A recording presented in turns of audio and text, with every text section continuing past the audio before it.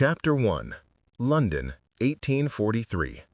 As Sebastian, Lord St. Vincent, stared at the young woman who had just barged her way into his London residence, it occurred to him that he might have tried to abduct the wrong heiress last week at Stony Cross Park. Although kidnapping had not, until recently, been on Sebastian's long list of villainous acts, he really should have been more clever about it. In retrospect, Lillian Bowman had been a foolish choice, though at the time she had seemed the perfect solution to Sebastian's dilemma.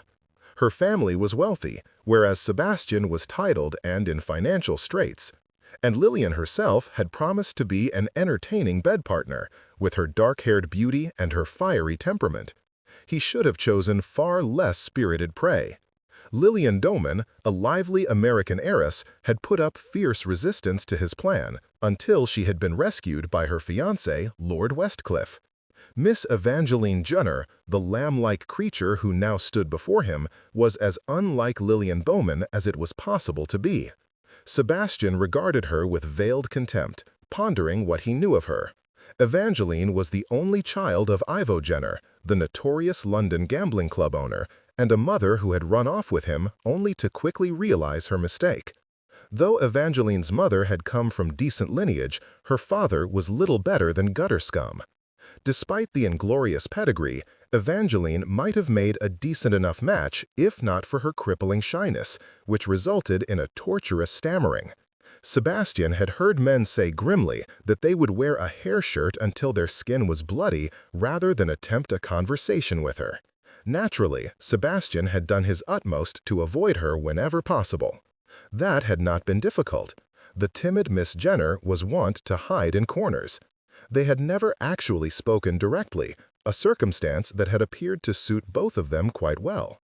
But there was no avoiding her now. For some reason, Miss Jenner had seen fit to come uninvited to Sebastian's home at a scandalously late hour. To make the situation even more compromising, she was unaccompanied, and spending more than a half-minute alone with Sebastian was sufficient to ruin any girl. He was debauched, amoral, and perversely proud of it. He excelled at his chosen occupation, that of degenerate seducer, and he had set a standard few rakes could aspire to. Relaxing in his chair, Sebastian watched with deceptive idleness as Evangeline Jenner approached. The library room was dark, except for a small fire in the hearth, its flickering light playing gently over the young woman's face. She didn't look to be more than 20, her complexion fresh, her eyes filled with the kind of innocence that never failed to arouse his disdain. Sebastian had never valued or admired innocence. Though the gentlemanly thing would have been for him to rise from his chair, there seemed little point in making polite gestures under the circumstances. Instead, he motioned to the other chair beside the hearth with a negligent wave of his hand. "Have a seat if you like," he said. "Though I shouldn't plan to stay long if I were you. I'm easily bored, and your reputation is hardly that of a scintillating conversationalist." Evangeline didn't flinch at his rudeness. Sebastian couldn't help but wonder what kind of upbringing had inured her so thoroughly to insult, when any other girl would have flushed or burst into tears. Either she was a peewit, or she had remarkable nerve. Removing her cloak, Evangeline draped it over one arm of the velvet-upholstered chair, and sat without grace or artifice. Wallflower, Sebastian thought, recalling that she was friends not only with Lillian Bowman, but also with Lillian's younger sister, Daisy, and with Annabel Hunt. The group of 4 young women had sat at the side of numerous balls and soirees all last season, a band of perpetual wallflowers. However, it seemed that their bad luck had changed, for Annabel had finally managed to catch a husband, and Lillian had just brought Lord Westcliff up to scratch. Sebastian doubted that their good fortune would extend to this bumbling creature. Though he was tempted to demand her purpose in visiting him, Sebastian feared that might set off a round of prolonged stammering that would torment them both. He waited with forced patience while Evangeline appeared to consider what she was about to say. As the silence drew out, Sebastian watched her in the gambling firelight and realized with some surprise that she was attractive. He had never really looked at her directly, had only received the impression of a frowsy red-haired girl with bad posture. But she was lovely. As Sebastian stared at her, he became aware of a slight tension building in his muscles, tiny hairs rising on the back of his neck. He remained relaxed in his chair, though the tips of his fingers made slight depressions in the soft-napped velvet upholstery. He found it odd that he had never noticed her, when there was a great deal worth noticing. Her hair, the brightest shade of red he had ever seen, seemed to feed on the firelight, glowing with incandescent heat. The slender wings of her brows and the heavy fringe of her lashes were a darker shade of auburn, while her skin was that of a true redhead, fair and a bit freckled on the nose and cheeks. Sebastian was amused by the festive scattering of little gold flecks, sprinkled as if by the whim of a friendly fairy. She had unfashionably full lips that were colored a natural rose, and large, round blue eyes, pretty but emotionless eyes, like those of a wax doll. "I received word that my friend, Miss Bowman, is now Lady Westcliff. She and the Earl went on to Gretna Green after he dispatched you," would be a more accurate choice of words, Sebastian said pleasantly, knowing that she couldn't help but notice the shadowy bruises on his jaw from Westcliff's righteous pummeling. He didn't seem to take it well, my borrowing of his betrothed.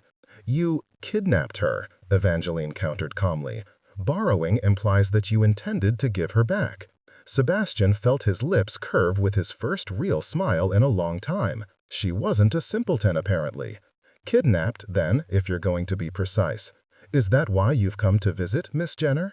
To deliver a report on the happy couple? I'm weary of the subject." "You wanted Miss Bowman because she is an heiress," Evangeline said, "and you need to marry someone with money." "True," Sebastian acknowledged easily. "My father, the Duke, has failed in his one responsibility in life, to keep the family fortune intact so that he can pass it on to me.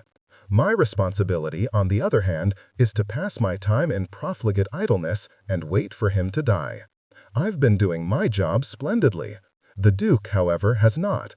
He's made a botch of managing the family finances, and at present he is unforgivably poor, and even worse, healthy. My father is rich," Evangeline said without emotion, "and dying. Congratulations." Sebastian studied her intently. He did not doubt that Ivo Jenner had a considerable fortune from the gambling club. Jenner's was a place where London gentlemen went for gaming, good food, strong drink, and inexpensive whores. The atmosphere was one of extravagance tinged with a comfortable degree of shabbiness. Nearly 20 years ago, Jenner's had been a second-rate alternative to the legendary Craven's, the grandest and most successful gaming club that England had ever known. However, when Craven's had burned to the ground and its owner had declined to rebuild, Jenner's club had inherited a flood of wealthy patrons by default, and it had risen to its own position of prominence. Not that it could ever be compared to Craven's. A club was largely a reflection of its owner's character and style, both of which Jenner was sorely lacking. Derek Craven had been, indisputably, a showman. Ivo Jenner, by contrast, was a ham-fisted brute, an ex-boxer who had never excelled at anything, but by some miraculous whim of fate had become a successful businessman. And here was Jenner's daughter, his only child. If she was about to make the offer that Sebastian suspected she might, he could not afford to refuse it. "I don't want your congratulations," Evangeline said in response to his earlier remark. "What do you want, child?" Sebastian asked softly. "Get to the point, if you please. This is becoming tedious." "I want to be with my father for the last few days of his life. My mother's family won't allow me to see him. I've tried to run away to his club, but they always catch me, and then I'm punished. I will not go back to them this time. They have plans that I intend to avoid, at the cost of my own life if necessary. And those plans are," Sebastian prodded idly, "they are trying to force me to marry one of my cousins, Mr. Eustace Stubbins. He cares nothing for me, nor I for him, but he is a willing pawn in the family scheme." "Which is, to gain control of your father's fortune when he dies?" "Yes. At first, I considered the idea because I thought that Mr. Stubbins and I could have our own house, and I thought life might be bearable if I could live away from the rest of them. But Mr. Stubbins told me that he has no intention of moving anywhere. He wants to stay under the family's roof, and I don't think I can survive there much longer." Faced with his seemingly incurious silence, she added quietly, "I believe they mean to kill me after they've gotten my father's money." Sebastian's gaze did not move from her face, though he kept his tone light. "How inconsiderate of them! Why should I care?" Evangeline did not rise to his baiting, only gave him a steady stare that was evidence of an innate toughness Sebastian had never encountered in a woman before. "I'm offering to marry you," she said. "I want your protection. My father is too ill and weak to help me, and I will not be a burden to my friends. I believe they would offer to harbor me, but even then I would always have to be on guard, fearing that my relations would manage to steal me away and force me to do their will. An unmarried woman has little recourse, socially or legally. It isn't fair, but I can't afford to go tilting at windmills. I need a husband. You need a rich wife. And we are both equally desperate, which leads me to believe that you will agree to my proposition. If so, then I should like to leave for Gretna Green tonight, now. I'm certain that my relations are already looking for me."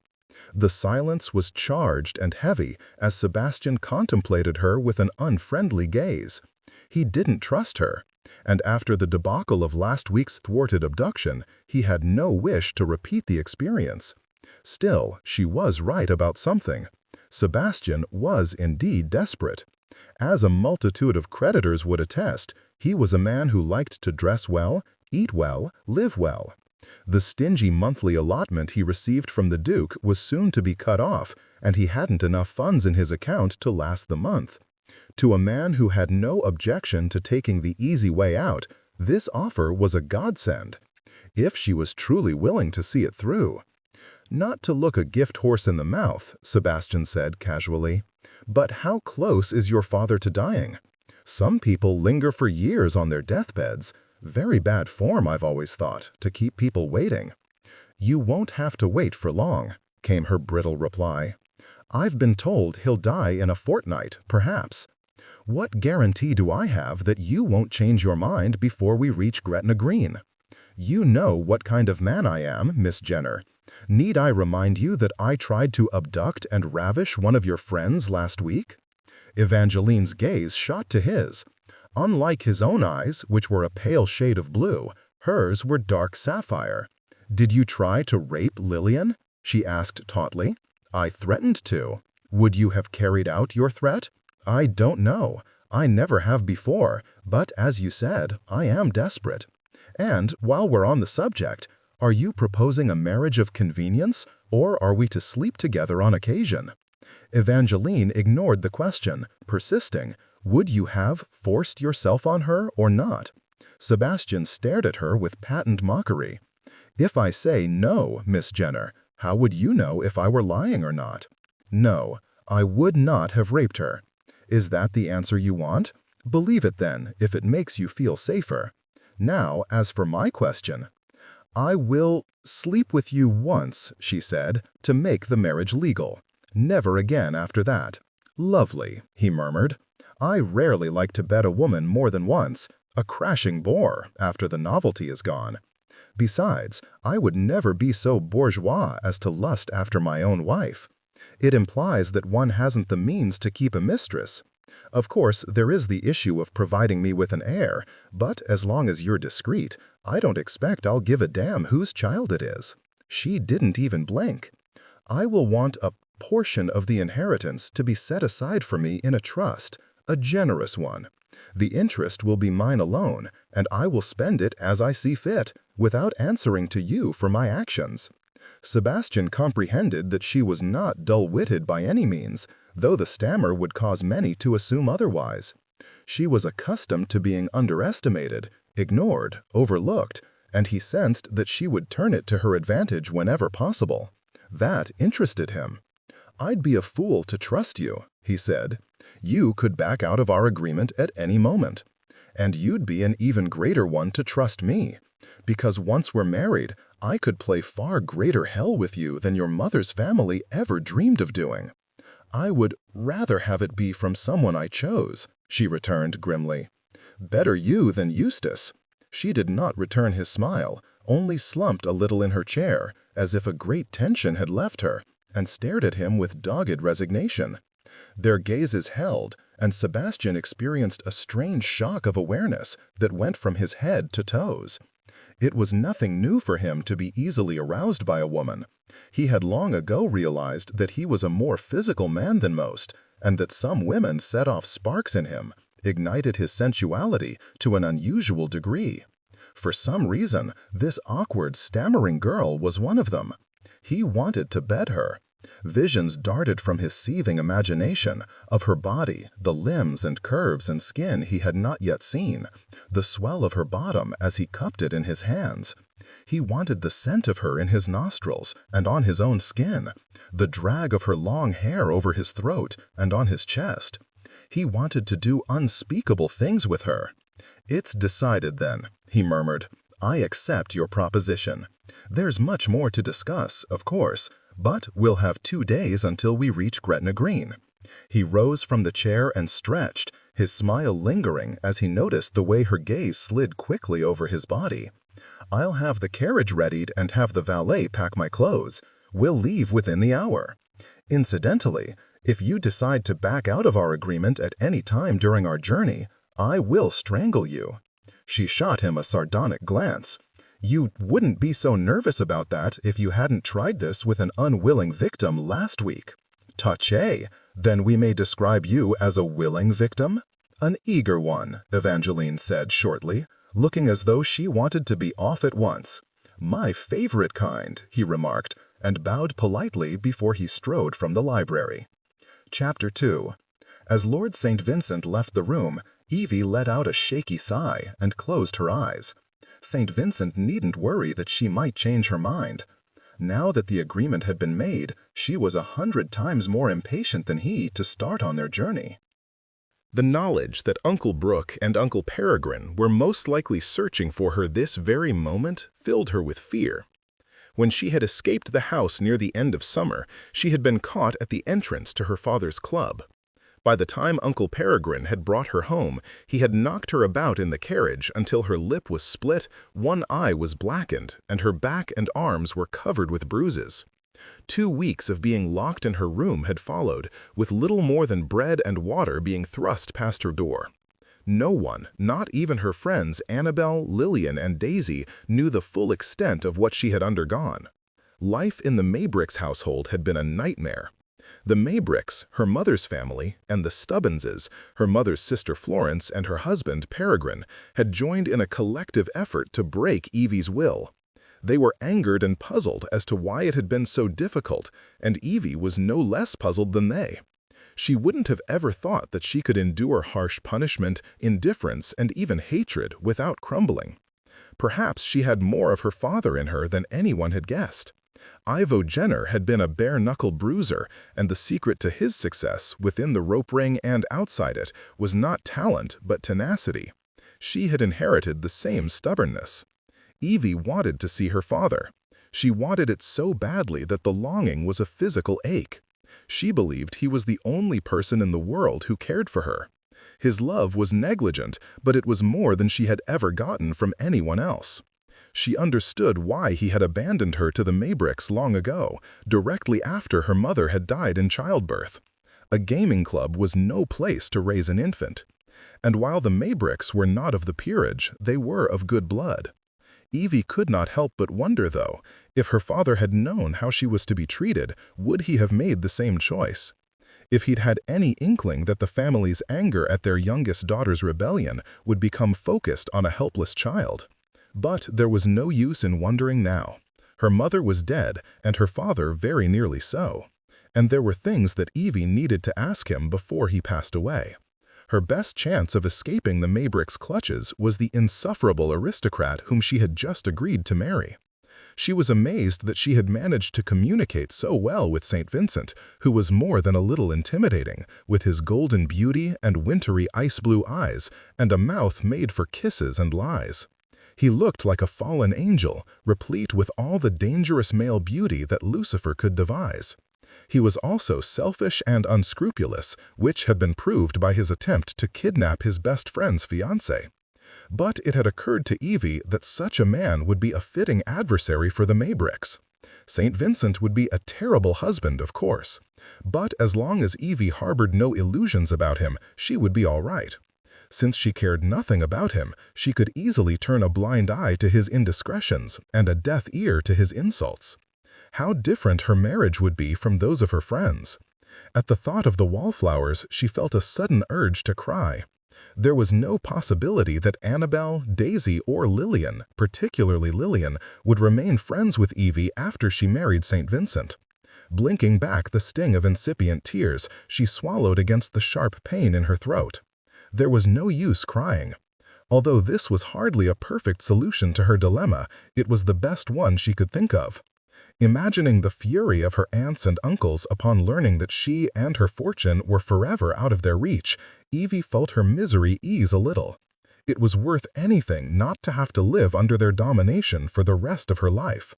Worth anything, too, not to be forced into marriage with poor, cowardly Eustace, who took refuge in eating and drinking to excess until he was nearly too corpulent to fit through the doorway of his own room. Though he hated his parents almost as much as Evie did, Eustace would never dare to defy them. It had been Eustace, ironically, who had finally driven Evie to escape this evening. He had come to her earlier in the day with a betrothal ring, a gold band with a jade stone. "Here," he had said, a bit sheepishly, "Mother said I was to give this to you, and you won't be allowed to have any meals unless you wear it to the dining table. The banns will be announced next week," she said. It had not been unexpected. After trying for 3 failed seasons to find an aristocratic husband for Evie, the family had finally come to the conclusion that they would get no advantageous social affiliation through her. And in light of the fact that she would be coming into her fortune soon, they had hatched a plan to keep her inheritance for themselves by marrying her to one of her cousins. Upon hearing Eustace's words, Evie had felt a surge of astonished fury that brought a violent tide of scarlet to her face. Eustace had actually laughed at the sight and said, "Lud, you're a sight when you blush. It makes your hair look positively orange." Biting back a caustic reply, Evie had fought to calm herself and concentrated on the words that swooped and dashed inside her like leaves in a wind squall. She had collected them painstakingly and managed to ask without stammering, "Cousin Eustace, if I agree to marry you, would you ever take my part against your parents? Would you allow me to go see my father and take care of him?" The smile had died on Eustace's face, the plump pouches of his cheeks drooping as he stared into her grave blue eyes. His gaze dropped away, and he said evasively, "They wouldn't be so harsh with you, cuz, if you weren't such a stubborn little rodent." Losing her patience, Evie had felt the stammer getting the better of her. You would take my fortune and do nothing for me in return?" "What do you need a fortune for?" he had asked scornfully. "You're a timid creature who scurries from corner to corner. You have no need of fancy clothes or jewels. You're no good for conversation. You're too plain to bed, and you have no accomplishments. You should be grateful that I'm willing to marry you, but you're too stupid to realize it."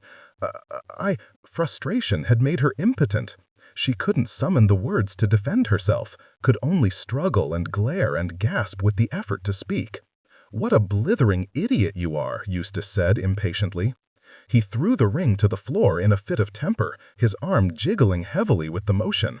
The ring bounced and rolled out of sight beneath the settee. "There, it's lost now, and it's your fault for vexing me. You'd better find it, or you'll starve. I'll go tell Mother that I've done my part by giving it to you." Evie had foregone supper, and instead of searching for the lost ring, she had feverishly packed a small valise. Escaping through the second-floor window and sliding down a rain gutter, Evie had then bolted through the yard. By a stroke of luck, an available hackney had stopped for her as soon as she ran out the gate. That was probably the last she would ever see of Eustace, Evie thought with morose satisfaction. One did not often see him in society. As his berth expanded, he confined himself more and more to Maybrick House. No matter how things turned out, she would never regret having escaped the fate of becoming his wife.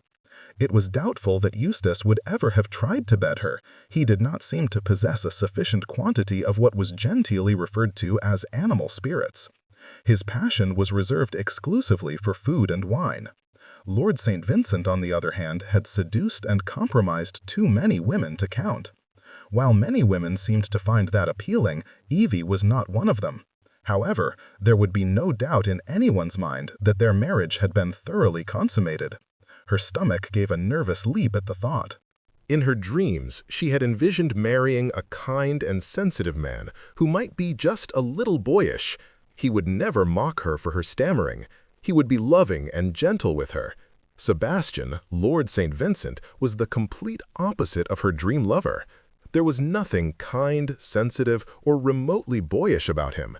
He was a predator who undoubtedly liked to toy with his prey before killing it. Staring at the empty chair where he had sat, Evie thought of how St. Vincent had looked in the firelight.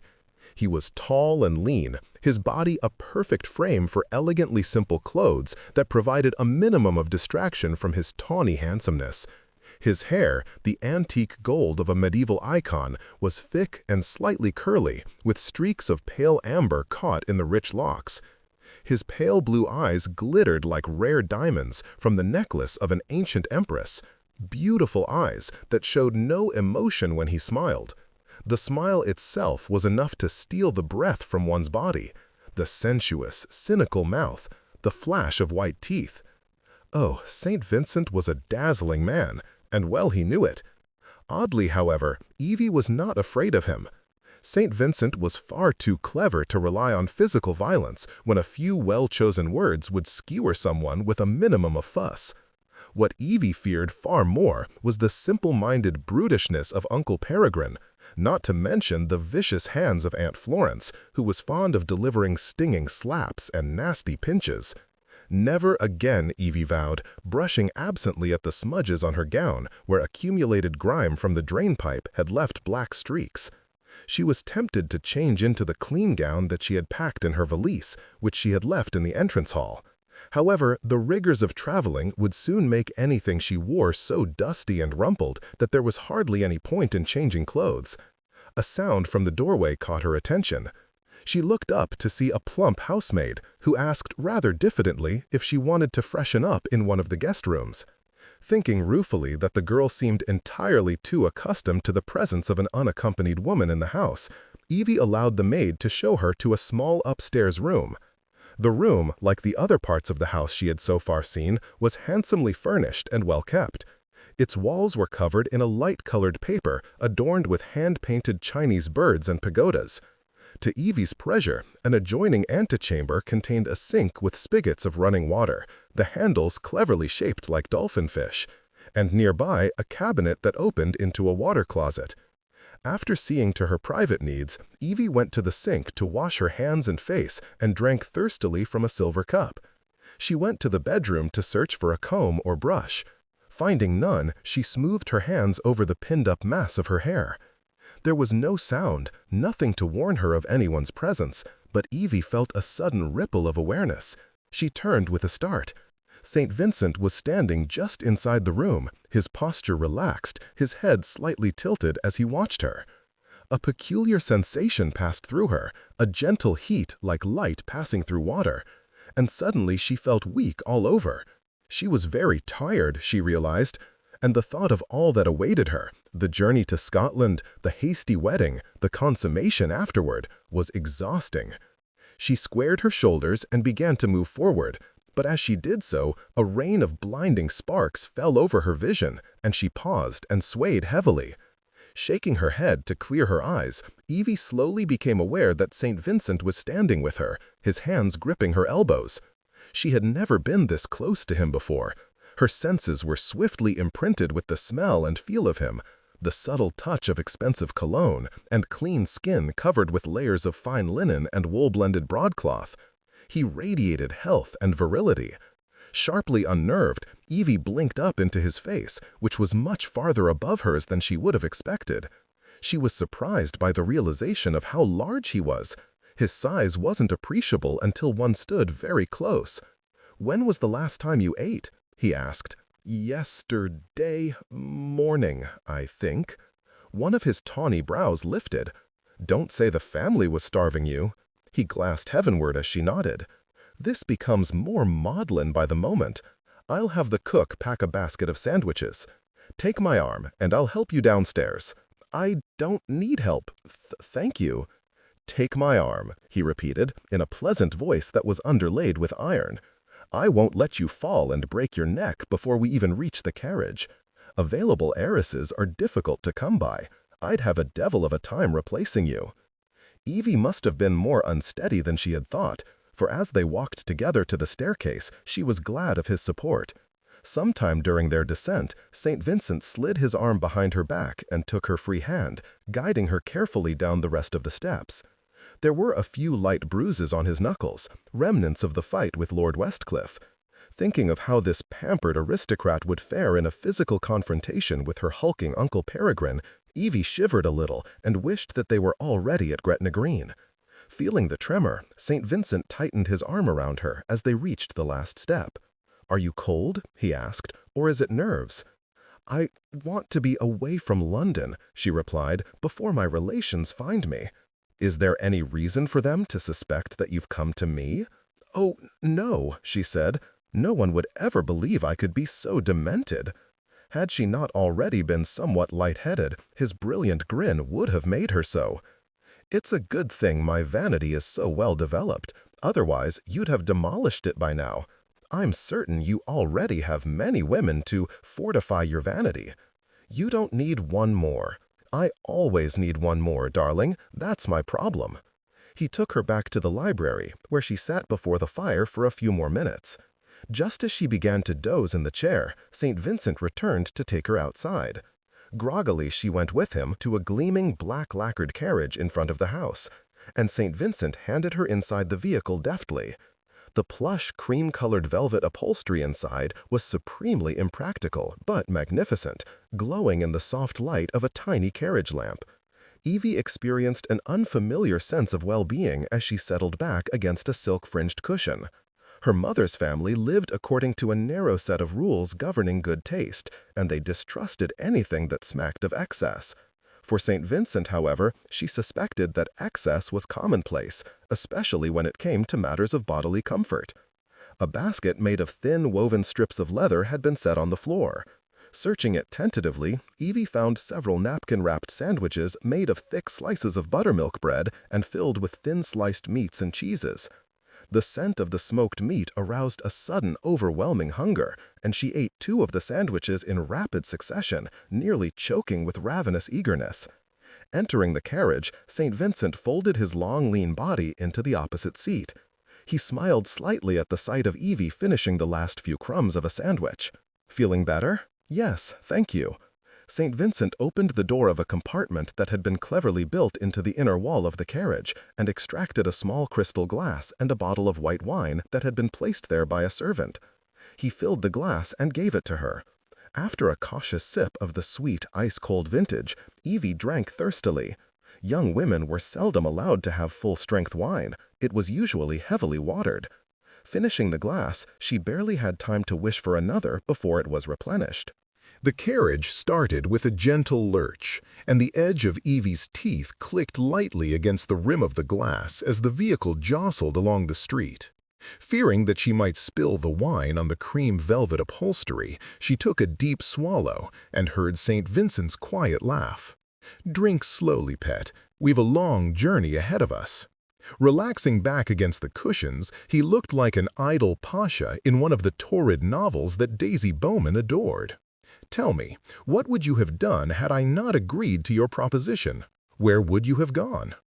"I suppose I would have gone to stay with Annabel and Mr. Hunt." Fleeing to Lillian and Lord Westcliff had not been an option, as they were on their month-long honeymoon. And it would have been futile to approach the Bowmans. Although Daisy would have argued passionately in her favor, her parents would have wanted nothing to do with the situation. "Why wasn't that your first choice?" Evie frowned. "It would have been difficult, if not impossible, for the Hunts to keep my uncles from taking me back. I am far safer as your wife than as someone else's houseguest." The wine made her pleasantly dizzy, and she sank lower in her seat. Regarding her thoughtfully, St. Vincent leaned down to remove her shoes. "You'll be more comfortable without these," he said. For God's sake, don't shy away. I'm not going to molest you in the carriage." Untying the laces, he continued in a silken tone, "And if I were so inclined, it's of little consequence, since we're going to be married soon." He grinned as she jerked her stocking-clad foot away from him, and he reached for the other. Allowing him to remove her remaining shoe, Evie forced herself to relax, though the brush of his fingers against her ankle sent a strange hot ripple through her. "You might loosen your corset strings," he advised. "It will make your journey more pleasant." "I'm not wearing a corset," she said without looking at him. "You aren't? My God!" His gaze slid over her with expert assessment. "What a happily proportioned wench you are." "I don't like that word." "Wench? Forgive me, a force of habit. I always treat ladies like wenches and wenches like ladies." "And that approach is successful for you?" Evie asked skeptically. "Oh, yes," he replied with such cheerful arrogance that she couldn't help smiling. "You're a dreadful man." "True, but it's a fact of life that dreadful people usually end up getting far better than they deserve. Whereas nice ones, such as you—" He gestured to Evie and her surroundings as if her current situation was a perfect case in point. "Perhaps I'm not as nice as you might think." "One can only hope." His light, glittering eyes narrowed thoughtfully.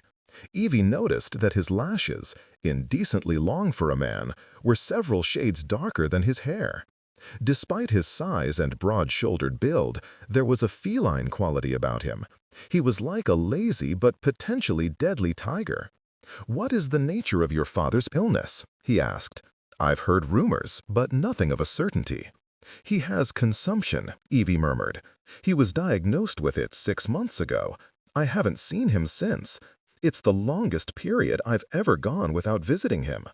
The Maybricks used to allow me to go to the club to see him, as they saw no harm in it. But last year Aunt Florence decided that my chances of finding a husband were being harmed by my association with my father, and therefore I should distance myself from him. They want me to pretend he doesn't exist." "How surprising," he murmured sardonically, and crossed his legs. "Why the sudden passion to hover over his deathbed? Want to ensure your place in his will, do you?" Ignoring the hint of malice that was embedded in his question, Evie thought over her reply and spoke coolly. "When I was a little girl, I was allowed to see him often. We were close. He was, and is, the only man who has ever cared for me. I love him, and I don't want him to die alone. You may mock me for it if it amuses you. I don't care. Your opinion means nothing to me." "Easy, pet." His voice was laced with soft amusement. "I detect evidence of a temper, which I've no doubt you inherited from the old man. I've seen his eyes flash just that way when his dander is up over some trifle."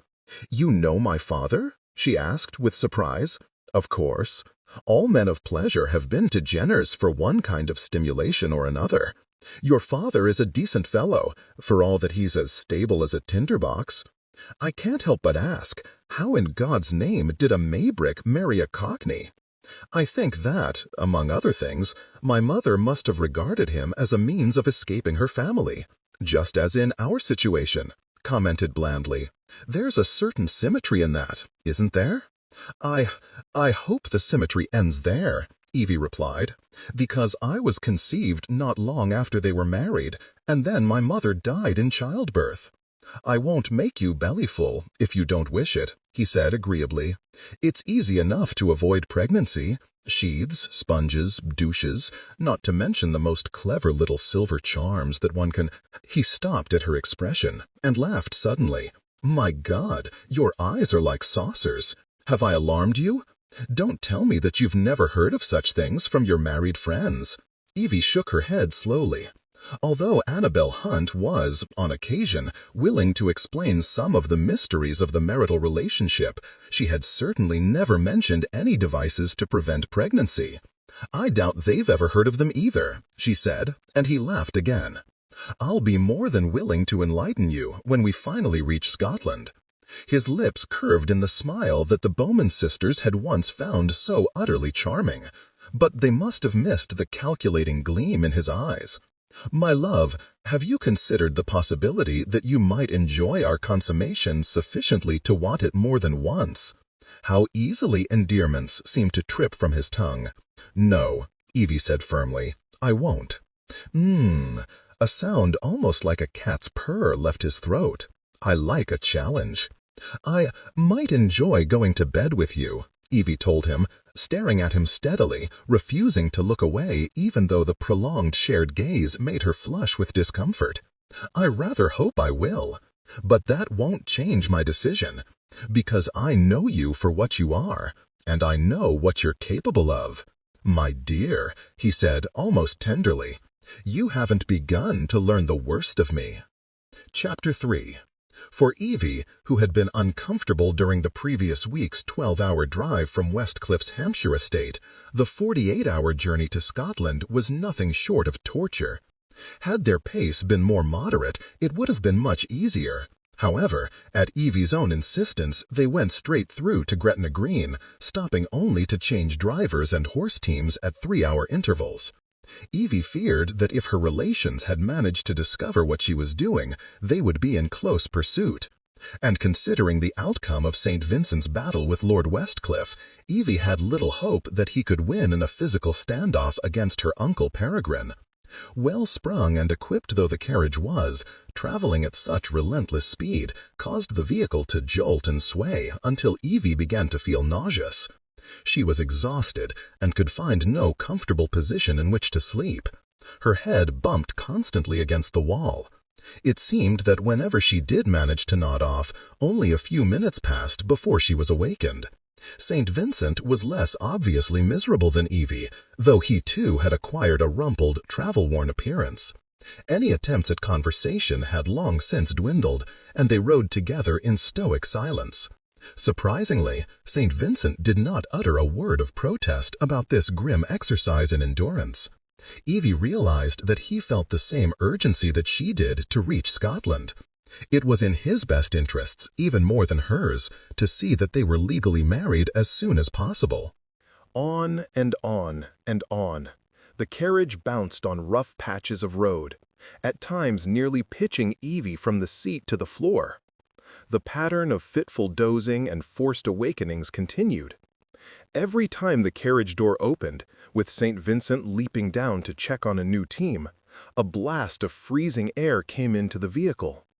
Cold and aching and stiff, Evie huddled in the corner. Night was followed by a day of biting temperatures and drizzling rain that soaked through Evie's cloak as St. Vincent shepherded her across an inn-yard. He took Evie to a private room where she ate a lukewarm bowl of soup and made use of the chamber pot while he went to oversee yet another change of horses and driver. The sight of the bed nearly made Evie ill with longing. But sleep could come later, after she had gone to Gretna Green and permanently removed herself from her family's reach. All totaled, the duration of the stay was less than a half-hour. Returning to the carriage, Evie tried to remove her wet shoes without smearing mud onto the velvet upholstery. St. Vincent climbed in after her and bent to help. While he untied her shoes and drew them from her cramped feet, Evie wordlessly removed the rain-soaked hat from his head and tossed it to the opposite seat. His hair looked thick and soft, the locks containing every shade between amber and champagne. Moving to sit beside her, St. Vincent contemplated her pinched-looking face and reached out to touch the chilled curve of her cheek. "I'll say this for you," he murmured. "Any other woman would be howling with complaints by now." "I can hardly complain," Evie said, shivering violently, "when I'm the one who asked to go straight through to Scotland. We're halfway there. One more night and a day, and we'll be married by tomorrow evening." His lips quirked with the wry suggestion of a smile. "No doubt there's never been a bride more eager for the marital bed."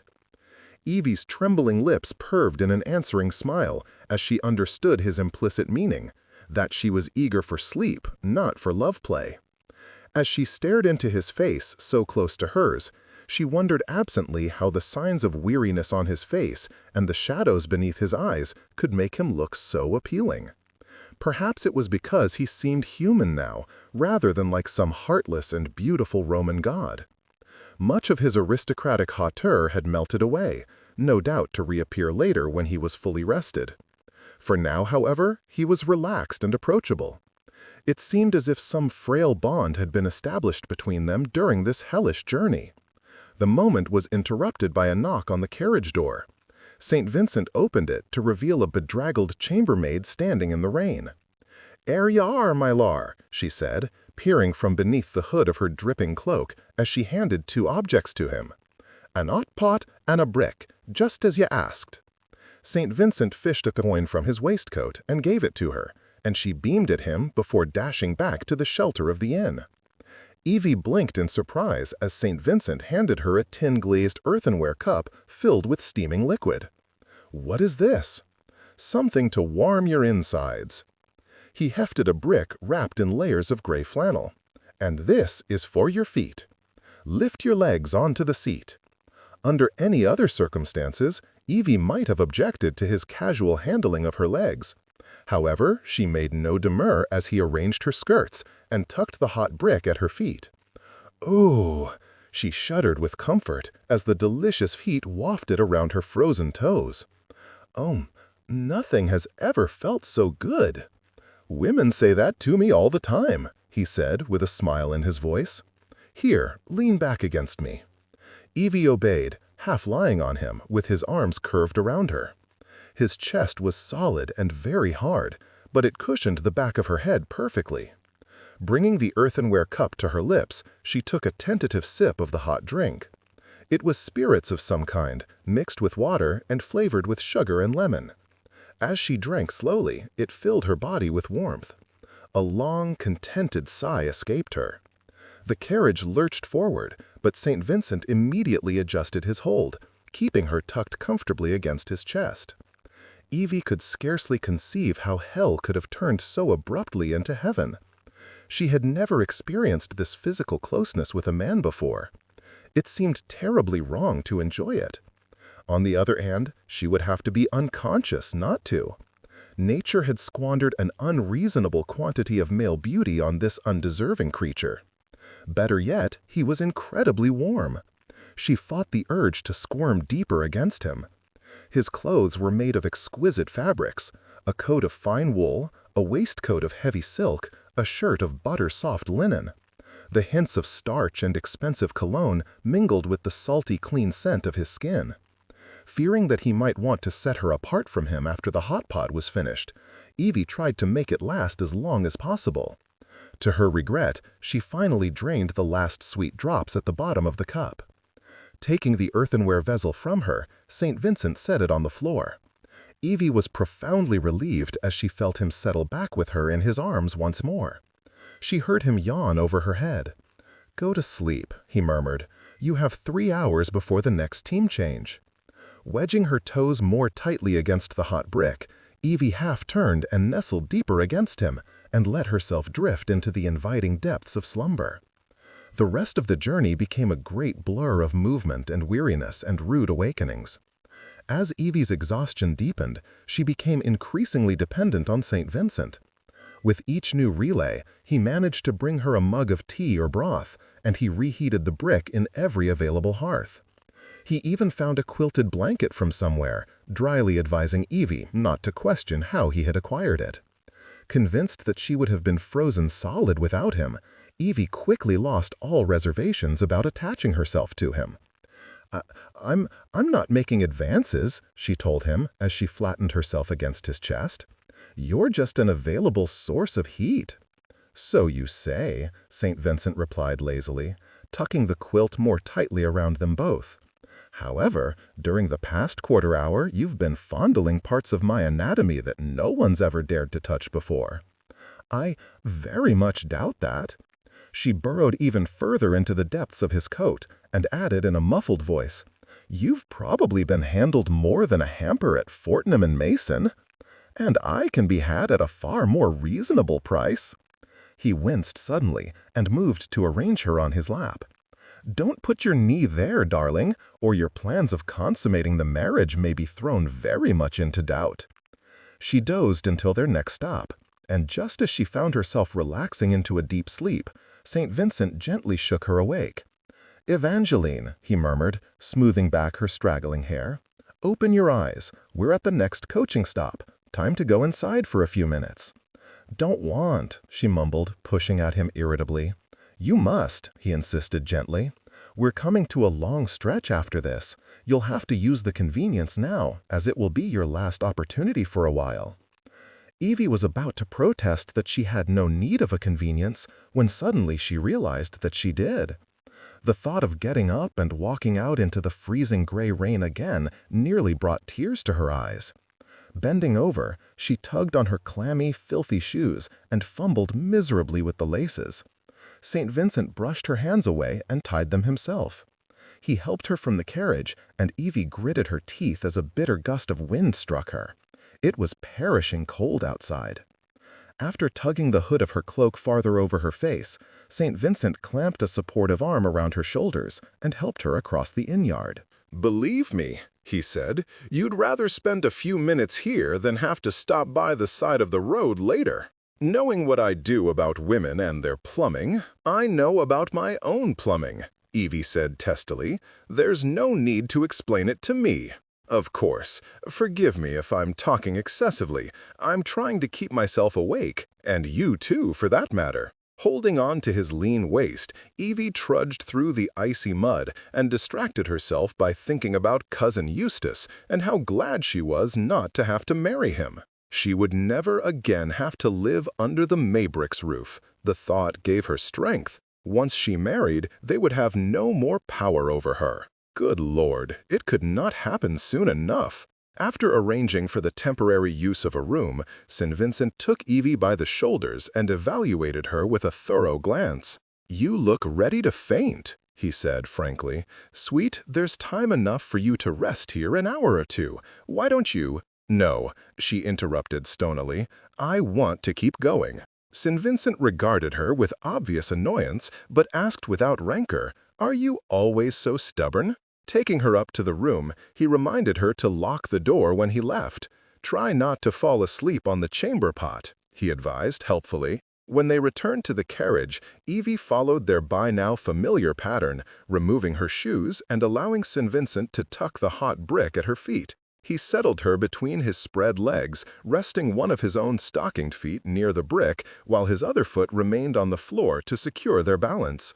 Evie's heartbeat quickened, her veins dilated with a rush of tingling blood, as St. Vincent took one of her hands in his and began to toy with her cold fingers. His hand was so warm, his fingertips velvety, the nails short and smoothly filed. A strong hand, but one that unquestionably belonged to a man of leisure. St. Vincent laced their fingers together lightly, drew a small circle in her palm with his thumb, then slid his fingers up to match them against hers.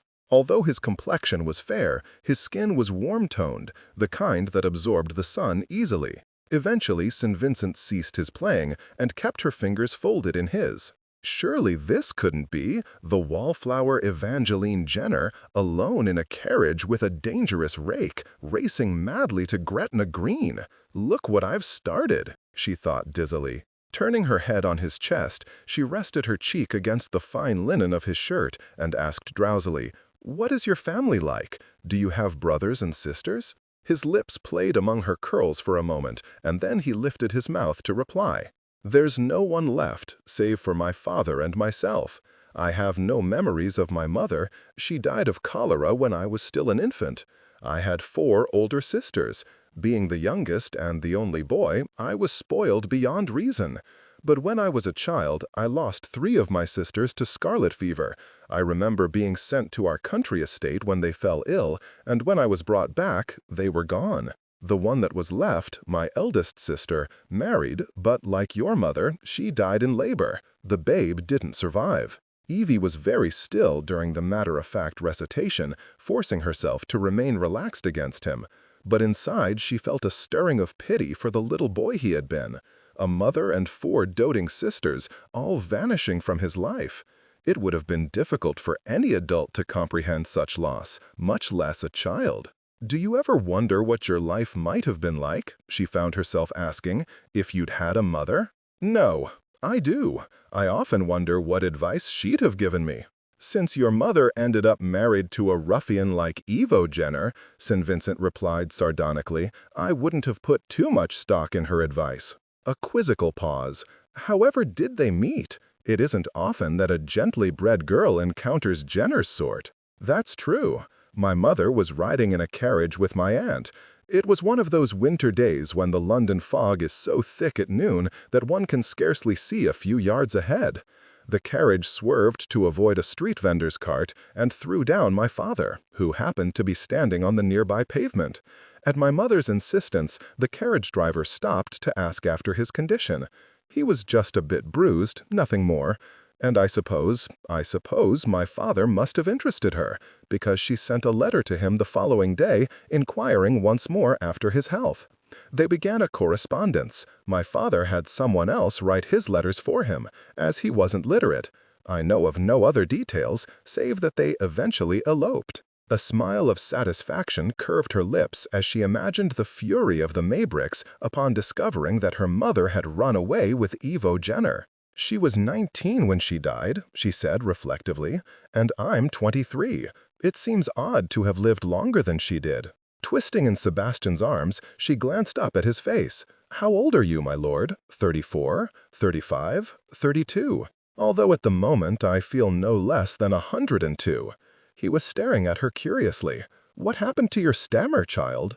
It disappeared somewhere between here and Teesdale. Did it? Evie asked with mild surprise. I suppose. I must feel comfortable with you. I tend to stammer less with certain people. How odd. Her stammer never completely vanished like this unless she was talking to children. His chest moved beneath her ear in a huff of amusement. No one's ever told me that I'm a comfortable sort. I'm sure I don't like it. I'll have to do something diabolical soon to correct your impression.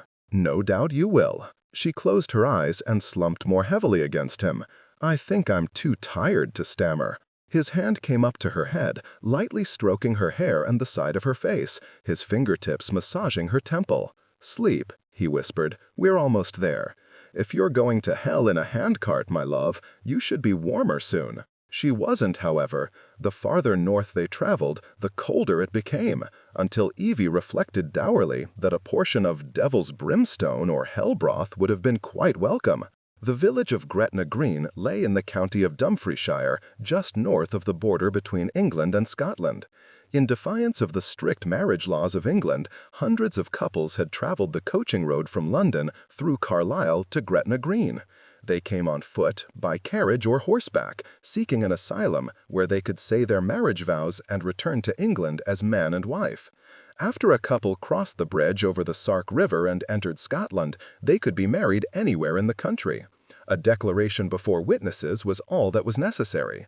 A flourishing marriage trade had developed in Gretna Green, with the residents competing to perform wedding services in private homes, hostelries, or even out of doors. The most famous and infamous location for a Gretna wedding, however, was the blacksmith shop, where so many hasty services had been performed that a marriage anywhere in Gretna Green was referred to as an anvil wedding.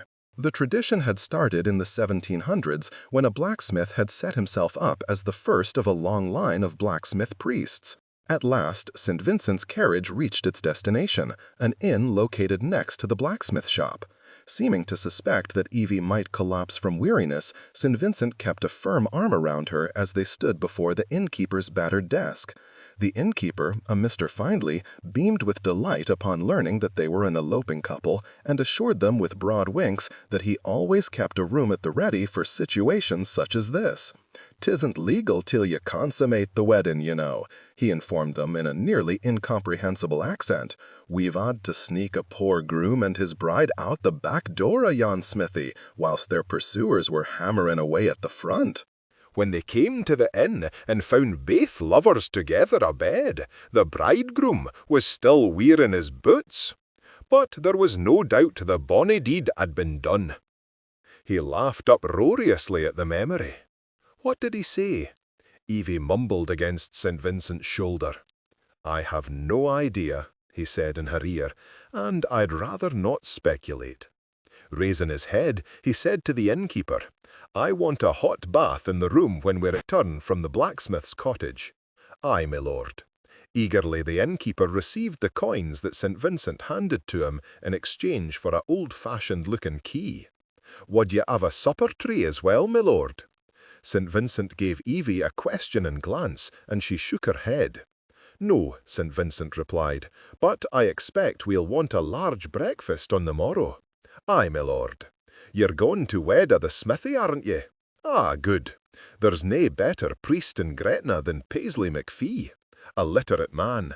He hisself serve as a clerk to the wedding and make out a fine certificate for ye." "Thank you."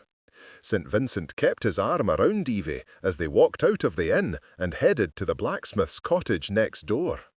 A quick glance down the street revealed rows of tidy cottages and shops, with lamps being lit to relieve the gathering darkness of early evening.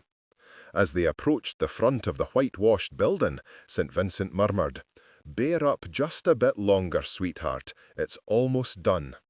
Leaning heavily against him with her face half hidden in his coat, Evie waited as he rapped on the door. It opened soon thereafter to reveal a bulky, ruddy-faced man with a handsome moustache that connected to his profuse side whiskers. Fortunately, his Scottish burr was not nearly as thick as the innkeeper's, and Evie was able to follow what he said. "Are you McPhee?" St. Vincent asked curtly. "Aye." Rapidly, St. Vincent made introductions and explained their purpose. The blacksmith smiled broadly. "So ye wish to marry, do ye? Come inside." He summoned his 2 daughters, a pair of chubby, dark-haired girls whom he introduced as Flora and Gavania, and he led them to the shop that was attached to the residence. The McPhees exhibited the same relentless cheer as the innkeeper Findlay, which disproved much of what Evie had always heard about the reputedly dour nature of the Scots. "Will ye have my 2 lasses stand as witnesses?" McPhee suggested. "Yes," St. Vincent said, glancing around the shop, which was filled with horseshoes, carriage equipment, and farming implements. The lamplight struck tiny glints in the golden bristle on the lower half of his face. "As you can no doubt see, He paused as if debating how to refer to Evie. "Bride and I are quite weary. We've travelled from London at a bruising pace, and therefore I would like to hasten the proceedings." "From London?" the blacksmith inquired with obvious enjoyment, beaming at Evie. "Why have ye come to Gretna, lass? Have your parents nae given ye leave to wed?" Evie smiled back at him wanly. "I'm afraid it's not quite that simple, sir." "'Tis seldom simple," McPhee agreed, nodding sagely. "But I mun warn ye, lass, if you would fain to marry rashly. The Scottish marriage vow is an irrevocable bond that ne'er can be broken. Be certain that your love is true, and then," interrupting what promised to be a long spate of fatherly advice, St. Vincent said in a clipped voice, "It's not a love match. It's a marriage of convenience, and there's not enough warmth between us to light a birthday candle. Get on with it, if you please. Neither of us has had a proper sleep in 2 days." Silence fell over the scene, with McPhee and his 2 daughters appearing shocked by the brusque remarks. Then the blacksmith's heavy brows lowered over his eyes in a scowl. "I don't like ye," he announced. St. Vincent regarded him with exasperation. "Neither does my bride-to-be. But since that's not going to stop her from marrying me, it shouldn't stop you either. Go on." McPhee turned a now pitying gaze on Evie. "The lass has nae flowers," exclaimed, now determined to lend a romantic atmosphere to the proceedings. "Florag, run to fetch sae white heather." "She doesn't need flowers," St. Vincent snapped, but the girl scampered away nonetheless. "'Tis an old Scottish custom for a bride to carry white heather," McPhee explained to Evie. "Shall I tell you why?" Evie nodded and fought to suppress a helpless titter of amusement. In spite of her fatigue, or perhaps because of it, she was beginning to take a perverse enjoyment in the sight of St. Vincent struggling to control his annoyance. At the moment, the unshaven, ill-tempered man who stood beside her bore no resemblance to the smug aristocrat who had attended Lord Westcliffe's house party in Hampshire. "A long, long time ago," McPhee began, ignoring St. Vincent's low groan, "there was a bonny maid called Malvina. She was the betrothed of Oscar, the braw warrior who won her heart. Oscar bade his beloved to wait for him while he went to seek his fortune. But one black day Malvina received word that her lover had been killed in battle. He would lie forever in eternal rest in the faraway hills, lost in endless slumber." "God, I envy him," St. Vincent said feelingly, rubbing his own dark-circled eyes. "As Malvina's tears of grief wet the grass like dew," McPhee continued, "the purple heather at her feet turned white. And that's why every Scottish bride carries white heather on her wedding day." "That's the story?" St. Vincent asked with an incredulous scowl. "The heather comes from the tears of a girl over her dead lover?" "Aye." "Then how in God's name can it be a token of good luck?" McPhee opened his mouth to reply, but at that moment Florag returned to give Evie a sprig of dried white heather. Murmuring her thanks, Evie allowed the blacksmith to lead her to the anvil in the centre of the shop. "Do you have a ring for the lass?" McPhee asked St. Vincent, who shook his head. "Say, I thought," the blacksmith said smugly. "Gavania, fetch the ring box." Leaning closer to Evie, he explained, "I join precious metals as well as iron. 'Tis fine workmanship, and all in Scottish gold." "She doesn't need—" St. Vincent stopped with a scowl, as Evie raised her gaze to his. He let out a taut sigh. "All right, choose something quickly." Withdrawing a square of wool from the ring box, McPhee spread it on the anvil and tenderly placed a selection of half-dozen rings on the fabric. Evie leaned closer to view them. The rings, all gold bands of varying sizes and patterns, were so exquisite and delicate that it seemed impossible for them to have been created by the blacksmith's burly, broad-fingered hands. "This is thistles and knotwork," McPhee said, holding one up for her inspection. "This is a key pattern, and this a Shetland rose." Evie picked up the smallest of the rings and tried it on the fourth finger of her left hand. It fit perfectly. Raising it closer to her face, she examined the design. It was the simplest of all the rings, a polished gold band engraved with the words "Tha Gad Agam Art." "What does this mean?" she asked McPhee. "It says, 'My love is upon ye.'" There was no sound or movement from St. Vincent.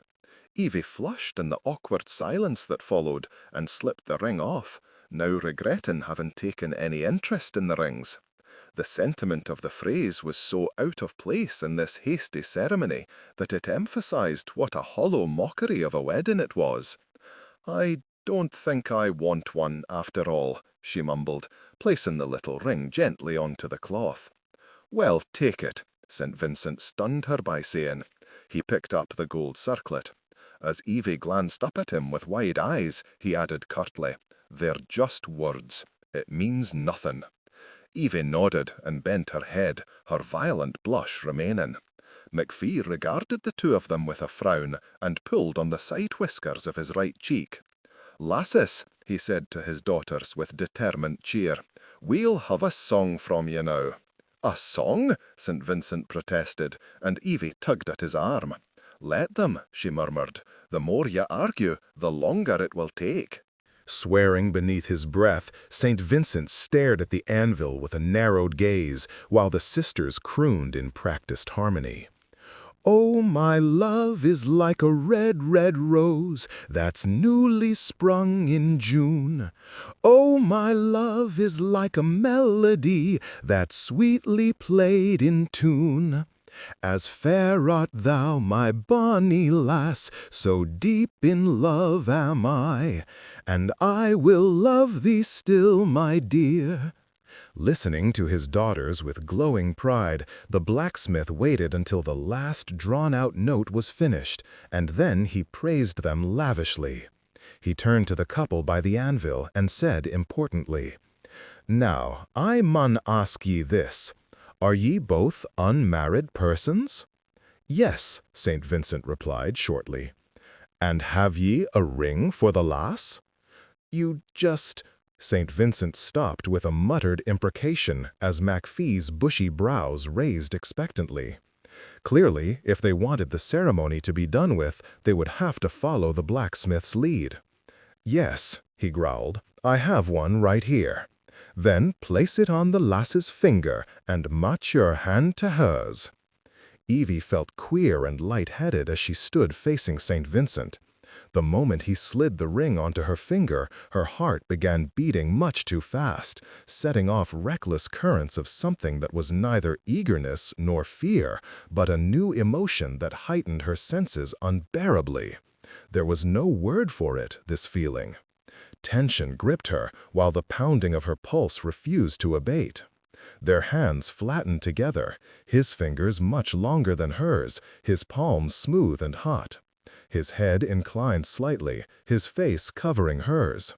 Although he was expressionless, a hint of color had glazed the high planes of his cheekbones and crossed the bridge of his nose, and his breath was faster than usual. Surprised by the realization that she had already come to know something as intimate as the normal rhythm of his breathing, Evie averted her gaze. She saw the blacksmith taking a length of white ribbon from one of his daughters, and she flinched a little as he looped it firmly around their joined wrists. A wordless murmur tickled her ear, and she felt St. Vincent's free hand come up to the side of her neck, stroking her as if she were a nervous animal. She relaxed at his touch, while his fingertips moved over her skin with sensitive lightness. MacPhee busily wrapped the ribbon around their wrists. Now we tie the knot, he said, doing so with a flourish. Repeat after me, lass. I do take thee to my husband. I do take thee to my husband, Evie whispered. Milord? The blacksmith prompted. St. Vincent looked down at her, his eyes cool and diamond-bright, revealing nothing. And yet she sensed somehow that he too felt the queer, eager tension that was building between them, a charge as strong as lightning. His voice was low and quiet. I do take thee to my wife. Satisfaction rang in MacPhee's voice. Before God and these witnesses, I declare ye to be married persons. Whom God hath joined, let no man put asunder. That will be 82 pounds, 3 crowns, and 1 shilling. St. Vincent tore his gaze from Evie with difficulty and glanced at the blacksmith with a raised eyebrow. "'Tis 50 pounds for the ring," MacPhee said, in answer to the wordless question. 50 pounds for a ring with no stones? St. Vincent inquired acidly. That's Scottish gold, MacPhee said, looking indignant that his price should be called into question. Frae the burns of the Lowther Hills it came. And the rest of it? 30 pounds for the rights, 1 pound for the use of my shop, 1 guinea for the marriage certificate, which I will have ready at the morrow, 1 crown apiece for the witnesses. The blacksmith paused to gesture to his daughters, who giggled and bobbed in curtsies. Another crown for the flowers. A crown for a handful of dried weeds? St. Vincent asked in outrage. I'll gie ye the song at no charge, MacPhee conceded graciously. Oh, and a shilling for the ribbon, which ye must not untie till the marriage is consummated, or ill luck will follow ye from Gretna. St. Vincent opened his mouth to argue, but after one glance at Evie's exhausted face, he reached into his coat for the money. His movements were awkward, for he was right-handed, and his left was the only one available for use. Pulling out a wad of banknotes and a few coins, he tossed them onto the anvil. There, he said gruffly.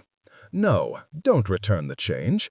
Give it to your daughters. A sardonic note entered his voice, along with my gratitude. A chorus of thanks erupted from MacPhee and the girls, who were inspired to follow them to the door of the building, singing an extra verse of the wedding song. And I will love thee still, my dear. Chapter 4. The rain had worsened by the time they left the blacksmith's cottage, coming down in stinging sheets of silver and black. Evie quickened her pace, summoning the last of her strength to return to the shelter of the inn. She felt as if she were walking through a dream. Everything seemed out of proportion.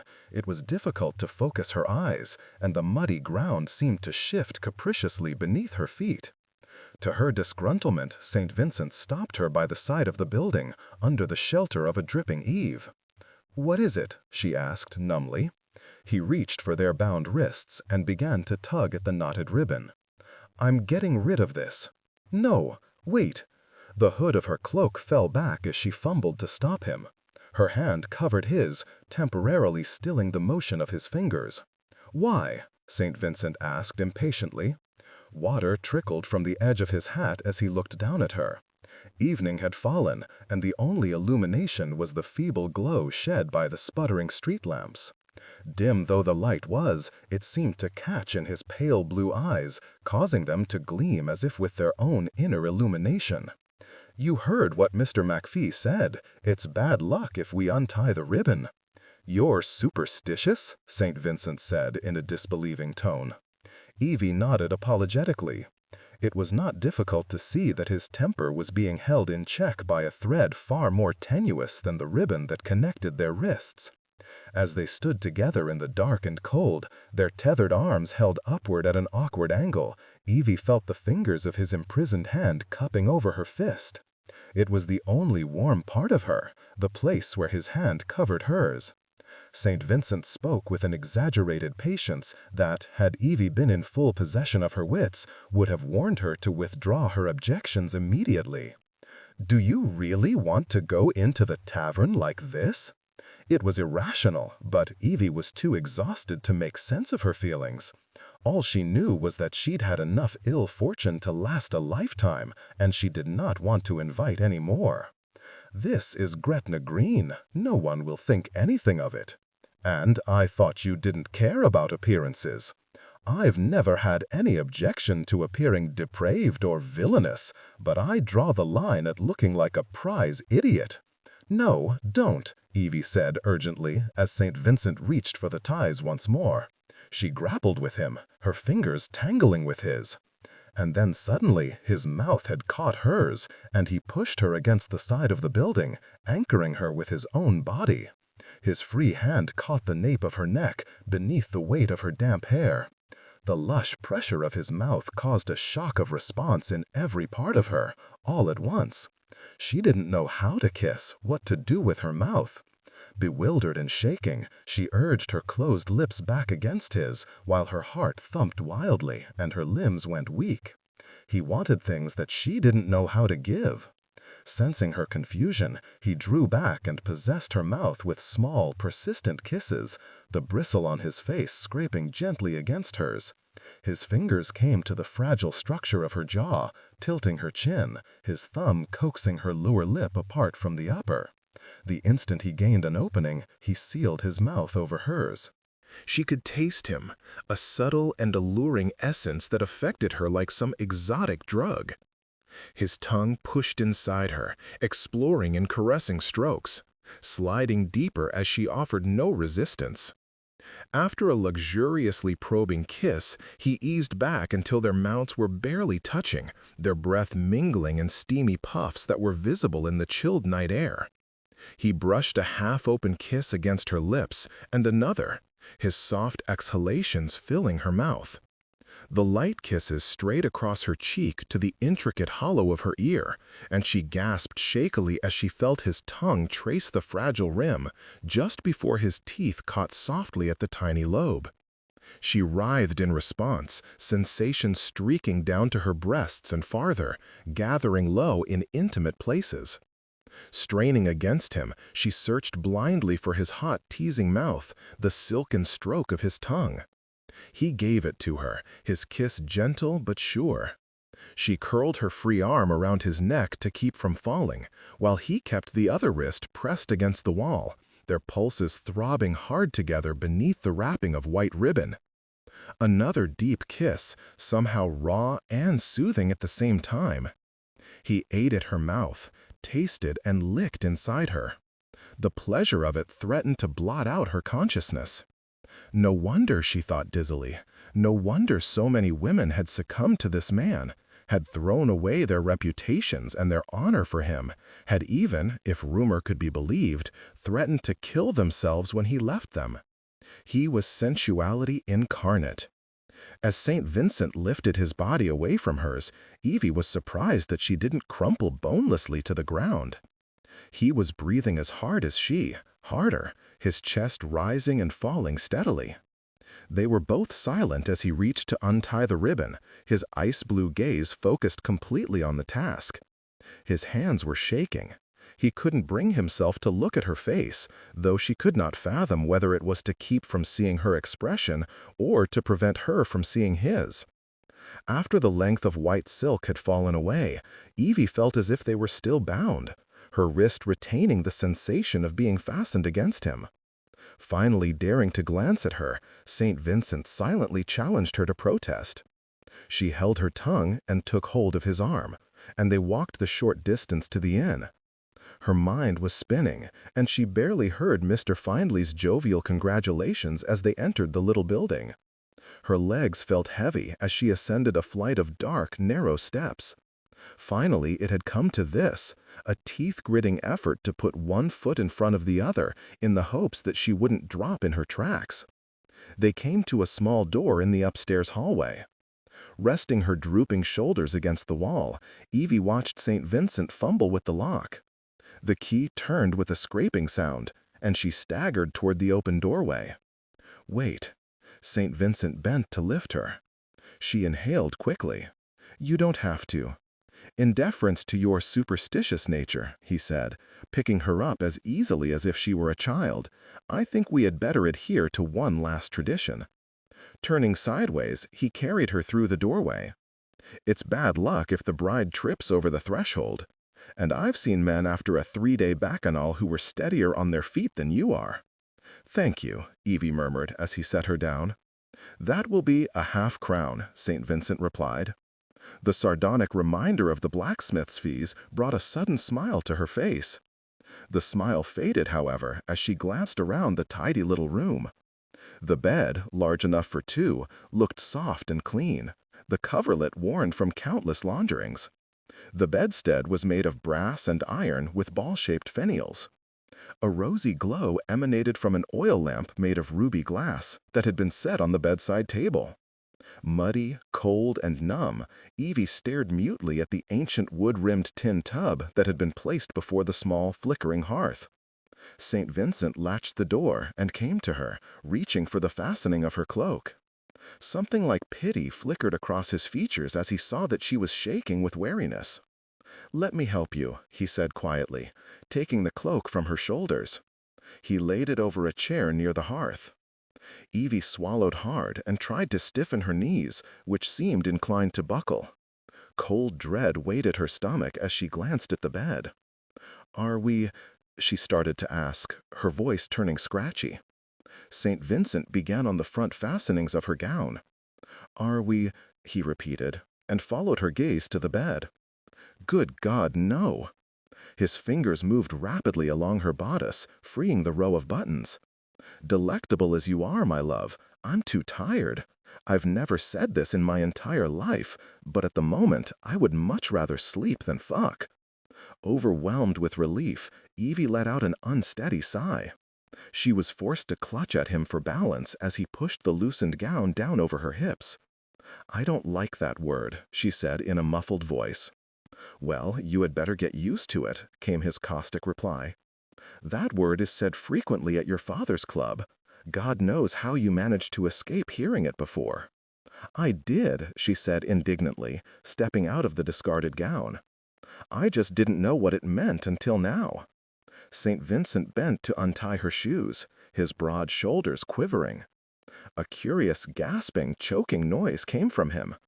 At first, Evie wondered anxiously if he had suddenly been taken ill, and then she realized that he was laughing. It was the first genuine laughter she had ever heard from him, and she had no idea what he found so funny. Standing over him in her chemise and drawers, she crossed her arms over her front and frowned.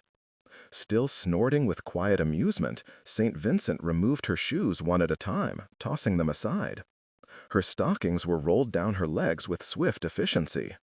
"Take your bath, pet," he finally managed to say. "You're safe from me tonight.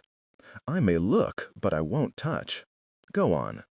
Having never undressed before a man in her life, Evie felt a prickling blush cover her body as she eased down the straps of her chemise. Tactfully, St. Vincent turned his back and went to the washstand with a ewer of hot water that had been set by the hearth. While he proceeded to gather his shaving implements from his trunk, Evie clumsily stripped away her underclothes and climbed into the bath. The water was hot, wonderfully so, and as she sank into the tub, her cold legs tingled as if they were being pricked with 1,000 needles. A jar of gelatinous brown soap had been set on a stool beside the tub. Scooping some of it in her fingers, Evie spread the acrid-smelling stuff over her chest and arms. Her hands felt clumsy. She couldn't quite seem to make her fingers work properly. After dunking her head in the water, she reached for more of the soap, nearly dropping the jar in the process. She washed her hair, made a sound of discomfort as her eyes began to sting, and splashed handfuls of water on her face. Quickly, St. Vincent approached the tub with the ewer. She heard his voice through the splashing. "Tilt your head back." He poured the remainder of the clear water over her soapy hair. Deftly, he blotted her face with a length of clean but scratchy toweling and bade her to stand. Evie took his proffered hand and obeyed. She should have been mortified, standing naked in front of him, but she had finally reached an extremity of exhaustion that did not allow for modesty. Trembling and enervated, she let him help her from the tub. She even allowed him to dry her, as she was unable to do anything but stand listlessly, not caring or even noticing if he was looking at her. St. Vincent was more efficient than any lady's maid, dressing Evie swiftly in the white flannel nightgown he had found in her valise. He used the towel to wring the water from her hair, then guided her to the washstand. Evie registered incuriously that he had found her toothbrush in the valise and had sprinkled the bristles with tooth powder. Brushing and rinsing with jerky movements, she spit into the creamware wash bowl. The toothbrush dropped from her nerveless fingers, clattering to the floor. "Where's the bed?" she whispered, her eyes closed. "Here, sweetheart. Take my hand." St. Vincent led her to the bed, and she crawled onto the mattress like a wounded animal. The bed was dry and warm, the mattress soft, the weight of the sheets and wool blankets exquisite on her aching limbs. Burying her head in the pillow, she let out a sighing groan. There was a slight tugging at her scalp, and she comprehended that St. Vincent was combing the snarls from her damp hair. Passively accepting his ministrations, she let him turn her over to reach the other side. When the task was finished, St. Vincent left the bedside to attend to his own bath. Evie managed to stay awake just long enough to crack her swollen lids open for a view of his lean, gold-tinted body in the firelight. Her eyes closed as he stepped into the tub, and by the time he had sat down, she was fast asleep. No dreams leavened her slumber. There was nothing but sweet, heavy darkness, and the soft bed, and the quietness of a Scottish village on a cold autumn night. The only time she stirred was at daybreak, when noises from outside filtered into the room. The cheerful cries of the muffin seller, a ragman, the sounds of animals pulling carts through the street.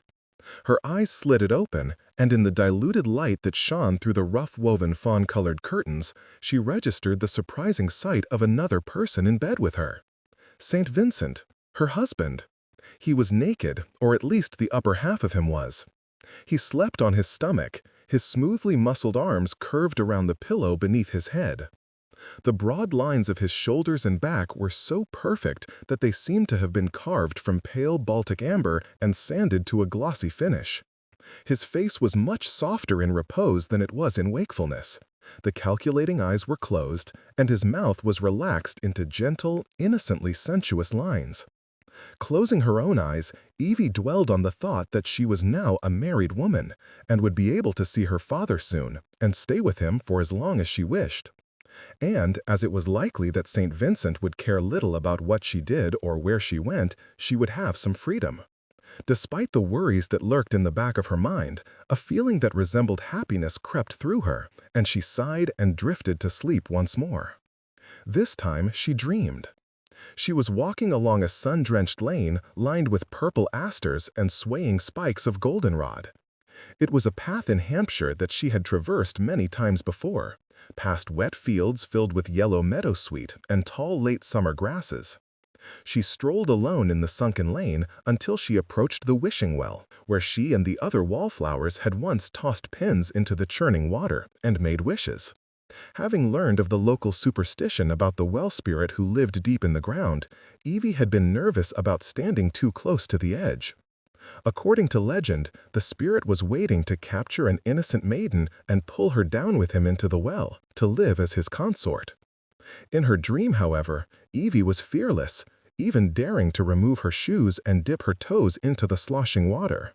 To her surprise, it was not cool, but deliciously warm. Lowering herself to the edge of the well, Evie dangled her bare legs in the soothing water and lifted her face to the sun. She felt a soft touch on her ankles. She held very still, feeling no fear, even as she sensed something moving beneath the surface of the water. Another touch. A hand, long fingers smoothed over her feet and massaged tenderly, rubbing over the sore insteps until she sighed in pleasure. The big masculine hands slid higher, caressing her calves and knees, while a large, sleek body emerged from the depths of the well. The spirit had taken the form of a man to court her. His arms slipped around her, and the feel of him was strange but so lovely that she kept her eyes closed, fearing that if she tried to look at him, he might vanish.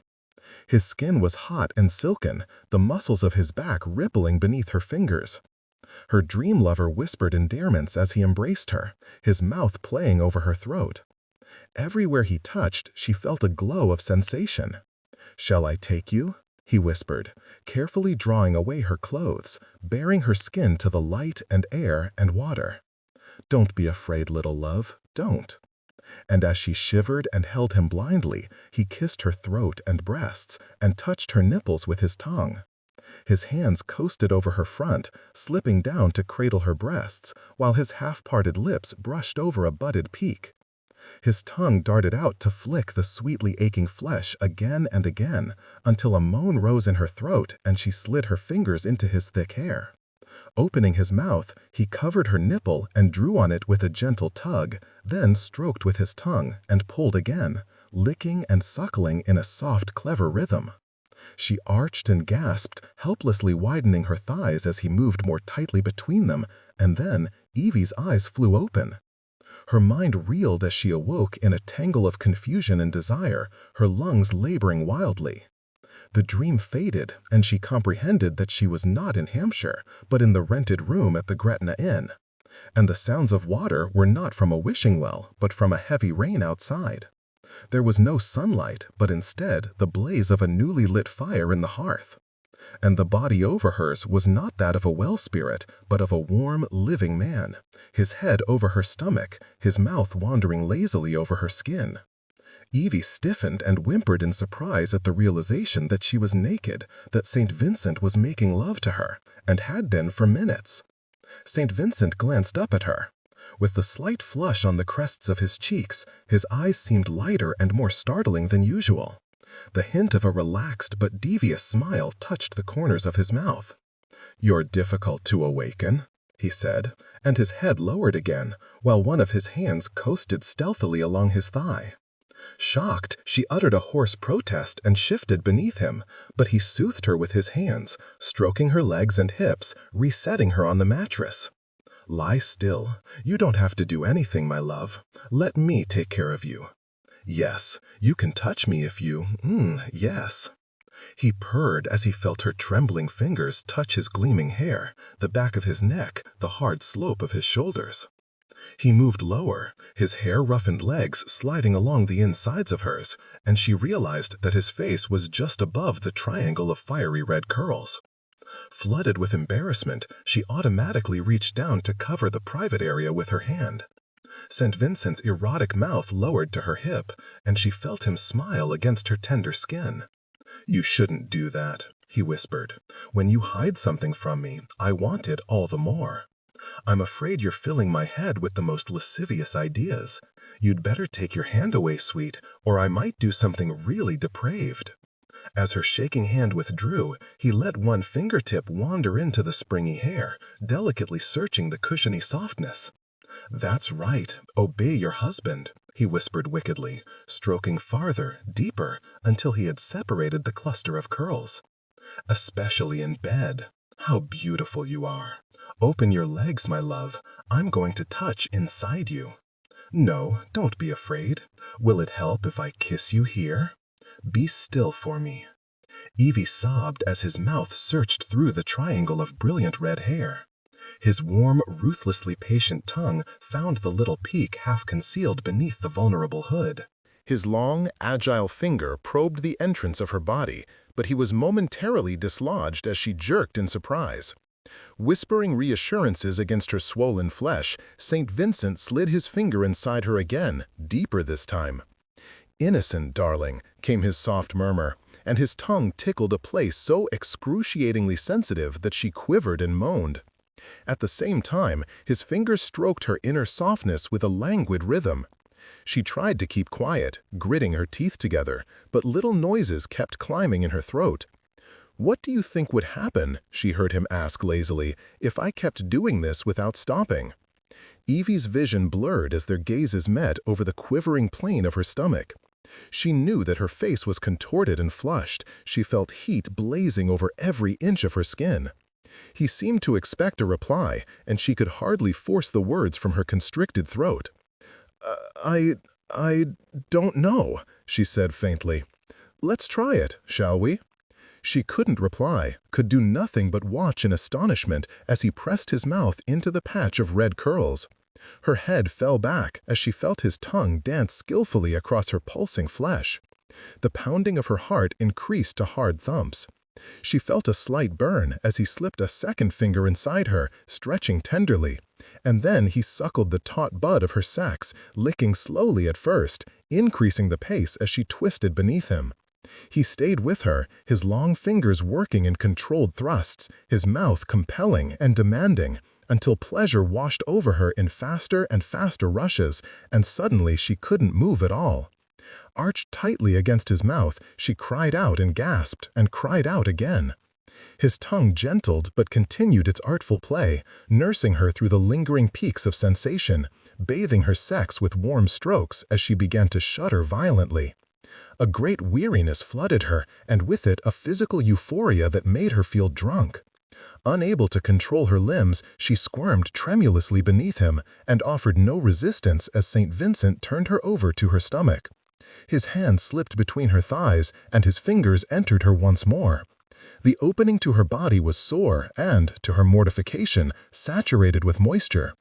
He seemed excited by the wetness, however, breathing against the sensitive nape of her neck in rapid pants. Keeping his fingers inside her, he kissed and nibbled his way down her back. Evie felt the brush of his sex against her legs. It was hard and engorged, the skin burning hot. She was not surprised by the change in him. Annabelle had told her enough in the past to give her a fair understanding of what happened to a man's body during the act of love. But Annabelle had said nothing about the 100 other intimacies that made the experience not merely physical, but one to change the very alchemy of her soul.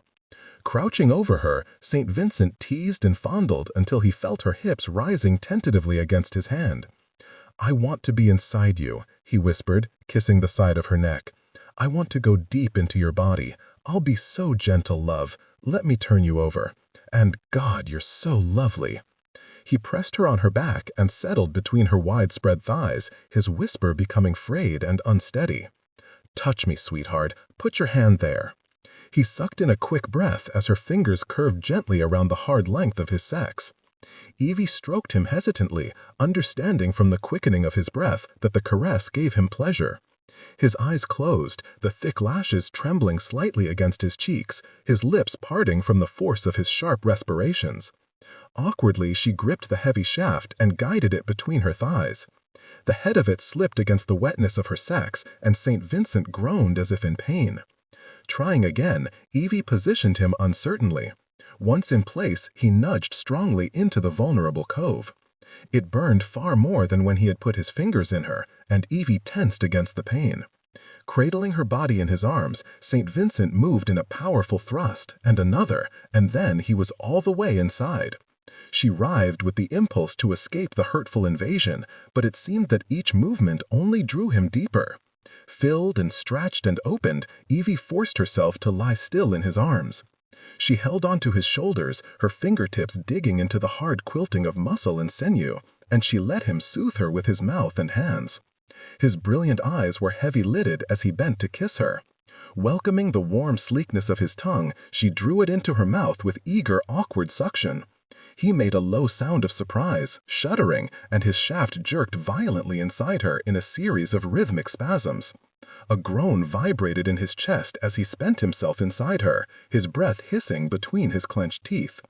Her hand slipped down to his chest, the firm surface covered with a light fleece of coarse golden hair. With his body still joined to hers, St. Vincent held still beneath his inquisitive fingers. She touched his lean sides, exploring the hard vaulting of his ribs and the satiny plane of his back. His blue eyes widened, and then he dropped his head to the pillow beside hers, growling as his body worked inside her with a deep thrust, as he was helplessly shaken with new tremors of rapture. His mouth fastened on hers with a primal greed. She opened her legs wider, pulled at his back to urge more of his weight on her, trying, in spite of the pain, to tug him deeper, harder. Braced on his elbows to keep from crushing her, he rested his head on her chest, his breath hot and light as it fanned over her nipple. The bristle of his cheek stung her skin a little, the sensation causing the tips of her breasts to contract. His sex was still buried inside her, though it had softened. He was silent but awake, his eyelashes a silky tickle against her skin. Evie remained quiet as well, her arms encircling his head, her fingers playing in his beautiful hair. She felt the weight of his head shift, the wet heat of his mouth seeking her nipple. His lips fastened over it, and his tongue slowly traced the outer edge of the gathered areola, around and around until he felt her stirring restlessly beneath him. Keeping the tender bud inside his mouth, he licked steadily, sweetly, while desire ignited in her breasts and her stomach and loins, and the soreness dissolved in a fresh wave of need. Intently he moved to the other breast, nibbling, stroking, seeming to feed on her pleasure. He levered upward enough to allow his hand to slide between them, and his cunning fingers slid into the wet nest of hair, finding the tingling feminine crest and teasing skillfully. She felt herself sliding into another climax, her body clamping voluptuously on the hot flesh that was insinuated deep inside her. Gasping, St. Vincent lifted his head to stare at her as if she were a variety of creature he had never seen before. "Good Lord," he whispered, his expression not one of gratification, but of something close to alarm. Chapter 5. Sebastian left the bed and went to the washstand on unsteady legs. He felt dazed, uncertain, as if he were the one who had just lost his virginity instead of Evangeline. He had long thought that there was nothing new for him to experience. He had been wrong. For a man whose lovemaking was a practiced blend of technique and choreography, it had been a shock to find himself at the spontaneous mercy of his own passions. He had meant to withdraw at the last moment, but he had been so mindless with desire that he'd been unable to control his body. Damn, that had never happened before. Fumbling with the clean linen towel at the washstand, he made a project of dampening it with fresh water. By now, his breathing had returned to normal, but he wasn't at all calm. After what had just happened, he should have been satiated for hours, but it hadn't been enough. He had experienced the longest, hardest, most wrenching climax of his life, and yet the need to have her again, open her, bury himself inside her, had not faded. It was madness, but why? Why with her? She had the kind of amply feminine form that he'd always adored, voluptuous and firm, with plump thighs to cushion him. And her skin was as smooth as pressed velvet, with golden freckles scattered like festive sparks shed by rockets and Catherine wheels. The hair, as red and curly down below as it was on her head, yes, that was also irresistible. But all the physical riches of Evangeline Jenner could not account for her extraordinary effect on him. Feeling, impossibly, the stirring of desire once more, Sebastian scrubbed himself roughly with the cold cloth and reached for a fresh one. He brought it to Evangeline, who lay half-curled on her side. To his relief, it seemed there would be no virginal tears or complaints. She appeared contemplative rather than upset. She was staring at him intently, as if she were trying to solve a puzzle. Murmuring quietly, he coaxed her onto her back and washed the blood and fluid from between her thighs. It wasn't easy for Evangeline to lie still and naked before him. Sebastian saw the rosy color that covered her in a swift tide. He had known very few women who blushed at nudity. He had always chosen women of experience, having little taste for innocence. Not for reasons of morality, of course, but because virgins were, as a rule, quite dull in bed. Setting the cloth aside, Sebastian braced his hands on either side of Evangeline's shoulders, his palms making deep depressions in the mattress. They studied each other curiously. Evangeline was comfortable with silence, he realized. She didn't seek to fill it, as most women did. A nice quality. He leaned over her, still staring into her eyes, but as his head lowered to hers, a little growling sound interrupted the silence. It was her stomach, protesting its emptiness. Turning a deeper shade of red, if that were possible, Evangeline clapped her hands over her midriff as if to silence the willful rumble. A grin crossed Sebastian's face, and he bent swiftly to kiss her stomach. "I'll send for breakfast, sweet."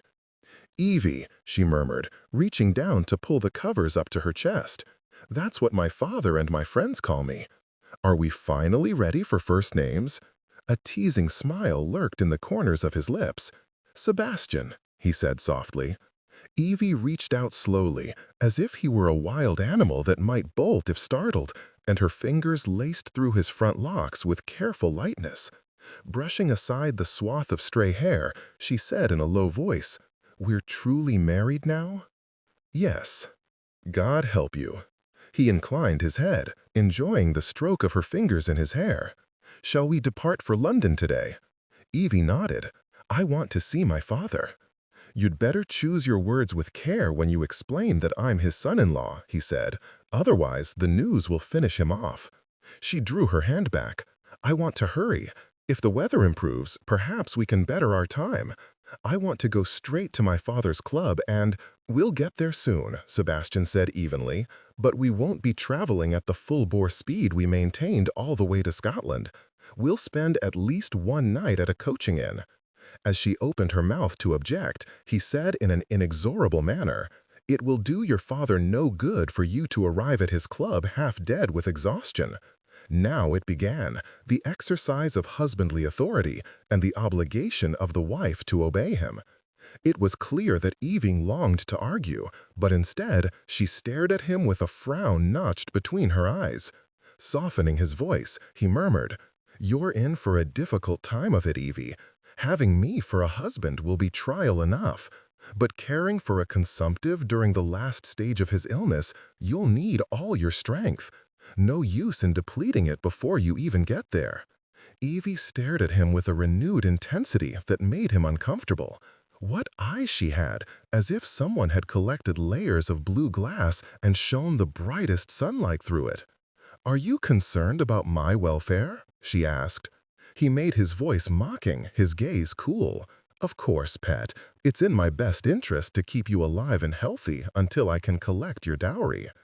Evie soon discovered that St. Vincent, Sebastian, was as comfortable naked as fully dressed.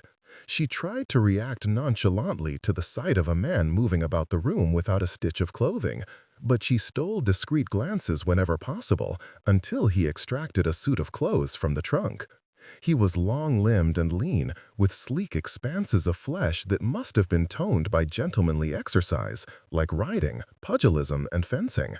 His back and shoulders were well developed, with muscles flexing beneath the taut skin. More fascinating still was his front view, including a chest that was not bare, as one usually saw with marble or bronze statues, but lightly covered with hair. The hair on his chest and in other places had surprised her. It was yet another of the many mysteries of the opposite gender that were now literally being revealed to her. Unable to bring herself to stride across the room in a similarly exposed fashion, Evie tugged one of the bed linens around herself before going to her valise. She unearthed a clean gown made of heavy broadcloth and a fresh set of undergarments, and best of all, a pair of clean shoes. Her other pair were so soiled and clammy that she shuddered at the thought of putting them on. In the midst of dressing, she felt Sebastian's gaze on her. Hastily, she yanked her chemise down to conceal her pinkening torso. "You're beautiful, Evie," came his soft comment. Having been raised by relations who had always lamented the garish color of her hair and the proliferation of freckles, Evie gave him a skeptical smile. "Aunt Florence has always given me a bleaching lotion to make my freckles vanish, but there's no getting rid of them." Sebastian smiled lazily as he came to her. Taking her shoulders in his hands, he slid an appraising glance along her half-clad body. "Don't remove a single freckle, sweet. I found some in the most enchanting places. I already have my favorites. Shall I tell you where they are?" Disarmed and discomfited, Evie shook her head and made a movement to twist away from him. He wouldn't let her, however. Pulling her closer, he bent his golden head and kissed the side of her neck. "Little spoil sport," he whispered, smiling. "I'm going to tell you anyway." His fingers closed around a handful of the chemise and eased the hem slowly upward. Her breath caught as she felt his fingers nuzzling tenderly between her bare legs. "As I discovered earlier," he said against her sensitive throat. A knock at the door interrupted them, and Sebastian lifted his head with a grumble of annoyance. "Breakfast," he muttered, "and I wouldn't take her to make you choose between my lovemaking or a hot meal, as the answer would likely be unflattering. Put on your gown while I go to the door." After Evie obeyed with fumbling haste, he opened the door to reveal a pair of chambermaids bearing trays of covered dishes. As soon as they got a glance at the handsome guest with the seraphic face and hair the color of ripe wheat, the two women gasped and giggled uncontrollably. It hardly improved their composure to see that he was only partially dressed, his feet bare beneath his trousers, his white shirt and collar left open at the throat, and a silk cravat hanging loose on either side of his neck. The infatuated maids nearly overturned the trays twice before they had managed to set the breakfast dishes on the table. Noticing the rumpled bed, they found it difficult to contain their squeals of delight as they speculated on what had taken place there during the night. Annoyed, Evie shooed the chambermaids from the room and closed the door firmly behind them. She glanced at Sebastian to observe his reaction to the chambermaid's dazzled admiration, but he seemed oblivious. Clearly, their behavior was so commonplace as to go unnoticed. A man of his looks and position would always be sought after by women. Evie had no doubt that it would be devastating to a wife who loved him. However, she would never allow herself to suffer the bite of jealousy or the fear of betrayal. Coming to seat Evie at the table, Sebastian served her first. There was porridge flavored with salt and butter, as the Scots considered it a sacrilege to sweeten it with treacle. There were also yeast rolls called bannocks, rashers of cold-boiled bacon, smoked haddock, and a large bowl of smoked oysters, and broad slices of toasted bread heaped with marmalade. Evie devoured her food hungrily, washing it down with strong tea. The meal was a simple one, hardly comparable to the spectacular English breakfasts at Lord Westcliffe's Hampshire estate, but it was hot and plentiful, and Evie was far too ravenous to find fault with anything. She lingered over breakfast while Sebastian shaved and finished dressing. Dropping a leather roll of shaving implements into his trunk, he closed the lid and spoke casually to Evie. "Pack your belongings, pet. I'm going downstairs to see that the carriage is made ready. The marriage certificate from Mr. McPhee, I'll take care of that as well. Lock the door behind me." In approximately an hour, he returned to collect Evie, while a brawny lad carried the trunk and valise to the waiting carriage. A faint smile touched Sebastian's lips as he saw that Evie had used one of his silk cravats to tie her hair at the back of her neck. Evie had lost most of her hairpins during the journey from England, and she had not had the foresight to tuck an extra rack of them into her valise. "With your hair like that, you look too young to marry," he murmured. It adds a piquant note of debauchery to the situation. I like it. Becoming accustomed by now to his indecent remarks, Evie gave him a look of resigned forbearance and followed him from the room. They descended to the first floor and exchanged farewells with Mr. Findlay, the innkeeper. As Evie accompanied Sebastian to the entrance, Findlay called out sunnily, "I bid ye a safe journey, Lady St. Vincent." Startled to realize that she was now a viscountess, Evie managed to stammer out her thanks. Sebastian helped her to the waiting carriage, while the horses stomped and shifted and blew white breath from their flared nostrils. "Yes," he commented sardonically, "besmirched though it is, the title is now yours to share." He helped her up the movable step and into the vehicle. "Moreover," he continued as he swung in to sit beside her, "we will someday rise to even greater heights, as I'm first in line for the dukedom, though I advise you not to hold your breath until it happens. The men in my family are regrettably long-lived, which means you and I probably won't inherit until we're both too decrepit to enjoy it. If you—" Evie began, and stopped in surprise as she saw a bulky object on the floor. It was a large pottery container of some sort with a stoppered opening at one end. Its shape was round, but it was flat on one side to ensure its stability on the floor. She threw a glance of bewilderment at Sebastian, tentatively touched the sole of her shoe to the object, and was rewarded with a strong waft of heat that went right up her skirts. "A foot warmer!" she exclaimed. The heat from the boiling water that was contained in the pottery casing would last much longer than the hot brick she had used before. "Where did you manage to find it?" "I bought it from MacPhee when I saw it in his cottage," Sebastian replied, seeming amused by her giddy excitement. Naturally, he was overjoyed at the prospect of charging me for something else. Impulsively, Evie half rose from her seat to kiss his cheek, which was smooth and cool against her lips. "Thank you. It was very kind of you." His hands came to her waist, preventing her retreat. He exerted just enough force to bring her onto his lap until their faces were so close that their noses were nearly touching. His breath caressed her mouth as he murmured, "Surely I deserve more thanks than that." "It's only a foot warmer," she protested mildly. He grinned. "I should point out, darling, that the thing is going to cool eventually, and then, once again, I will be your only source of available warmth. And I don't share my body heat indiscriminately. According to rumor, you do." Evie was discovering an unfamiliar delight in the exchange. She had never bantered with a man like this, nor had she ever experienced the fun of withholding something he wanted, teasing him with it. She saw from the glimmer in his eyes that he was enjoying it as well. He looked as if he wanted to pounce on her. "I'll bide my time," he said. "The damned bottle can't last forever." He let her scramble off his lap and watched as she settled the fall of the skirts over the foot warmer. Leaning back blissfully as the carriage began to roll forward, Evie felt gooseflesh rise on her thighs at the delicious drafts of heat that drifted through the legs of her drawers and sank into the weave of her stockings.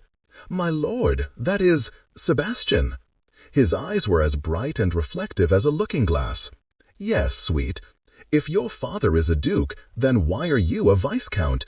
Shouldn't you be a marquess, or at least an earl?" "Not necessarily. It's a relatively modern practice to add a number of lesser titles when a new one is created. As a rule, the older the dukedom, the less likely that the eldest son is a marquess. My father chooses to make a virtue of it, of course. Don't ever start him on the subject, especially when he's in his cups, or you'll receive a mind-numbing discourse on how foreign and feminine-sounding the word marquess is, and how the rank itself is nothing but an embarrassing half-step beneath the dukedom. Is he an arrogant man, your father?" The hint of a bitter smile curved his lips. "I used to think it was arrogance, but I've come to realize that it's more an obliviousness to the world outside his own. To my knowledge, he's never put on his own stockings or put powder on his own toothbrush. I doubt he could survive a life without privilege. In fact, I believe he would starve in a room filled with food if there were no servants to bring it to the table where he sat. He thinks nothing of using a priceless vase as a target for shooting practice, or putting out a fire in the hearth by throwing a fox fur coat on it. He even keeps the forests around the estate perpetually lit with torches and lamps in case he should ever take it in his mind to go walking through them at night. "No wonder you're poor," Evie said, appalled by such waste. "I hope you're not a spendthrift as well." He shook his head. "I have yet to be accused of unreasonable financial excess. I rarely gamble, and I don't keep a mistress. Even so, I have my share of creditors nipping at my heels. Have you ever considered going into a profession?" He gave her a blank look. "What for? To earn money? Lord, no, child. Work would be an inconvenient distraction from my personal life. And I'm seldom disposed to rise before noon. My father is not going to like you. If my ambition in life were to earn other people's liking, I would be most distressed to hear that. Fortunately, it's not." As the journey continued in a companionable vein, Evie was aware of a contradictory mixture of feelings toward her husband. Although he possessed a large measure of charm, she found little in him that was worthy of respect. It was obvious that he had a keen mind, but it was employed for no good purpose. Furthermore, the knowledge that he had kidnapped Lillian and betrayed his own best friend in the bargain made it clear that he was not to be trusted. However, he was capable of an occasional cavalier kindness that she appreciated. With every stop between relays, Sebastian saw to Evie's needs, and despite his threats about letting the foot warmer cool, he had it refilled with boiling water. When she grew tired, he allowed her to nap against his chest, anchoring her as the carriage wheels bounced over broken stretches of road. As she drowsed in his arms, it occurred to her that he provided the illusion of something she had never had before: sanctuary. His hand passed repeatedly over her hair in the gentlest of caresses, and she heard him murmur in his dark angel voice, "Rest, my love, I'm watching over you." Chapter 6. Although Sebastian was eager to reach London and take stock of his new circumstances, he did not regret his decision to travel more slowly on their return route. Evie had become pale and uncommunicative by nightfall, her reserves of strength depleted after the ardors of the past few days. She needed rest. Finding a suitable coaching inn at which they could spend the night, Sebastian paid for the best room available and requested food and a hot bath to be sent up immediately. Evie bathed in a small slipper tub, while Sebastian made arrangements for a change of horses in the morning and saw to it that the driver received lodging. Returning to the room, which was small but clean, with somewhat threadbare blue curtain panels covering the windows, Sebastian discovered that his wife had finished her bath and was dressed in her nightgown. He wandered to the table, lifted the napkin that covered his plate, and discovered a portion of roast chicken, a few wilted root vegetables, and a small pudding. Noting that Evie's plate was empty, he glanced at her with a wry smile. "How was it?" "Better than no supper at all. I will confess to having a new appreciation for the talents of my London chef." He sat at the rickety table and draped a fresh napkin over his lap. "I think you will find his creations to your liking." "I don't expect that I will have many meals at your home," Evie said guardedly. Sebastian paused with his fork poised halfway to his mouth. "I will be staying at my father's club," Evie continued. "As I told you before, I intend to take care of him." "During the day, yes, but you won't stay there at night. You'll return in the evenings to my house." She regarded him with an unblinking stare. "His illness won't go away at nightfall and resume at daybreak. He will need constant care." Sebastian shoved a bite of food into his mouth as he replied irritably, "That's what servants are for. You may hire a woman to care for him." Evie shook her head with a stubborn firmness that further annoyed him. "That isn't the same as being nursed by a loving relative. Why should you give a damn about the quality of his care? Precious little he's done for you. You hardly know the bastard. I don't like that word. That's a pity, because it's one of my favorites, and I intend to keep using it whenever it applies. Then it is fortunate we will see each other so seldom after we return to London." Glaring at his wife, whose sweet face concealed an unexpectedly mulish disposition, Sebastian was reminded that she was willing to take drastic measures to get what she wanted. The devil knew what she would do if he pushed her too hard. Forcing his hands to relax on the handles of his knife and fork, he resumed eating. It didn't matter that the chicken was tasteless. Had it been swathed in the most delectable French sauce, he still wouldn't have noticed it. His crafty mind was busy sorting through strategies to deal with her. Finally, adopting an expression of kind concern, he murmured, "My love, I can't allow you to stay at a place filled with thieves, gamblers, and drunkards. Surely you see the inherent dangers in such a situation. I will make certain that you receive my dowry as quickly as possible, and then you won't have to worry about me." His self-control, always so solid, evaporated like hot water on a stoveplate. "I'm not worried about you, damn it. It's just, holy hell, it's not done, Evie. The Viscountess St. Vincent can't live in a gaming club." "I didn't realize you were so conventional," she said, and for some reason, the sight of his ferocious scowl elicited a twitch of amusement at the corners of her lips. Subtle as the twitch was, Sebastian saw it, and he was instantly thrown from anger to bemusement.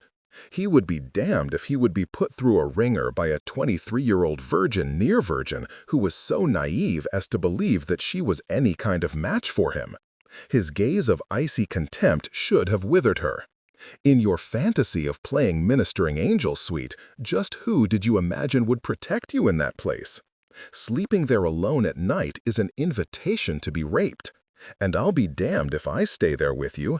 I have better things to do than sit in a second-rate gambling palace and wait for old Jenner to turn up his toes. "I haven't asked you to watch over me," she replied in a level tone. "I'll manage quite well without you." "Of course you will," Sebastian muttered sarcastically, suddenly losing interest in the cold supper before him. Tossing his napkin over the half-finished plate, he stood from the table and removed his coat and waistcoat. He was dusty and travel-weary, and he intended to make use of the slipper bath. With any luck, the water would still be warm. As he undressed and threw each garment over the chair, he couldn't help but think of all the women who had wanted to marry him over the years. Beautiful and well-endowed, both physically and financially, they would have done anything short of murder to please him. He had been far too busy with his rakish pursuits to consider offering for any of them. And now, through a combination of circumstances and bad timing, he had ended up wedded to a socially awkward creature with an unsavory bloodline and an obstinate temperament. Noticing the way Evie had averted her gaze from the sight of his naked body, Sebastian felt a sneer twist his lips. He went to the tiny folding tub and lowered himself into the lukewarm water, his long legs straddled on either side of it. Washing himself idly, sluicing his soapy chest and arms with great handfuls of water, he watched his wife with narrowed eyes. He was pleased to observe that some of her composure had vanished as he bathed. Her color heightened as she took an undue interest in the pattern of the quilted counterpane on the bed. As she traced a pattern of stitches with her forefinger, the gleam of the Scottish gold ring caught Sebastian's eye. He experienced a strange reaction to the sight, a nearly overwhelming urge to go over to her, shove her back on the bed, and take her without preliminaries. To dominate her and force her to admit his ownership. The rush of primal lust was more than a bit alarming to a man who had always considered himself civilized. Troubled and inflamed, he finished washing, snatched up the damp length of toweling that she had used, and dried himself efficiently. The sight of his arousal did not escape Evie's notice. He heard her quick intake of breath from across the room. Casually, he wrapped the toweling around his waist and tucked in the loose end as he went to his trunk. He rummaged for a comb, took it to the washstand, and ruthlessly tugged the comb through his wet locks. The corner of the looking-glass atop the washstand revealed a partial view of the bed, and he saw that Evie was watching him. Without turning, he murmured, "Am I to be a butcher's dog tonight?" "Butcher's dog?" Evie repeated in confusion. "The dog who lies in the corner of the shop and is not allowed to have any meat. That comparison is hardly a compliment to either of us." There was a nearly imperceptible pause in his combing as Sebastian registered the return of the stammer. Good, he thought callously. She was not nearly as composed as she pretended to be. "Are you going to answer my question?" I'm sorry, but I would prefer not to have intimate relations with you again." Stunned and offended, Sebastian set down his comb and turned to face her. Women never refused him, and the fact that Evie could do so after the pleasures of this morning was difficult to comprehend. You told me that you didn't like to bed a woman more than once, Evie reminded him half apologetically. You said it would be a crashing bore. Do I look bored to you? He demanded, the towel doing little to conceal the outline of a roaring erection. I suppose that depends on which part of you one is looking at, Evie mumbled, dropping her gaze to the counterpane. I needn't remind you, my lord, that we had an agreement. You're allowed to change your mind. I won't, however. Your refusal smacks of hypocrisy, Pat. I've already had you once. Does it really make any difference to your virtue if we do it again? I am not refusing you for the sake of virtue. Her stammer disappeared as she regained her composure. I have an entirely different reason. I'm all agog to hear it. Self-protection. With obvious effort, Evie brought her gaze to his. I have no objection if you choose to have paramours. It's just that I don't want to be one of them. The sexual act means nothing to you, but it does mean something to me. I have no desire to be hurt by you, and I think that would be inevitable if I agreed to keep sleeping with you. As he struggled to maintain his surface calm, Sebastian's insides stewed with a mixture of desire and resentment. I won't apologize for my past. A man is supposed to have experience. From all indications, you've acquired enough for 10 men. Why should that matter to you? Because your romantic history, to put it politely, is like that of a dog who goes to every back door on the street, collecting scraps at every threshold. And I won't be one more door. You can't be faithful to one woman. You've proven that. Just because I've never tried doesn't mean that I can't, you judgmental bitch. It simply means that I haven't wanted to. The word bitch caused Evie to stiffen. I wish you wouldn't use such foul language. It seemed appropriate, given the proliferation of dog analogies, Sebastian snapped, which, by the way, is an inaccurate characterization in my case, because women beg me for it, and not the other way around. Then you should go to one of them. Oh, I will, he said savagely. When we return to London, I'm going to embark on a spree of orgiastic debauchery that won't end until someone is arrested for it. But in the meanwhile, do you truly expect that the two of us are going to share a bed tonight and tomorrow night as chastely as a pair of nuns on holiday? That will pose no difficulty for me, Evie said gingerly, conscious that she was delivering an insult of the highest order. His incredulous glare should have burned a hole in the bed linens. Muttering a string of words that extended her forbidden profanity list to a considerable degree, Sebastian dropped the towel and went to turn down the lamp. Aware of her uneasy gaze straying to his rampant arousal, Sebastian shot her a scornful glance. "Pay it no mind," he said, climbing into bed with her. "From now on, I have every expectation that proximity to you will affect my private parts like a prolonged swim in a Siberian lake." Chapter 7. The weather improved substantially during their journey back to London, with the rain finally disappearing. However, the warming temperatures outside the coach were offset by the degree of frostiness that had developed between the newlyweds inside. Although Sebastian grudgingly kept the foot warmer filled, there were no more invitations for Evie to snuggle in his arms or sleep against his chest. She knew it was for the best. The more she became acquainted with him, the more convinced Evie was that any closeness between them would result in disaster. He was dangerous to her in ways that even he wasn't aware of. She reassured herself with the knowledge that as soon as they arrived in town, they would more or less part company. She would stay at the club, and he would go to his house and continue his usual pursuits until he received word of her father's death. At that time, it was likely that he would want to sell the club and use the proceeds, along with the rest of her inheritance, to replenish his family's empty coffers. The thought of selling Jenner's, which had been the center of her father's life, gave Evie a feeling of melancholy. However, it would be the most sensible course of action. Few men possess the ability to run a gaming club successfully. Its owner had to possess the magnetism to lure people into the club and the artful shrewdness to find ways to make them stay and spend great quantities of money, not to mention the business sense to invest the profits wisely. Ivo Jenner had possessed the first two qualities in moderation, but the third not at all. In the recent past, he had lost a fortune at Newmarket, having become susceptible in his old age to the glib-tongued rogues who populated the racing world. Fortunately, the club was such a powerful financial engine that it was able to absorb the heavy losses. Sebastian's unkind taunt that Jenner's was a second-rate gambling palace was only partially correct. Evie knew from past conversations with her father, who had never bothered to mince words, that although his club was successful by anyone's standards, it had never reached the heights to which he had aspired. He had wanted it to equal Craven's, the rival club that had burned down so long ago. But Jenner had never been able to match the flair and devilish guile of Derek Craven. It was said that Craven had won the money of an entire generation of Englishmen. That Craven's had disappeared at its zenith had solidified its legendary status in the collective memory of British society. And while Jenner's had not come close to the glory of Craven's, it had not been for a lack of trying. Jenner had moved his own club from Covent Garden to King Street, which had once been a mere passageway into the fashionable shopping and residential area of St. James, but was now a regular roadway. After purchasing a large portion of the street and raising 4 buildings, Jenner had built a large and handsome club and advertised it as having the largest hazard bank in London.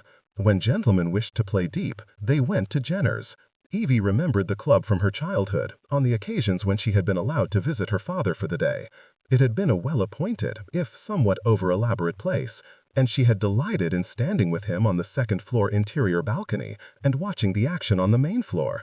Grinning indulgently, Jenner would walk his daughter to St. James Street, where they would go to any shop she cared to visit. They went to the perfumer, the hatter's, the book and print seller, and the bread and biscuit baker, who gave Evie a hot cross bun so fresh that the white piping of icing was half melting from the surface of the warm bread. As the years passed, Evie's visits to King Street had been curtailed. Although she had always blamed the Maybricks for it, she now realized that her father had also been partly responsible. It had been much easier for Jenner to love her as a child, when he could make her squeal by tossing her in the air and catching her in his burly arms. He could rumple her red hair, the same shade as his own, and soothe her tears upon leaving him by pressing a sweet or a shilling into her palm. But when she became a young woman, and he could no longer treat her like a little girl, their relationship had become awkward and distant. "This club's no place for you, Tibby," he had told her with gruff fondness. "You has to stay away from a Millen cove like me and find some rum call to marry." "Papa," she had begged, stammering desperately, "don't send me back there. Please let me stay with you." "Little Tangle-tongue, you belong with the Maybricks, and no use to hop the twig and run back here. I'll only send you off again." Her tears had failed to sway him. During the ensuing years, Evie's visits to her father's club had dwindled to once every 6 months or longer. Whether or not it was for her own good, the sense of being unwanted had sunk deep into her marrow. She had become so uneasy around men, so certain that they would be bored by her, that it had become a self-fulfilling prophecy. Her stammer worsened. The harder she fought to get the words out, the more incoherent she had become, until it was easiest to remain silent and fade into the woodwork. She had become an expert at being a wallflower. She had never been asked to dance, never been kissed, never been teased or courted. The only proposal she had ever received had been Cousin Eustace's reluctant offer. Marveling at her change in fortune, Evie glanced at her husband, who had brooded silently during the past 2 hours. His eyes narrowed as he looked back at her. With his cold expression and cynical mouth, he seemed completely unlike the seductive scoundrel who had shared a bed with her 2 days earlier. She turned her attention to the window as the scenery of London passed by her. Soon they would be at the club, and she would see her father. It had been 6 months since they had been together, and Evie had braced herself for a great change in him. Consumption was a common disease, and everyone was aware of its ravages. It was a slow death of lung tissue, accompanied by fever, coughing, weight loss, and drenching sweats at night. When death arrived, it was usually welcomed by the victim and all those who cared for him as an end to the terrible suffering. Evie could not imagine her robust father being reduced to such a condition. She feared seeing him equally as much as she yearned to care for him. However, she kept this all to herself, suspecting that Sebastian would only mock her if she told him of her fears. Her pulse quickened as the carriage rolled along St. James and turned onto King Street. The long brick and marble front of Jenner's became visible, silhouetted against the yellows and reds of a ripening sunset that glowed through the ever-present haze that hung over London. Staring through the carriage window, Evie let out a tense sigh as the vehicle passed through one of the many alleys that led from the main thoroughfare to the mews and yards behind the row of buildings. The carriage came to a halt at the back entrance, which was far preferable to entering through the front of the building. Jenner's was not a place that nice women frequented. A gentleman might bring his mistress, or even a prostitute who had captured his passing interest, but he would never think of escorting a respectable lady into the club. Evie became aware that Sebastian was watching her with the dispassionate interest of an entomologist observing a new species of beetle. Her sudden paleness and her visible trembling could not have escaped his notice, but he offered no word or gesture of comfort. Preceding her from the carriage, Sebastian fitted his hands around Evie's waist and helped her down to the ground.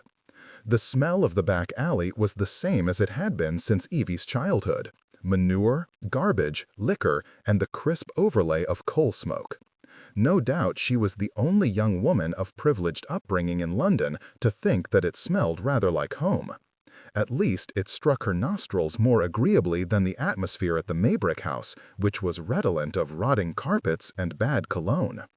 Wincing at the ache of muscles that had been cramped in the carriage for far too long, Evie went to the doorway.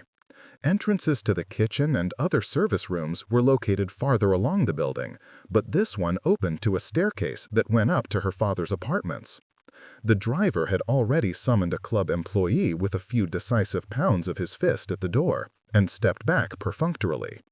A young man appeared, and Evie was relieved to see a face that she recognized.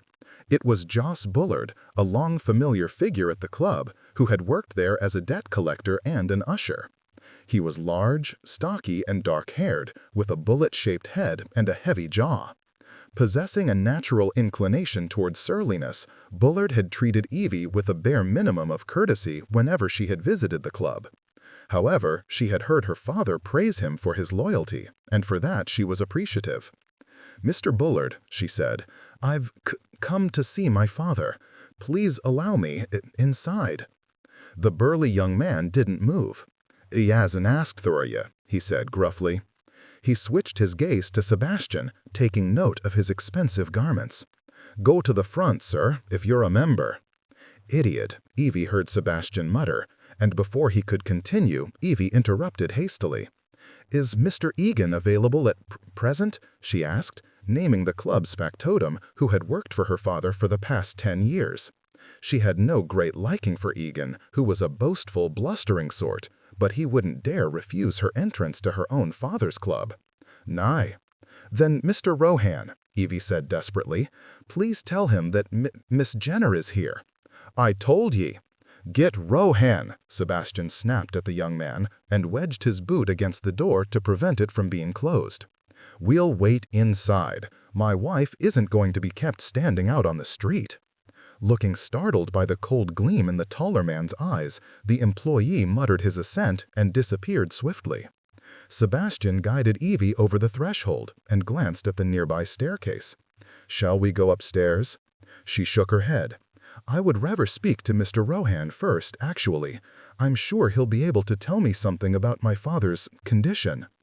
At the sound of her slight stammer, Sebastian lifted his hand to the nape of her neck, slid it beneath her untidy hair, and squeezed gently. Though his face was still cold, his hand was warm and soothing, and she felt herself relax involuntarily. "Who is Rohan?" "He's one of the croupiers. He has been employed here since he was a boy. My father started him as a list-maker's runner. You would remember Mr. Rohan if you've seen him before. He is rather difficult to overlook." Sebastian pondered the remark and murmured, "He's the gypsy, isn't he?" "Half gypsy, I believe, on his mother's side. What is the other half?" "No one knows." She threw him a guarded glance as she said quietly, "I've always wondered if he might be my half-brother." Interest flickered in his pale eyes. "Did you ever ask your father?" "Yes. he denied it. However, Evie had never been quite convinced. Her father had always demonstrated a vaguely paternal manner with Cam, and she was not so naive to believe that he hadn't sired a few illegitimate children. He was a man of renowned physical appetites, and moreover, he had never been one to worry over the consequences of his actions. Wondering if the same could be said of her husband, she asked cautiously, "Sebastian, have you ever—" "Not that I'm aware of," he said, understanding immediately. "I've always been inclined to use French letters, not only to prevent conception, but also to avoid the more exotic ailments that afflict the unwary." Bewildered by the statement, Evie murmured, "French letters? What are those? And what do you mean, ailments? Do you mean that doing that could make one ill? But, good God," Sebastian muttered, his fingers touching her mouth to still the questions. "I'll explain later. It's not the kind of thing one likes to discuss on the doorstep." Evie was prevented from asking further questions by the appearance of Cam Rohan. As Cam saw Evie, a faint smile came to his face and bowed gracefully. Even when Cam's manner and movements were restrained, there seemed to be an invisible flourish, a suggestion of physical charisma. He was by far the best croupier at Jenner's, though his appearance, that of a boy pirate, would hardly lead one to think so at first.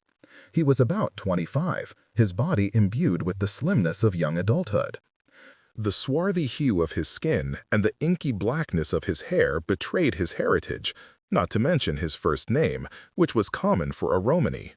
Evie had always liked the soft-spoken young man, whose fierce loyalty to her father had been demonstrated numerous times over the years. Cam was well dressed in dark clothes and polished shoes, but, as usual, his hair wanted cutting, the thick black locks curling over the crisp white edge of his collar, and his long, lean fingers were adorned with a few gold rings. As his head lifted, Evie saw the glitter of a diamond stud in one ear, an exotic touch that suited him. Cam regarded her with the remarkable golden hazel eyes that often lulled people into forgetting about the nimble mind behind them.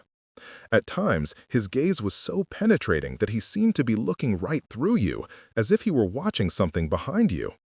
"Gaji," Cam said softly, a friendly use of the Romany name for a non-gypsy woman. He had an unusual accent, cultured, but tainted with hints of Cockney and a sort of foreign rhythm, all blended in a unique mixture. "Welcome," he said, with a brief but dazzling smile. "Your father will be pleased to see you." "Thank you, Cam. I was afraid he might already "No," Cam murmured, his smile dimming. "He is still alive." He hesitated before adding, "Most of the time he sleeps. He won't eat. I don't think it will be long. He's asked for you." The Mabricks wouldn't allow it," Evie half-whispered, her mouth tightening with anger. They had not bothered to tell her that her father had asked for her, and Joss Bullard had just lied to her. "Well, I'm away from them for good, Cam. I've married, and I will remain here until my father no longer needs me." Cam's gaze swerved to Sebastian's implacable countenance. Recognition kindled, and he murmured, "Lord St. Vincent." If he had an opinion about Evie's union with such a man, he did not reveal it. Evie touched the surface of Cam's coat sleeve. "Is my father awake now?" she asked anxiously. "May I go up to see him?" "Of course." The gypsy took both her hands in a light grip, the gold rings warmed by the liberal heat of his fingers. "I will see to it that no one interferes. Thank you." Suddenly, Sebastian reached between them and plucked one of Evie's hands away, pulling it decisively to his arm. Though his manner was casual, the firm pressure of his fingers ensured that she would not try to pull away. Puzzled by the display of possessiveness, Evie frowned. "I have known Cam since childhood," she said pointedly. "He has always been quite kind to me." "A husband always likes to hear of kindnesses done for his wife," Sebastian replied coolly. "Within limits, of course." "Of course," Cam said softly. His attention returned to Evie. "Shall I show you upstairs, milady?" She shook her head. "No, I know the way. Please return to what you were doing." Cam bowed again, and exchanged a swift glance with Evie, both of them acknowledging tacitly that they would find an opportunity to talk later. "Do you dislike him because he's a Rome?" Evie asked her husband as they went to the stairs. "I rarely dislike people for things they can't change," Sebastian replied sardonically. "They usually give me sufficient cause to dislike them for other reasons." Her hand fell away from his arm as she picked up her skirts. "Where is the factotum, I wonder?" Sebastian continued, setting a palm at the small of her back as they ascended the stairs. "It's early evening. The hazard room and the dining room are open. He should be busy." "He drinks," Evie commented. "That explains a great deal about the way this club is run." Sensitive to any insult about her father's club and uncomfortably aware of the gentle pressure of his hand on her back, Evie had to bite her tongue to hold back a stinging reply. How easy it was for a pampered nobleman to criticize the way professional men did things. If he had to run a place like this himself, perish the thought, he might have a great deal more respect for what her father had accomplished. They climbed to the second level and proceeded along a second-floor gallery that wrapped completely around the upper part of the room. One had only to look over the balcony railings to view all the action of the main floor. This, the largest area of the club, was devoted entirely to hazard. 3 oval tables covered with green base cloth and yellow markings were surrounded by dozens of men. The sounds that floated up, the constant rattle of dice, the quiet but intense exclamations of the casters and the croupiers, the soft drag of the little wooden rakes as they pulled money from the table into the croupier's hands, they were among some of Evie's earliest childhood recollections. She glanced at the magnificent carved desk in the corner of the room, where her father had sat, approving credit, granting temporary memberships, and raising the hazard bank if the play had been too deep. At the moment, the desk was occupied by a man of rather seedy appearance, whom she did not know. Her gaze moved to the opposite corner of the room, where another stranger acted as general supervisor, regulating payments and overseeing the pace of the play. Pausing at the railing, Sebastian looked down at the main floor with an oddly intent expression. Wanting to go to her father at once, Evie gave an impatient tug at his arm. However, Sebastian did not budge. In fact, he barely seemed to notice her, so absorbed was he in the activities taking place downstairs. "What is it?" Evie asked. "Do you see something unusual? Something wrong?" Sebastian shook his head slightly and dragged his attention from the main floor. His gaze moved around them, taking in the faded painted panels on the walls, the chipped molding, the threadbare piling of the carpeting. Jenner's had once been splendidly decorated, but as the years had passed, it had lost much of its luster. "How many members of the club are there?" he asked, excluding temporary memberships. "There used to be something like 2,000, Evie replied. "I don't know what the current figures are." She tugged at his arm again. "I want to see my father." "If I must go unaccompanied—" "You're not to go anywhere unaccompanied," Sebastian said, focusing on her with a bright immediacy that startled her. His eyes were like polished moonstones. "You could be pulled into one of the body rooms by some top-heavy drunkard, or an employee for that matter, and raped before anyone realizes you're missing." "I'm perfectly safe here," she countered with annoyance. "I am still acquainted with many of the employees, and I know my way around the club better than you do." "Not for long," Sebastian murmured, and his gaze returned almost compulsively to the main floor. "I'm going to go over every inch of this place. I'm going to know all its secrets." Taken aback by the statement, Evie gave him a perplexed glance. She realized that subtle changes had taken place in him from the moment they had entered the club. She was at a loss to account for his strange reaction. His customary languid manner had been replaced by a new alertness, as if he were absorbing the restless energy of the club's atmosphere. "You are staring at the club as if you'd never seen it before," she murmured. Sebastian ran his hand along the balcony railing experimentally, regarded the smudge of dust on his palm, and brushed it off. His expression was contemplative rather than critical as he replied, "It looks different now that it's mine." "It's not yours yet," Evie replied darkly, realizing that he must be assessing the value of the place for its future sale. How like him to think of money while her father lies on his deathbed. "Do you ever think of anyone other than yourself?" The question seemed to pull him out of his absorption, and his face became inscrutable. "Rarely, my love." They stared at each other, Evie's eyes accusing, Sebastian's opaque, and she understood that to expect any decency from him was to invite recurring disappointment. His ruined soul could not be repaired by her kindness and understanding. He would never become one of the reformed rakes that were featured in Daisy Bowman's trove of scandalous novels. "I expect that you'll get everything you want quite soon," she said coldly. "In the meantime, I'm going to my father's room." She started off along the gallery without him, and in a few long strides he fell into step beside her. By the time they reached the private apartments that Evangeline Jenner occupied, Evie's blood was rustling madly in her ears. Equal parts of fear and longing caused her palms to dampen and her stomach to turn hollow. As she reached for the doorknob to the suite of rooms, her palms slipped on the tarnished brass. "Allow me," Sebastian said brusquely, brushing her hand aside. He opened the door and held it for her, and followed her into the dark receiving room. The only light came from the open doorway of the bedroom, where a small lamp gave off an indifferent glow. Evie went through the next threshold and paused, blinking until her eyes adjusted to the shadowy atmosphere. Barely aware of the presence of the man beside her, she approached the bed. Her father was sleeping, mouth slightly open, his skin pale and glowing with a peculiar delicacy, as if he were a wax figure.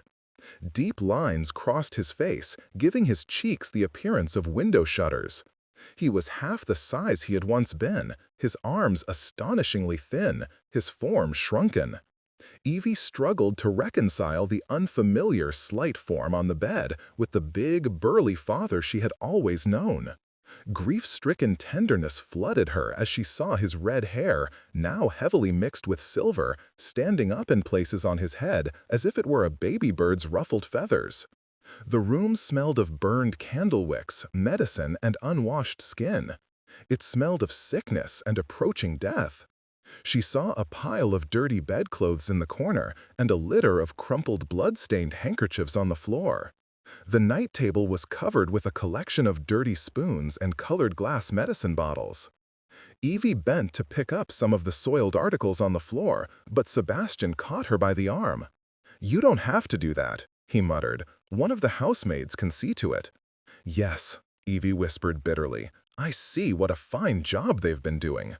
Jerking her arm away from his, she snatched up the dirty handkerchiefs and went to drop them into the pile of discarded bed linens. Sebastian wandered to the bedside and glanced down at Jenner's wasted form. He picked up one of the medicine bottles, passed it beneath his nose, and murmured, "Morphine." For some reason, it provoked Evie to see him standing near her helpless father and examining his medicine. "I have things in hand," she said in a low voice. "I wish you would leave now." "What do you intend to do?" "I'm going to straighten the room and change the bed linens. And then I'm going to sit by him." The pale blue eyes narrowed. "Let the poor devil sleep. You need to eat and change from your traveling clothes.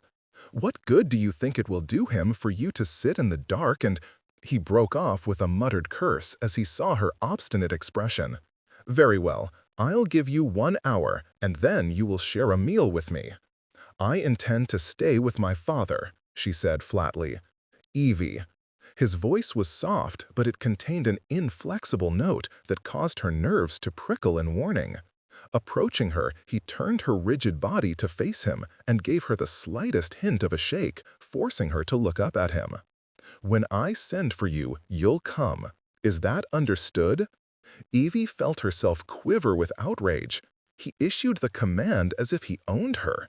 Good God, she had spent her entire life so far having to obey the edicts of her aunts and uncles, and now she would have to submit to her husband. However, to give him his due, Sebastian still had a long way to go before he could equal the combined efforts of the Mabricks and Stubbinses to make Evie's life miserable. And he was hardly being unreasonable or cruel in demanding that she take a meal with him. Swallowing back her anger, Evie managed a nod. As his gaze moved over her strained features, there was an odd gleam in his eyes, like the spark struck from a blacksmith's hammer as it met a sheet of molten metal. "Good girl," he murmured with a mocking smile, and left the room. Chapter 8. Sebastian was briefly tempted to leave Evie at the club and go to his own household, which was walking distance of St. James. The lure of his quiet home, with its modern plumbing and well-stocked pantry and larder, was difficult to resist. He wanted to eat at his own table and relax before the hearth, dressed in one of the velvet-lined silk robes that hung in his bedroom armoire. To hell with his stubborn wife. She could make her own decisions and learn to live with the consequences. However, as he wandered discreetly around the second-floor gallery, taking care to avoid being seen by those on the busy main floor, Sebastian was aware of a nagging curiosity that would not be denied. With his hands tucked negligently in his coat pockets, he leaned against a column. He watched the croupiers at work and noticed the indifferent efforts of the general supervisor to oversee the play and keep everything moving at a satisfactory pace. Activity at all three hazard tables seemed a bit sluggish. Someone needed to stir things up and create an atmosphere that would urge the guests into deeper, faster play. Slovenly house wenches sauntered lazily through the room, pausing to interact with the male guests. Like the meals at the dining hall sideboard and the coffee room downstairs, the women were a free benefit of membership. Whether a man needed a wench for consolation or for celebration, the prostitutes would accompany him to one of several upstairs rooms reserved for this purpose. Wandering down to the ground floor card rooms and coffee room, Sebastian surveyed his surroundings. There were small but prolific signs that it was a business in decay. Sebastian guessed that when Jenner had fallen ill, he had failed to appoint a reliable replacement for himself. His factotum, Clive Egan, was either inept or dishonest. Sebastian wanted to see the account books, the records of expense and profit, the private financial records of the members, rent rolls, mortgages, debts, loans, credit, everything that would contribute to a complete portrait of the club's health, or lack thereof. As he turned back to the staircase, he saw the gypsy, Rohan, waiting in the shadowy corner, his posture relaxed. Sebastian remained strategically silent, forcing the boy to speak first. Rohan held his stare as he said with meticulous politeness, "May I help you, milord?" "You can start by telling me where Egan is." "He's in his room, milord." "In what condition?" "Indisposed." "Ah," Sebastian said softly. "Is he often indisposed, Rohan?" The gypsy remained silent, but his steady, slow-eyed gaze was filled with speculation. "I want the key to his office," Sebastian said. "I want to have a look at the account ledgers." "There is only one, milord," Rohan replied, studying him, "and Mr. Egan always keeps it with him." "Then get it for me." The boy's heavy dark brows lifted a fraction. "You want me to rob a man when he is drunk?" "It's a hell of a lot easier than waiting until he's sober," Sebastian pointed out sardonically. "And it's not robbery when the key is, for all intents and purposes, mine." Rohan's young face hardened. "My loyalty is to Mr. Jenner and his daughter. So is mine." That wasn't true, of course. The majority of Sebastian's loyalty was reserved for himself. Evie and her father were, respectively, a distant second and third on the list. "Get me the key or prepare to follow in Egan's footsteps when he departs on the morrow." The air was charged with masculine challenge. However, after a moment, Rohan gave him a look of distaste mingled with reluctant curiosity. When he acceded and moved toward the staircase with long, fluid strides, it was not out of fearful obedience, but rather out of the desire to observe what Sebastian would do next. By the time Sebastian had dispatched Cam Rohan to bring Evie downstairs, she had straightened her father's room and enlisted the grudging help of a housemaid to change the bed linens. The sheets were damp from night sweats. Though her father stirred and muttered as they carefully rolled him to one side and then the other, he did not awaken from his morphine-induced stupor. His raw-boned body, swamped in the folds of his nightshirt, startled Evie with its lightness. Anguished pity and protectiveness filled her as she drew the new linens and blankets up to his chest. Dampening a cool cloth, she laid it over his forehead. A sigh escaped him, and at last his eyes opened into dark, shiny slits amid the furrows of his face. He regarded her without comprehension for a long moment, until a smile stretched his cracked lips, revealing the edges of tobacco-varnished teeth. "Evie," came his low croak. Leaning over him, Evie smiled while the inside of her nose stung and her eyes ached with unshed tears. "I'm here, Papa," she whispered, saying the words she had longed to say for her entire life. "I'm here, and I'm never going to leave you again." He made a sound of contentment and closed his eyes. Just as Evie thought he had fallen asleep, he murmured, "Where shall we walk first today, lovey? The biscuit baker, I suppose." Realizing that he imagined this was one of her long-ago childhood visits, Evie replied softly, "Oh, yes." Hastily, she knuckled away the excess moisture from her eyes. "I want an iced bun and a cone of broken biscuits, and then I want to come back here and play dice with you." A rusty chuckle came from his ravaged throat, and he coughed a little. "Let Papa take 40 winks before we leaves, there's a good girl." "Yes, sleep," Evie murmured, turning the cloth over on his forehead. "I can wait, Papa." As she watched him slip back into his drugged slumber, she swallowed against the sharp pain in her throat and relaxed in the bedside chair. There was no other place in the world that she wanted to be. She let herself slump a little, her sore shoulders lowering as if she were a marionette whose strings had been released. This was the first time that she had ever felt needed, that her presence had ever seemed to matter to someone. And though her father's condition grieved her, she was grateful that she could be with him for the last hours of his life. It wasn't nearly enough time to come to know him. They would always be strangers to each other, but it was more than she had ever hoped to have. Her thoughts were interrupted by a tap on the door jamb. She glanced up to see Cam at the threshold. His arms were loosely folded over his chest, his body arranged in a posture of deceptive leisure. Evie gave him a tired imitation of a smile. "I suppose he has sent you to collect me?" There was, of course, no need to define who he was. "He wants you to eat with him in one of the private dining rooms." Evie shook her head slightly, her smile turning wry. "I hear and obey," she muttered in a parody of an obedient wife.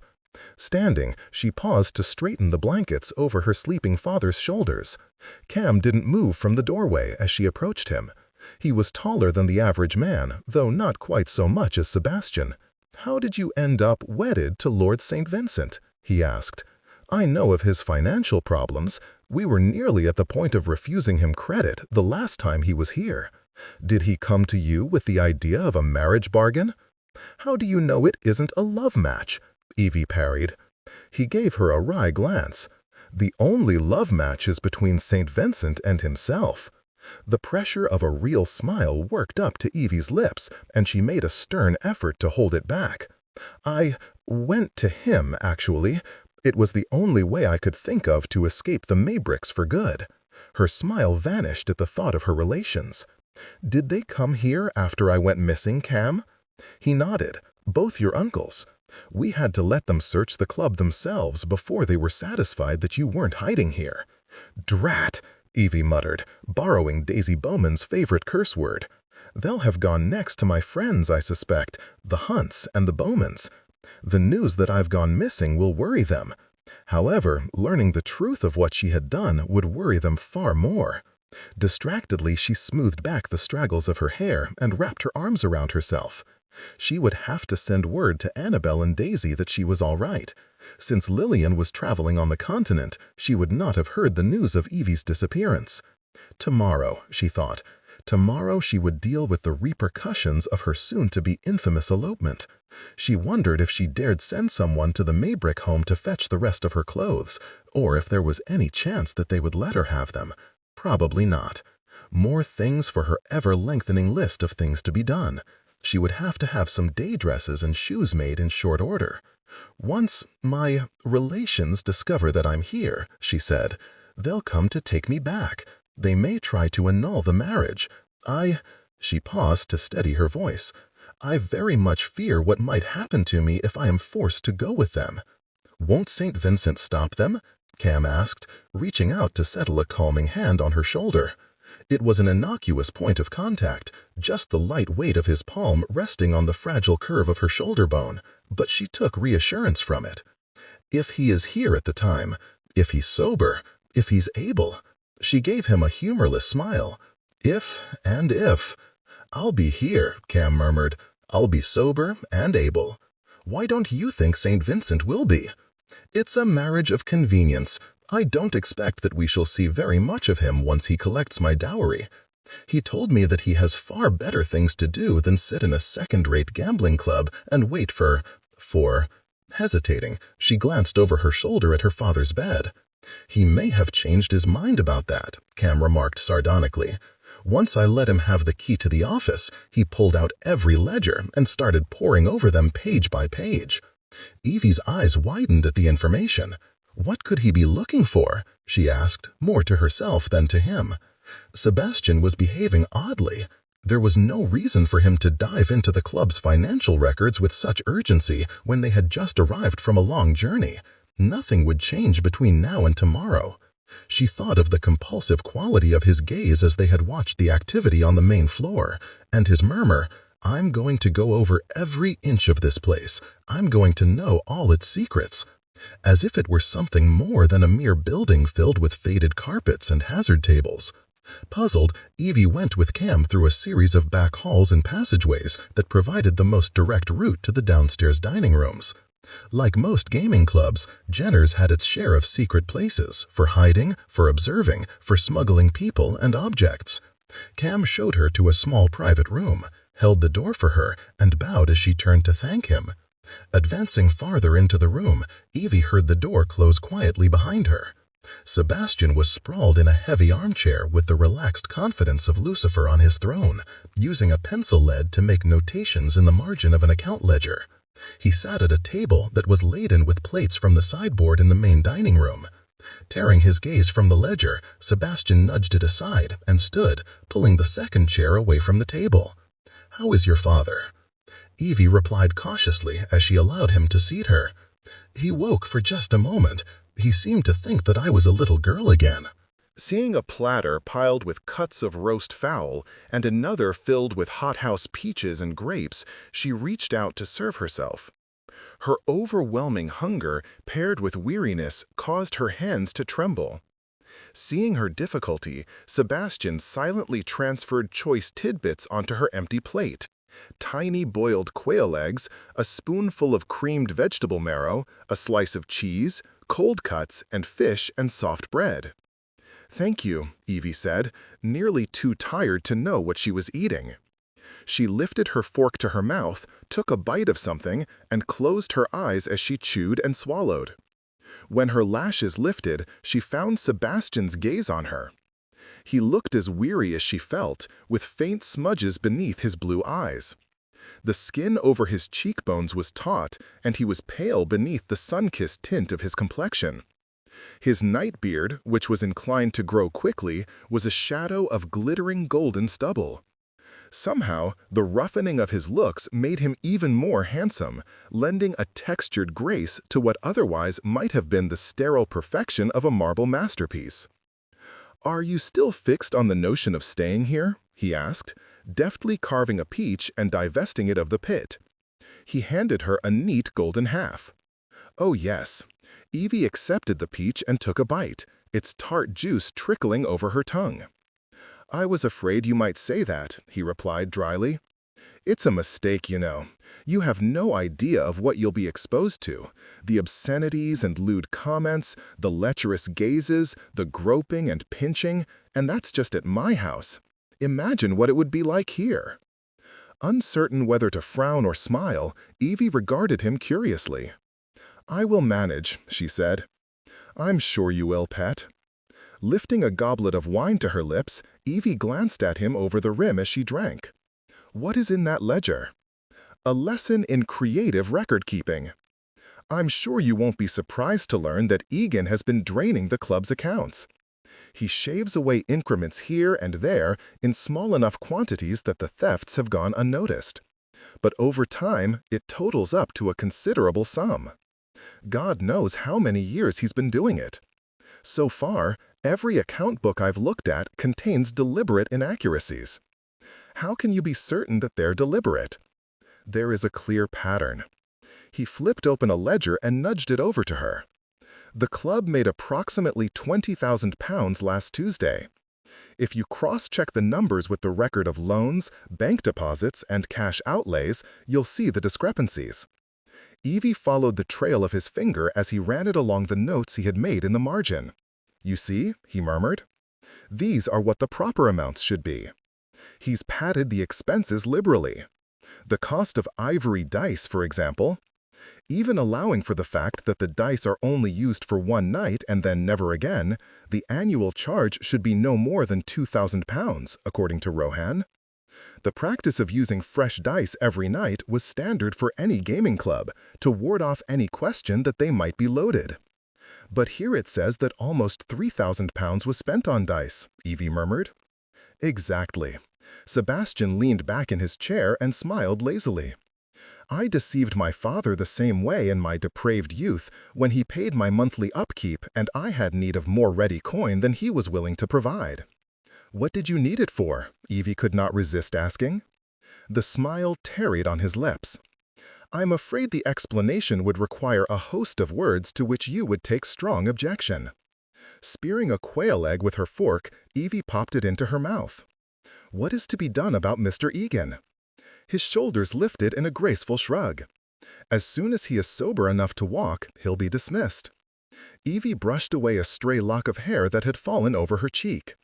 There is no one to replace him. Yes, there is. Until a suitable manager can be found, I'll run the club. The quail egg seemed to stick in her throat, and Evie choked a little. Hastily, she reached for her wine, washed it down, and regarded him with bulging eyes. How could he say something so preposterous? You can't. I can hardly do worse than Egan. He hasn't managed a damned thing in months. Before long, this place will be falling down around our ears.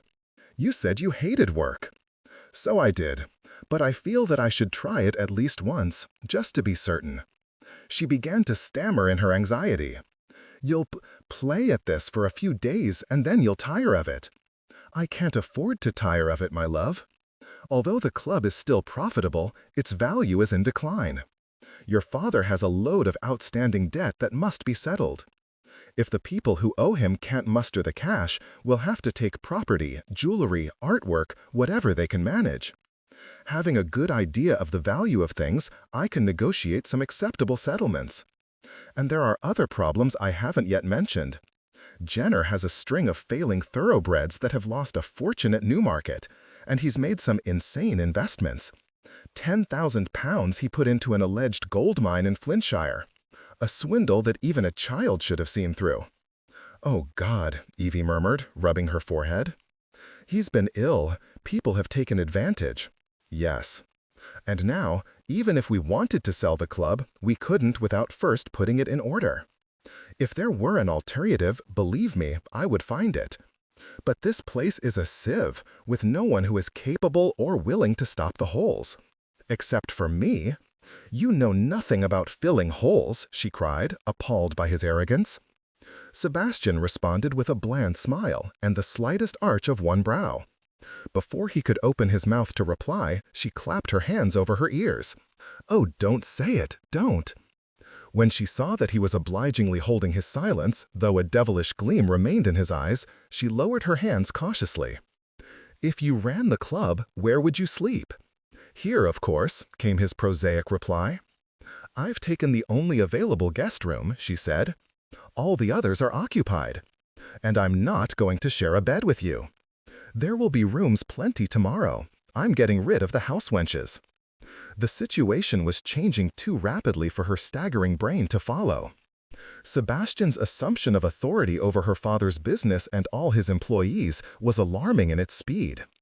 She had the unnerving feeling of having brought a tame cat into the club and seeing it transform into a rampaging tiger. And all she could do was watch helplessly as he proceeded to slaughter at will.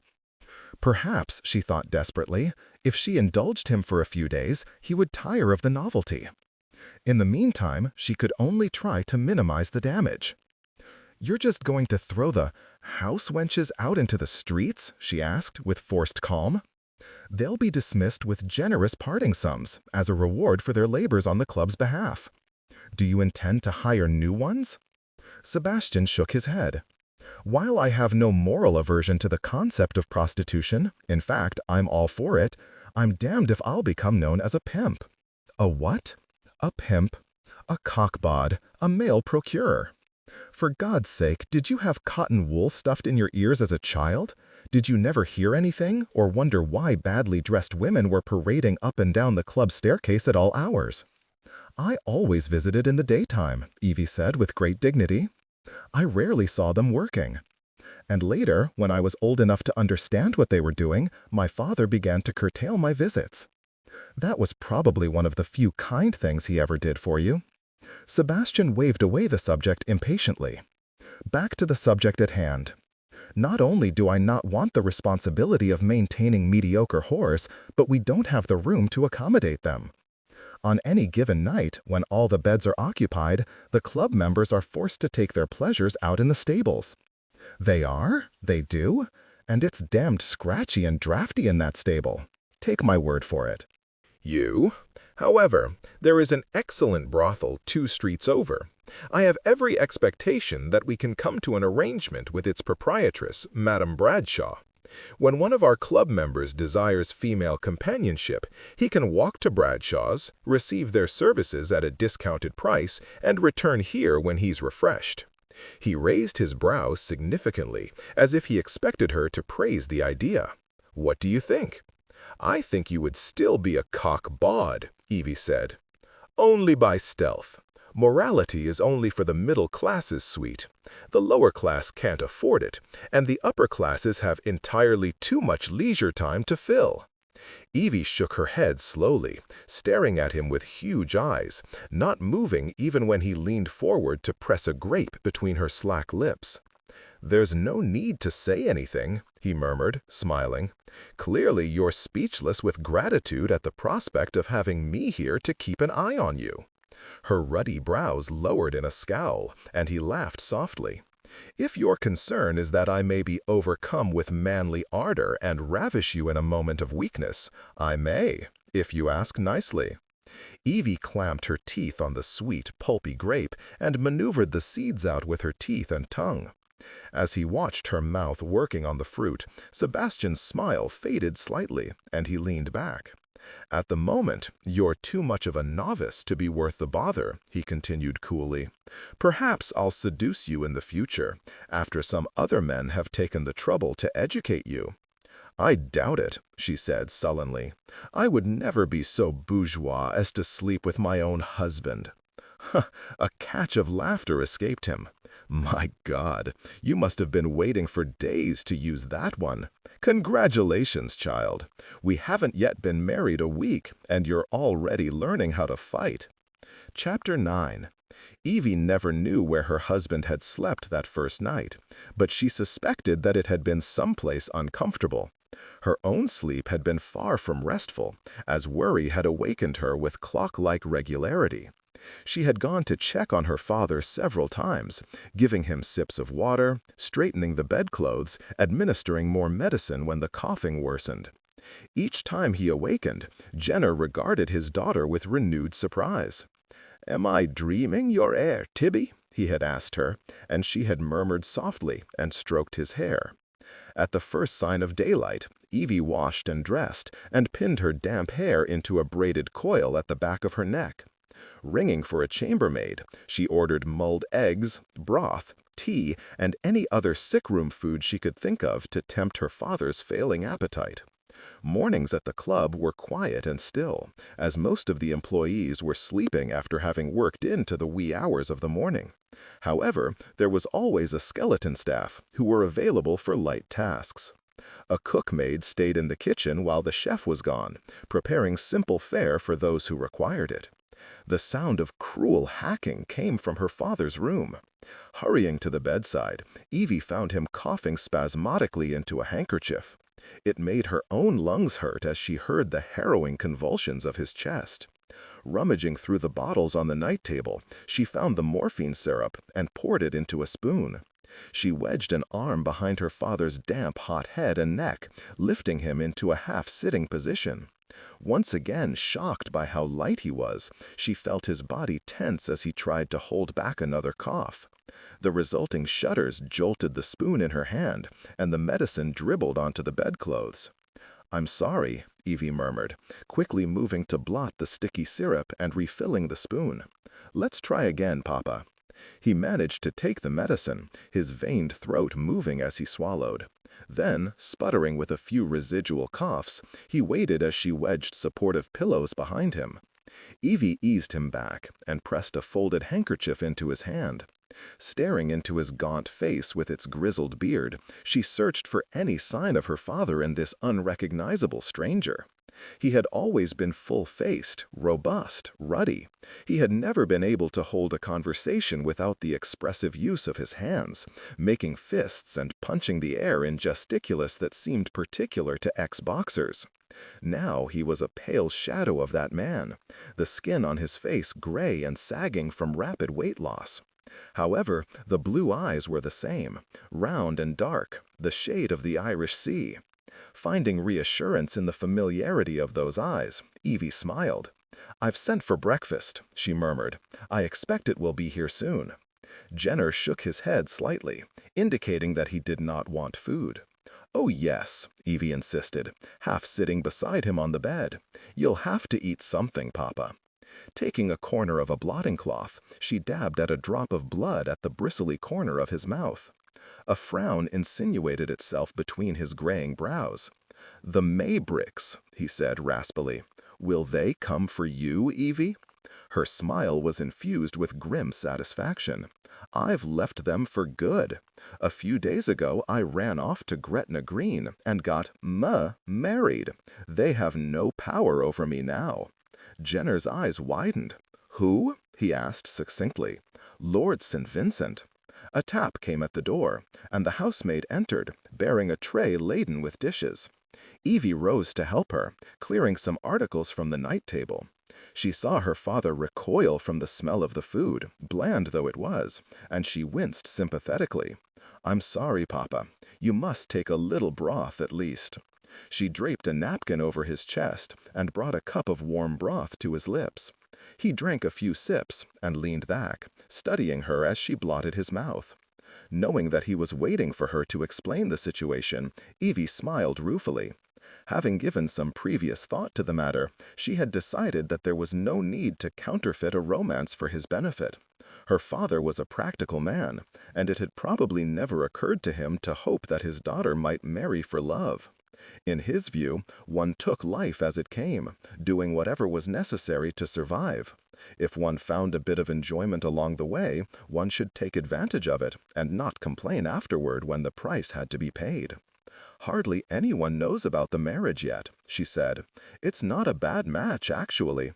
We get on well enough, and I have no illusions about him." Jenner opened his mouth as she slipped a bite of mulled eggs inside. He contemplated the information, swallowed, and ventured, "His father, the Duke, is a paper skull what doesn't know his arse from an axe-handle. Lord St. Vincent is quite intelligent, however." "A cold sort," Jenner remarked. "Yes, but not always. That is—" She stopped suddenly, her cheeks reddening, as she remembered Sebastian rising over her in bed, his body hot and warm, his back muscles flexing beneath her fingers. "A muff-chaser is," Jenner commented in a matter-of-fact tone. "That doesn't matter to me," Evie replied with equal frankness. "I would never ask fidelity of him. I've gotten what I wanted from the marriage. As for what he wants, I'll post the coal," her father said amicably, using the Cockney term for paying money that was owed. "Wary now." She gave him another bite of mulled egg. "No doubt he is still abed." The chambermaid, who had been leaving the room, paused at the doorway. "Pardon, but he's not abed, misser, milady. Lord St. Vincent wakened Mr. Rohan at first light, and he's draggin' him on and fro, asking questions and giving him lists. Put Mr. Rohan in the devil's own mood, as." "Lord St. Vincent has that effect on people," Evie said dryly. "Lists for what?" Jenner asked. Evie did not dare admit that Sebastian had taken it upon himself to interfere with the running of the club. That would likely upset her father. News of his daughter's loveless marriage was something he could take in stride, but anything that affected his business would be a source of grave concern. "Oh," she said vaguely. "I believe he saw a patch of carpeting that wanted replacing, and he thought of an improvement to the sideboard menu. That sort of thing." Jenner scowled as she brought the cup of broth to his mouth once again. "Tell him not to touch anything without Egan's leave." "Yes, Papa." Evie exchanged a covert glance with the chambermaid, narrowing her eyes in warning to prevent the girl from volunteering further information. Understanding the silent command, the chambermaid nodded. "You're not so tangled in the gob as you were," Jenner remarked. "Why is that, Carrot Pate?"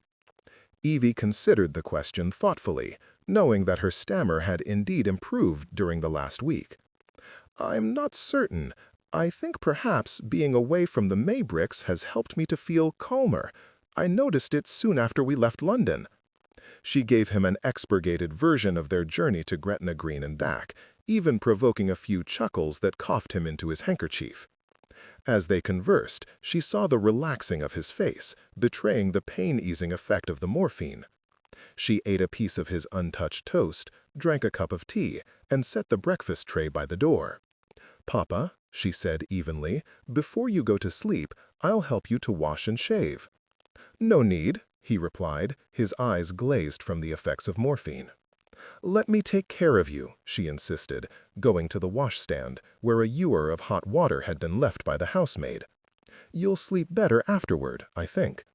He seemed too listless to argue, only sighed and coughed, and watched as she brought a porcelain bowl and his shaving implements to the bedside.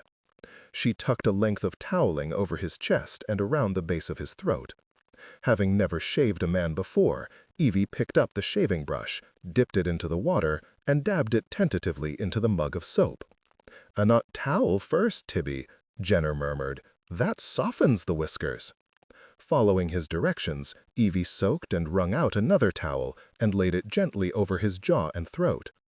After a minute, she lifted the towel and used the shaving brush to spread the soap over one side of his jaw. Deciding to shave his face one section at a time, she opened the razor, regarded it dubiously, and cautiously leaned over her father. Before the razor touched his face, a sardonic voice came from the doorway. "Good God!" Glancing over her shoulder, Evie beheld Sebastian. He spoke not to her, but to her father.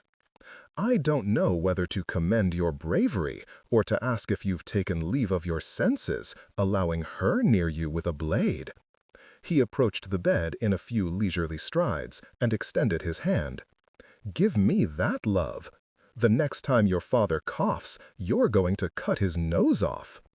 Evie surrendered the razor without a qualm. Regardless of her husband's lack of sleep, he seemed far more refreshed today. He was immaculately shaven, his hair washed and combed into gleaming clipped layers. His lean body was clad in a precisely tailored suit of clothes, the coat made of a dark charcoal fabric that set off his golden coloring beautifully. And as she had noticed last evening, a sense of vital energy clung to him, as if he were animated somehow merely by being in the club. The contrast between the two men, one so old and ill, the other so large and healthy, was startling. As Sebastian drew closer to her father, Evie experienced an instinctive urge to put herself between them. Her husband resembled nothing so much as a predator moving in to finish its helpless prey. "Fetch the strop, pet," Sebastian told her, his lips curved in a faint smile. She went to obey, and when she returned from the washstand, he had taken her place at the bedside. "Always sharpen the razor before and after a shave," Sebastian murmured, running the open blade along the strop, back and forth. "It looks sharp enough already," Evie said doubtfully. "It can never be too sharp, sweet. Lather his entire face before you begin. The soap will soften the beard." He moved back while she applied soap to her father's face, then nudged her aside to half sit on the mattress. Razor in hand, he asked Jenner, "May I?" To Evie's amazement, her father nodded, seeming to have no qualms about letting Sebastian give him a shave. Evie went to the other side of the bed for a clearer view. "Let the razor do the work," Sebastian said, "rather than use the pressure of your hand. Shave with the grain, in the direction the hair grows, like this. And take care never to draw the blade in a parallel stroke. Start with the sides of the face, then the cheeks, then the sides of the neck, like so." As Sebastian spoke, he scraped the blade over the grizzled beard, removing it in neat strokes. "And rinse the blade often."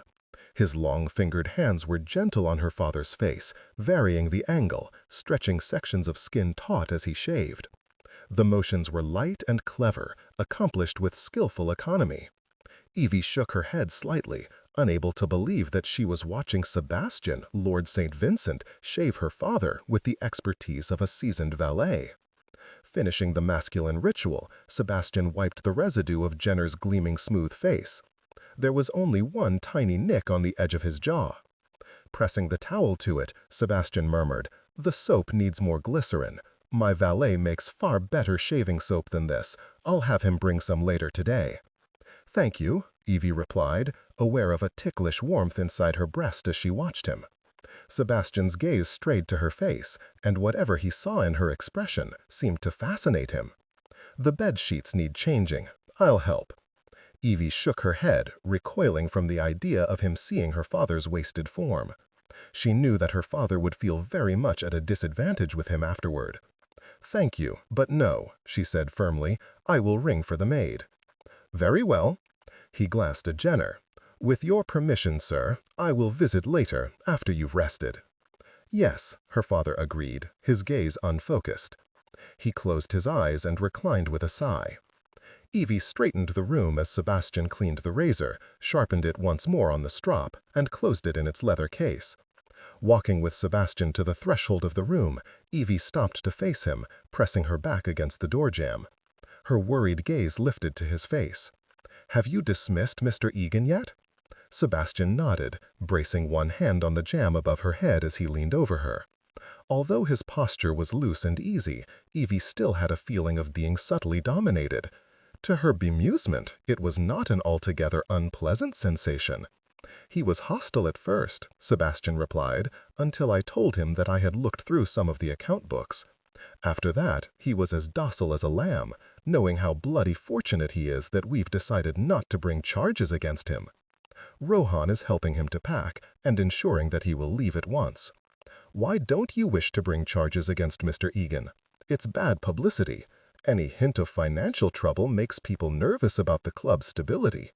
We're better off to absorb the losses and go on from here." His gaze slid over her strained features, and he stunned her by saying softly, "Turn around." Her eyes became huge. "What? Why?" "Turn around," Sebastian repeated, waiting until she complied slowly. Her heart pounding painfully hard as he reached around her, took her wrists, and brought her hands up to the door jamb. "Take hold, sweet." Bewildered, she waited and wondered nervously what he was going to do. Her eyes closed, and she tensed as she felt his big hands settle on her shoulders. His fingers smoothed lightly over her upper back, as if he were searching for something, and then he began to knead her back with gentle, sure motions, easing the soreness of her tortured muscles. His artful fingertips probed places of aching tension, causing her to inhale sharply. The pressure of his hands intensified, his palms rolling over her back, his thumbs stroking deeply on either side of her spine. To Evie's mortification, she found herself arching like a cat. Slowly working his way upward, Sebastian found the knotted muscles at the junctures of her shoulders and neck and concentrated on them, kneading and pressing until she felt a soft moan rise in her throat. A woman could become a slave to those experienced hands. He touched her with perfect sensuality, drawing acute pleasure from her sore flesh.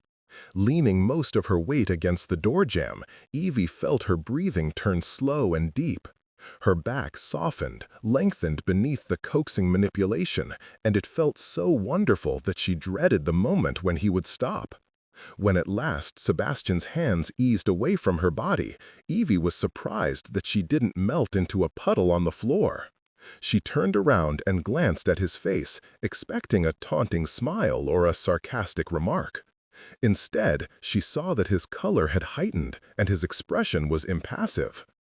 "I have something to tell you," he muttered, "in private." Taking her by the arm, Sebastian drew her out of her father's apartments and into the next available room, which happened to be the one that she had occupied the previous night. Sebastian closed the door and loomed over her. His face was impassive. "Rohan was right," he said bluntly. Your father doesn't have long. It will be a miracle if he lasts another day. Yes, I think that is obvious to everyone. This morning, I talked with Rohan at length about your father's condition, and he showed me a leaflet that the doctor had left upon the diagnosis. Reaching into his coat, Sebastian extracted a small folded piece of paper covered with minute printing and gave it to her. Evie read the words, "A new theory of consumption," at the top of the leaflet. Since the only light in the room came from the small window and her eyes were tired, she shook her head. "May I read it later?" "Yes, but I will tell you the gist of the theory. That consumption is caused by living organisms so tiny that they are invisible to the naked eye. They abide in the afflicted lungs, and the disease is transferred when a healthy person draws in part of a breath that the ill person emits from his lungs." "Tiny creatures in the lungs?" Evie repeated blankly. "That's absurd. Consumption is caused by a natural predisposition to the ailment or by staying out too long in the cold and damp. Since neither of us are doctors or scientists, a debate on the issue would be rather pointless. However, to be safe, I'm afraid I'm going to have to limit the amount of time you spend with your father."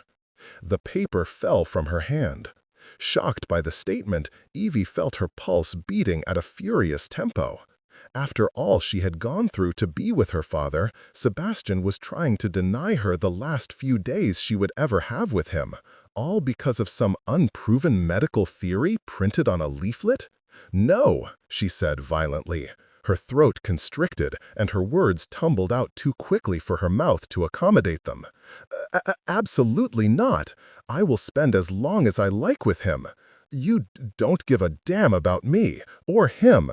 You just want to be cruel to show me that you have the power to—" "I saw the bedclothes," Sebastian said curtly.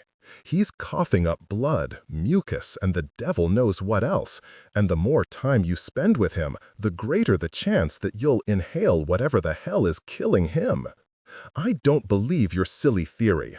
I could find a dozen doctors who would hold it up to ridicule. I can't let you take the chance. Bloody hell, do you want to find yourself in that bed 6 months from now with your lungs rotting away? If that happens, it's no concern of yours." As they confronted each other in the anger-snarled silence that followed, Evie had a fleeting sense that her bitter words had pierced deeper than she would have expected. "You're right," Sebastian said savagely. "If you want to turn yourself into a consumptive, go right ahead. But don't be surprised when I decline to sit wringing my hands at your bedside. I won't do a thing to help you. And as you lie there coughing your lungs out, I'll take the devil's own delight in reminding you that it was your own damned fault for being such a stupid idiot." He concluded the speech with an irritated motion of his hands. Unfortunately, Evie had been conditioned by too many encounters with Uncle Peregrine to discern between angry gestures and the beginnings of a physical attack. She flinched instinctively, her arms flying up to shield her head. When the expected pain of a blow did not come, she let out a breath and tentatively lowered her arms to find Sebastian staring at her with blank astonishment. Then his face went dark. "Evie," he said, his voice containing a blade-like ferocity that frightened her.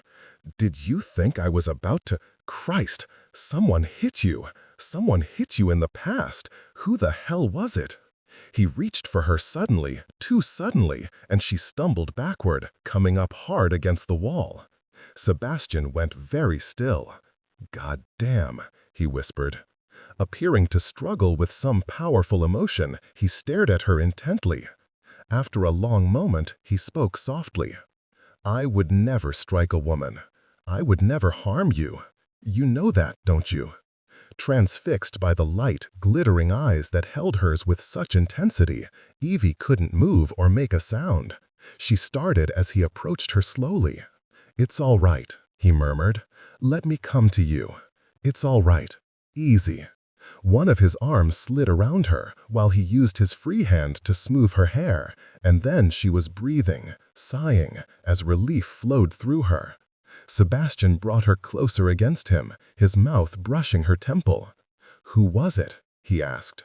My uncle," she managed to say. The motion of his hand on her back paused as he heard her stammer. "Maybrick?" he asked patiently. "No, the other one. Stubbins. Yes." Evie closed her eyes in pleasure as his other arm slid around her. Clasped against Sebastian's hard chest, with her cheek tucked against his shoulder, she inhaled the scent of clean male skin and the subtle touch of sandalwood cologne. "How often?" she heard him ask. "More than once?" It's not important now. How often, Evie?" Realizing that he was going to persist until she answered, Evie muttered, "Not terribly often, but sometimes when I displeased him or Aunt Florence, he would lose his temper.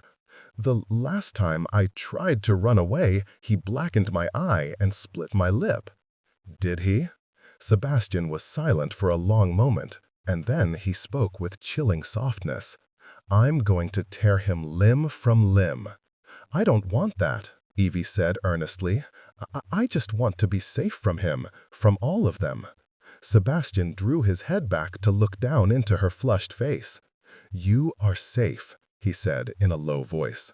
He lifted one of his hands to her face, caressing the plane of her cheekbone, letting his fingertip follow the trail of pale golden freckles across the bridge of her nose.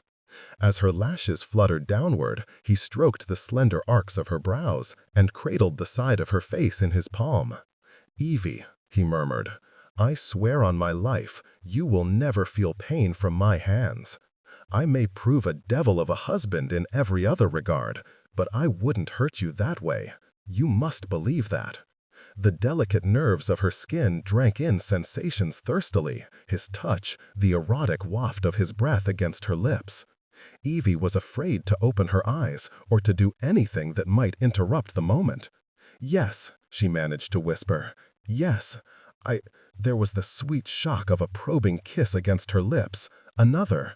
She opened to him with a slight gasp. His mouth was hot silk and tender fire, invading her with gently questioning pressure. His fingertips traced over her face, tenderly adjusting the angle between them. As Sebastian felt her sway, her equilibrium unraveling, he took one of her hands and drew it gently up to the back of his neck. She brought the other up as well, clinging to his hard nape as she responded to the sweetly nuzzling kisses. He was breathing fast, the movements of his chest a beguiling friction against her breasts.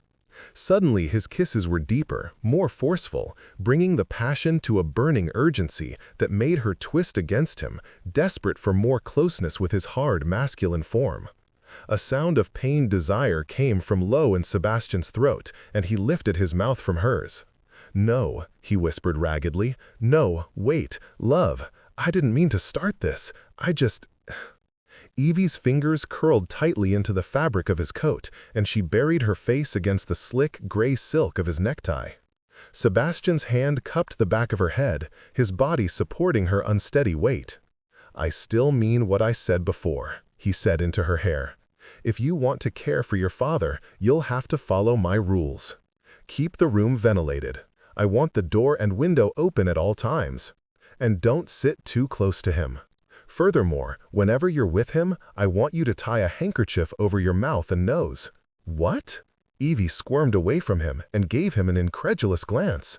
"So that the tiny, invisible creatures won't fly into my lungs?" she asked sarcastically. His eyes narrowed.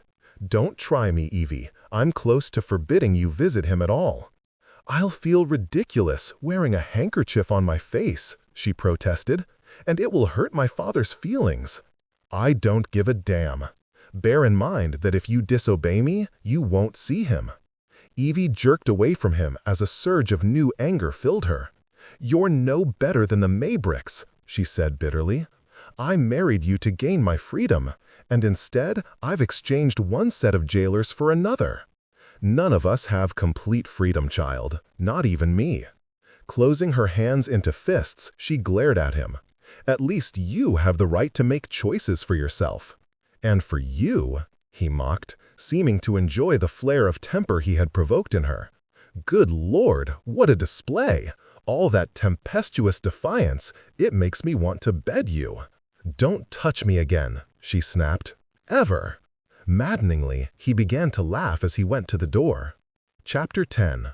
When Evie went back to her father's room in the evening, she knew at once that it was his time.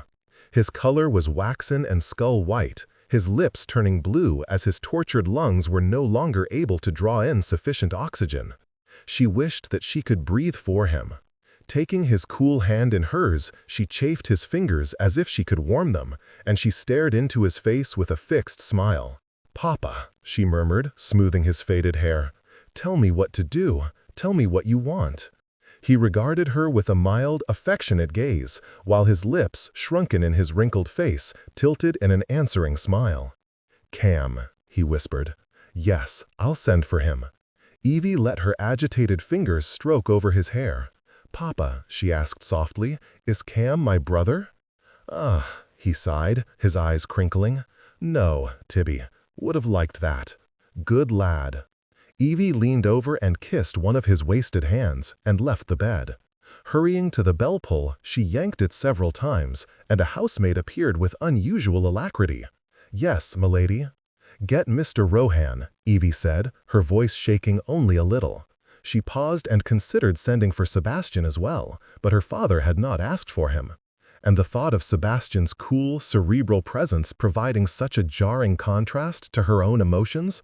No. There were some ways in which she might lean on him, but this was not one of them. "Go quickly," she murmured to the housemaid, and went back to her father. Some of her fear must have shown through her effort to maintain a reassuring facade, for her father took one of her hands and exerted a feeble tug to bring her closer to her. "Evie," came his faint whisper, "I'm going to your mother. You see, she's got 'em to leave a back door open, so I can steal into heaven." She laughed quietly, even as a few hot tears spilled from her eyes. Soon, Cam entered the room.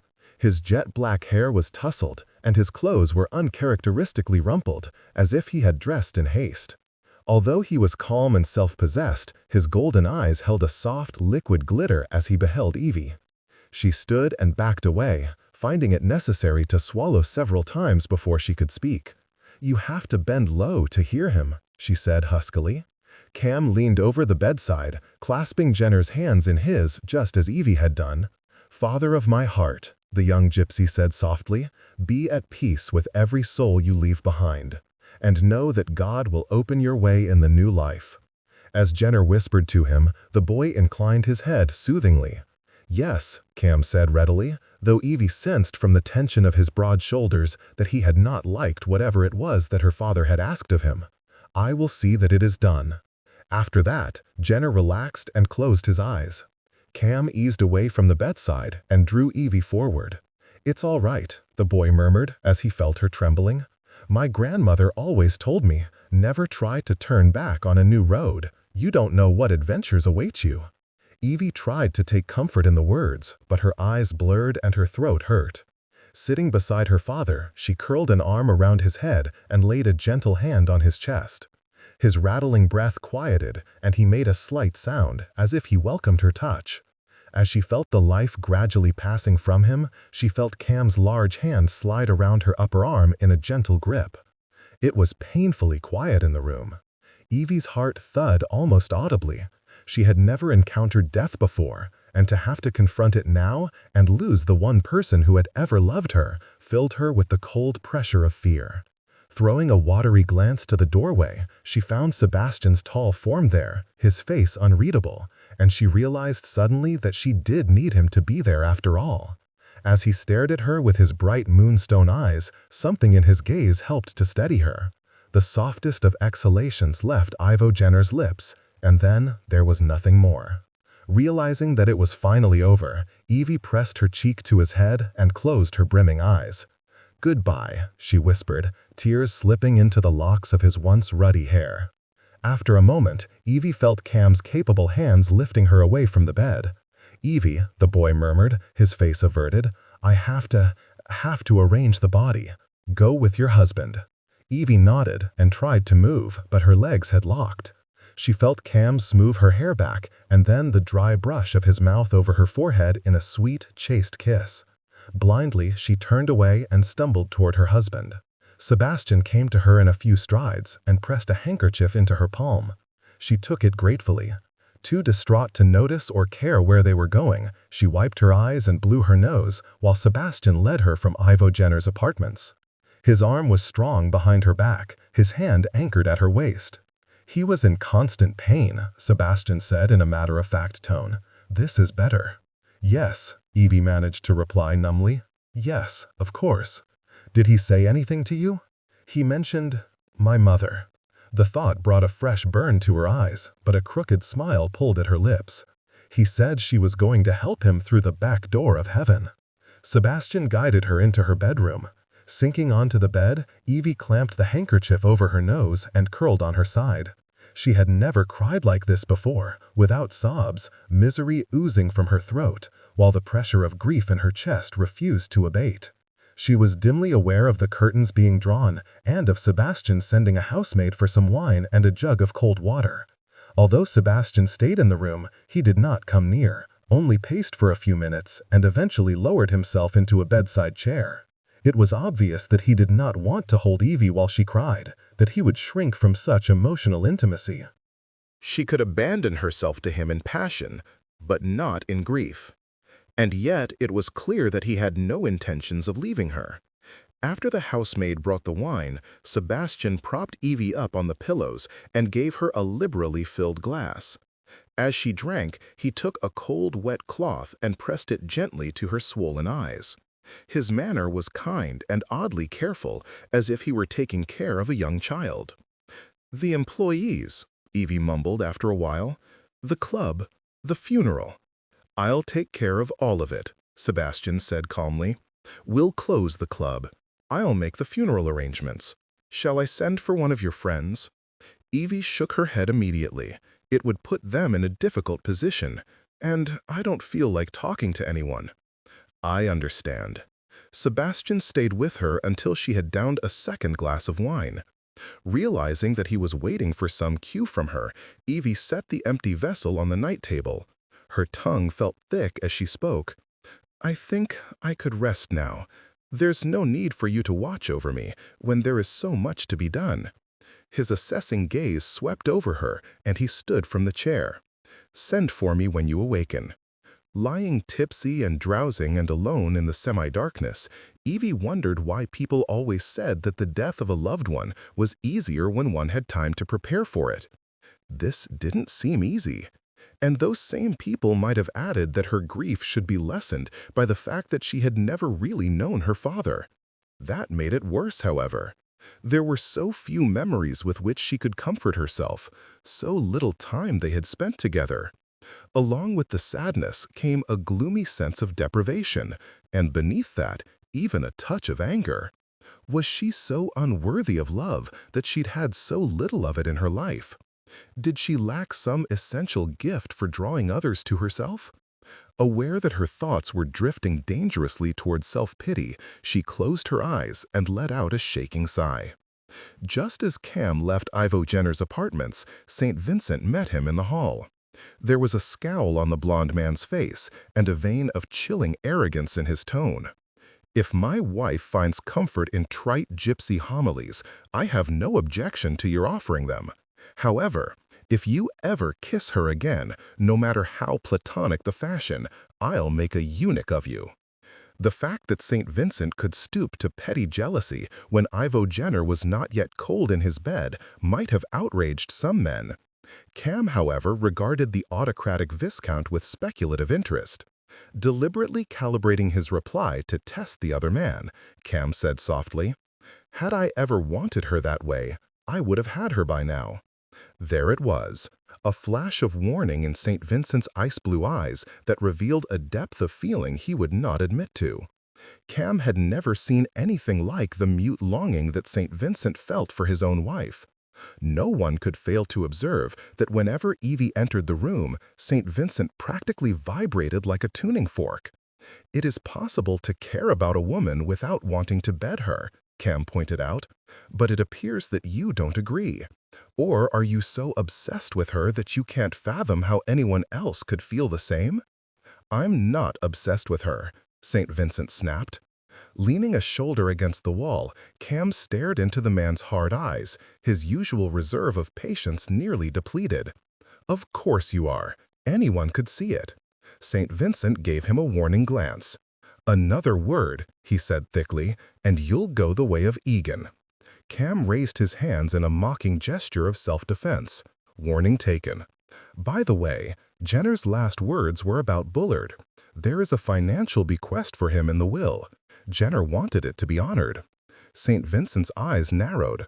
Why would he leave money to Bullard? Cam shrugged. "I couldn't say, but if I were you, I wouldn't gainsay Jenner's last wish. If I do, there isn't much that he or anyone else can do about it.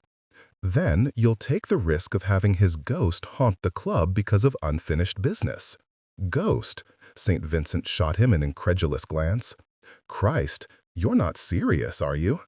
"I'm a gypsy," Cam replied matter-of-factly. "Of course I believe in ghosts." "Only half gypsy," which led me to assume that the rest of you was at least marginally sane and rational. "The other half is Irish," Cam said, a touch apologetically. "Christ," St. Vincent said again, shaking his head as he strode away. With the funeral to be arranged, and the club's business in disarray, and the building itself in dire need of restoration, Sebastian should have been far too busy to take notice of Evie and her condition. However, she soon realized that he was demanding frequent reports from the housemates about how much she had slept and whether she had eaten, and her activities in general. Upon learning that Evie had gone without breakfast or lunch, Sebastian had a supper tray sent upstairs, accompanied by a terse note. "My lady, this tray will be returned for my inspection within the hour. If everything on it is not eaten, I will personally force-feed it to you. Bon appetit. S." To Sebastian's satisfaction, Evie obeyed the edict. She wondered with annoyance if his orders were motivated by concern or by a desire to browbeat her. However, soon after that, Sebastian did something very considerate by paying a dressmaker double her usual commission to have 3 mourning frocks run up for Evie at remarkable speed. Unfortunately, the fabric selection was entirely inappropriate. Women in their first year of mourning were obliged to dress only in crepe, a dull, stiff, scratchy fabric made of gummed threads. No one considered this a pleasant choice, as crepe was dangerously flammable, and it tended to shrivel and nearly fall to pieces in the rain.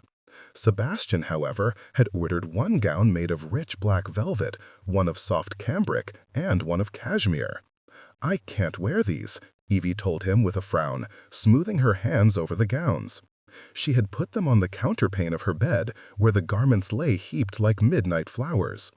Sebastian had brought the gowns upstairs himself as soon as they had been delivered to the club. He stood at the corner of the bed, casually leaning back against the heavy carved post.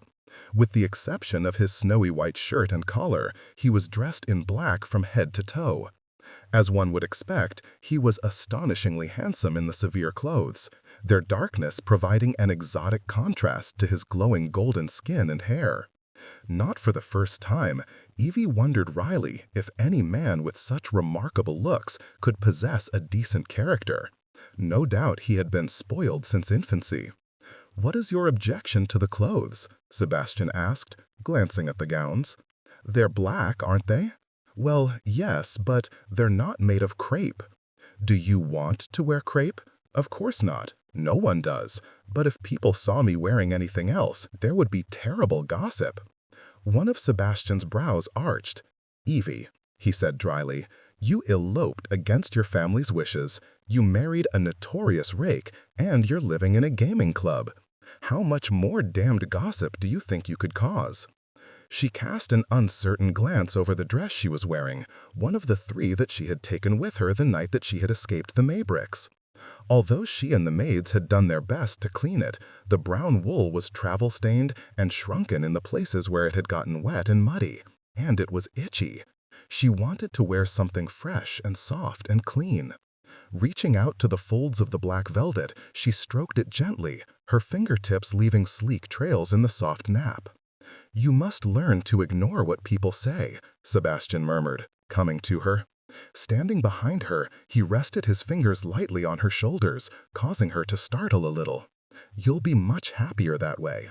Suddenly, his voice was tipped with amusement. "I've learned that while gossip about others is often true, it's never true when it is about oneself." Evie stiffened nervously when she felt his hands moving along the line of fasteners on the back of her brown wool. "What are you doing?" "Helping you to change your gown." "I don't want to. Not now." "Oh, please don't." But he persisted, sliding one hand around her front to keep her in place while his other continued to release the row of buttons. Rather than resort to an undignified struggle, Evie flushed and held still, goosebumps rising on her exposed skin. "I wish you wouldn't handle me in such a cavalier manner." "The word cavalier implies indifference," he replied, pushing the gown over her hips. It fell in a scratchy heap to the floor. "And there is nothing indifferent about my reaction to you, love. One could wish for a bit of respect," Evie exclaimed, shivering before him in her underclothes. "Especially after—" "You don't need respect. You need comfort and holding, and possibly a good long tumble in bed with me. But since you won't allow that, you'll get a shoulder rub and a few words of advice." Sebastian settled his warm hands over her shoulders, which were bare except for the tapes of her chemichee straps. He began to rub her stiff muscles, his thumbs fanning in strong arcs across her upper back. Evie made a little sound and tried to step away, but he hushed her and continued to massage her with infinite skill. "You're not the same as you were a few days ago," he murmured. "You're no longer a wallflower, nor a virgin, nor the helpless child who had to endure life with the Mabricks. You're a viscountess with a sizable fortune and a scoundrel of a husband. Whose rules will you adhere to now?" Evie shook her head in weary confusion. She discovered that as Sebastian worked the tension out of her back, her control over her emotions seemed to dissolve at an equal rate. She was afraid that if she tried to speak, she might cry. Instead, she remained silent, squeezing her eyes shut and fighting to keep her breathing even.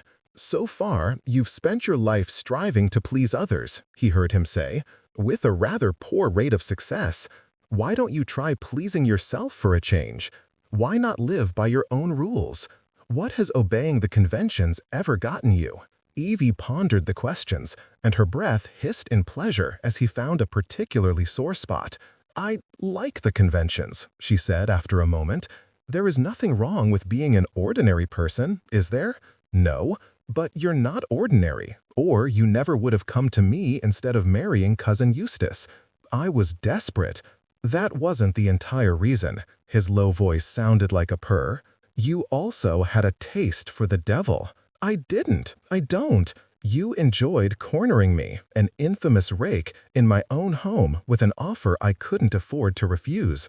Don't try to deny it. I know you well enough by now." Incredibly, despite her grief and worry, Evie felt a smile working up to her lips. "Perhaps I did enjoy it, for a moment," she admitted. "And I certainly enjoyed thinking about how furious my family would be when they learned of it." The trace of a smile vanished as she added morosely, "How I hated living with them. If only my father had kept me with him. He could have paid someone to look after me."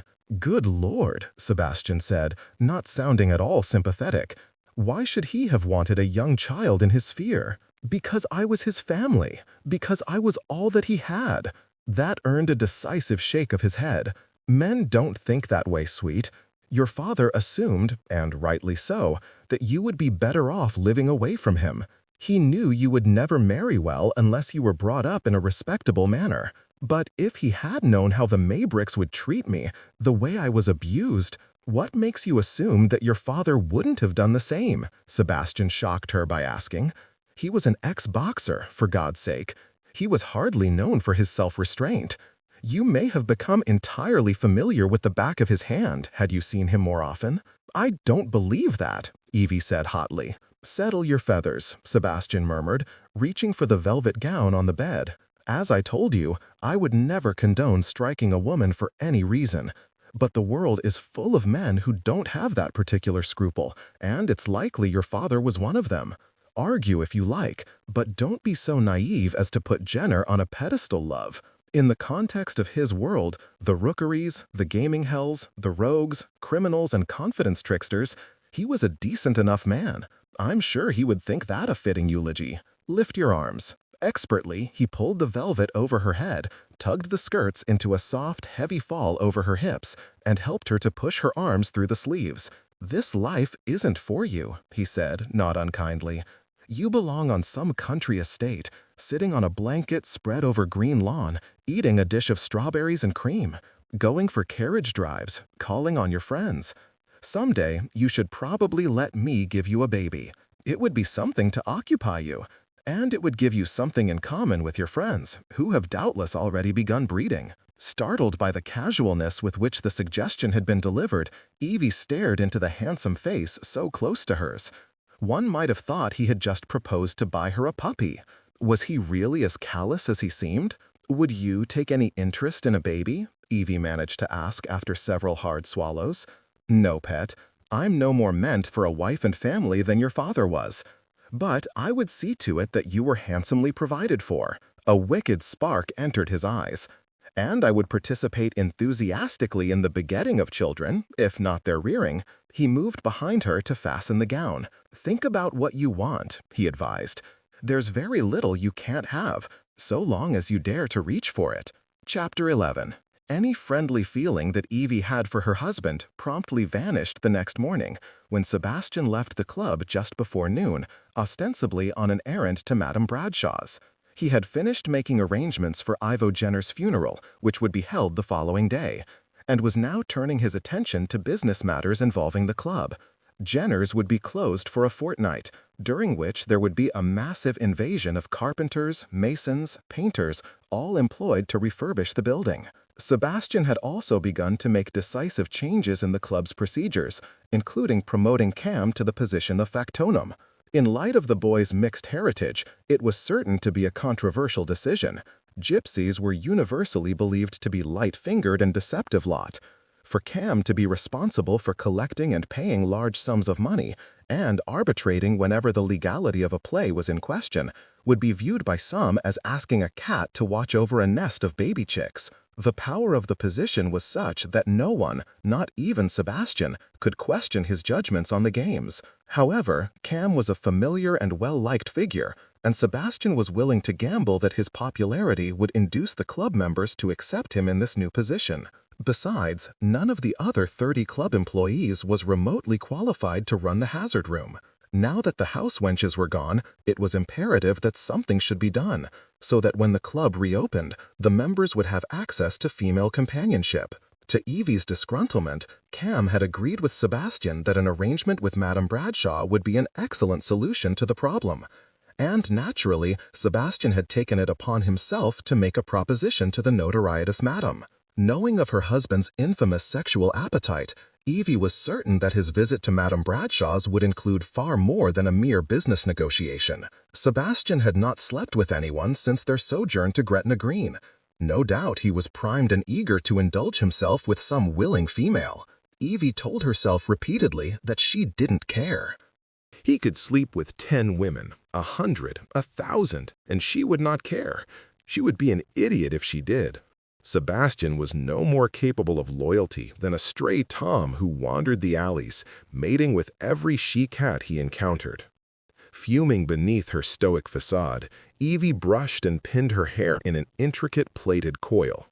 Turning away from the small looking-glass that sat atop the dresser, Evie set down her brush. As the gleam of her gold wedding ring caught her eye, the engraved Gaelic words seemed to mock her. "My love is upon you," she whispered bitterly, and tugged it off. There was no point in wearing a wedding ring for a sham of a marriage. She started to set it on the dresser, thought better of it, and slipped it into her pocket, deciding she would ask Cam to store it in the club's safe. Just as she made to leave the room, there was a rap at the door. It couldn't have been Sebastian, who never bothered to knock. Opening the door, Evie beheld Joss Bullard's heavy features. While Bullard was not actively disliked by the other employees, it was obvious that his popularity did not begin to approach Cam's. It was unfortunate for Bullard that since he and Cam Rohan were of an age, they were often measured against each other. It would have been unfair to compare most men to the darkly beautiful Cam, whose sly charm and dry humor made him a favorite among employees and club patrons.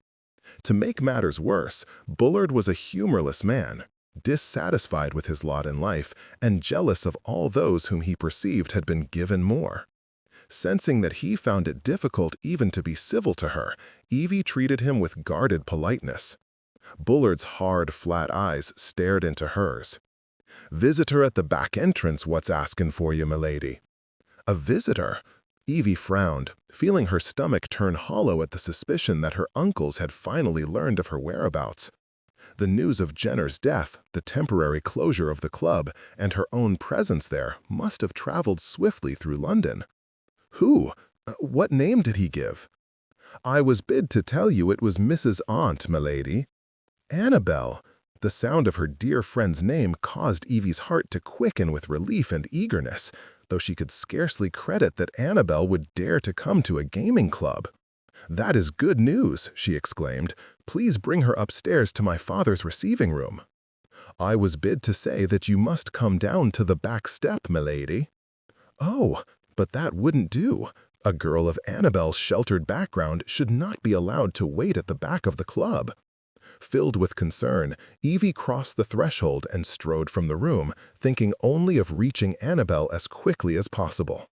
With Bullard at her heels, she descended the 2 long flights in a rush, grasping the railing at measured intervals. By the time she reached the bottom, her heart was thumping with exertion. Struggling a little with the heavy door, she pushed it open and reared back in startled surprise as she saw not Annabel Hunt's trim figure, but the hulking form of her Uncle Peregrine. Evie's mind went blank. She gave him a shocked stare that lasted for a mere fraction of a second, then reared back as terror suffused her. Peregrine had always been more than willing to use his fists to force her into compliance. It didn't matter that she was now Lady St. Vincent, and therefore legally out of his reach. Her uncle would take his revenge in any manner possible, beginning with a harsh beating. Blindly, Evie turned to flee, but to her amazement, Bullard moved to block her way. "He paid me a sovereign to fetch you," Bullard muttered. "That's as much as I make in a month."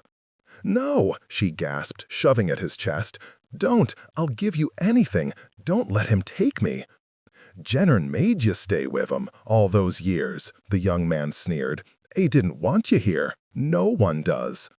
As she screamed in protest, Bullard shoved her inexorably toward her uncle, whose broad features were mottled with furious triumph. "There, I did as you asked," Bullard said brusquely to the man just behind Peregrine, whom Evie recognized in a flash, her Uncle Brooke. "Now post the coal." Looking uncomfortable and vaguely shamed by the transaction, Brooke handed him the sovereign. Peregrine seized Evie in a hard grip, rendering her as helpless as a rabbit caught by the scruff of the neck. His big, square face was florid with rage. "You stupid, worthless girl," he cried, shaking her hard. "If you weren't still of some use, I would dispose of you like so much rubbish. How long did you think you could hide from us? There'll be hell to pay, I promise you." "Bullard, stop him, please," Evie screamed, fighting and arching as Peregrine dragged her toward a waiting carriage. "No!" But Bullard didn't move to help her, only watched from the doorway with hate-filled eyes. She didn't understand what she had done to make him despise her so. Why was there no one to help her? Why was no one answering her cries? Fighting for her life, Evie clawed and elbowed her uncle, her struggles hampered by her heavy skirts. She was hopelessly outmatched. Infuriated by her resistance, Peregrine growled, "Submit, you damned little hellion!" From the corner of her eye, Evie saw a boy coming from the stable yard, pausing uncertainly at the sight of the conflict in the alley. She screamed to him, "Get Cam!" Her shout was stifled by Peregrine's crushing palm as it covered her mouth and nose. She bit into his dusty-tasting flesh, and he jerked his hand away with an enraged howl. "Cam!" Evie shrieked again, before she was silenced by a hard cuff to the ear. Peregrine shoved her at Uncle Brooke, whose lean face swam in her blurring vision. "Put her in the carriage," Peregrine commanded, reaching inside his coat for a handkerchief to bind his bleeding hand. Evie writhed in Brooke's grip. As he pushed her roughly toward the vehicle, Evie twisted and managed to deliver a glancing blow to the front of his throat. The impact caused Brooke to choke for breath and release her. Peregrine seized Evie with his plate-sized hands. He slammed her against the side of the carriage. Her head hit the hard lacquered paneling, and there was an explosion of sparks before her eyes and a piercing pain in her skull.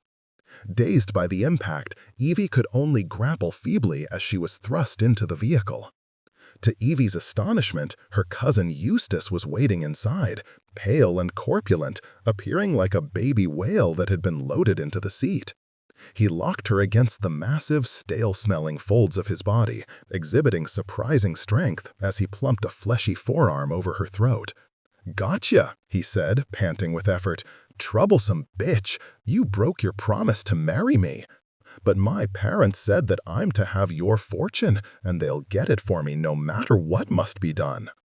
"Already married," Evie wheezed, smothering in the mountain of human flesh that seemed to surround her, as if she were being swallowed whole by some exotic undersea creature. "The marriage won't stand. We're going to have it annulled." Eustace sounded like a petulant boy as he continued.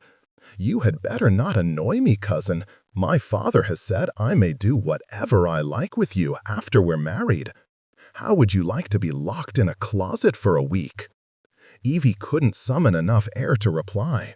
His ponderous arms compressed her into the huge, doughy mass of his chest and stomach.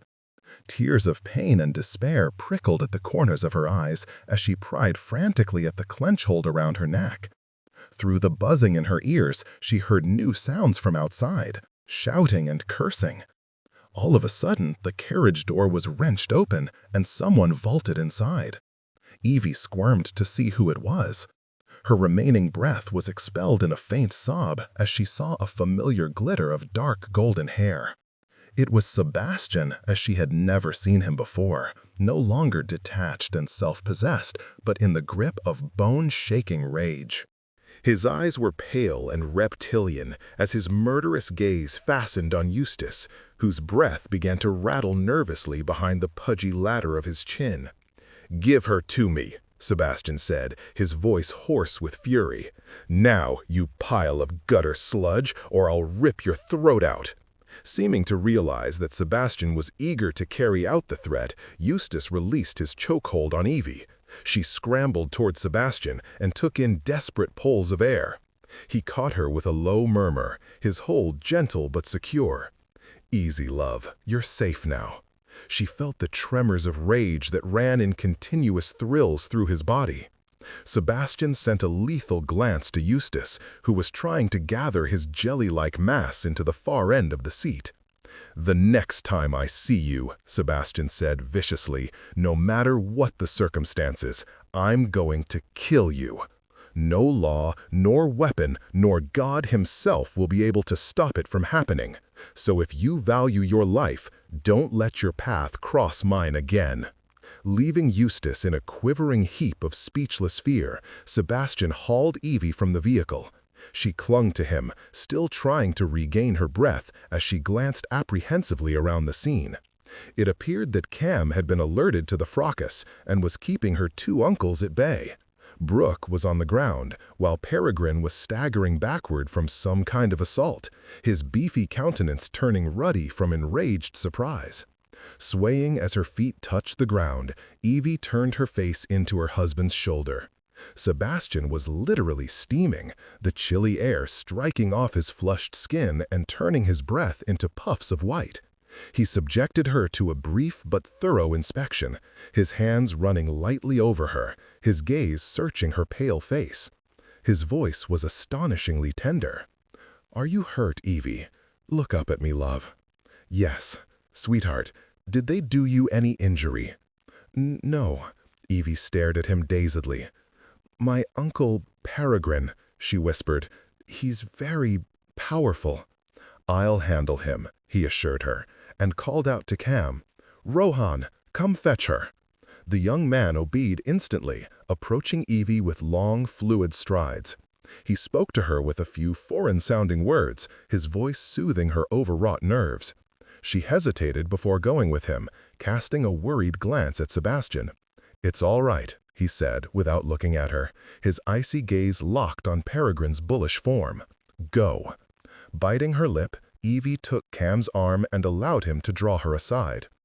"How kind of you to pay us a call, Uncle," came the biting lash of Sebastian's voice.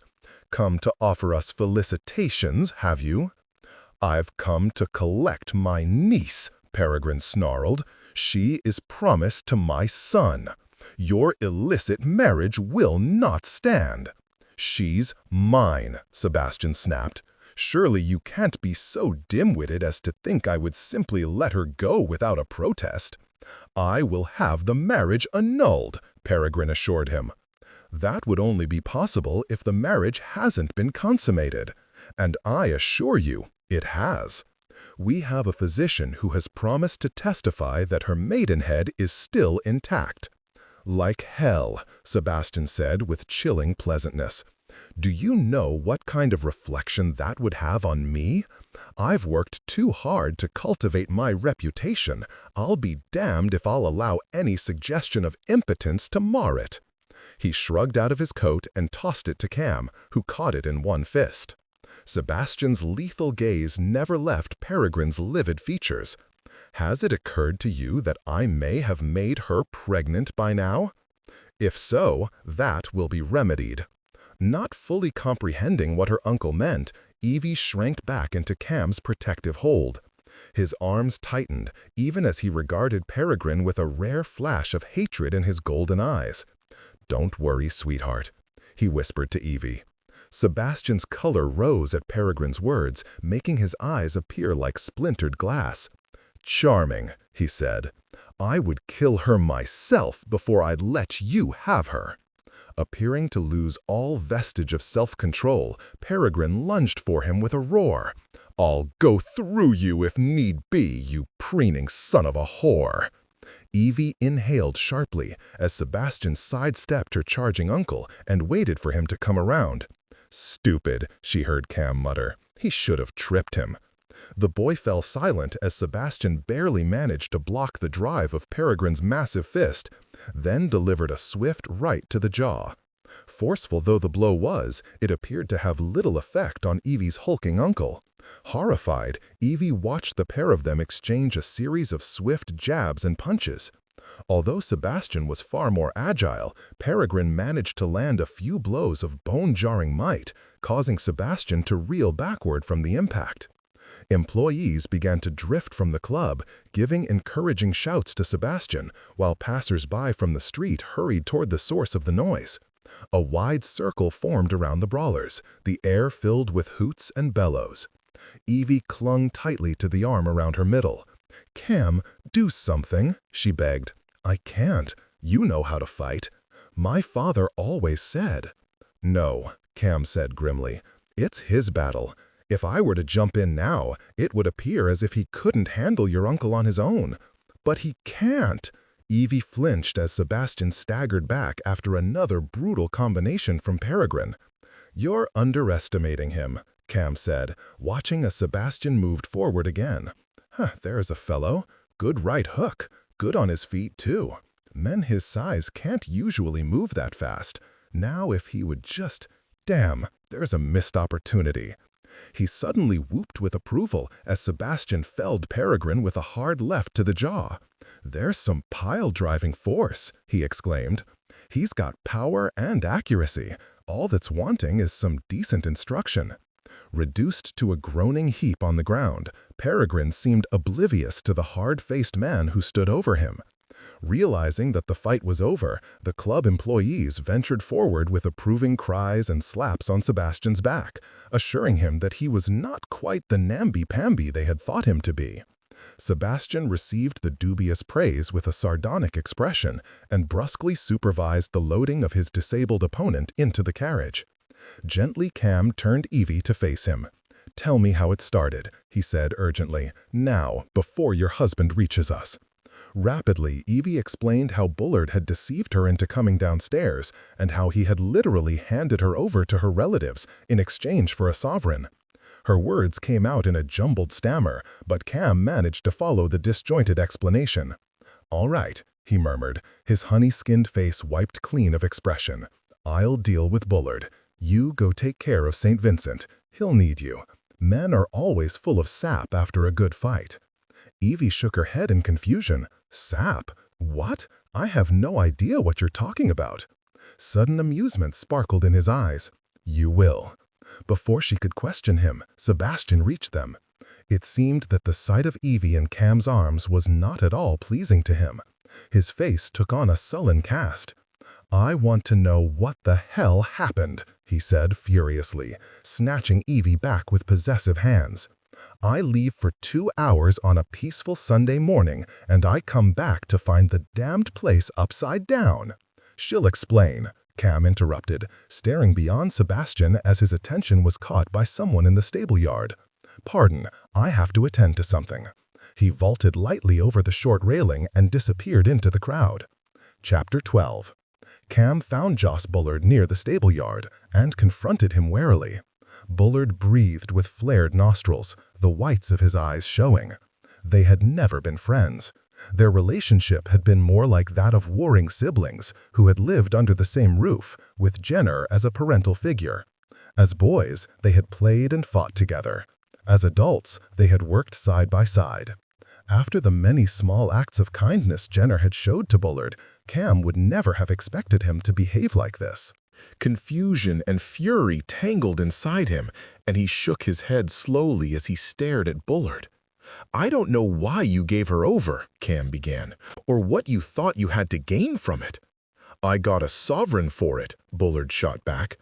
"Unwell worth it to be rid of that idiot Tangletongue." "Are you mad?" Cam demanded in a flare of rage. "What's the matter with you? We're talking about Jenner's daughter. You shouldn't have done it, even if you'd been given a bloody fortune." "She's never done nothin' for Jenner," Bullard interrupted harshly, "or nothin' for the club. But she comes here at the very last to watch him kick off, and then she takes everything. Bugger the eye-kick bitch and her sodden husband." Cam listened closely, but he failed to grasp the reason for Bullard's jealousy. A gypsy rarely understood resentment of others' material possessions. Money was good only for the temporary pleasure of spending it. In the wandering tribe that Cam had belonged to until the age of 12, no one had ever thought of wishing for more than he needed. A man could only wear one suit of clothes or ride one horse at a time. "She was Jenner's only child," Cam replied. "What he gave to her has nothing to do with you or me. But nothing is worse than breaking the trust of someone who depends on your protection. To betray her, to help someone take her away against her will." "I'd do it again," Bullard said, and spat on the ground between them. Cam stared intently at the other man, realizing that he didn't look well at all. His complexion was pale and wormy, and his eyes were dull. "Are you ill?" Cam asked softly. "If so, tell me. I'll go to St. Vincent on your behalf. Maybe I can get him. Pox on you! I'm well rid of you, Alf-bred gypsy filth. Well rid of all of you." The violent hatred in Bullard's tone left no room for doubt. There would be no turning back for him. The only question now was whether Cam should collar him and drag him to the club or let him flee. Recalling the vicious gleam in St. Vincent's gaze, Cam reflected that, if given a chance, the Viscount might actually kill Bullard, which would lead to a great deal of unpleasantness for everyone, especially Evie. No better to allow Bullard to disappear. Staring at the hatchet-faced young man whom he had known for so many years, Cam shook his head in angry puzzlement. Soul loss, his people called it, the essence of a man becoming trapped in some dark otherworld realm. But how had it happened to Bullard, and when? "You'd better stay away from the club," Cam murmured. "If St. Vincent catches you—" "St. Vincent can rot in hell," Bullard grunted, taking a hasty swipe at him. Evading the tight arc of his fist with a startled reflex, Cam drew to the side of the stable yard. His eyes narrowed as he watched the other man turn and flee. His attention was caught by the nervous nicker of a horse tethered to a nearby post, and Cam reached out a gentle hand and stroked the bay's satiny neck. The gold rings on his fingers gleamed in the afternoon light. He was a foolish man, Cam told the horse mildly, calming the animal with his voice and touch. A sigh escaped him as he thought of something else. Jenner left him a bequest, and I promised to make certain that he got it. Now what am I supposed to do? Sebastian pulled Evie inside the club, where the silence was startling after the tumult of the alley. She labored to keep pace with his ground-eating strides, her own breath coming fast by the time they reached the reading room on the main floor. The built-in mahogany shelves were filled with leather volumes. Against the walls, a multitude of papers and periodicals were draped over racks made with rows of clever movable dowels. Pushing Evie into the room, Sebastian closed them both inside with a decisive slam. "Were you hurt?" he asked roughly. "No." Evie tried to hold back her next words, but they came out in a burst of resentment. "Why were you gone for so long? I needed you, and you weren't here. You had 30 employees to protect you. Why did you go downstairs in the first place?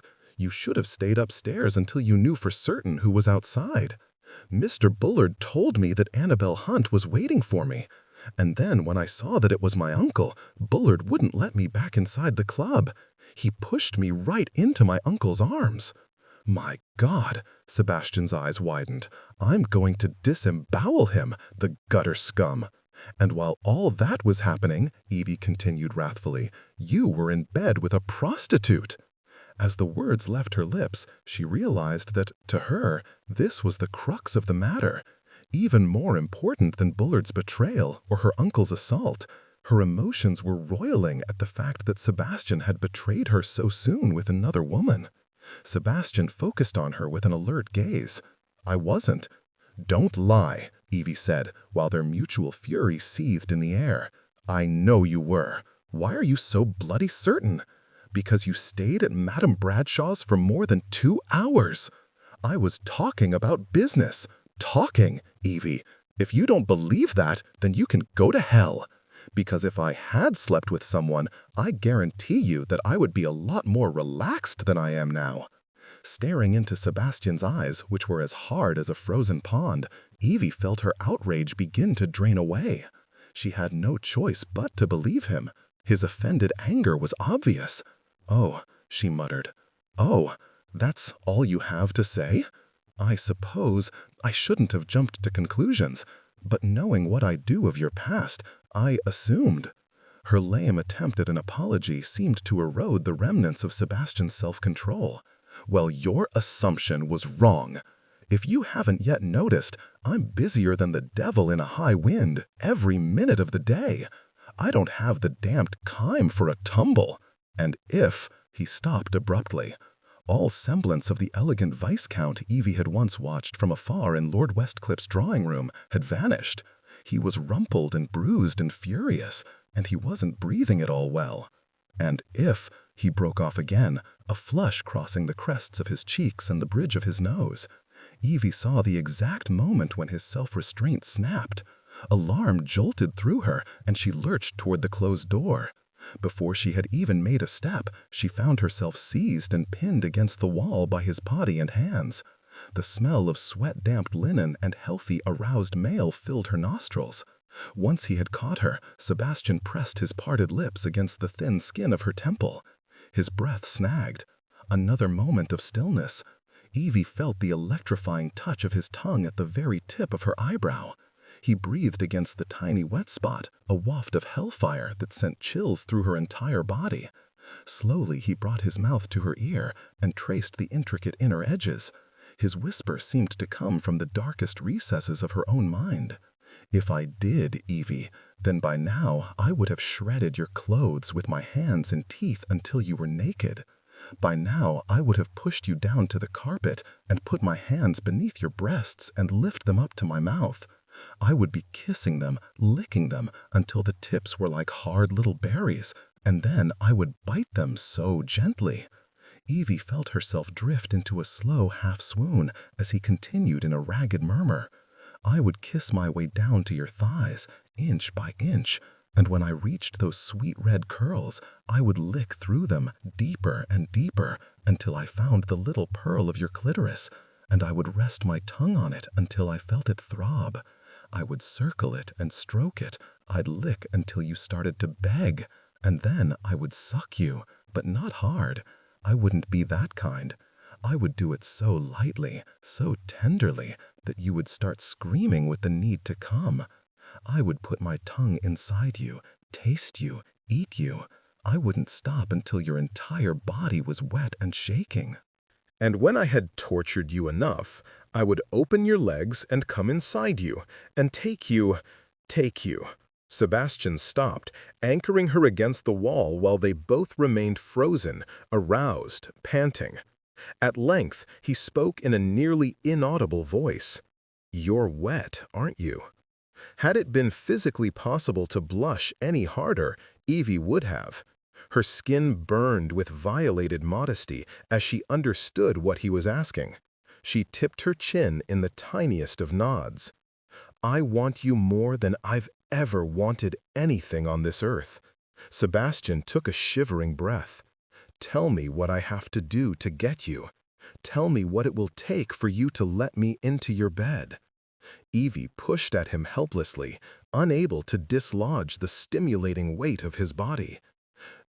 There is nothing you could do, because I would want the one thing you couldn't give. I would want you to be faithful to me, and you could never do that." "I could." But the assertion came too easily. It reeked of insincerity. "I don't think so," she whispered. His long hands cupped her face, his thumbs running over the curves of her cheeks. His mouth was just above hers as he spoke. "Evie, I can't hold to our agreement. I can't live with you, see you every day, and not have you. I can't." Feeling the little tremors that ran through her body, he dipped his head and kissed the side of her throat. Her senses responded to the persuasive heat of his mouth, so erotic and tender, the searching fingers that slid over the curve of her breast. Hearing her muffled whimper, he took her mouth in a consuming kiss. Feebly she turned her face away, her lips tingling from the exquisite friction. "No, Sebastian." He rubbed his face against her hair and the top of her head. Something about the situation, or his own reaction to it, must have struck a chord of humor, for he let out a soft, sardonic laugh. "You'll have to think of a way to solve this, Evie. Think of something fast, because otherwise—" He paused to nip hungrily at her ear. "Otherwise, I'm about to screw you senseless." Her eyes flew open. "That word!" she began indignantly, and he silenced her with a hard kiss.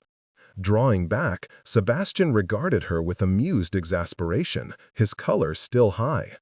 "Do you object to the word itself, or the sentiment behind it?"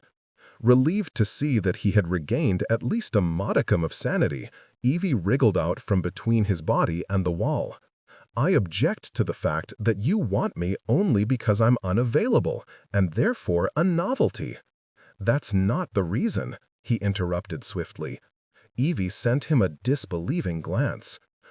Furthermore, I will not be part of a stable of women whom you visit at random." Suddenly, Sebastian was quiet, looking away from her. Evie waited, nearly choking on her impatience as she waited for him to admit that she was right.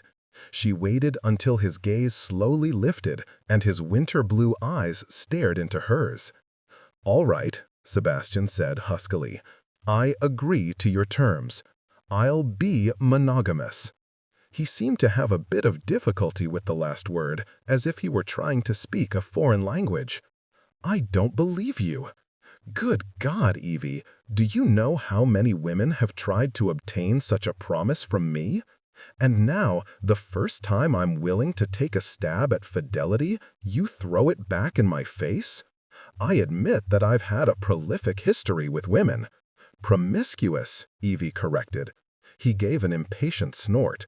"Promiscuous, debauched, whatever you want to call it.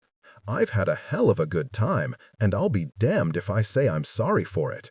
I've never bedded an unwilling woman, nor, to my knowledge, did I leave anyone unsatisfied. That's not the point. A frown creased her forehead. I don't blame you for your pastor. At least I'm not trying to punish you for it. Ignoring his skeptical snort, she continued, but it doesn't make you an especially good candidate for fidelity, does it? His tone was surly as he replied, "What do you want of me? An apology for being a man? A vow of celibacy until you've decided that I'm worthy of your favors?" Struck by the question, Evie stared at him. Women had always come far too easily to Sebastian. If she made him wait for her, would he lose interest? Or was it just possible that they might come to know each other, understand each other in an entirely new way? She longed to find out if he could come to value her in ways beyond a physical. She wanted the chance to be something more than a mere bed partner to him. "Sebastian," she asked carefully, "have you ever made a sacrifice for a woman?" He looked like a sullen angel as he turned to face her, leaning his broad shoulders against the wall, one knee slightly bent. "What kind of sacrifice?" That drew a wide glance from her. "Any kind at all." "No." "What is the longest period of time you've ever gone without, she floundered for an acceptable phrase, "making love?"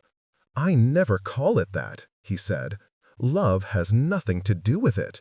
"How long?" she persisted. "A month, perhaps." She thought for a moment. "Then, if you would forswear intercourse with all women for 6 months, I would sleep with you afterward." 6 months? Sebastian's eyes widened, and then he threw her a scornful glance. "Sweetheart, what gives you the idea that you're worth a half-year of celibacy?" "I may not be," Evie said. "You're the only one who can answer that."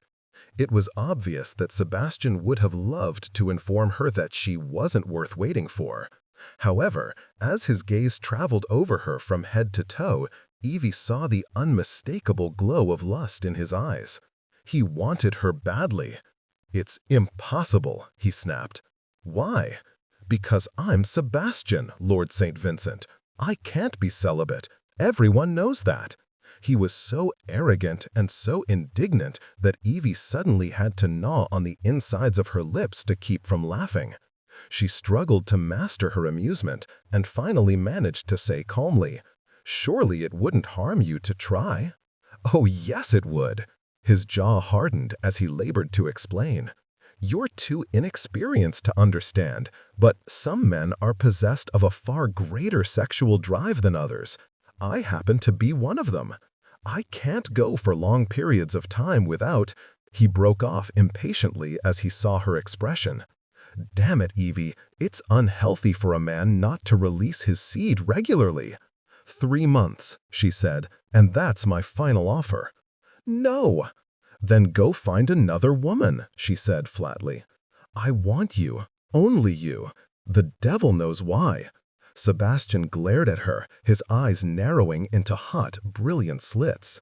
"I should force you. You have no legal right to refuse me your bed." Suddenly, Evie's heart stopped, and she felt herself blanch. But she would not shrink from him. Something inside demanded that she stand up to him as an equal. "Go on then," she challenged coolly. "Force me." She saw the flicker of surprise in his eyes. His throat worked, but he remained silent. And then she understood. "You can't," she said in wonder. "You would never have raped Lillian. You were only bluffing. You could never force a woman." A faint smile rose to her lips. "She was never in a moment's danger, was she? You're not nearly the villain you pretend to be." "Yes, I am." Sebastian seized her and kissed her angrily, stabbing his tongue inside her, assaulting her mouth with his own. Evie didn't resist him. She closed her eyes and let him do as he wished, and soon he was groaning and kissing her with a tender passion that wrung pleasure from every nerve. By the time he lifted his head, they were both shaking. "Evie," his voice was hoarse, "don't ask this of me. 3 months, she said, and if you succeed, I will go to bed with you willingly as often as you wish. For how long? For as long as we both shall live. But if you fail, Evie paused to think of the direst consequences possible, something that would revolt him to the very core. If you fail, then you will have to go to your former friend Lord Westcliff and apologize for abducting Lillian Bowman. Holy hell! That is my price. Your price is too damn high. I never apologize. Then you had better not accept my challenge. Or if you do accept it, you had better not fail. You'll have no way of knowing if I cheat. I'll know. A long moment of silence passed. Where is your ring? Sebastian asked suddenly. Evie's smile disappeared instantly. Embarrassed to admit that she had removed it in a fit of pique, she mumbled, I took it off. What did you do with it? Awkwardly, she reached into her pocket. It's here. I'll put it back on if you wish. Give it to me. Assuming that he intended to take it away from her for good, Evie closed her fingers tightly around the circlet. All of a sudden, she discovered that she had become rather attached to the blasted thing. However, pride kept her from asking him to let her keep it. Reluctantly, she withdrew the gold ring from her pocket, surreptitiously stroking the engraved surface one last time. Da God aga mort. Taking the ring from her, Sebastian slid it onto his own hand. His hands were so much larger that the circlet would only fit the tip of his smallest finger. Grasping her chin in an intractable hold, he glared into her eyes. I'll take your bet, he said grimly. I'm going to win it.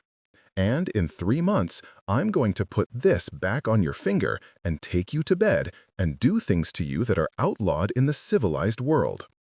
Evie's resolve did not shield her from the heart-thumping alarm that any rational woman would feel upon hearing such an ominous statement. Nor did it prevent her knees from turning to jelly as he jerked her against his body and fitted his mouth to hers. Her hands, suspended in midair, went to his head in a trembling butterfly descent. The texture of his hair, the locks so cool and thick on the surface, so warm and damp at the roots, was too alluring to resist. She slid her fingers into the gleaming golden layers and pulled him even closer, helplessly reveling in the urgent pressure of his mouth. Their tongues mated, slid, stroked, and with each slippery sweet caress inside the joined cavern of their mouths, she felt a hot coiling deep in her belly. No, deeper than that, in the tightening, liquefying core where she had once taken his invading flesh. It shocked her to realize how much she wanted him there again. She whimpered as he pulled away from her, while frustration washed over them both. You didn't say that I couldn't kiss you, Sebastian said, his eyes bright with devil fire. I'm going to kiss you as long and as often as I like, and you're not to utter a word of protest. That's the concession you'll give in return for my celibacy. Damn you. Giving her no time either to agree or to object, he released her and strode to the door. And now, if you'll excuse me, I'm going to go kill Joss Bullard. Chapter 13. Sebastian encountered Cam in the hallway outside the reading room. Where is he? He demanded without preamble. Stopping before him with an expressionless face, Cam said shortly, He's gone. Why didn't you follow him? White-hot fury blazed in Sebastian's eyes. This news, added to the frustration of his vow of celibacy, was the last straw. Cam, who had been exposed to years of Evo Jenner's volcanic temper, remained unruffled. It was unnecessary in my judgment, he said. He won't return. I don't pay you to act on your own damned judgment. I pay you to act on mine. You should have dragged him here by the throat and then let me decide what was to be done with the bastard. Cam remained silent, sliding a quick, subtle glance at Evie, who was inwardly relieved by the turn of events. They were both aware that had Cam brought Bullard back to the club, there was a distinct possibility that Sebastian might actually have killed him, and the last thing Evie wanted was a murder charge on her husband's head. I want him found, Sebastian said vehemently, pacing back and forth across the reading room. I want at least 2 men hired to look for him day and night until he is brought to me. I swear he'll serve as an example to anyone who even thinks of lifting a finger against my wife." He raised his arm and pointed to the doorway. "Bring me a list of names within the hour. The best detectives available, private ones. I don't want some idiot from the new police who'll foul this up as they do everything else. Go." Though Cam undoubtedly had a few opinions to offer on the matter, he kept them to himself. "Yes, my lord." He left the room at once, while Sebastian glared after him. Seeking to calm his seething temper, Evie ventured, "There is no need to take your anger on Cam. Don't even try to excuse him," Sebastian said darkly. "You and I both know that he could have caught that damned gutter rat had he wanted to. And I'll be damned if I'll tolerate your calling him by his first name. He is not your brother, nor is he a friend. He's an employee, and you'll refer to him as Mr. Rohan from now on." "He is my friend," Evie replied in outrage. "Married women don't have friendships with young unmarried men.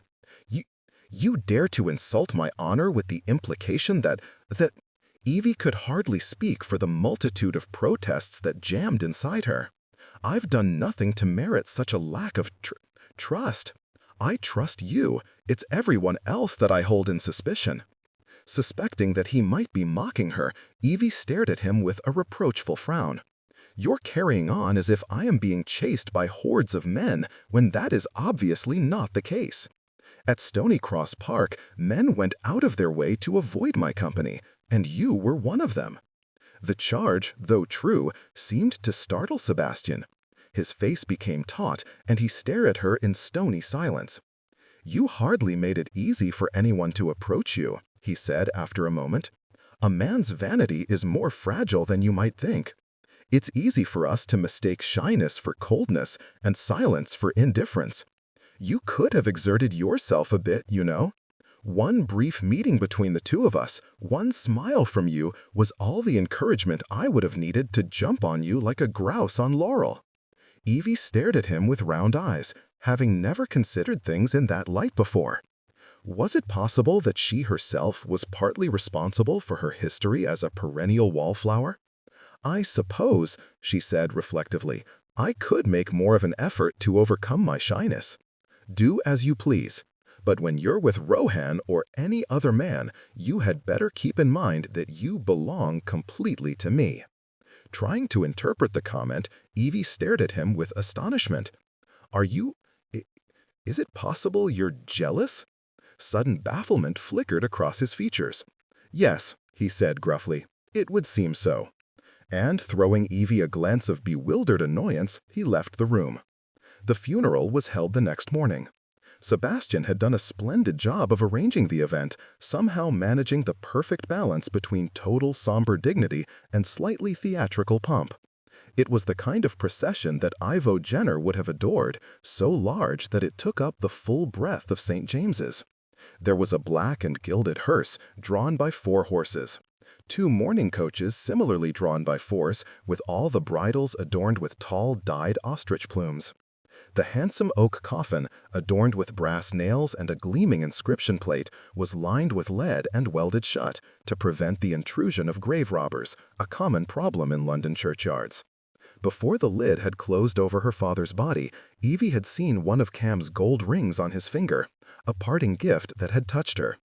What had touched her equally, however, had been the glimpse she'd caught of Sebastian smoothing her father's faded red hair with a comb when he thought no one was watching him. It was bitterly cold. The biting wind penetrated Evie's heavy wool cloak as she sat on horseback, with Sebastian walking beside her and holding the horse's reins. 24 men, serving as pages, feathermen, and coachmen, walked at the end of the procession, their breaths blowing white in the early winter air. They were followed by a great crowd of mourners, a curious mingling of well-to-do people, merchants, flash gentry, and outright criminals. Friends and enemies alike were there. No matter what someone's occupation or disposition, the tradition of mourning had to be observed. It was expected that Evie would not attend the funeral, as ladies' natures were considered too delicate to tolerate such harsh reality. However, Evie had insisted on participating. She found comfort in the ritual, as if it helped her to bid farewell to her father. Sebastian had been inclined to argue until Cam had intervened. Jenner must be released from the fetters of his daughter's grief, the gypsy had told Sebastian, just as the argument had become heated. The Rom believed that if someone grieves too much for a loved one who has died, the deceased one will be forced to come back through the veil to try to comfort the sorrowing one. If attending the funeral will help her to let him go. He had stopped and shrugged prosaically. Sebastian had given him a withering glance. "Ghosts again," he said sourly. But he had let the matter drop and gave in to Evie's wishes. Having cried until it seemed that she had no more tears left, Evie managed to be stoic throughout the funeral, even when earth was shoveled over the coffin that had been lowered into the ground. A few salty drops did slip from the corners of her eyes, however, as the coffin was completely covered and Cam stepped forward with a small silver flask. According to Romany tradition, he solemnly poured a drink of brandy onto the gravesite. Angered by the gesture, the elderly clergyman stepped forward, scolding, "Stop that! We'll have none of your heathen practices, soiling a sacred place with cheap spirits." "Sir," Sebastian interrupted, stepping forward and resting a large hand on the clergyman's shoulder, "I don't think our friend Jenner would have minded." He let a conspiratorial smile touch his lips as he added, "It's French brandy and an excellent year. Perhaps you will allow me to send a few bottles to your residence to sample at your leisure." Mollified by the Viscount's abundant charm, the clergyman smiled back. "That is very kind, my lord. Thank you." Once most of the mourners had departed, Evie let her gaze travel over the shop fronts, the houses, and the blacking factory that surrounded the square. Her attention was suddenly caught by the face of a man standing by a lamppost on the other side of the square. Dressed in a dark coat and a dirty gray cap, he was not recognizable until a slow smile split his face. It was Joss Bullard, she realized with a start of recognition. It seemed that he had wanted to pay his respects to Evo Jenner, if only from a distance. However, he did not wear the expression of a man in mourning. He looked positively evil, his face twisted with a malice that sent a chill down her spine. Watching her steadily, he drew his finger across his throat in an unmistakable gesture that caused her to take an involuntary step backward. Noticing the movement, Sebastian turned toward her, automatically taking her shoulders in his black-gloved hands. "Evie," he murmured, staring down at her pale face with a touch of concern, "are you all right?" Evie nodded, letting her gaze flicker back to the lamppost. Bullard was gone. "I'm just a bit cold," she replied, her teeth chattering as a gust of bitter wind swept the hood of her cloak back from her face. Immediately, Sebastian pulled the hood back into place and snuggled the cloak more closely around her neck. "I'm going to take you back to the club," he said. "I'll give a few coins to the featherman and coachman, and then we'll leave." Reaching into his greatcoat, he pulled out a small leather bag and went to the group of men waiting respectfully near the graveside. Catching Evie's anxious stare, Cam approached her, the gleam of a smudged tear track on his lean cheek. She caught at his sleeve and said under her breath, "I just saw Mr. Bullard, over there, at the lamppost." His eyes widened slightly, and he nodded. There was no opportunity to say anything further. Sebastian returned and put his arm around Evie's shoulders. "The carriage is waiting," he said. "There was no need to have arranged for a carriage," she protested. "I could have walked." "I had them fill the foot warmer," he said, and a smile touched at his lips as he saw the flicker of anticipation in her expression. He glanced at Cam. "Come to the carriage with us." "Thank you," came the boy's guarded reply, "but I would prefer to walk." "We'll see you at the club then." "Yes, my lord." As Evie accompanied Sebastian to the carriage, she steeled herself not to look back at Cam. She wondered if he would manage to find Bullard, and what might happen if he did. Stepping onto the movable stool, she climbed into the vehicle. She hurriedly arranged her skirts over the foot warmer and shuddered in pleasure as it sent wafts of heat up to her knees.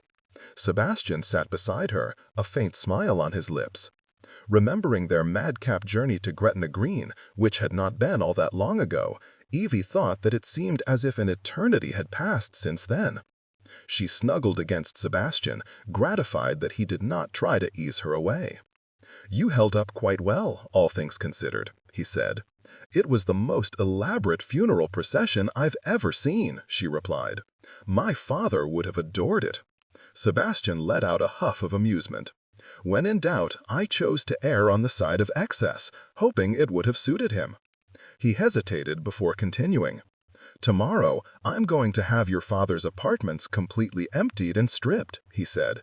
"We'll never be rid of the sick-room smell otherwise." "I think that is an excellent idea." "The club will reopen the week after next. I'll let you stay here until then, to have a little time to adjust to your father's death. But when Jenner's doors are open again, I want you to be comfortably settled in my townhouse." "What?" Startled by the statement, Evie drew away to look at him. "The one in Mayfair.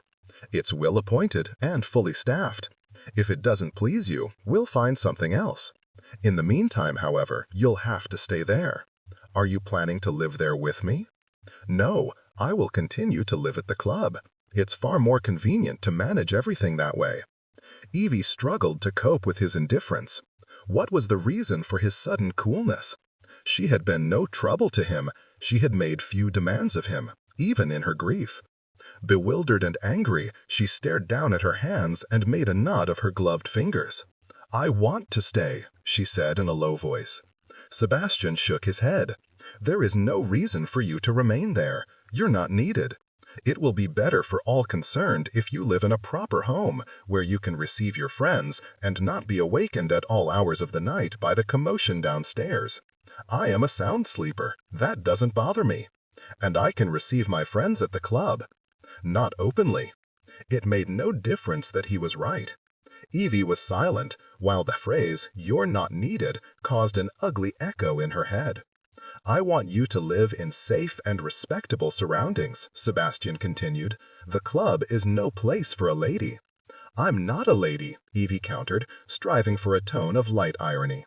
"I'm a gambler's daughter and a scoundrel's wife. All the more reason to remove you from my influence.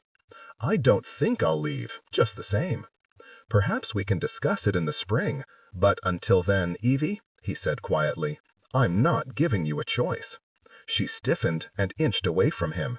An entire room filled with foot warmers couldn't have banished the frost that lined her veins. Her mind searched frantically for arguments to dissuade him, but he was right. There was no reason for her to stay at the club. Her throat became very tight, and she thought with despair that by now she should be used to this, being unwanted, being alone. Why in God's name did it still hurt? Oh, how she wished she could be like Sebastian, with a wall of protective ice around her heart. "What about our bargain?" she asked dully. "Do you intend to ignore it? Or, oh no, I'm going to live as chastely as a monk until the time comes for me to collect my reward. But it will be easier for me to resist temptation with you out of reach." "Perhaps I won't resist temptation," Evie heard herself murmur. "I may find some accommodating gentleman to keep me company. You wouldn't mind, would you?" Until the words had left her lips, she would never have believed herself capable of saying such a thing. However, the desperate need to wound him, anger him, break through to his emotions was overpowering. Her attempt failed. After a short silence, she heard his silken reply. "Not at all, pet. It would be selfish of me to deny you such amusement in your private hours. Do as you wish, just as long as you're available when I have need of you." Behind the fashionable streets and respectable squares of the affluent areas of London, there was a hidden world of dark alleys and decaying rookeries, where humanity lived in unspeakable squalor. Crime and prostitution were the only means of survival in these places. The air was thick with the odors of refuse and sewage, and the buildings were crammed so close together that in some places a man could only pass between them if he moved sideways. Cam ventured into the intricate maze of streets with great care, mindful of the infinite traps and dangers that awaited an unwary visitor. He entered a courtyard through dark archway, 40 yards long, 10 feet wide. It was lined with tall wooden structures, their overhead abutments shutting out the winter sky above. The buildings were padding kens, or common lodging houses, where the homeless slept in piles like so many corpses in a mass graveyard. Hangings of putrid matter, 2 and 3 feet in length, extended downward from the abutments. Rats wriggled and scuttled along sides of walls and disappeared into the cracks of the building's foundations. The court was empty, save for a pair of girls sitting together on a doorstep, and a few scrawny children who searched for refuse bones or stray rags. Throwing Cam suspicious glances, the children vanished at the far end of the court. One of the fuzzy-haired young prostitutes grinned to reveal a few broken stumps of teeth and said, "What's a big-and-some cull like you come to Angman's court for?" "I'm looking for a man, about so tall." Cam gestured to indicate a man of 5 feet and 8 inches, with black hair. "Has he come through the court in the past minute?" The girls cackled as he spoke. "Listen to him talk," one of them exclaimed in delight. "Lovely," the other girl agreed. "Come, dearie, you don't want a man when you could lay atop Lushan Lao." She tugged down her blouse to reveal a scrawny chest and meager drooping breasts. "Have a little crack the crib with me. I'll bet you does it in some like, don't you?" Cam withdrew a silver coin from his pocket, and her gaze followed it hungrily. "Tell me where he went," he said. "I'll tell you for 6pence in a tup," she said. "You has pretty eyes, you does. I never 'ad a nuck from a boy with such a lovely—" A low, harsh laugh echoed across the court, and then came Joss Bullard's mocking voice. "You won't find me, you filthy half-bred." Cam swung around, scanning the buildings, where scores of soot-smeared faces stared out of doorways and windows and peered over the tileless rooftops. Not one of them was recognizable. "Bullard," he said cautiously, turning slowly as his glance swept the scene. "What do you want with Jenner's daughter?" Another ugly laugh, seeming to come from a different direction this time. Cam ventured farther into the court, unable to identify Bullard's location. "I wants to snuff her." "Why?" "Because she's a bloody leech what's taken everything from me. I wants her dead. I wants to throw her to the rats until there's nothing but bones left." "Why?" Cam asked in bewilderment. "She's asked me to help you, Joss, even after you betrayed her. She wants to honor her father's request, to leave you enough to— Devil take the filthy bitch!" Cam shook his head slightly, unable to understand where such hostility had come from, or why Bullard harbored such mad wrath toward Evie.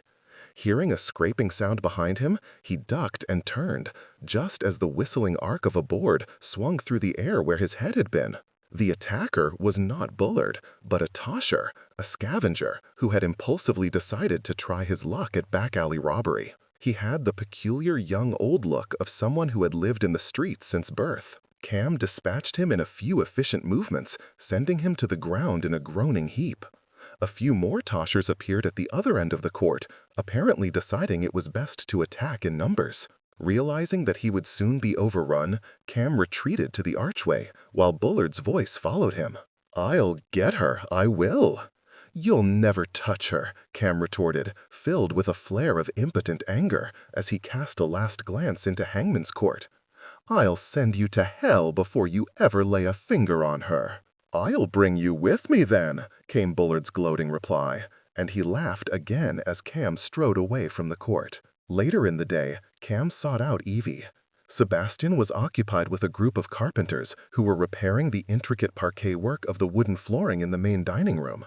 Finding Evie in the empty hazard room, sorting absently through baskets of gaming chips and separating them into neat stacks, Cam approached her with a noiseless tread. She started a little at the light touch on her arm and smiled with quick relief as she looked up into his face.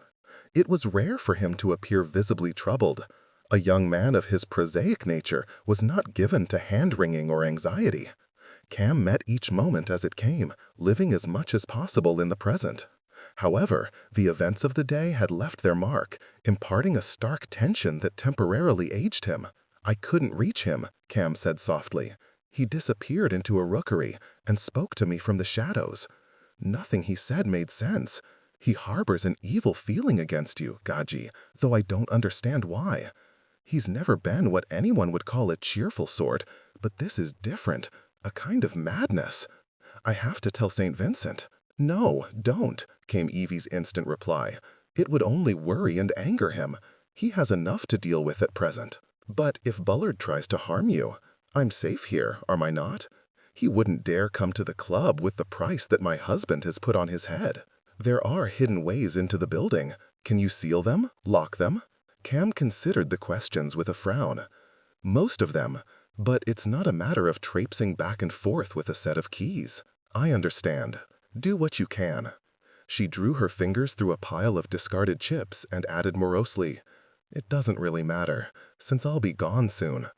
St. Vincent wants me to leave after next week. He doesn't think I should live at the club now that my father... She trailed off into disconsolate silence. Perhaps he's right, offered, his tone deftly stripped of pity. This isn't the safest place for you. He's not doing it for reasons of safety. Her fingers curled around a black chip, and then she sent it spinning like a top on the surface of the hazard table. He's doing it to keep distance between us. She was both frustrated and heartened by the faint smile that touched his lips. Patience, Cam counseled in a soft murmur, and left her to watch the chip spinning until its momentum had dwindled to stillness. Chapter 14. Evie was glad of the constant activity in the club during the next fortnight, as it helped to distract her from her grief. When she told Sebastian that she wished to be of use, she was promptly assigned to the office, where correspondence and account books lay in great disorganized piles. She was also called upon to direct painters, decorators, carpenters, and masons to their various tasks, a responsibility that would have terrified her long ago. Speaking to so many strangers was a nerve-wracking effort at first, and for the first few days she struggled with her stammer. However, the more often she did it, the easier it became. It helped that the workers all listened to her with a mixture of patience and respect that had never been accorded her before. The first thing that Sebastian did after Ivo Jenner's funeral was to arrange a meeting with the Commissioner of Police regarding the recent tightening of gaming laws.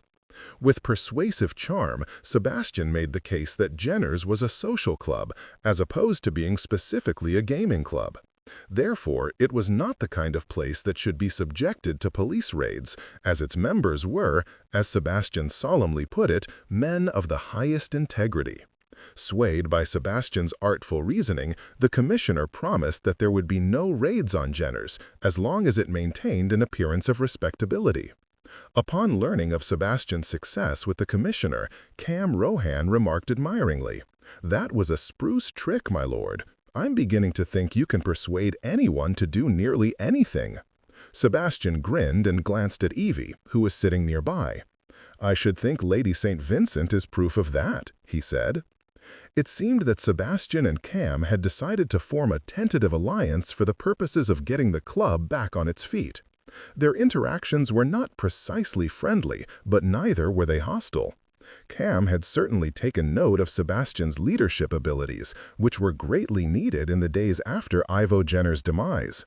Sebastian had discarded his air of upper-class indolence and had taken over the running of the club with decisiveness and authority. As one might have expected, Sebastian was the kind of man that the club employees had contempt for, at first regarding him as nothing more than one of the pigeons or culls who came to the club. A spoiled, self-indulgent aristocrat who had no conception of what it was like to be a working man. It was likely they all assumed, as Evie had, that Sebastian would quickly tire of the responsibilities that running the club entailed. However, no one dared to challenge him when it was clear that he was entirely willing to fire anyone who failed to heed his commands. There could have been no more effective statement of authority than the way he had summarily dismissed Clive Agan. Furthermore, Sebastian's sincere passion for the club could not be ignored. He had a keen interest in everything, from the kitchen cuisine to the specific costs of running the hazard room. Recognizing that he had a great deal to learn about the operation of the games, Sebastian undertook to understand the mathematics of gambling. Evie ventured into the hazard room one evening to find Sebastian and Cam standing at the central table while Cam explained his system of odds.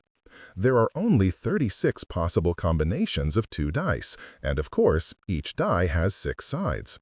When you cast 2 dice simultaneously, whatever combination you end up with is called an accumulated chance, and the odds of achieving it are 35 to 1. Cam paused, giving Sebastian an assessing glance.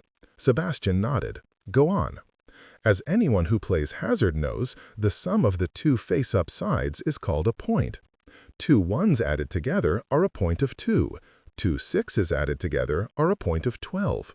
But the odds of throwing any particular number vary, since there is only one way to throw a 2, but there are 6 ways to throw a point of 7. 7 being a natural, Sebastian murmured, frowning in concentration.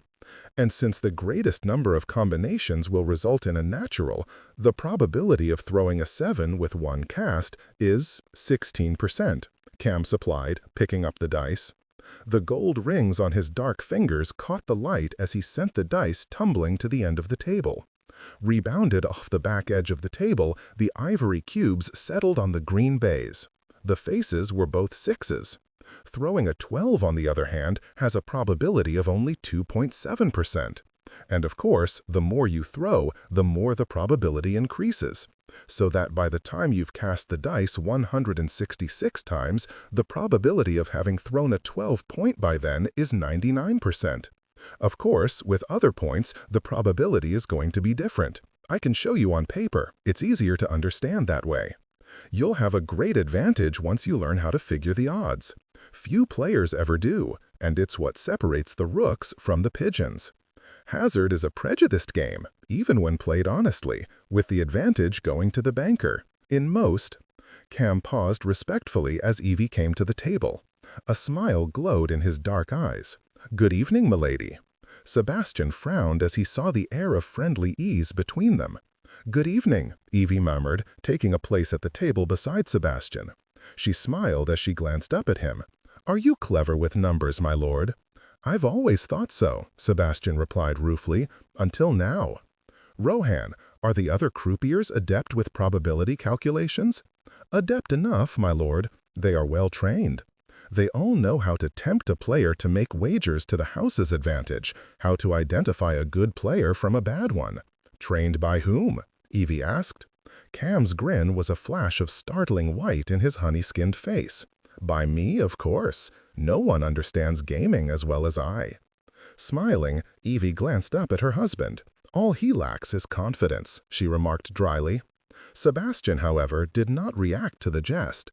Instead, he said abruptly to Cam, "I want a list, in descending order, of all outstanding loans and their due dates. The account book is on the top shelf in the office. Why don't you go start on it now?" "Yes, my lord." Giving a shallow bow to Evie, Cam left with his usual loose-limbed grace. Standing with her husband in the cavernous, semi-darkened hazard room, Evie felt a prickle of nervousness in her stomach. Over the past few days, their interactions had been frequent but impersonal, and it was seldom that they ever found themselves alone together. She leaned over the table and reached for the discarded dice, depositing them in a small leather dice box. As she straightened, she felt Sebastian's hand skim gently over her corseted back, and the hairs on her nape lifted in response. "The hour is late," he said, his tone far softer than the one he had used with Cam. "You should go to bed. You must be exhausted after all you've done today." "I haven't done all that much," she shrugged uneasily, and his hand made another slow, unnerving pass along her spine. "Oh yes, you have. You're pushing yourself a bit too hard, pet. You need to rest." She shook her head, finding it difficult to think clearly when he was touching her. "I've been glad of the chance to work a bit," she managed to say. "It keeps me from... Yes, I know. That's why I'd allowed it." His long fingers curved around the back of her neck. Her breath shortened as the warmth of his hand transferred to her skin. "You need to go to bed," he continued, his own breathing not quite steady as he eased her closer. His gaze drifted slowly from her face to the round outline of her breasts and back again, and a low, humorless laugh escaped him. "And I need to go there with you, damn it. But since I can't, come here." "Why?" she asked, even as he secured her against the edge of the table and let his legs intrude amid the folds of her skirts. "I want to torture you a little." Evie stared at him with round eyes, while her heart pumped liquid fire through her veins. She had to clear her throat and try again. When you use the word torture, I'm sure you mean it in a figurative sense. He shook his head, his eyes filled with light smoke. Literal, I'm afraid. What? My love, he said gently, I hope you didn't assume that the next 3 months of suffering was to be one-sided. Put your hands on me. Where? Anywhere. He waited until she had hesitantly placed her hands on his shoulders, over the fine wool weave of his coat. Holding her gaze, he said, As high as the fire in me burns, Evie, I will stoke it in you. Sebastian! She strained a little, and he pinned her more firmly against the table. It's my right to kiss you, he reminded her, whenever I want, for as long as I want. That was our bargain. She threw an agitated glance around the room, and he read her thoughts easily. I don't give a damn if anyone sees us. You're my wife. A smile chased across his lips. My better half, to be certain. Leaning over her, he nuzzled into the fine tendrils that strayed over her forehead. His breath was hot and soft on her skin. My prize, my pleasure and pain, my endless desire. I've never known anyone like you, Evie. His lips touched gently at the bridge of her nose and slid down to the tip. You dare to make demands of me that no other woman would think of asking. And for now, I'll pay your price, love, but later you'll pay mine, over and over. He caught her trembling lips with his hands cupping the back of her head. He was a man who loved kissing, nearly as much as he loved the act of intercourse itself.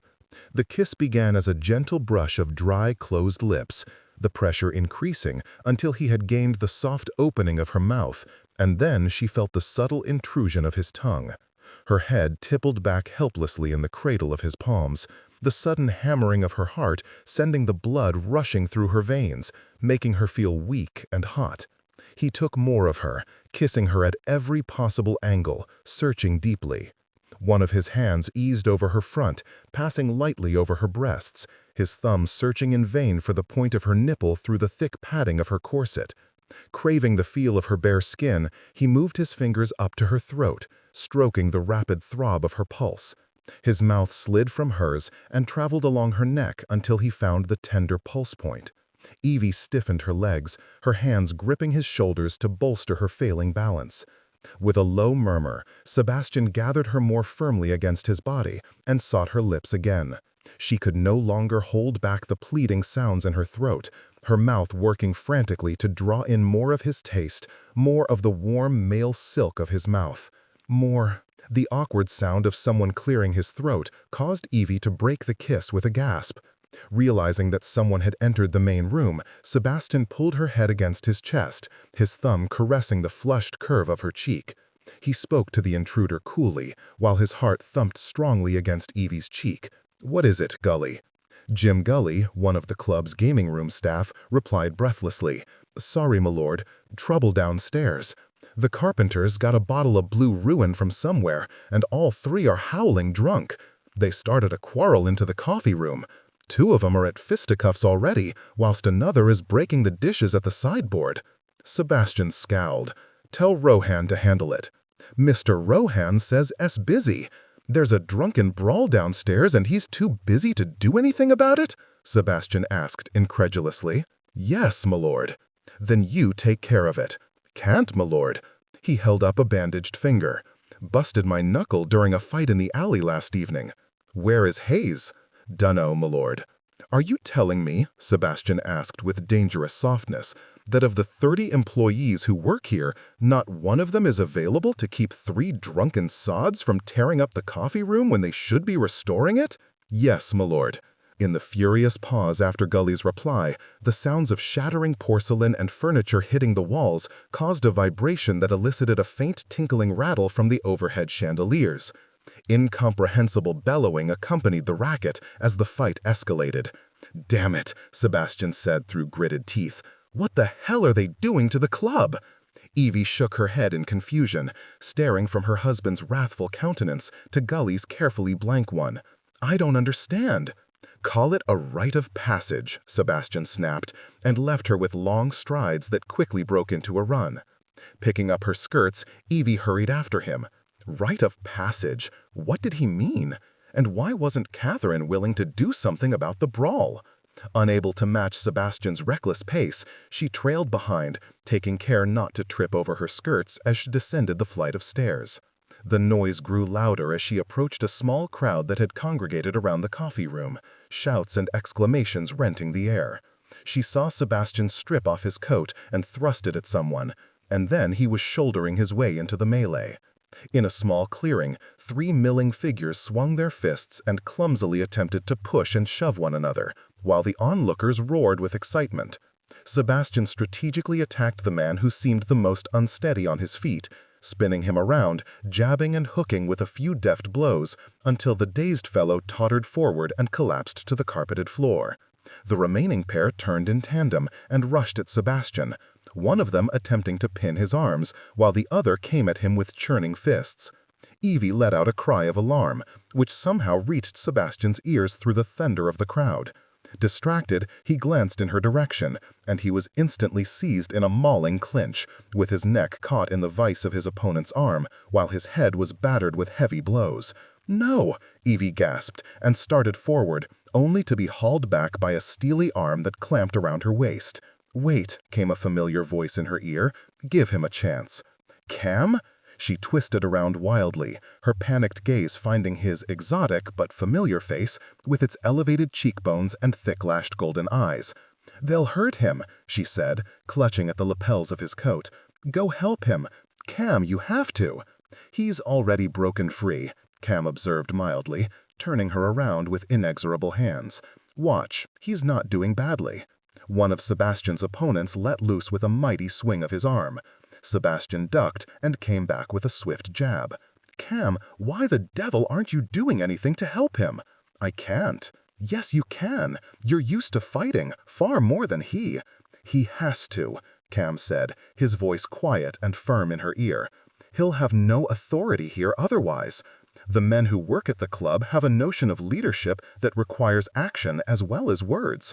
St. Vincent can't ask them to do anything that he wouldn't be willing to do himself. And he knows that. Otherwise, he wouldn't be doing this right now." Evie covered her eyes as one opponent endeavored to close in on her husband from behind, while the other engaged him with a flurry of blows. They'll be loyal to him only if he is willing to use his fists in a pointless display of brute force? Basically, yes. They want to see what he's made of. Cam pulled at her wrist, to no avail. "Watch," he urged, a sudden tremor of laughter in his voice. "He'll be all right." She couldn't watch. She turned into Cam's side, flinching and twitching with each sound of fists connecting with flesh, of every masculine grunt of pain. "This is intolerable," she moaned. "Cam, please." "No one forced him to dismiss Egan and run the club himself," he pointed out inexorably. "This is part of the job, sweetheart." She understood that. She knew full well that her own father had broken up brawls or participated in them for most of his life. But Sebastian had not been born to this. He did not have the essential brutishness or the appetite for violence that had distinguished Ivo Jenner. As another man was downed, however, and Sebastian circled warily around his last opponent, it became evident that whether or not it was in his nature, he was willing to do what was necessary to prove his mettle. The drunken man rushed toward him, and Sebastian felled him with a quick combination, 2 lefts and a right. Collapsing to the ground, his opponent subsided with a groan. The crowd of employees sanctioned Sebastian's victory with approving howls and a round of applause. Accepting the acclaim with a grim nod, Sebastian saw Evie standing in the half-circle of Cam's protective arm, and his face turned dark. The vanquished fighters were helped outside by enthusiastic spectators. Brooms and pails were fetched to remove the debris, while some of the staff threw far friendlier glances at Sebastian than they had before.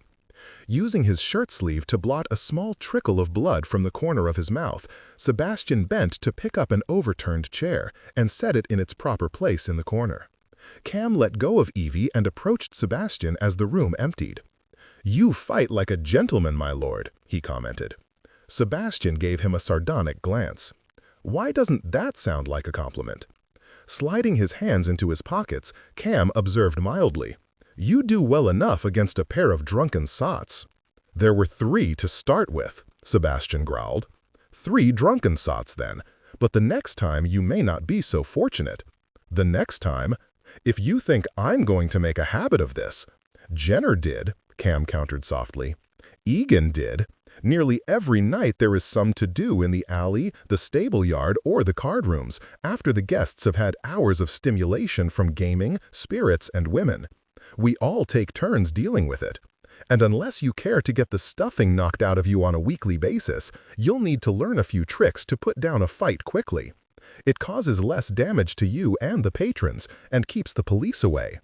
If you're referring to the kind of tactics used in rookery brawls and quarrels over back-alley bobtails, you're not going for a half-hour of light exercise at the pugilistic club," Cam said acidly. Sebastian opened his mouth to argue, but as he saw Evie drawing closer, something changed in his face. It was a response to the anxiety that she couldn't manage to hide. For some reason, her concern gently undermined his hostility and softened him. Looking from one to the other, Cam observed the subtle interplay with astute interest. "Have you been hurt?" Evie asked, looking over him closely. To her relief, Sebastian appeared disheveled and riled, but free of significant damage. He shook his head, holding still, as she reached up to push back a few damp amber locks that were nearly hanging in his eyes. "I'm fine," he muttered. "Compared to the drubbing I received from Westcliff, this was nothing." Cam interrupted firmly. "There are more drubbings in store, my lord, if you won't take a few pointers on how to fight." Without waiting for Sebastian's assent, he went to the doorway and called, "Dawson, come back here for a minute." "No, not for work. We need you to come take a few swings at St. Vincent." He glanced back at Sebastian and remarked innocently, "Well, that got him. He's hurrying over here." Biting back a sudden smile, Evie withdrew to the corner, understanding that Cam's intention was to help her husband. If Sebastian insisted on sparring according to gentlemen's rules, he would be no match against the ruthless attacks he might encounter. Dawson, a burly young employee, entered the room. "Dawson is the best fighter we've got," Cam remarked. "He's going to show you a few basic maneuvers to down a man quickly. Dawson, give Lord St. Vincent a cross buttock. Gently, though, it wouldn't do to break his back." Looking more than pleased to practice the maneuver on Sebastian, Dawson charged him in a few heavy strides, hooked a meaty arm around his neck, grasped his loose arm, and canted him over his shoulder, causing Sebastian to flip over violently. He landed on his back with a pained grunt. Dawson was about to jump onto his abdomen when Cam interceded hastily, diving forward to grab the enthusiastic young man by the shoulder. "Good, Dawson, very good. That's enough for now. Back off, please." Evie watched the proceedings with a clenched fist pressed against her mouth. Cam reached down a hand to help Sebastian up. Spurning the offer, Sebastian rolled and rose to his feet, regarding him with a scowl so forbidding that it would have given most men pause before continuing. Cam, however, spoke in an instructional tone. "It's a simple move, really. When your sides come together, lock your arm around the other man's neck, seize his arm, and shift your body like so, and then he'll go over quite easily. Depending on how hard you slam him to the ground, he'll be unable to move for several seconds. Here, try it with me." It was to Sebastian's credit that he exercised restraint while practicing the procedure on Cam. He learned quickly, flipping the gypsy to the ground with an odd mixture of efficiency and reluctance. "I can't fight this way," he muttered. Cam ignored the comment. "Now, if you're seized from behind, you can usually break it with a backward headbutt. Start with your head down, chin to the chest. Clench your teeth, keep your mouth shut, and jerk your head back hard and fast. Into his face. No need to take aim. And for the forward headbutt, have you done this before? No? Well, the trick is to keep your eyes on your opponent while you're doing it. Aim for a soft part of the face. Never go for his forehead or skull. Use your body weight and try to strike with the area about 1 inch above your brows." Sebastian tolerated the lesson with baleful reluctance, while the 2 younger men demonstrated throat strikes, foot stomps, and other techniques for attacking the vulnerable places of the human body. He participated when called on to do so, displaying a physical aptitude that seemed to please Cam. However, when the boy began on various methods for delivering a groin kick, it appeared that Sebastian had endured enough. "That's it," he growled. "No more, Rohan." "But there are still a few things I don't give a damn." Cam exchanged a glance with Evie, who shrugged and shook her head slightly, neither of them understanding the source of his aggravation. After a moment, Cam dismissed Dawson with a few words of praise and shooed him out of the room. Turning to Sebastian, who was tugging on his coat with barely suppressed violence, Cam asked calmly, "What is the problem, my lord?" Sebastian made a scornful sound. "I've never pretended to be a model of virtue, and I've done things in the past that would make the devil cringe. But there are certain things that even I can't stoop to. Men of my position don't stomp feet, knee the groin, or butt heads while they're fighting. Nor do they engage in throat-punching, tripping, or, God help me, hair-pulling." Though Evie would have thought it impossible for Cam's eyes to look cold, they were suddenly as hard as chunks of frosted amber. "What exactly is your position, if you don't mind my asking?" the gypsy inquired in a lightly barbed tone. "Are you a nobleman? You're not living like one. You're sleeping in a gaming club, in a room recently vacated by a pair of whores. Are you a man of leisure? You've just ended the evening breaking up a fight between a pair of sodden idiots. It's a bit late to turn particular now, isn't it?" "You fault me for having standards?" Sebastian icily. "Not at all. I fault you for having two sets of them. The Rom have a saying, 'With one behind, you cannot sit on two horses.' If you want to survive here, you'll have to change. You can't pose as an aristocratic idler who's above this sort of thing. Hell, you're trying to assume a job that even I couldn't manage. You'll have to deal with gamblers, drunkards, thieves, liars, crime lords, lawyers, police, and more than 30 employees who all believe you're going to fold up the wagon and depart within the month." Now that Jenner's dead, you've taken his place as one of the greatest marks in London. Everyone will want favors or try to take advantage of you or prove themselves superior to you.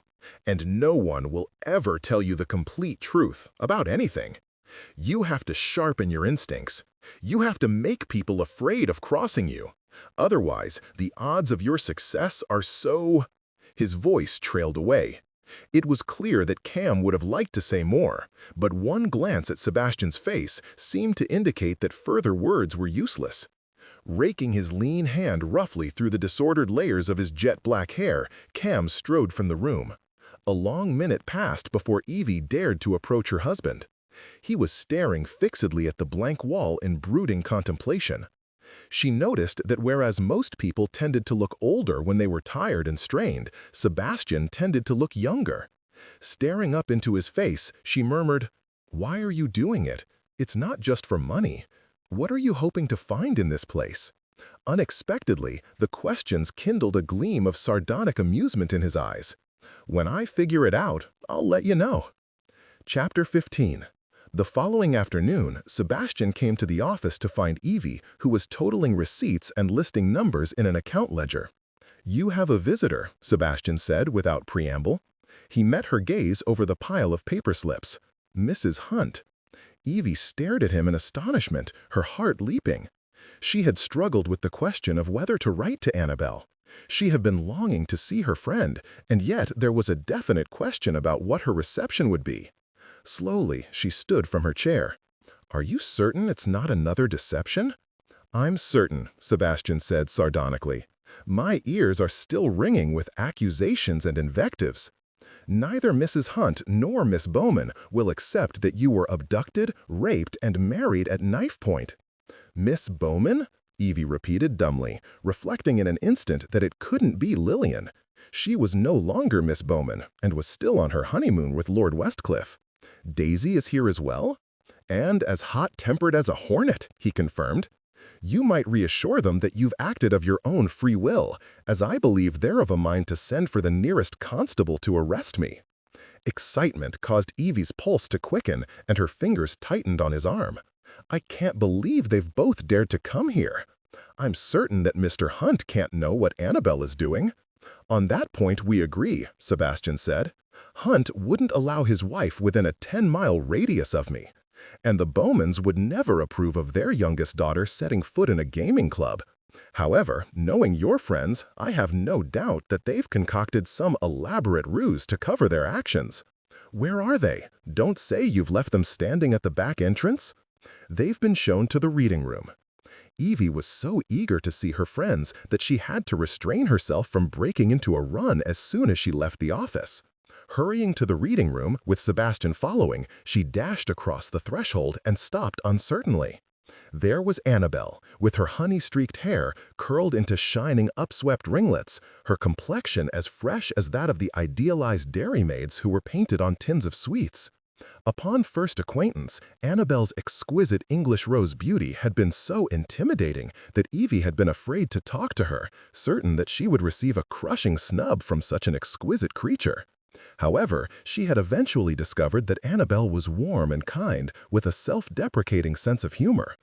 Daisy Bowman, Lillian's young sister, had an outsized personality that belied her small, slight frame.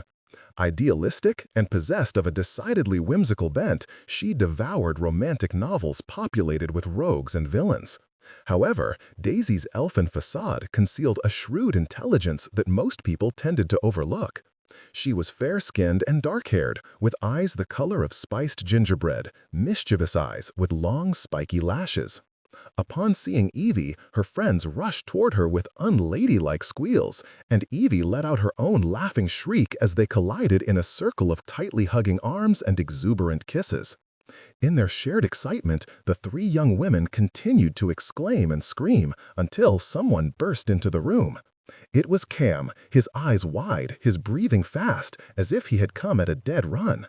His alert gaze flashed across the room, taking in the situation. Slowly, his lean frame relaxed. "Damn," he muttered. "I thought something was wrong." "Everything is fine, Cam," Evie said with a smile, while Annabelle kept an arm around her shoulders. "My friends are here, that's all." Glancing at Sebastian, Cam remarked sourly, "I've heard less noise from the hogs at slaughter time." There was a sudden suspicious tension around Sebastian's jaw, as if he were fighting to suppress a grin. "Mrs. Hunt, Miss Bowman, this is Mr. Rohan.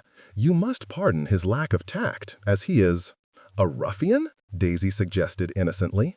This time Sebastian could not prevent a smile. "I was going to say unused to the presence of ladies at the club." "Is that what they are?" Cam asked, casting a dubious glance at the visitors, his attention lingering for a moment on Daisy's small face. Pointedly ignoring Cam, Daisy spoke to Annabelle. "I've always heard that gypsies are known for their charm. An unfounded myth, it seems." Cam's golden eyes narrowed into tigerish slits.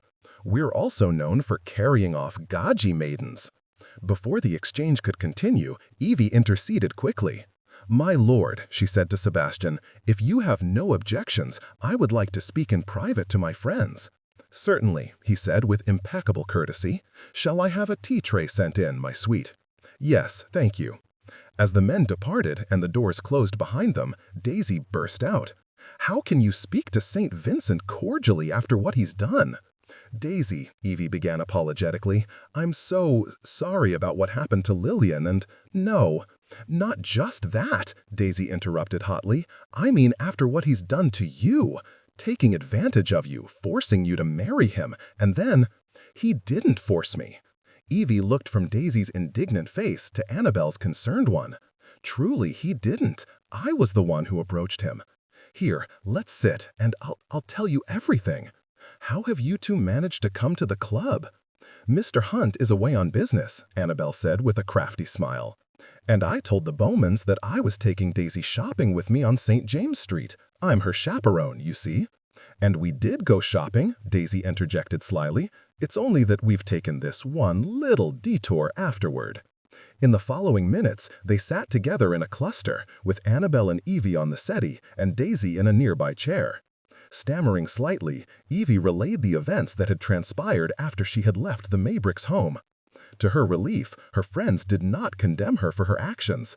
Instead, they were concerned and sympathetic, even though it was clear that they did not agree with the choices she had made. "I'm sorry," Evie said at one point, as she saw the frown that pleated the ivory smoothness of Annabelle's forehead. "I know you don't approve of my marriage to Lord St. Vincent." "It doesn't matter if I approve," Annabelle said gently. "I'll stand your friend no matter what you do. I wouldn't care if you had married the devil himself." "Who is undoubtedly close kin of St. Vincent," Daisy remarked grimly. "The point is," Annabelle continued, giving Daisy a swift warning glance, "now that it's a fait accompli, we want to find out how we can best help you." Evie smiled gratefully. "All I need is your friendship. I was so afraid you might withdraw it." "Never." Annabelle glanced over her and reached out to smooth her tumbled red curls. Dear, I hope this doesn't seem presumptuous, but since you left your family's home in haste, I'm sure you weren't able to take many gowns with you, so I've brought some things for you to wear. I know you're in mourning, and so I've brought only the browns and black and grays, and of course some nightgowns and gloves and other things. I'll have them sent in from the carriage if you are agreeable. We're nearly the same height, and I think with a few alterations—" "Oh, Annabelle!" Evie exclaimed, throwing her arms around her friend. "How kind you are! But I don't want you to sacrifice any part of your wedding trousseau for my sake." "It's no sacrifice," Annabelle informed her, drawing back and smiling. "Before long, I won't be able to wear them at all." Swiftly, Evie recalled that the previous month, Annabelle had confided her suspicions that she might be pregnant. "Of course. Oh, Annabelle, I've been so preoccupied with my own problems that I hadn't even thought to ask how you were feeling." "Is it true, then? The doctor confirmed it?" "Yes," Daisy interrupted, standing up and doing a little victory dance, as if it were impossible for her to stay still any longer. "The wallflowers are going to be aunts!" Evie jumped up as well, and they cavorted in childish glee, while Annabelle remained sitting and watched them with amusement. "Heavens, look at the pair of you," she said. "I wish Lillian were here. No doubt she would have some pithy comment about your savage romping." The mention of Lillian was enough to dampen Evie's elation. She dropped back onto the settee, staring at Annabelle with kindling worry. Will she forgive me for marrying St. Vincent after what he did to her? "Of course," Annabelle said gently. "You know how loyal she is. She would forgive you anything short of murder, perhaps not even barring that. But I'm afraid that forgiving St. Vincent is another matter entirely." Daisy frowned and tugged at her skirts to straighten them. "It is certain that St. Vincent has made an enemy of Lord Westcliff, which makes things difficult for the rest of us." The conversation was interrupted as tea was brought in by a housemaid. Evie poured some of the delicate amber brew for herself and Annabelle. Daisy declined to have tea, preferring to wander about the room and browse among the shelves of books. She peered closely at the titles that had been engraved on the colored vellum spines. "There's a layer of dust on most of these books," she exclaimed. "One would think that they hadn't been read in ages." Annabelle looked up from her tea with a droll smile. "I would wager that few, if any, have ever been read, dear. It's not likely that the gentlemen who frequent this club would choose to occupy themselves with books when there are so many more stimulating pursuits available." "Why have a reading room if no one ever reads in it?" Daisy said, sounding outraged. "I can't imagine any activity that could be more stimulating than reading. Why, sometimes, during a particularly engaging story, I can feel my heart racing." "There is one thing," Annabelle murmured with an unladylike grin. The words were lost on Daisy, however, who drifted farther away along the rows of books. Glancing at Evie's face, Annabelle kept her voice low as she said, "While we're on that subject, Evie, it troubles me that you had no one to talk to before your wedding night. Was St. Vincent considerate of you?" Evie felt her cheeks burn as she responded with a quick nod. "As one would expect, he was very accomplished. But was he kind?"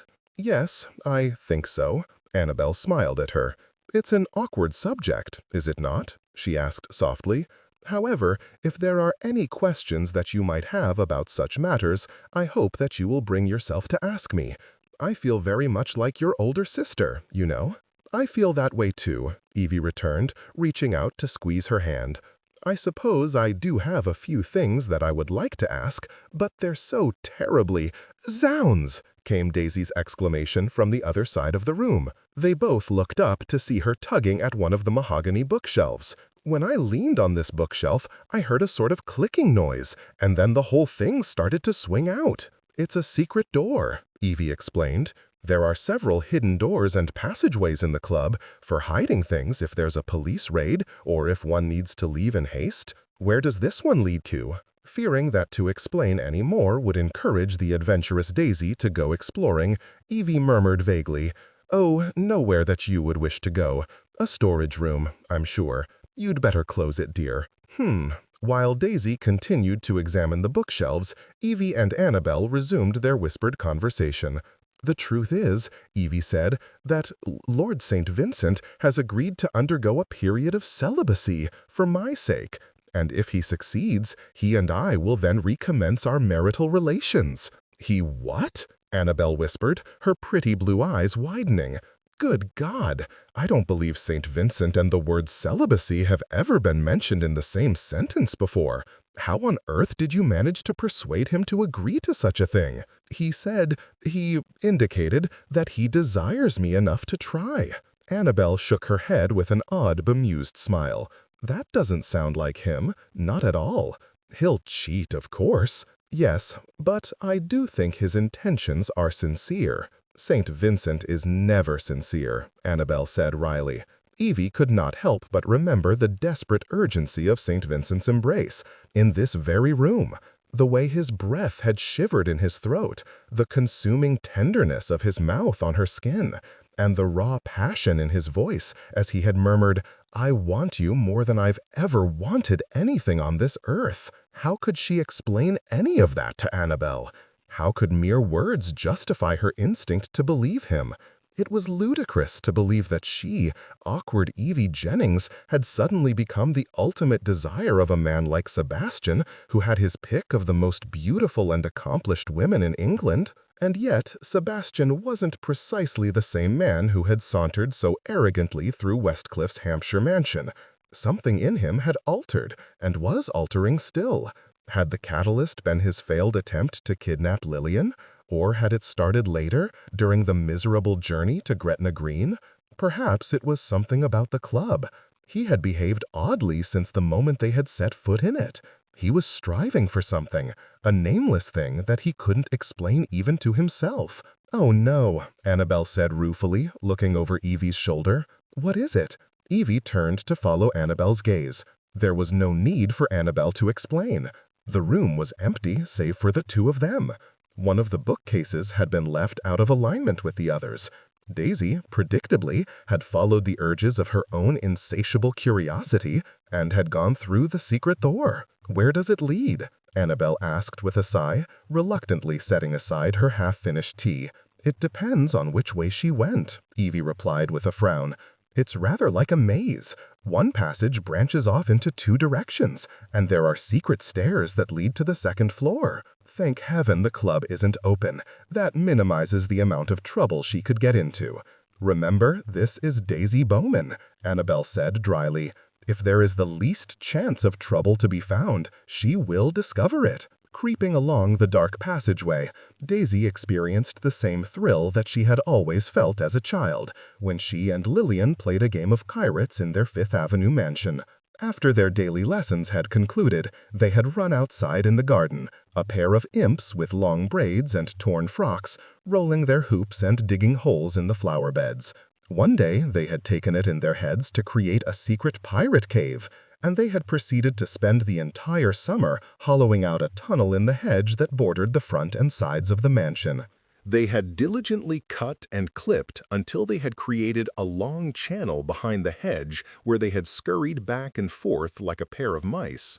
They held secret meetings in their pirate cave, of course, and had kept a wooden box filled with treasures in a hole they had dug beside the house. When their misdeeds had been discovered by the irate gardener, who was horrified by the desecration of his hedge, Daisy and Lillian had been punished for weeks afterward. Smiling wistfully at the thought of her beloved older sister, Daisy felt a wave of loneliness sweep over her.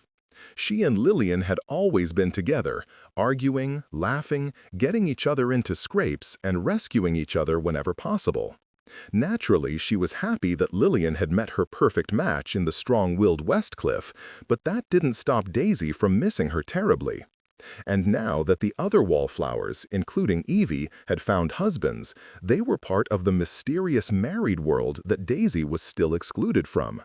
She was going to have to find a husband soon. Some nice, sincere gentleman who would share her love of books. A man who wore spectacles and liked dogs and children. Feeling her way along the passageway, Daisy nearly tripped down a small flight of stairs that presented themselves unexpectedly. A faint glimmer of light from the bottom drew her forward. As she neared the light, she saw that it limned the small rectangular shape of a door. Wondering what could be on the other side of the door, Daisy paused and heard an odd repetitive tapping. A pause, then more tapping. Curiosity got the better of her. Placing her hands on the door, Daisy gave it a decisive shove and felt it give way.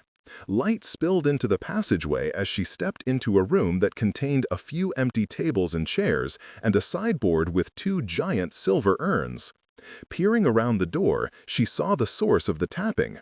A man was repairing a piece of damaged molding on the wall, sitting on his haunches as he expertly sank nails into the thin strip of wood with deft blows of a hammer. As soon as he saw the door open, he rose to his feet in an easy movement, his grip changing on the hammer as if he might use it as a weapon. It was the gypsy, the boy with the eyes of a hungry panther.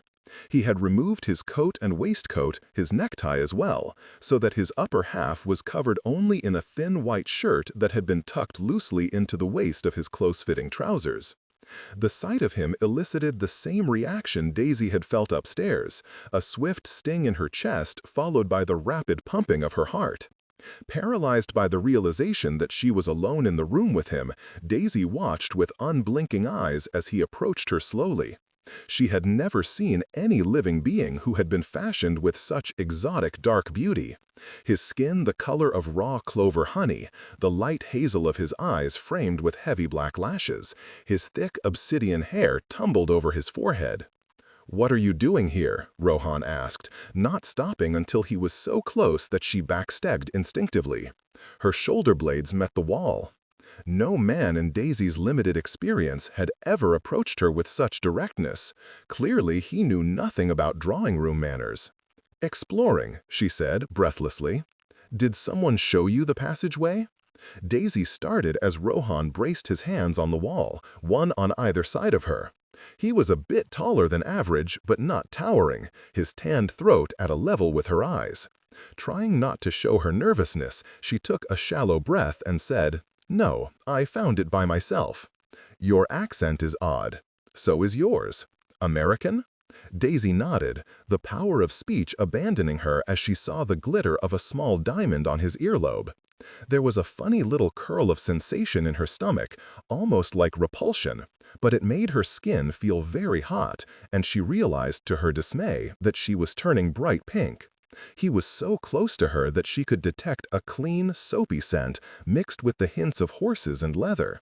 It was a nice smell, a masculine fragrance, very different from that of her father, who always smelled like cologne and shoe polish and fresh-minted paper money.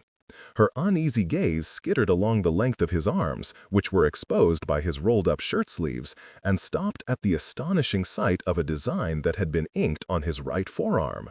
It was a small black horse with wings. Noticing her mesmerized stare, Rohan lowered his arm to give her a better view. "An Irish symbol," he murmured, "a nightmare horse, called a puka." The absurd-sounding word brought a faint smile to Daisy's lips. "Does it wash off?" she asked, hesitantly. He shook his head, his lashes half lowering over his remarkable eyes. "Is a puka like the Pegasus of the Greek myths?" Daisy asked, flattening herself as close to the wall as possible.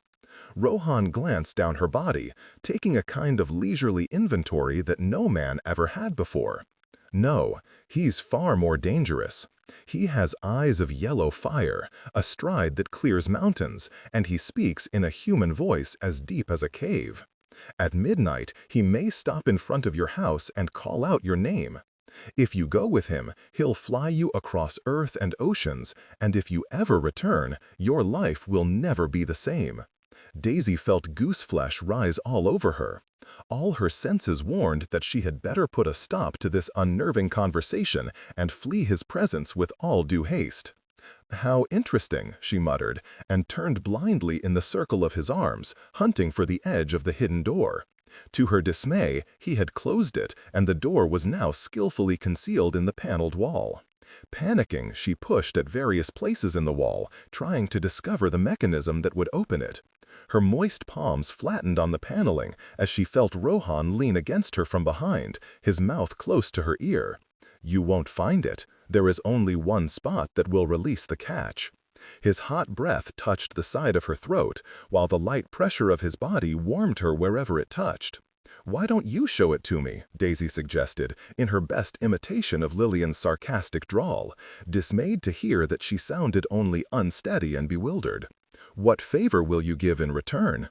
Daisy strove for indignation, even as her heart clattered against her ribs like a wild bird in a cage. She turned around to face him, launching a verbal assault that she hoped would drive him back. "Mr. Rohan, if you are insinuating that I should, well, you're the most ungentlemanly man I have ever encountered." He didn't budge an inch. His animal white teeth flashed in a grin. "But I do know where the door is," he reminded her. "Do you want money?" she asked scornfully. "No." Daisy swallowed hard. "A liberty, then?" Seeing his uncomprehension, she clarified with reddening cheeks, "Taking a liberty is an embrace or a kiss. Something dangerous flickered in Rohan's golden eyes. "Yes," he murmured, "I'll take a liberty." Daisy could hardly believe it, her first kiss. She had always envisioned it as a romantic moment in an English garden.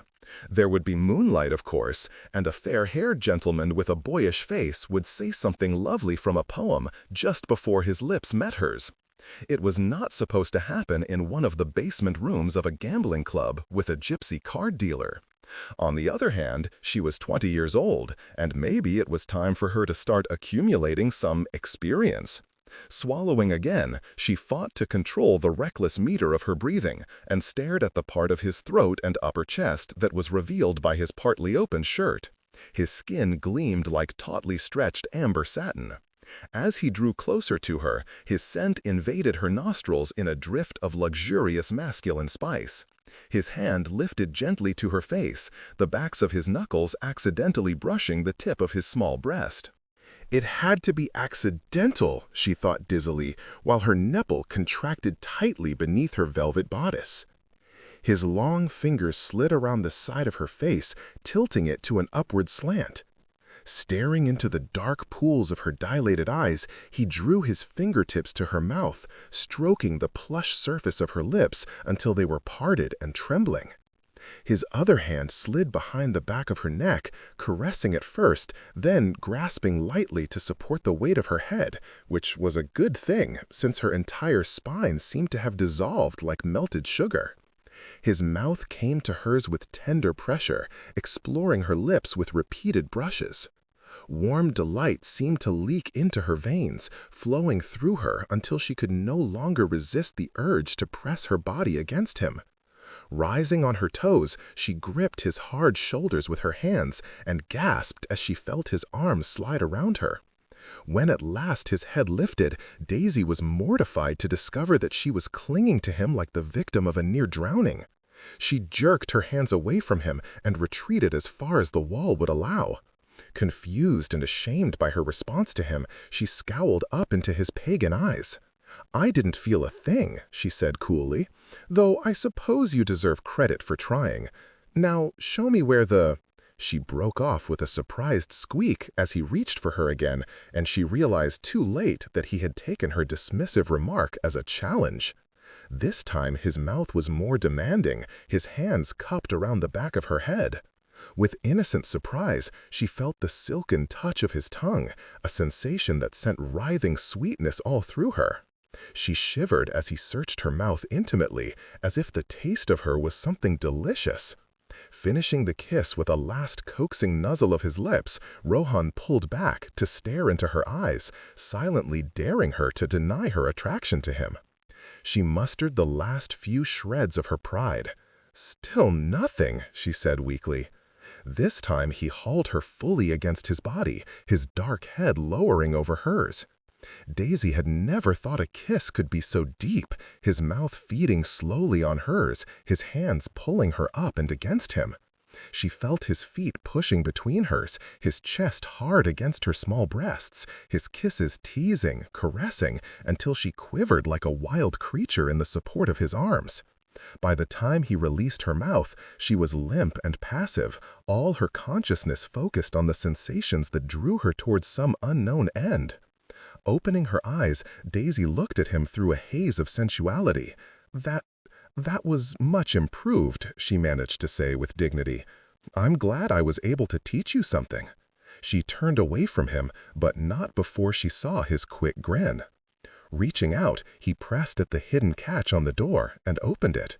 To Daisy's discomfort, Rohan went with her into the dark passageway and accompanied her up the narrow stairs, guiding her as if he could see like a cat in the dark. When they reached the top, where the outline of the reading room door was visible, they paused in tandem.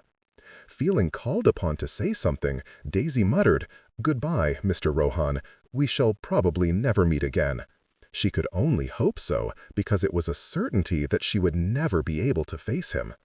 He leaned over her shoulder until his mouth was at her tingling ear. "Perhaps I'll appear at your window one midnight," he whispered, "to tempt you for a ride across earth and ocean."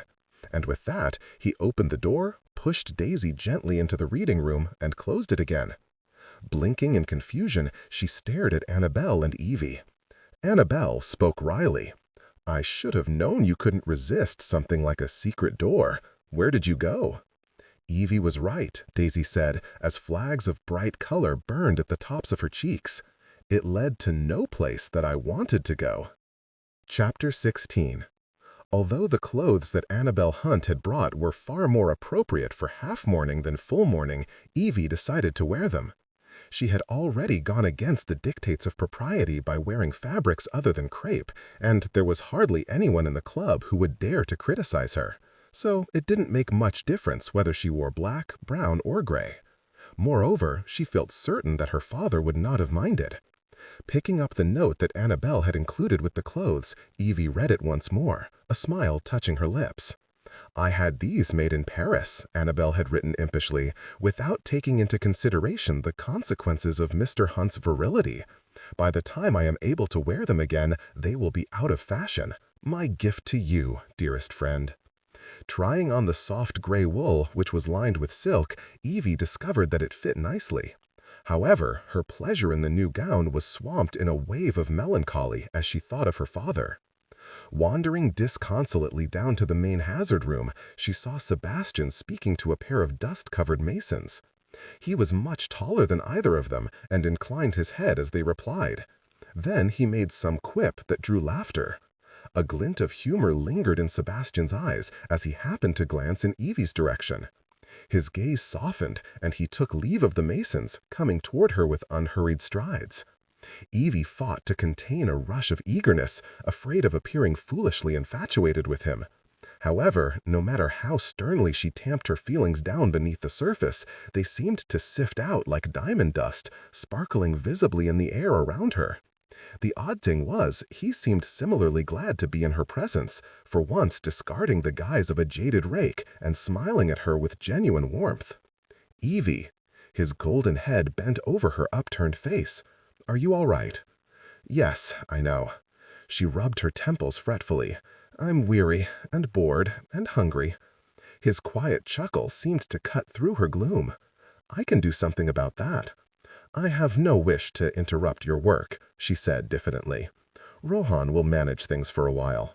Come, let's see if the billiards room is empty." "Billiards?" Evie repeated reluctantly. "Why should we go there?" He slid her a provocative glance. "To play, of course, but women don't play billiards." "They do in France." "From what Annabelle says," Evie said, "women do many things in France that they don't do here." "Yes, a very forward-thinking race, the French, whereas we English tend to view pleasure with deep suspicion." The billiards room was indeed unoccupied. Sebastian sent for a luncheon tray from the kitchen, sat with Evie at a small table at the corner, and diverted her with conversation as she ate. She couldn't quite understand why he would take the time to entertain her when there were many responsibilities that required his attention. And years of seeing the glazed-over boredom on men's faces when she talked to them had reduced Evie's self-confidence to a crumb of what it should have been. However, Sebastian listened closely to everything she said, as if he found her endlessly interesting. He encouraged her to say daring things, and he seemed to delight in her attempts to spar with him. After Evie had finished her plate, Sebastian tugged her to the billiards table and handed her a cue stick with a leather tip. Ignoring her attempts to refuse him, he proceeded to instruct her in the basics of the game. "Don't try to claim this is too scandalous for you," he told her with mock severity. "After running off with me to Gretna Green, nothing is beyond you. Certainly not one little billiards game. Bend over the table." She complied awkwardly, flushing as she felt him lean over her, his body forming an exciting masculine cage as his hands arranged hers on the cue stick. "Now," she heard him say, "curl your index finger around the tip of the shaft. That's right. Don't grip so tightly, sweetlet. Let your hand relax. Perfect." His head was close to hers, the light scent of sandalwood cologne rising from his warm skin. Try to imagine a path between the cue ball, that's the white one, and the colored ball. You'll want to strike right about there. He pointed to a place just above center on the cue ball to send the object ball into the side pocket. It's a straight-on shot, you see. Lower your head a bit. Draw the cue stick back and try to strike in a smooth motion. Attempting the shot, Evie felt the tip of the cue stick fail to make proper contact with the white ball, sending it spinning clumsily off to the side of the table. "A miscue," Sebastian remarked, deftly catching the cue ball in his hand and repositioning it. Whenever that happens, reach for more chalk and apply it to the tip of the cue stick while looking thoughtful. Always imply that your equipment is to blame rather than your skills. Evie felt a smile rising to her lips, and she leaned over the table once more. Perhaps it was wrong, with her father having passed away so recently, but for the first time in a long while, she was having fun. Sebastian covered her from behind again, sliding his hands over hers. "Let me show you the proper motion of the cue stick. Keep it level, like this." Together, they concentrated on the steady, even slide of the cue stick through the little circle Evie had made of her fingers.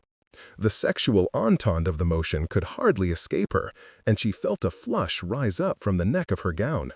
"Shame on you," she heard him murmur. "No proper young woman would have such thoughts." A helpless giggle escaped Evie's lips, and Sebastian moved to the side, watching her with a lazy smile. "Try again." Focusing on the cue ball, Evie drew back and struck it firmly. This time, the colored ball sank neatly into the side pocket. "I did it!" she cried. Sebastian grinned at her triumph and proceeded to set up various shots for her, positioning her body and adjusting her hands, and using every possible excuse to put his arms around her.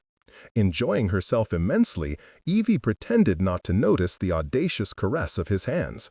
However, when he caused her to miss a bank shot for the 4th time, she turned to him accusingly. "How could anyone make a proper shot when you put your hand there?" "I was trying to adjust your posture," he said helpfully. At her mock-accusing glance, he smiled and half sat on the billiards table. "It's your fault that I've been reduced to such behavior," he continued.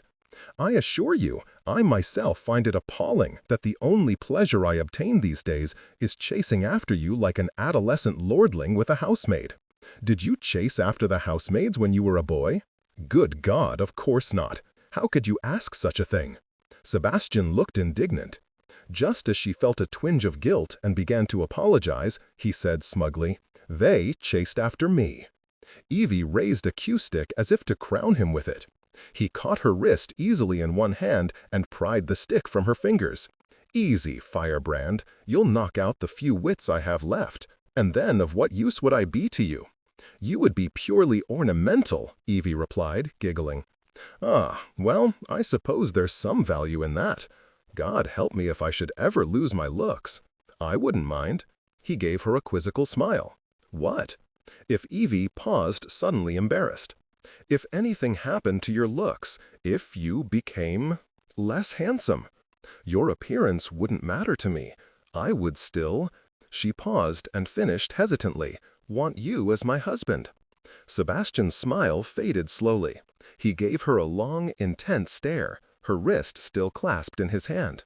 Something strange crossed his expression, an undefinable emotion wrought of heat and vulnerability. When he answered, his voice was strained from the effort to sound cavalier. "Without a doubt, you're the first one who's ever said that to me. I hope you won't be such a pea-goose as to endow me with characteristics that I don't have." "No, you're endowed enough as it is," Evie replied, before the double meaning of the statement occurred to her. She burned a brilliant scarlet. "That is, I didn't mean—" But Sebastian was laughing quietly, the odd tension passing, and he pulled her against him. As she responded to him eagerly, his amusement dissolved like sugar in hot liquid. "Evie," he whispered, "you're so warm, so lovely. Oh, hell, I've got 2 months, 13 days, and 6 hours before I can take you to my bed. Little she-devil, this is going to be the death of me." Feeling rather sorry about the bargain she had made with him, Evie tightened her arms and sought his mouth with hers. He groaned low in his throat and kissed her and reached out to shut the door of the billiards room. Fumbling with the lock, he turned the key and sank to his knees before her. Her shoulder blades pressed hard against the closed door, and she leaned heavily on the paneling, her mind reeling with confusion and excitement. He hiked up her skirts, his hands searching beneath the layers of fabric, tugging at the tates of her drawers. "Sebastian, no," Evie whispered shakily, mindful that they were in one of the public rooms. "Please, you can't." Sebastian ignored her protests, delving beneath her skirts and pulling her drawers to her knees. "I'll go mad if I can't have at least this much of you." "No," she said weakly, but he was beyond hearing. His hand was on her ankle, and his mouth was at her knee, nibbling and licking through the silk stocking. Evie felt a shocking jolt of desire, her heart drumming violently, her flesh awakening with irresistible hunger. Sebastian pushed the front of her skirts up to her waist and clamped her hands over the mass of fabric. "Hold them," he muttered. She shouldn't have obeyed, but her hands seemed to possess a will of their own, clenching the wads of velvet against her midriff. Her drawers were pushed to her ankles, and his mouth wandered upward, his breath like puffs of steam against the tender skin of her leg. Evie made a low, keening sound as he parted the private curls between her thighs. The 2 fingers he slipped inside her were immediately clasped and caressed, her inner muscles working as if to draw him deeper. Evie's eyes half closed, and a passion blush swept over her body in uneven drifts of pink. "Sebastian!"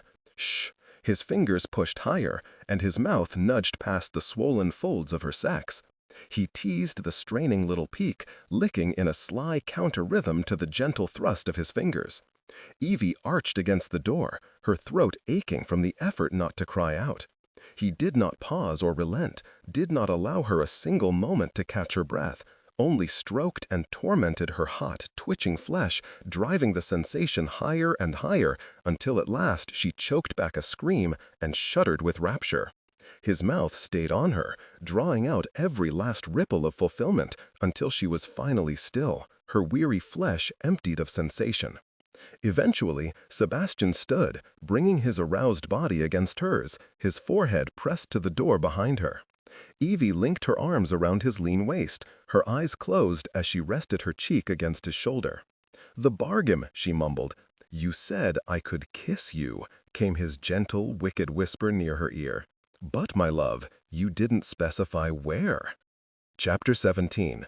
"You sent for me, my lord." Evie came to stand before the desk in the small office, where Sebastian remained sitting. One of the servants had brought her downstairs at his request, accompanying her through the barely controlled chaos of the overcrowded club. On this, the first night of Jenner's reopening, it seemed that everyone who was or wished to be a member was determined to gain admittance. A stack of applications was piled on the desk before Sebastian, while at least a dozen men waited impatiently in the entrance hall to be approved. The air was filled with chatter and clinking glasses and the music of an orchestra that played on the second-floor balcony. To honor the memory of Evo Jenner, champagne was being served in an endless flow, adding to the atmosphere of uninhibited enjoyment. The club was open again, and all was well with the gentlemen of London. "Yes," Sebastian said in response to Evie's question. Why the hell are you still here? You should have left approximately 8 hours ago." She stared into his expressionless face without flinching. "I'm still packing." "You've been packing for 3 days. You don't own more than a half-dozen gowns. The few belongings you have would fit into a small valise. You're stalling, Evie. What difference does it make to you?" she shot back. "For the past 2 days, you've treated me as if I don't even exist. I can scarcely credit that you even noticed I'm still here." Sebastian subjected her to a knife-like stare while he struggled to retain control of his writhing temper. Not notice her? Holy hell, he would have given a fortune for that to be true. He had been torturously aware of her every word and gesture, hungering constantly for the briefest glimpse of her. Seeing her now, her beautifully curved body neatly wrapped in the black velvet dress, was enough to drive him mad. The somber darkness of morning was supposed to render a woman plain and drab, but instead the black made her skin look like fresh cream and her hair glow like fire. He wanted to take her to bed and love her until this mysterious, bedeviling attraction was consumed in its own heat. He felt invaded by something, some kind of ardent disquiet that felt like a sickness, something that made him go from one room to another and then forget what he had wanted. He had never been like this, distracted, impatient, agonized with yearning. He had to get rid of her. Evie had to be protected from the dangers and depravities of the club, as well as from himself. If he could somehow keep her safe and see her in some kind of limited manner, it was the only solution.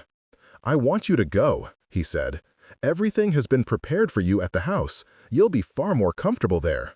And then I won't have to worry about what kind of trouble you might be getting into." Standing, he went to the door, taking care to preserve a necessary physical distance between them. "I'm going to send for a carriage. In a quarter hour, I want you to be in it. I've had no supper. Is it too much to ask that I be allowed a last meal?" Though Sebastian wasn't looking at her, he could hear the note of childish defiance in her voice, and it caused a wrench in his heart, a heart that he had always believed to be nothing more than an efficient muscle.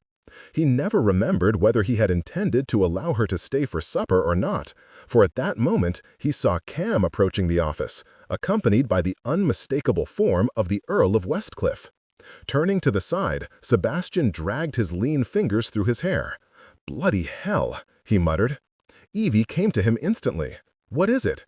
Sebastian wiped his face clean of expression. "You'd better go," he said grimly. "Westcliff is here." "I'm not going anywhere," she said at once. "Westcliff is too much of a gentleman to fight in front of a lady." Sebastian let out a derisive laugh. "I don't need to hide behind your skirts, pet. And I doubt he's here to fight. That was all settled on the night I abducted Miss Bowman. What does he want then? Either to deliver a warning or to see if you need rescuing, or both." Evie remained by his side as Westcliff entered the office. Cam was the first to speak. "My lord," he said to Sebastian, "I bid the Earl to wait, but he—" "No one bids Westcliff to do anything," Sebastian said dryly. "It's all right, Cam. Go back to the hazard tables, or it will be mayhem in there. And take Lady St. Vincent with you." "No," Evie said instantly, her concerned gaze switching from Sebastian's mocking face to Westcliff's granite hard one. "I'm going to stay." Turning to Lord Westcliff, she gave him her hand. "My lord, I have thought so often about Lillian. She is well, I hope." Westcliff bent over her hand and spoke in his distinctive, gravelly voice. "Quite well. It is her wish that you come to stay with us, if you so desire." Although Sebastian had been browbeating her into leaving the club only a few minutes earlier, he was filled with sudden fury. The arrogant bastard! If he thought to come in here and snatch Evie away from beneath his nose— "Thank you, my lord," Evie replied softly as she stared into Westcliff's bold-featured face. He had black hair and eyes so dark that it was impossible to distinguish the irises from the pupils.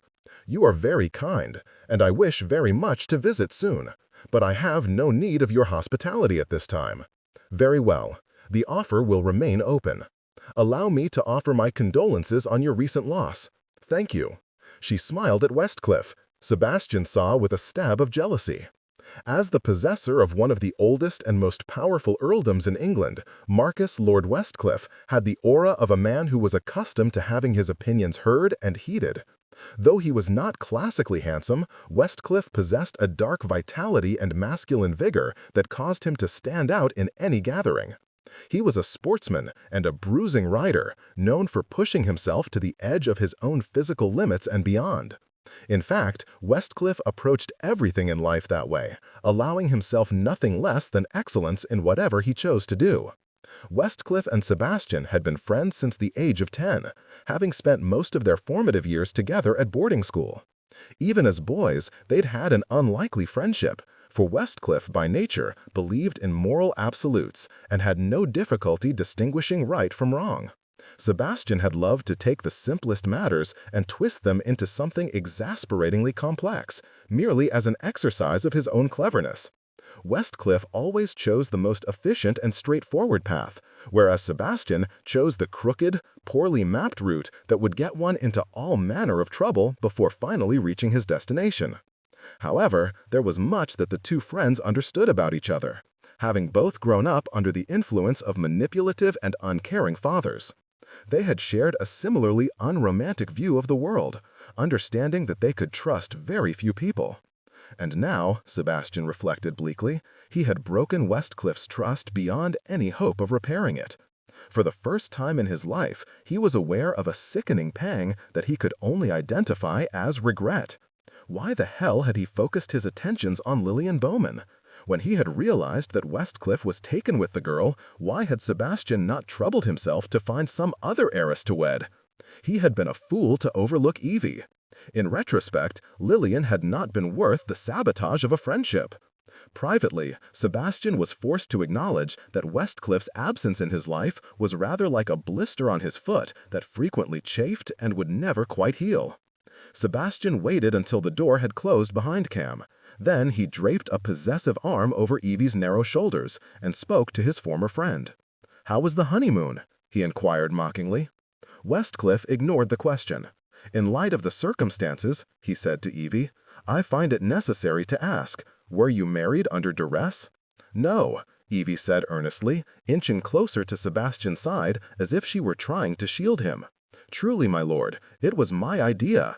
I went to Lord St. Vincent's home to ask for his help." Appearing unconvinced, Westcliff said curtly, "Surely there were other avenues available to you." "None that I could see at the time." Her slender arm slipped around Sebastian's waist, causing his breath to stop in sudden astonishment. "I do not regret my decision," he heard Evie tell Westcliff firmly. "I would do it again without hesitation. Lord St. Vincent has been nothing but kind to me." "She's lying, of course," Sebastian said with a callous laugh, while his pulse began to vibrate frantically in his veins. With Evie's soft body tucked against his side, he could feel her warmth, smell her skin. He couldn't understand why she was trying to defend him. "I've been a bastard to her," he told Westcliff flatly. "Fortunately for me, Lady St. Vincent was ill-used by her family for so long that she has no conception of what it is to be treated well." "That's not true," Evie said to Westcliff. Neither of them spared a glance at Sebastian, giving him an infuriating sense of being cut out of the conversation. "This has been a difficult time, as you can imagine. I could not have survived it without my husband's support. He has looked after my health and sheltered me as much as possible. He has worked very hard to preserve my father's business. He defended me when my uncles tried to compel me to leave with them against my will." "You've gone too far, sweet," Sebastian told her with baleful satisfaction. "Westcliff knows me well enough to be certain that I would never work, or defend anyone for that matter. I only bother with my own interests." To his annoyance, neither of them seemed to pay attention to his remarks. "My lord," Evie said to the Earl, "from what I have learned about my husband, I do not believe he would have acted as he did had he understood that you were in love with Lillian. That is not to excuse his behavior, but to—" "He doesn't love her," Sebastian snarled, pushing Evie away from him. Suddenly, it felt as if the room was shrinking, the walls drawing closer until they threatened to crush him in a fatal vice. Damn her for trying to apologize for him, and damn her for putting up a sham pretense of affection between them. He doesn't believe in love any more than I do. He glared at Westcliff. How many times have you told me that love is a delusion of men who wish to make the necessity of marriage more palatable? I was wrong, Westcliff said. Why are you so irate? Sebastian broke off as he realized that he was unraveling. He glanced at Evie and felt the startling reverse of their positions. She, the stammering wallflower, now serene and steady, and he, always so cool and self-possessed, now reduced to an impassioned idiot. And all in front of Westcliff, who observed the pair of them with keen scrutiny. "What does it take to be rid of you?" Sebastian asked Evie abruptly. "Go with Westcliff if you won't go to the townhouse. I don't give a damn so long as you're out of my sight." Her eyes widened, and she flinched as if she had been struck by a metal dart.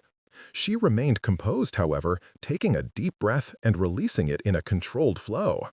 As Sebastian watched her, he was nearly overcome by the urge to fall to his knees before her and beg for forgiveness. Instead, he remained frozen while she went to the door. "Evie," he muttered. She ignored him and left, squaring her shoulders as she walked away from the office. Sebastian clenched his hands into aching fists while his gaze followed her. After several seconds, he forced himself to glance at Westcliff.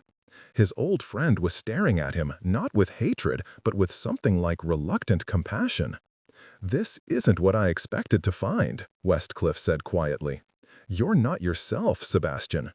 It had been years since Westcliff had addressed him by his first name. Men, even siblings or the closest of friends, almost always called each other by their family or title names. "Go to hell," Sebastian muttered. "No doubt that was what you came to tell me tonight. If so, you're about a month too late." "That was my intention," Westcliff admitted. "Now, however, I've decided to stay and have a sniffert of brandy while you tell me what in God's name you're doing. To start with, you can explain why you've taken it upon yourself to manage a gaming club. It was the worst possible time to sit and talk with the club so crowded, but suddenly Sebastian didn't give a damn. It had been an eternity since he'd conversed with someone who knew him well.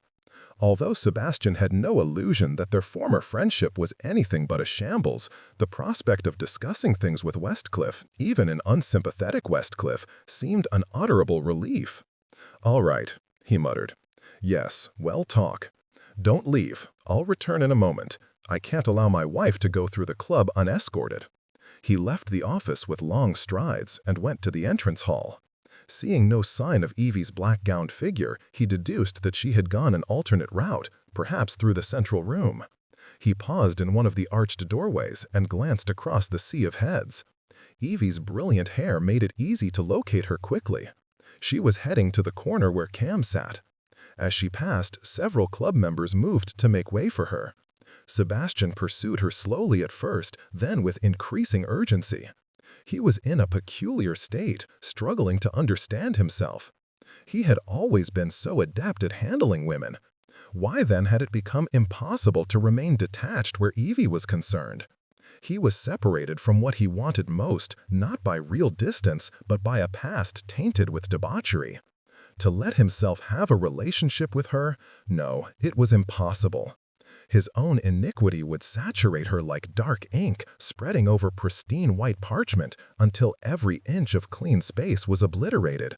She would become cynical, bitter, and as she came to know him, she would despise him. Cam, who was seated on a tall stool overlooking the hazard tables, noticed Evie's approach.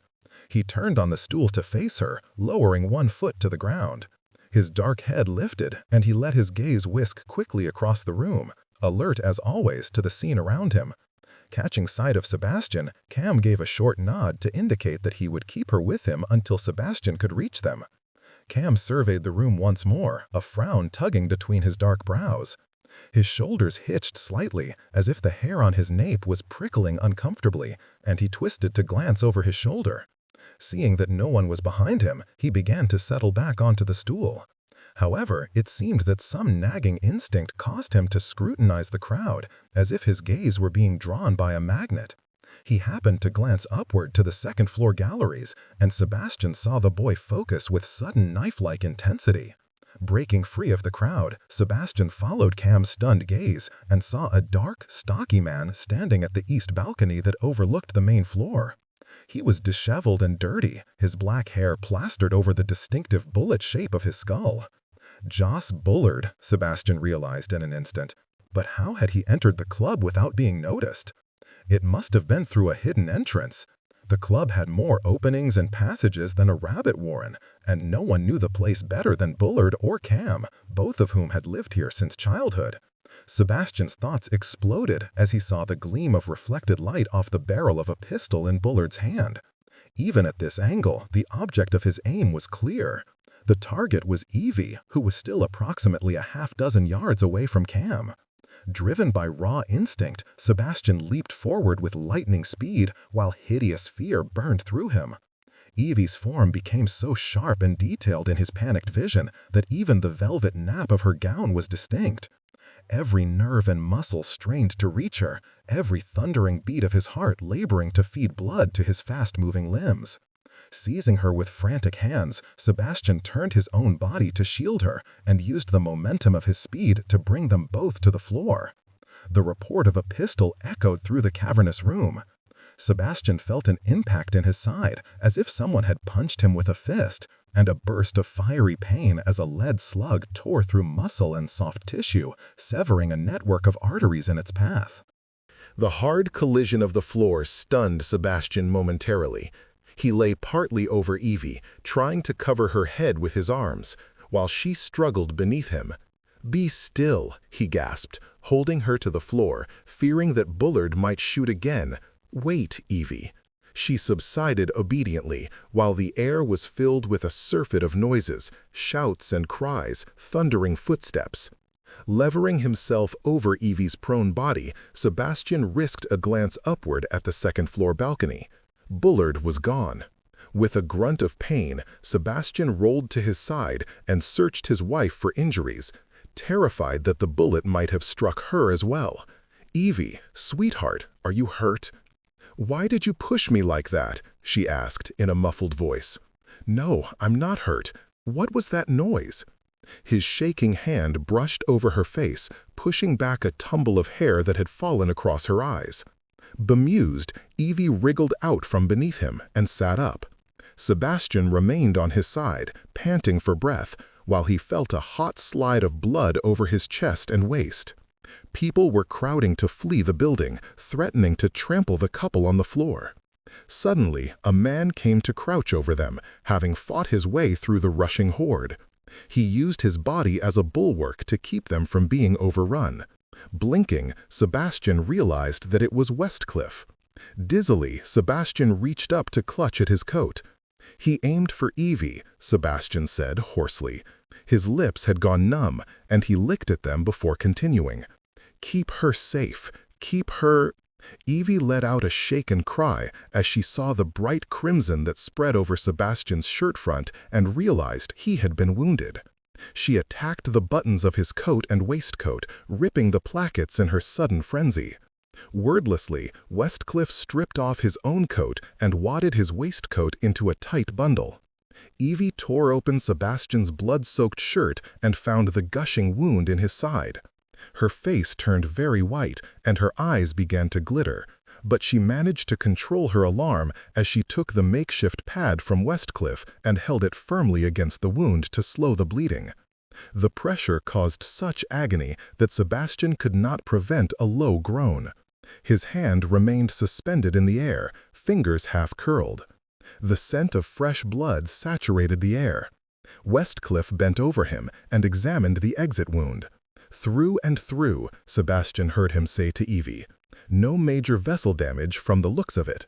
While Westcliff maintained the pressure on the wound, Evie moved to cradle Sebastian's head on her lap, cushioning him in a soft mass of black velvet. Taking his hand, she gripped his fingers firmly.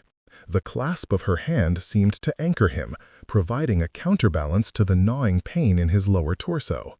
Sebastian stared into her downbent face, unable to read her expression. There was a strange, deep glow in her eyes, something like tenderness or sorrow, something rare and infinite. He didn't know what it was. No one had ever looked at him that way before. He struggled to say something to banish the disturbing emotion in her gaze.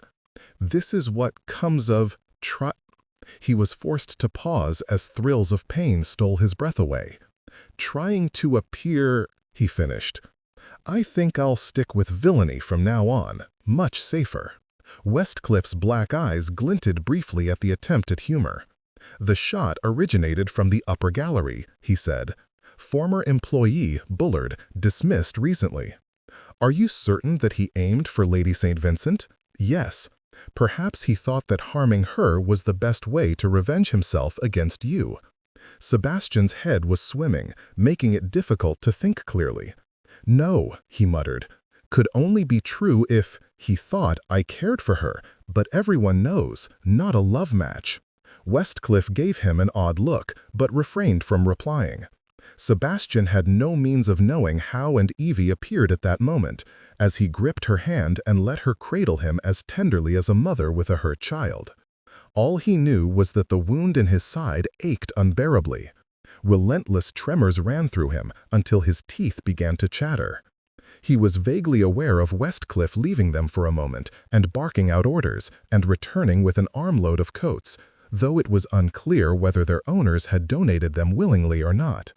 The coats were settled over him, and Westcliff continued to apply pressure on the wound. Sebastian lost consciousness for a moment, and when he came back to his senses, he felt Evie's warm hand caressing the cold, sweaty surface of his face. The doctor is coming, she murmured. Once the bleeding slows, we'll take you upstairs. His breath shivered between his clenched teeth.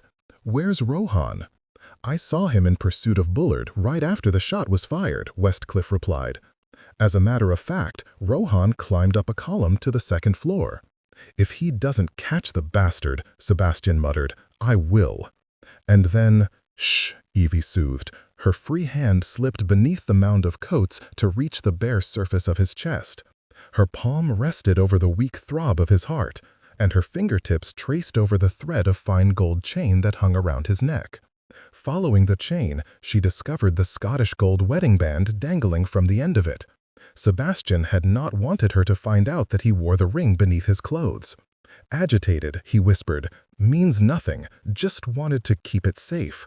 I understand, Evie murmured, flattening her hand on his chest once more.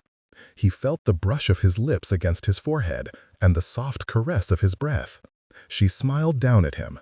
You realize, of course, she said, that you've given me the perfect excuse to stay. I'm going to take care of you until you're well enough to throw me out on your own. Sebastian could not return the smile. Anxiety flooded him as he realized that Evie wasn't safe here or anywhere until Bullard was caught. Westcliff, he rasped, someone has to protect my wife. Nothing will happen to her, Westcliff assured him. As Sebastian stared at his former friend, the only honorable man that he had ever known, he saw that Westcliff's face was carefully impassive. They both understood what Evie was too inexperienced to gather, that although the bullet had not hit a vital organ, the wound was likely to suppurate. Sebastian would not die of blood loss, but it was likely that he could succumb to a fatal fever. And if so, Evie would be alone and undefended in a world filled with predators. Men like himself. Trembling with cold and shock, Sebastian forced out a few desperate words, finding that it took several thready breaths to get them out. Westcliff, what I did before. Sorry. Forgive. Forgive. He felt his eyes begin to roll back in his head, and he fought to stay conscious. Evie, keep her safe. Please. He sank into an illusion of bright sparks, deeper and deeper, until the fluttering lights had faded, and he was lost in blackness. Sebastian, Evie whispered, bringing his lax hand to her cheek. She kissed the backs of his fingers while tears trickled down her face. It's all right, Westcliff reassured her. He's just fainted. He'll come to in a moment. She let out a small gasping sob before regaining control. He deliberately put himself in front of me, she said after a moment. He took the shot for me. So it would seem. Westcliff watched her speculatively, thinking, among other things, that Sebastian and his unlikely bride had occurred interesting changes since their elopement. When Lillian had learned that St. Vincent had married Evangeline Jenner, she had gone into a fury, terrified about what harm might have befallen her friend. "That monster," Lillian had cried upon their return to London from Italy. "For him to do this to Evie, of all people, oh, you can't know how fragile she is." Hell have been cruel to hers. She has no defenses, and she is so innocent. My God, I'll kill him. Your sister said that she did not appear to have been ill-used, Westcliff pointed out rationally, though he too had been concerned by the idea of someone as helpless as Evangeline Jenner at St. Vincent's mercy. She was likely too afraid to admit anything, Lillian had said, her dark eyes snapping as she paced back and forth. He probably raped her, threatened her, perhaps even beat her. No, no, Westcliff had soothed, gathering her stiff body into his arms. According to Daisy and Annabel, there was ample opportunity for her to tell them if she had been abused, but she did not. If it will ease your worries, I'll go to the club and offer her refuge. She can stay with us in Hampshire if she desires. For how long? Lillian had mumbled, nestling deeper into his embrace. Indefinitely, of course. Oh, Marcus. Her brown eyes had sparkled with sudden moisture. You would do that for me? Anything, love, he had told her gently. Anything at all to make you happy. And so Westcliff had come to Jenner's this evening to ascertain if Evangeline was an unwilling captive.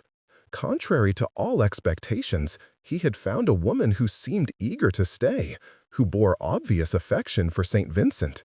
As for St. Vincent, so eternally aloof and indifferent, it was difficult to believe that the man who treated women with such cavalier cruelty could be the same one who had just risked his life. To receive an apology from a man who had never expressed a single regret about anything, and then to hear him practically beg for his wife's protection, led to an inescapable conclusion. St. Vincent had, against all odds, learned to care more for someone else than he did for himself. The situation was extraordinary. How someone like Evangeline Jenner could have wrought such a change in St. Vincent, the most worldly of men, was difficult to understand. However, Westcliff had learned that the mysteries of attraction could not always be explained through logic. Sometimes, the fractures in two separate souls became the very hinges that held them together. "My lady," he said gently. "Evie," she said, still cradling her husband's hand against her face. "Evie, I must ask, why did you approach St. Vincent of all men?" Gently lowering St. Vincent's hand, Evie smiled ruefully. "I needed a way to escape my family, legally and permanently. Marriage was the only answer. And as you were no doubt aware, suitors were hardly queuing up for my favors in Hampshire. When I learned what St. Vincent had done to Lillian, I was appalled, but it also occurred to me that he was the only person I knew of who seemed as desperate as I was, desperate enough to agree to anything. Was it also part of your plan that he manage your father's club? No, he decided that, much to my surprise. In fact, he has surprised me at every turn since we married. How so? He has done everything possible to look after me, all the while proclaiming his indifference." She stared into her husband's unconscious face. "He's not heartless, much as he tries to pretend otherwise." "No," Westcliff agreed. "He's not heartless, though I had my doubts until this evening." Chapter 18. Although Cam and Westcliff were as careful as possible, the process of conveying Sebastian upstairs weakened him severely. Evie followed closely behind, filled with agonized concern as she saw the stark paleness of Sebastian's face. Cam was distraught, though he kept his emotions battened down as he focused on doing what was necessary. "I don't know how he got in," the boy muttered. Evie realized that he was referring to Bullard. "I know all the ways to enter and leave this place. I thought I had taken care of—" "It's not your fault, Cam," Evie interrupted quietly. "Someone must have let him in, even though I told the employees." "It's not your fault," she repeated, and the boy fell silent, though it was clear that he did not agree. Westcliff was quiet, save for a few murmured instructions as they turned a corner. He carried Sebastian's upper half, while Cam held his legs. Although Sebastian was a large man, they were both quite fit, and carried him to the master bedroom without difficulty. The room had just been refurbished, the walls covered with a layer of cream-colored paint. The old bed had been discarded and replaced with a large, handsome one, moved from Sebastian's townhouse. Little had anyone thought that this would turn into a sick room once more, so soon after her father's death. At Evie's direction, a pair of housemaids ran back and forth, fetching towels and water, and tearing linen into wide strips. Sebastian's limp body was eased onto the bed, and Evie tugged his boots off, while Cam and Westcliff worked to remove his blood-stained clothes. By tacit agreement, they left on his white linen drawers for the sake of modesty. Dipping a clean rag into the warm water, Evie washed the bloodstains from her husband's body, the smears turning rust-colored where they had dried amid the light golden fleece on his chest.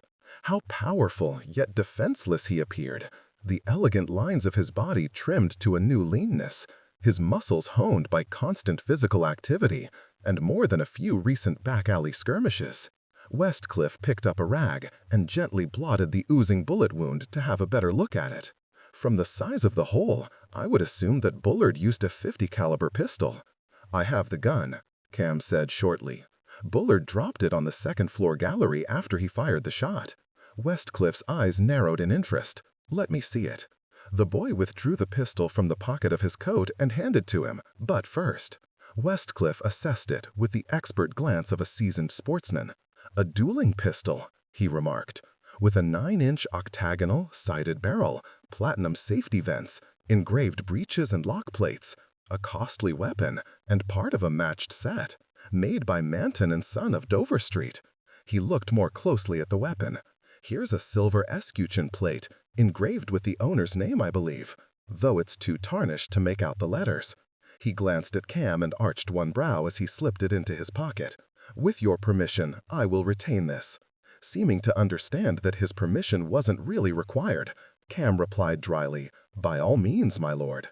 Further conversation was prevented by the arrival of Dr. Hammond, a kindly man of sterling reputation, who had attended her father in the past. Cam and Westcliff left the room while Hammond examined the patient, cleaned the wound, and covered it with a light dressing. "While no major organs have been damaged," he told Evie, his bearded face wearing a grave expression, "it is a significant injury. The recovery will depend on the resilience of the individual, the quality of his care, and, as always, divine grace. It is almost certain there will be fever, which will have to run its course. Most often in these cases, I am compelled to bleed the patient to drain as much of the diseased blood as possible. I will visit daily to determine if or when that will be necessary. Meanwhile, keep him clean and rested, feed him water and beef tea, and administer medicine for his discomfort." Evie received a bottle of opiated syrup from him with murmured thanks. After the doctor departed, she covered Sebastian with a quilt, seeing that the effects of shock and blood loss were causing him to shiver uncontrollably. He opened his eyes and focused on her with difficulty. "If I need divine grace," he whispered, "I'm in trouble, unless we can find some corrupt angel to bribe." A startled laugh escaped her. "Don't be blasphemous." She opened the syrup, poured a spoonful, and slipped an arm behind his neck. "Take this." He swallowed the medicine, made a face, and cursed. Keeping her arm behind him, Evie reached for a cup of water with her free hand and pressed it to his lips until his teeth chattered at the edge. "Drink," she murmured. Sebastian obeyed and settled back against the pillows. "Bullard Cam couldn't catch him?" Evie replied, reaching for a tiny pot of salve. She smoothed some on his chapped lips with gentle fingertips. "He and Lord Westcliff are downstairs, talking to the constable who was dispatched to investigate." "Was anyone else hurt?" Sebastian asked, trying to sit up. A bolt of pain caused his face to whiten, and he fell back with a gasp. "Don't move," Evie said sharply. "You'll start bleeding again." She rested a hand on his chest and traced the thin, glinting chain that draped across his upper chest, following it to the wedding band. No one else was hurt, she said in answer to his question, and as soon as the club members were informed that the assailant had fled, they all came swarming back in and appeared quite entertained by the evening's events. The ghost of a smile touched his lips. Bit more entertainment than I had planned on providing. Cam says it won't hurt business in the least. Safety measures, Sebastian whispered, exhausted by the effort of talking. Tell Cam, yes, he's hiring more men. Don't think about any of that right now. Your only concern is to get well. Evie. His shaking hand fumbled for hers, feebly trapping her fingers on his bare chest. Under their joined hands, the wedding band on the chain pressed against his unsteady heartbeat. Go with Westcliff, he murmured, his eyes closing. After? After what? Evie stared into his face, his gray complexion, and realized that he was referring to his own death. As she felt his hand slide away from hers, she gripped it firmly. His hand had changed, no longer smooth and manicured, but harder, calloused, the nails cut ruthlessly short. No, she said with soft intensity, there will be no after. I will stay with you every moment. I will keep you with me. I won't let you go. Suddenly her breath was coming hard, and she felt the pressure of panic against the inner wall of her chest. Continuing to lean over him, she turned her hand so that their palms matched, their pulses pressed together. One weak, one strong. If my love can hold you, I'll keep you with me. Sebastian awakened in a haze of pain, not only in his wound, but in his head and bones and joints. He was dry and burning, as if fire had been trapped beneath his skin, and he twisted in a useless attempt to escape the heat. Suddenly, a pair of gentle hands descended on him, and a wet cloth passed over his face. A hiss of relief escaped his lips, and he reached out for the source of coolness, seizing, his fingers digging desperately into softness. No, Sebastian, no, let me help you. It was Evie's voice, breaking through the writhing madness. Gasping, he forced himself to release her and fell back against the mattress. The cold cloth moved over him in long strokes, a temporary ease from the torment. Each soothing pass served to calm him until he was able to lie quietly beneath her ministrations. Evie, he said hoarsely. She paused to slip a few shards of crushed ice between his cracked lips. Yes, darling, I'm here. His lashes lifted. Puzzled by the endearment, he watched her as she leaned over him. The ice dissolved quickly against his parched inner cheeks. Before he had to ask her for another, she fed him more. Freshening and wringing out the cloth, she wiped his chest and sides and beneath his arms. The room was darkened except for the daylight that came from a partly shrouded window, and a chilling breeze swept through the half-open casement. Noticing the direction of his gaze, Evie murmured, "The doctor said I should keep the window closed, but you seem to rest more comfortably when it's open." Sebastian lay steeped in gratitude as Evie continued to bathe him with the cool cloth. Her white dressing gown and fair skin gave her the appearance of some pristine, benevolent spirit, weaving a spell over him in the darkness. "How long?" he whispered. "This is the third day. Dearest love, if you can turn a little on your good side, let me tuck a pillow there." "Yes." With his back partly exposed, Evie bathed his aching shoulders and down his spine, and he groaned softly. He vaguely recalled the other time she had done this, her light hands, her serene face in the lamplight. Somewhere amid the nightmare of confusion and pain, he had been aware of her tending him, seeing to his needs with astonishing intimacy. When he shook with fever chills, she covered him with blankets and held his shivering body in her arms. She was always there, before he even needed to call for hers. She comprehended everything, as if she could see inside his tangled thoughts. His worst fear had always been to depend on someone this way, and he was growing weaker by the hour, as the wound became more inflamed and the fever raged higher. He sensed death hovering like an impatient specter, ready to claim him when all his defenses were gone. It retreated whenever Evie was with him, still waiting, but far less imminent. He hadn't comprehended her strength before now. Even when he had seen the loving care she had given her father, he hadn't guessed what it would be like to rely on her, to need her. But nothing repelled her. Nothing was too much to ask. She was his support, his shield,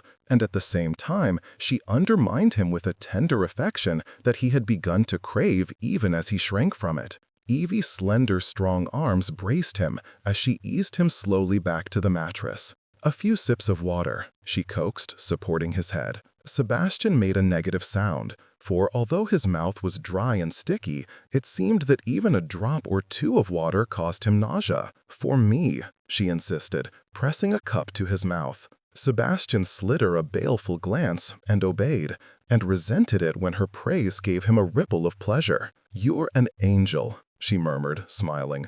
"Good, that's it. Now rest, and I'll cool you some more." Sighing, he relaxed while the damp cloth slid lightly over his throat and face. He sank into a thick, smothering ocean of darkness, into dreams that allowed him no peace. After what could have been minutes, hours, or days, he awoke in wretched pain, fumbling at his side, which burned and ached as if a poisoned spear had been lodged in it. Evie's calm voice stilled his frenzy. "Sebastian, please, lie back. Dr. Hammond is here. Let him examine you." Sebastian discovered that he was too weak to move.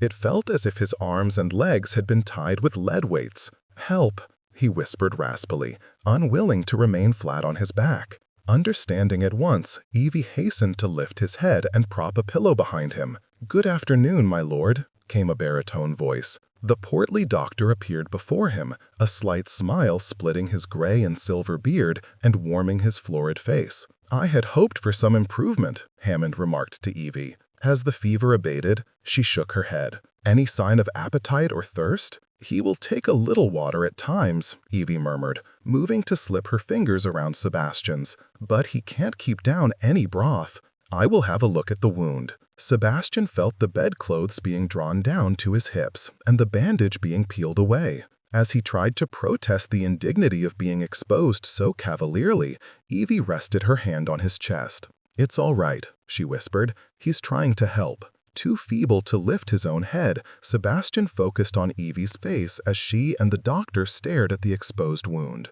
There was no change in Evie's expression, but he saw from the quick double blink of her lashes that his condition had not improved. "As I feared," Hammond said quietly, "it is festering. You see those red streaks extending toward the heart. I'll have to remove some of the diseased blood from his body. Hopefully it will reduce some of the inflammation. But he's already lost so much blood," Evie said uncertainly.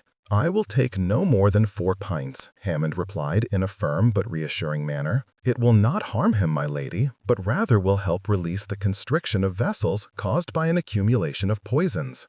Sebastian had always viewed the process of bloodletting dubiously, but never more so than when it was about to be practiced on him. He felt his pulse escalate to a weak but frantic tapping in his veins, and he tugged at Evie's hand. "Don't," he whispered, his breath coming too quickly. A rush of dizziness overcame him, and he fought to see through the showers of sparks that scattered across his vision. He was not aware of fainting, but when he opened his eyes again, he discovered that his left arm had been lightly bound to the back of a chair beside the bed, with a shallow bowl poised on the seat. There was no blood in the bowl yet, but Hammond was approaching him with a small box-like device. "What is that?" came Evie's voice. Sebastian summoned all his strength to turn his head on the pillow to look at her. "It's called a scarificator," Hammond replied. "It is by far the most efficient method of bloodletting, as opposed to an old-fashioned lancet." "Evie," Sebastian whispered.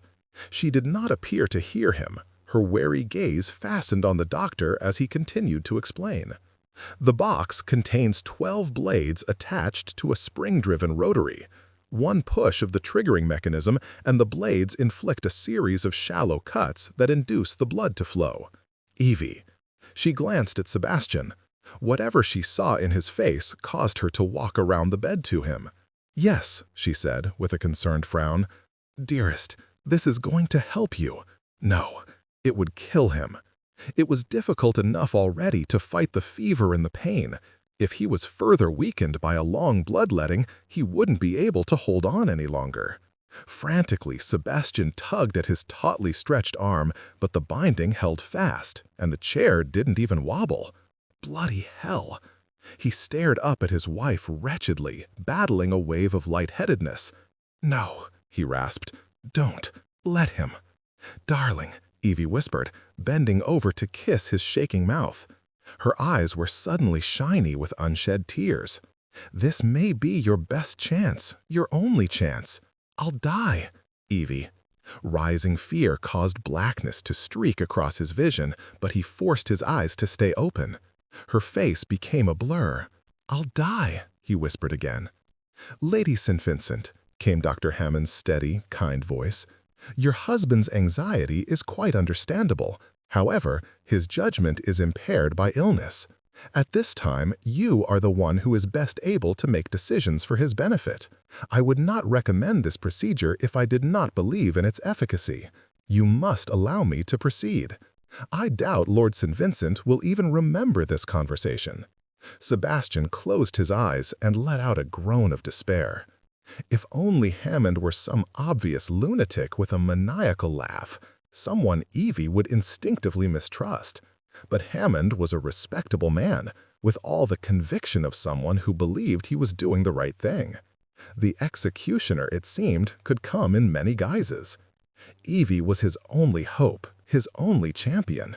Sebastian would never have believed it would come to this, his life depending on the decision of an unworldly young woman who would probably allow herself to be persuaded by the Hammond's authority. There was no one else for Sebastian to appeal to. He felt her gentle fingers at the side of his fevered face, and he stared up at her pleadingly. "Oh God, Evie, don't let him." "All right," Evie said softly, staring at him. Sebastian's heart stopped as he thought she was speaking to the doctor, giving permission to bleed him. But she moved to the chair and deftly untied Sebastian's wrist and began to massage the reddened skin with her fingertips. She stammered a little as she spoke. "Dr. Hammond, Lord St. Vincent does not want the procedure. I must defer to his wishes." To Sebastian's eternal humiliation, his breath caught in a shallow sob of relief. "My lady," Hammond countered, with grave anxiety, "I beg you to reconsider. Your deference to the wishes of a man who is out of his head with fever may prove to be the death of him. Let me help him. You must trust my judgment, as I have infinitely more experience in such matters." Evie sat carefully on the side of the bed and rested Sebastian's hand in her lap. "I do respect your—" She stopped and shook her head impatiently at the sound of her own stammer. "My husband has the right to make the decision for himself." Sebastian curled his fingers into the folds of her skirts. The stammer was a clear sign of her inner anxiety, but she would not yield. She would stand by him. He sighed unsteadily and relaxed, feeling as if his tarnished soul had been delivered into her keeping. Hammond shook his head and began collecting his implements. "If you will not allow me to use my skills," he said with quiet dignity, "and you refuse to heed my professional opinion, I'm afraid I cannot do either of you any good. I can predict nothing but an unfortunate outcome for this situation if proper treatment is not rendered. May God help you both." The doctor left the room, an air of heavy disapproval lingering in his wake. Relieved beyond measure, Sebastian spread his long fingers over the shape of Evie's thigh. "Riddance," he managed to mutter, as the door closed behind Hammond. Evie was obviously torn between laughter and tears as she looked down at him. "You stubborn ass," she said, her eyes wet. "We've just managed to drive off one of the most renowned doctors in London. Anyone else we find is going to want to bleed you as well. Who should I send for now? A white witch? A shaman? A Covent Garden fortune-teller?" Using the last of his strength, Sebastian managed to drag her hand up to his mouth. "You," he whispered, holding her finger to his lips. "Just you." Chapter 19. Evie experienced a multitude of doubts about her decision not to let Dr. Hammond care for Sebastian. After the doctor's departure, Sebastian's condition worsened steadily. His wound became more swollen and angry by the hour, and his fever kept climbing. By midnight, he was no longer lucid. His eyes were demon-bright in his flushed face, and he stared at Evie without recognition as he rambled incoherently in words she couldn't always understand, with dark revelations that wrenched her with pity. "Hush," Evie whispered at times. "Hush, Sebastian, you're not—" But he persisted with terrible desperation, his tormented mind dredging up more and more, until she finally stopped trying to quiet him, and she gripped his clenching hands in hers as she listened patiently to the bitter litany. Never in his conscious moments would he have permitted anyone a glimpse of his unprotected inner self. But Evie knew, perhaps better than anyone, what it was like to live in desperate solitude, yearning for connection, for completeness. And she understood, too, the depths that his loneliness had driven him to. After a while, when his hoarse voice had faded to broken whispers, Evie gently changed the cold cloth on his forehead and smoothed salve on his cracked lips. She kept her hand at the side of his face, the golden bristles scratching her fingers. In his delirium, Sebastian turned his cheek into the softness of her palm with a wordless murmur. Beautiful, sinful, tormented creature. Some would argue that it was wrong to care for such a man. But as Evie stared at his helpless form, she knew that no man would ever mean to him what he had, for in spite of everything, he had been willing to give his life for hers. Climbing onto the bed beside him, Evie found the chain amid the soft curling hair on his chest, and she covered the wedding ring with her palm, and let herself sleep beside him for a few hours. When daylight came, she found him utterly still, lost in a stupor. Sebastian? She felt his face and neck. The fever was blazing.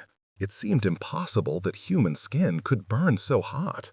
Flinging herself out of bed, she stumbled to the bell pull and tugged it violently. With the help of Cam and the housemaids, Evie covered the bed with a waterproof cloth and packed muslin bags filled with ice around his body. Sebastian remained motionless and silent through it all. Evie's hopes were briefly raised when the fever seemed to abate, but it soon resumed its relentless climb. Cam, who had assumed Sebastian's duties at the club as well as his own, looked nearly as exhausted as Evie. Still dressed in his evening clothes, a gray necktie hanging loose on either side of his throat, he wandered to the bedside where Evie sat. She had never felt real despair until now. Even during the worst of times with the Mabricks, she had always had hope. But if Sebastian did not live, she felt that she would never take pleasure in anything again.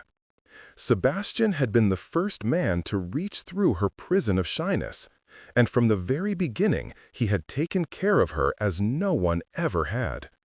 Thinking of the first hot brick he had tucked against her feet during the hellish carriage ride to Scotland, she smiled bleakly. She spoke to Cam with her gaze fastened on her husband's waxen face. "I don't know what to do for him," she whispered.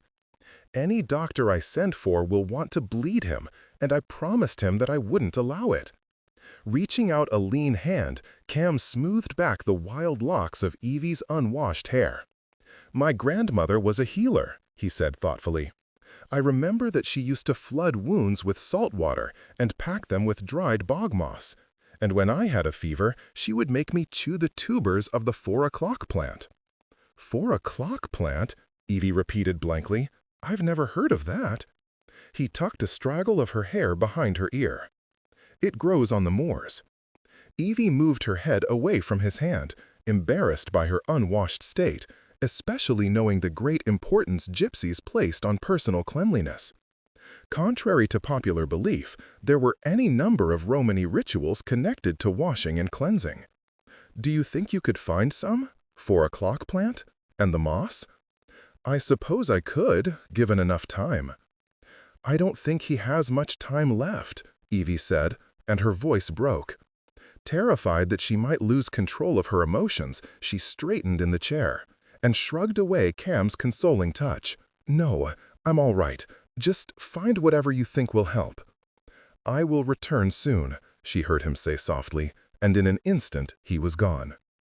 Evie continued to sit by the bedside in a state of exhausted indecision, aware that she probably makes some concession to the needs of her own body, for sleep, for food, for some marginal care. But she was afraid to leave Sebastian even for a few minutes. She didn't want to come back and find that he had slipped away while she was not there. She tried to clear away the fog of weariness long enough to make a decision, but the mechanics of her brain seemed to have been disabled.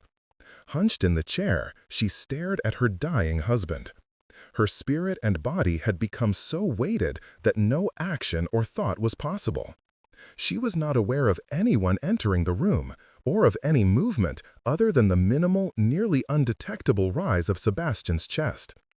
But gradually, she became aware of a man standing beside her chair, his presence emanating a vitality and contained force that was startling in the somnolent atmosphere of the sick room. Blearily, she looked up into the concerned face of Lord Westcliff. Without a word, Westcliff reached down and pulled her to her feet, steadying her as she wobbled. "I've brought someone for you," he said quietly. Evie's gaze careened across the room until she managed to focus on the other visitor. It was Lillian Bowman, now Lady Westcliff, dashing and radiant in a wine-red gown. Her fair complexion was lightly glazed with color from the southern Italian sun, and her black hair was caught fashionably at the nape of her neck with a beaded silk cord net. Lillian was tall and slender, the kind of raffish girl one could envision as captaining her own pirate ship, a girl clearly made for dangerous and unconventional pursuits. Though not as romantically beautiful as Annabel Hunt, Lillian possessed a striking, clean-featured appeal that proclaimed her Americanness even before one heard her distinctly New York accent. Of their circle of friends, Lillian was the one that Evie felt the least close to. Lillian did not possess Annabel's maternal softness or Daisy's sparkling optimism. She had always intimidated Evie with her sharp tongue and prickly impatience. However, Lillian could always be counted on in times of trouble. And after one glance at Evie's haggard countenance, Lillian came to her without hesitation and wrapped her long arms around her. "Evie," she murmured fondly, "what have you gotten yourself into?" The surprise and relief of being held so securely by a friend she had not expected to see overwhelmed Evie completely. She felt the pain in her eyes and throat sharpen until she could no longer hold back her sobs. Lillian tightened her embrace. "You should have seen my reaction when Annabel and Daisy told me what you had done," she said, patting Evie's back firmly. "I nearly dropped to the floor, and then I called down all sorts of curses on St. Vincent's head for taking advantage of you. I was tempted to come here and shoot him myself, but it appears that someone else spared me the trouble." "I love him," Evie whispered between sobs. "You can't," Lillian said flatly. "Yes, I love him, and I'm going to lose him, just as I did my father. I can't bear it. I'll go mad." Lillian sighed and muttered, "Only you could love such a vile, selfish peacock, Evie. Oh, I'll admit he has his attractions, but you would do better to fix your affections on someone who could actually love you back." "Lillian," came Evie's watery protest. "Oh, all right. I suppose it's not sporting to disparage a man when he's bedridden. I'll hold my tongue for the time being." She drew back and looked into Evie's splotched face. The others wanted to come, of course, but Daisy is unmarried and therefore can't even sneeze with a chaperone, and Annabel tires easily because of her condition. Westcliff and I are here, and we're going to make everything all right. "You can't," Evie sniffled. "His wound is so ill. He's fallen into a coma, I think."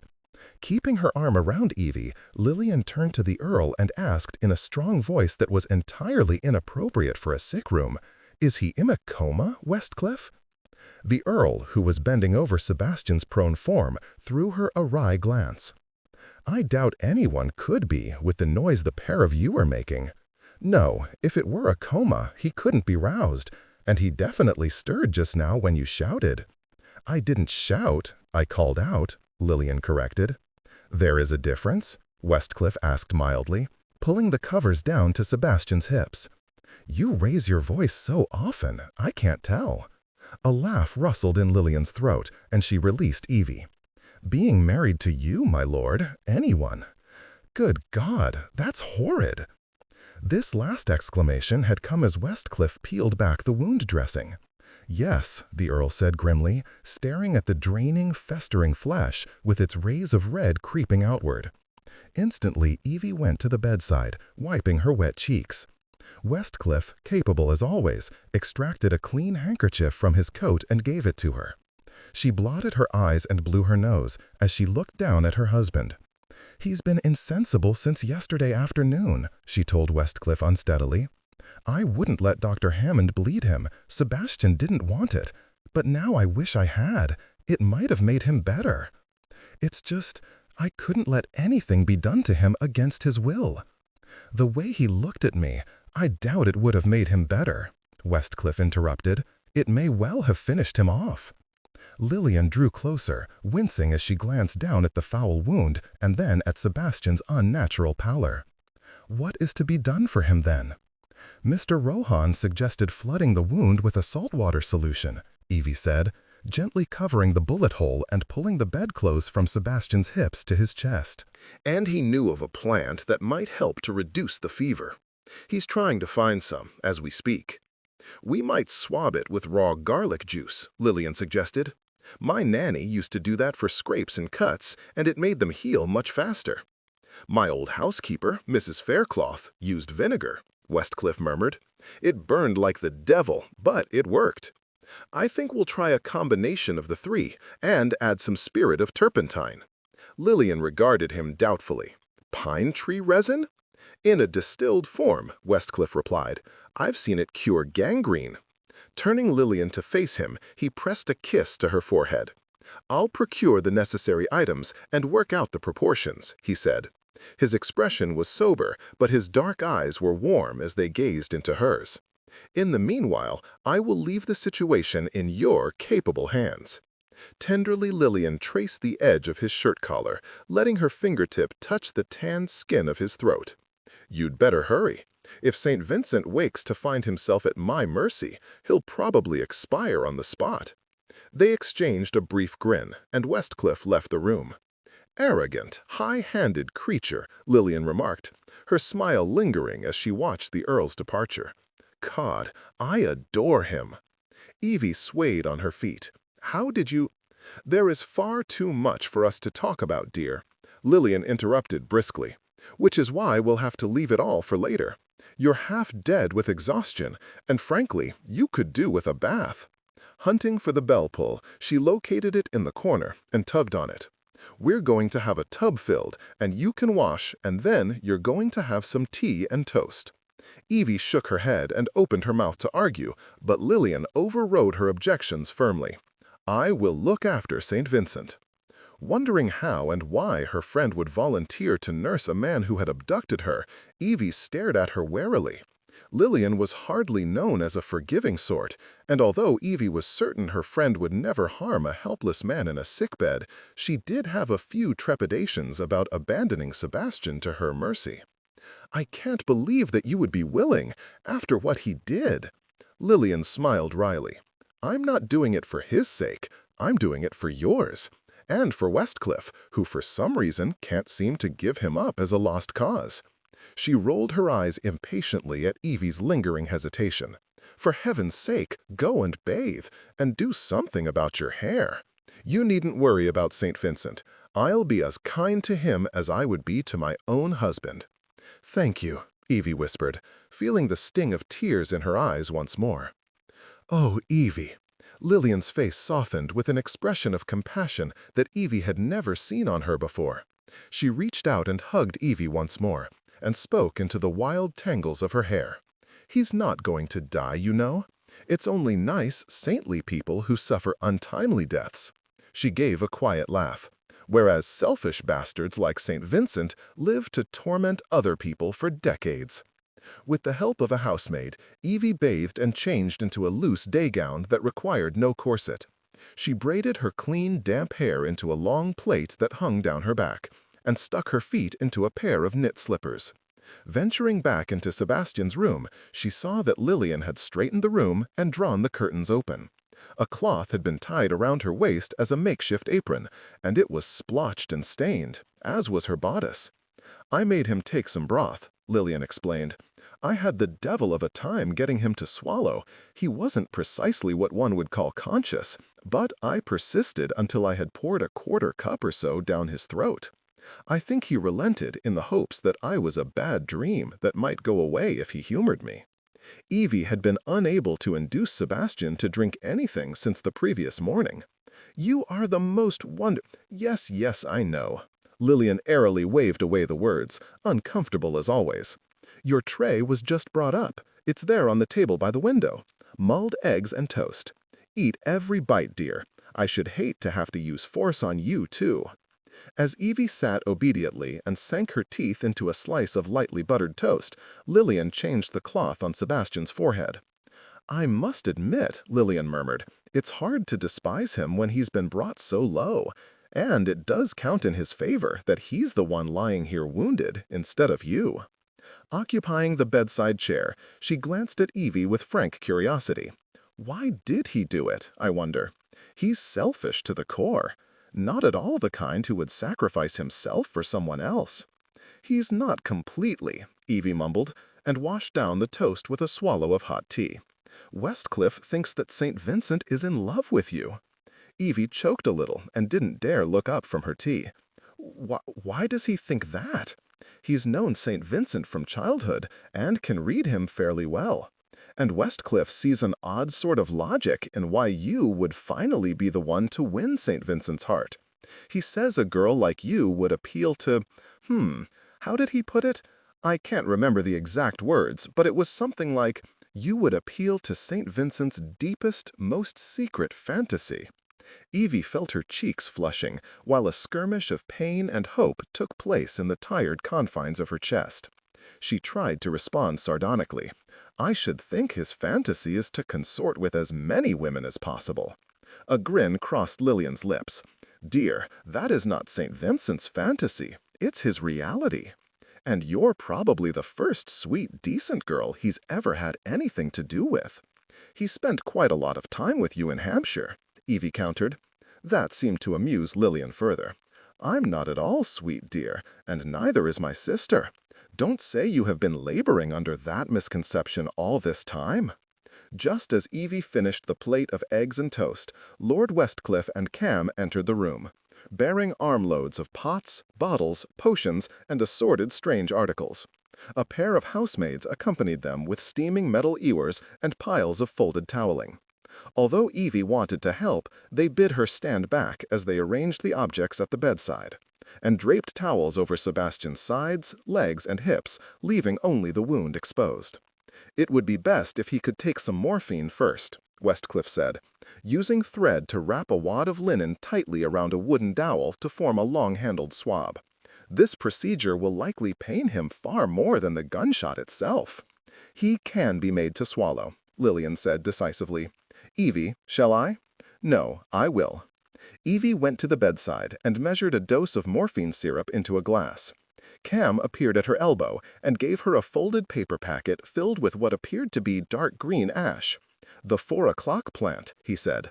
"I found it at the first apothecary I visited.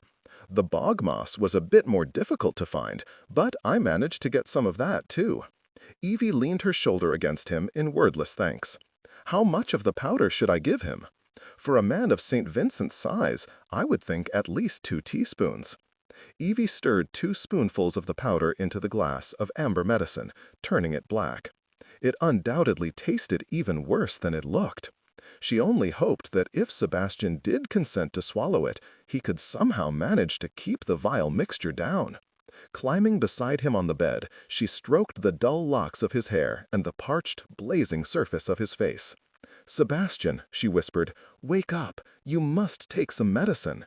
He did not rouse even when she slipped her arm behind him and tried to lift his head.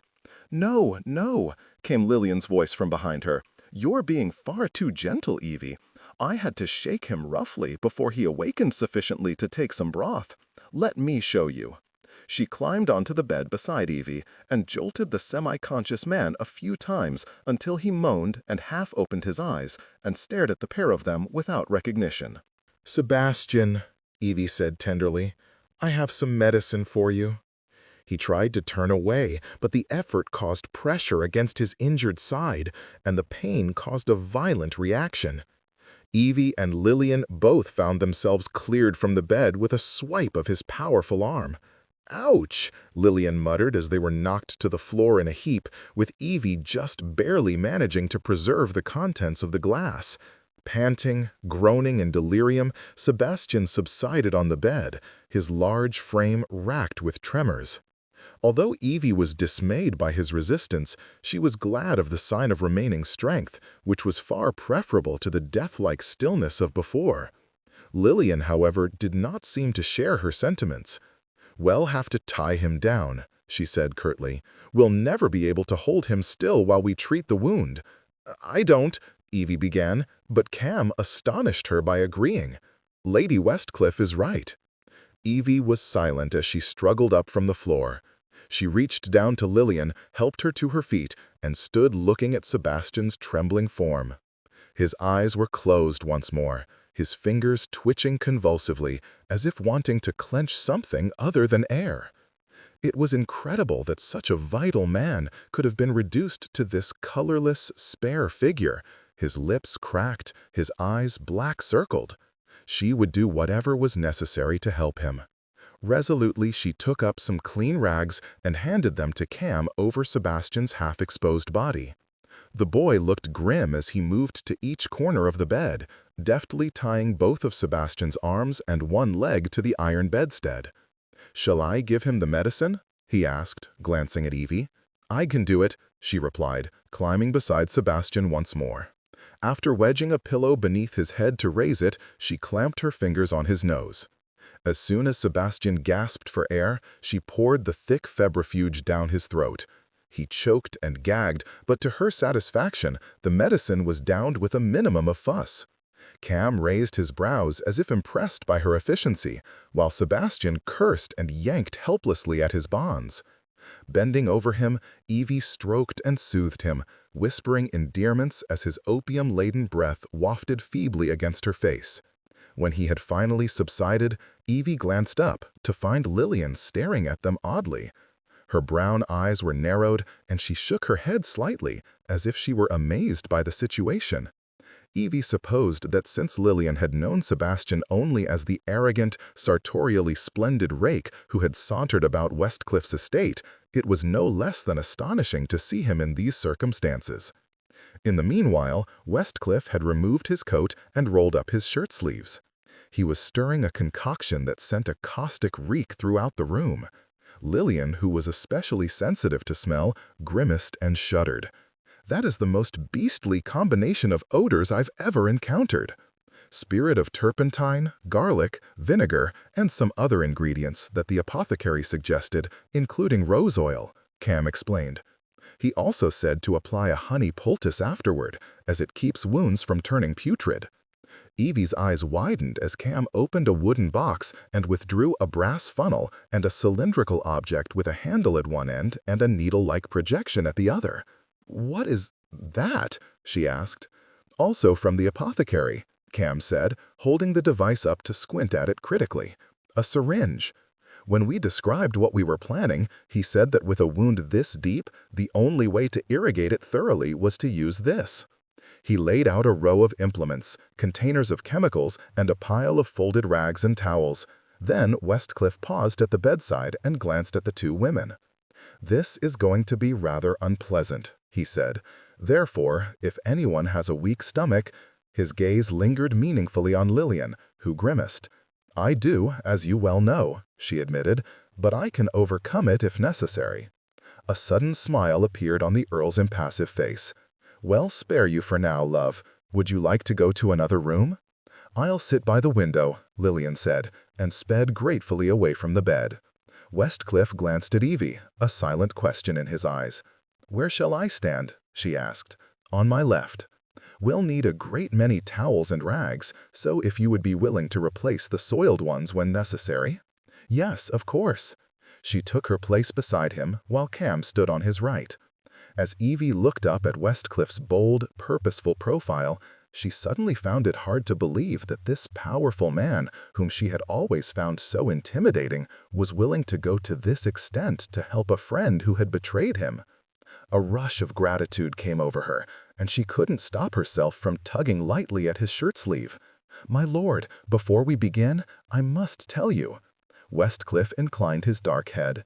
"Yes?"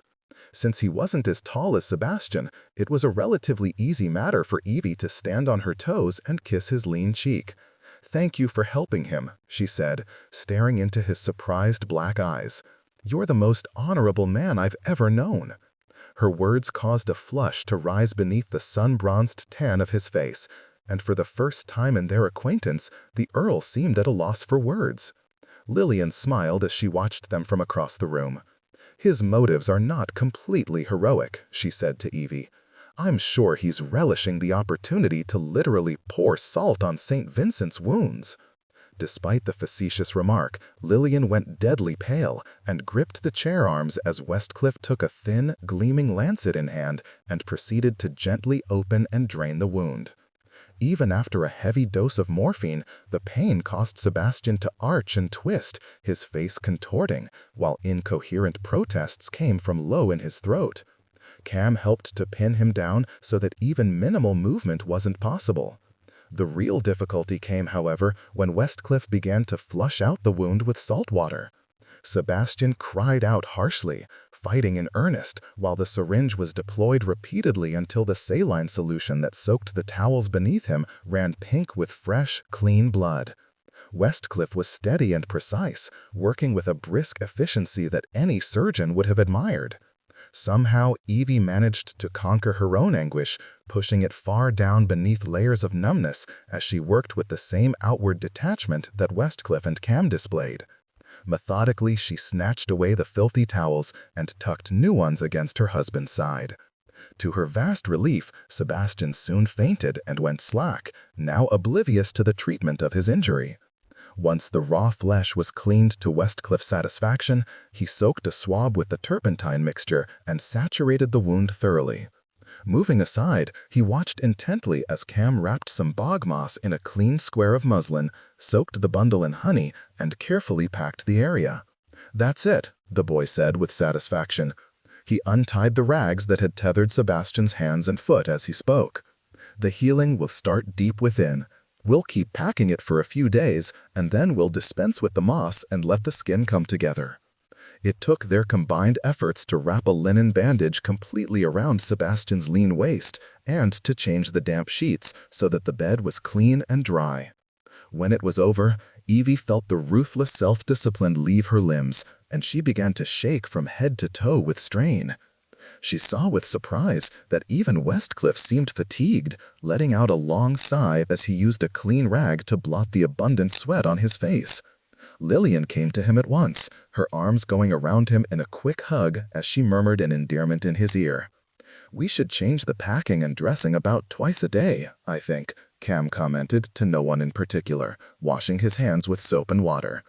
"If the fever doesn't improve by nightfall, we'll double the dose of 4 o'clock plant." Gesturing for Evie to come to him, he washed her hands and arms as well. "Hell be all right, sweetheart," he said. "When the Earl was draining the wound, it didn't look as bad as I thought it would." Evie shook her head wearily, standing with childlike passivity as he blotted her wet hands. "I can't let myself hope for anything. I can't let myself—" Her voice trailed off as the floor seemed to tilt beneath her feet, and she jerked clumsily in an attempt to correct her balance. Cam caught her swiftly and scooped her up against his hard young chest. "Bed for you," he announced, carrying her toward the door. "Sebastian," she mumbled. "We'll take care of him while you rest." She had little choice, as her sleep-deprived body refused to function any longer. Her last memory was of Cam laying her on her own bed, drawing the covers over her and tucking them at her sides as if she were a little girl. As soon as her body heat began to collect beneath the slick, icy-cold sheets, she plummeted into a dreamless slumber. Evie awoke to the cheerful glow of a tiny flame. A candle sat on the bedside table. Someone was sitting on the edge of the bed. Lillian, looking rumpled and tired, with her hair tied at the nape of her neck. Slowly, Evie sat up, rubbing her eyes. "Is it evening?" she croaked. "I must have slept all afternoon." Lillian smiled wryly. "You've slept for a day and a half, dear. Westcliff and I have looked after St. Vincent, while Mr. Rohan has been running the club." Evie ran her tongue inside her pasty mouth and sat up straighter. Her heart began to thud with dread as she struggled to ask, "Sebastian is?" Lillian took Evie's chapped hand in hers and asked gently, "Which do you want first, the good news or the bad news?" Evie shook her head, unable to speak. She stared at her friend without blinking, her lips trembling. "The good news," Lillian said, "is that his fever has broken and his wound is no longer putrid." She grinned as she added, "The bad news is that you may have to endure being married to him for the rest of your life." Evie burst into tears. She put her free hand over her eyes while her shoulders shook with sobs.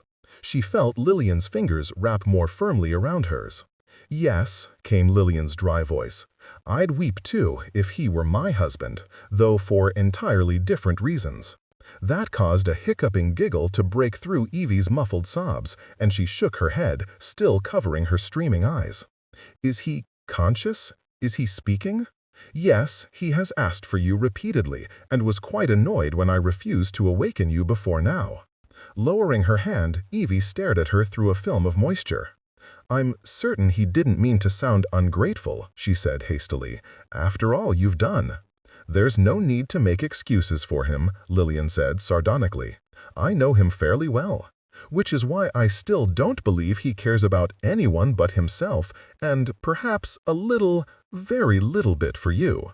But if he makes you happy, I suppose he shall have to be tolerated." Her nose wrinkled, and she appeared to hunt for an unappealing scent before detecting it on the sleeves of her gown.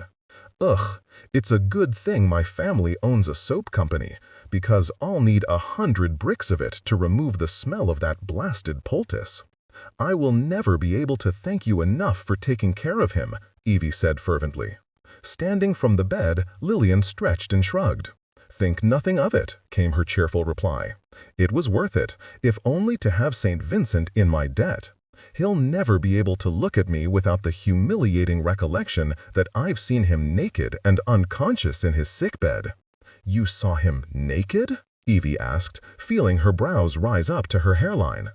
"Oh," Lillian said, going to the door. "I caught a glimpse now and then. It was impossible not to, considering the location of the wound."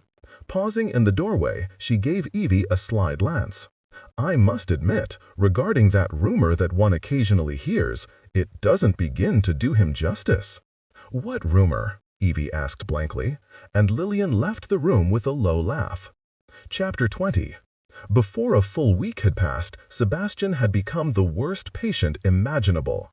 He was healing at a remarkable rate, though not quickly enough for his satisfaction, and he frustrated himself as well as everyone else by pushing every conceivable limit.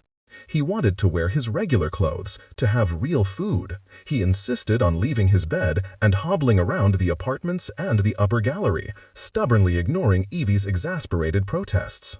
Even knowing that he could not force his strength to return, that it would require time and patience, Sebastian couldn't help himself. He had never had to rely on anyone, and now to owe his life to Westcliff, Lillian, Cam, and most of all, Evie, he was swamped with the unfamiliar feelings of gratitude and shame. He couldn't look any of them in the eyes, and so his only recourse was to take refuge in surly arrogance.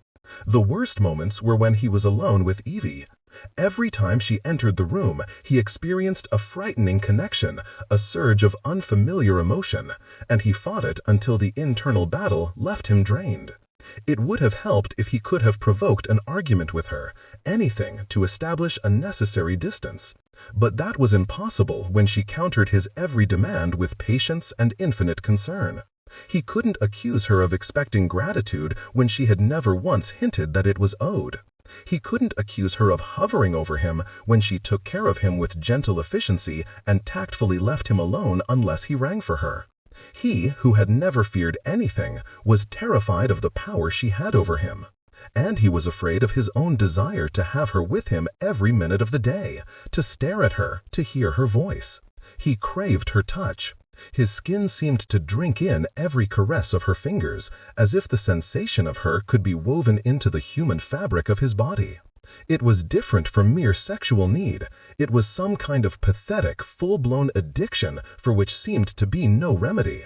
Sebastian was further tormented by the knowledge that Joss Billard had tried to kill Evie, and his reaction came from some primitive place in himself that would not be tamed by reason.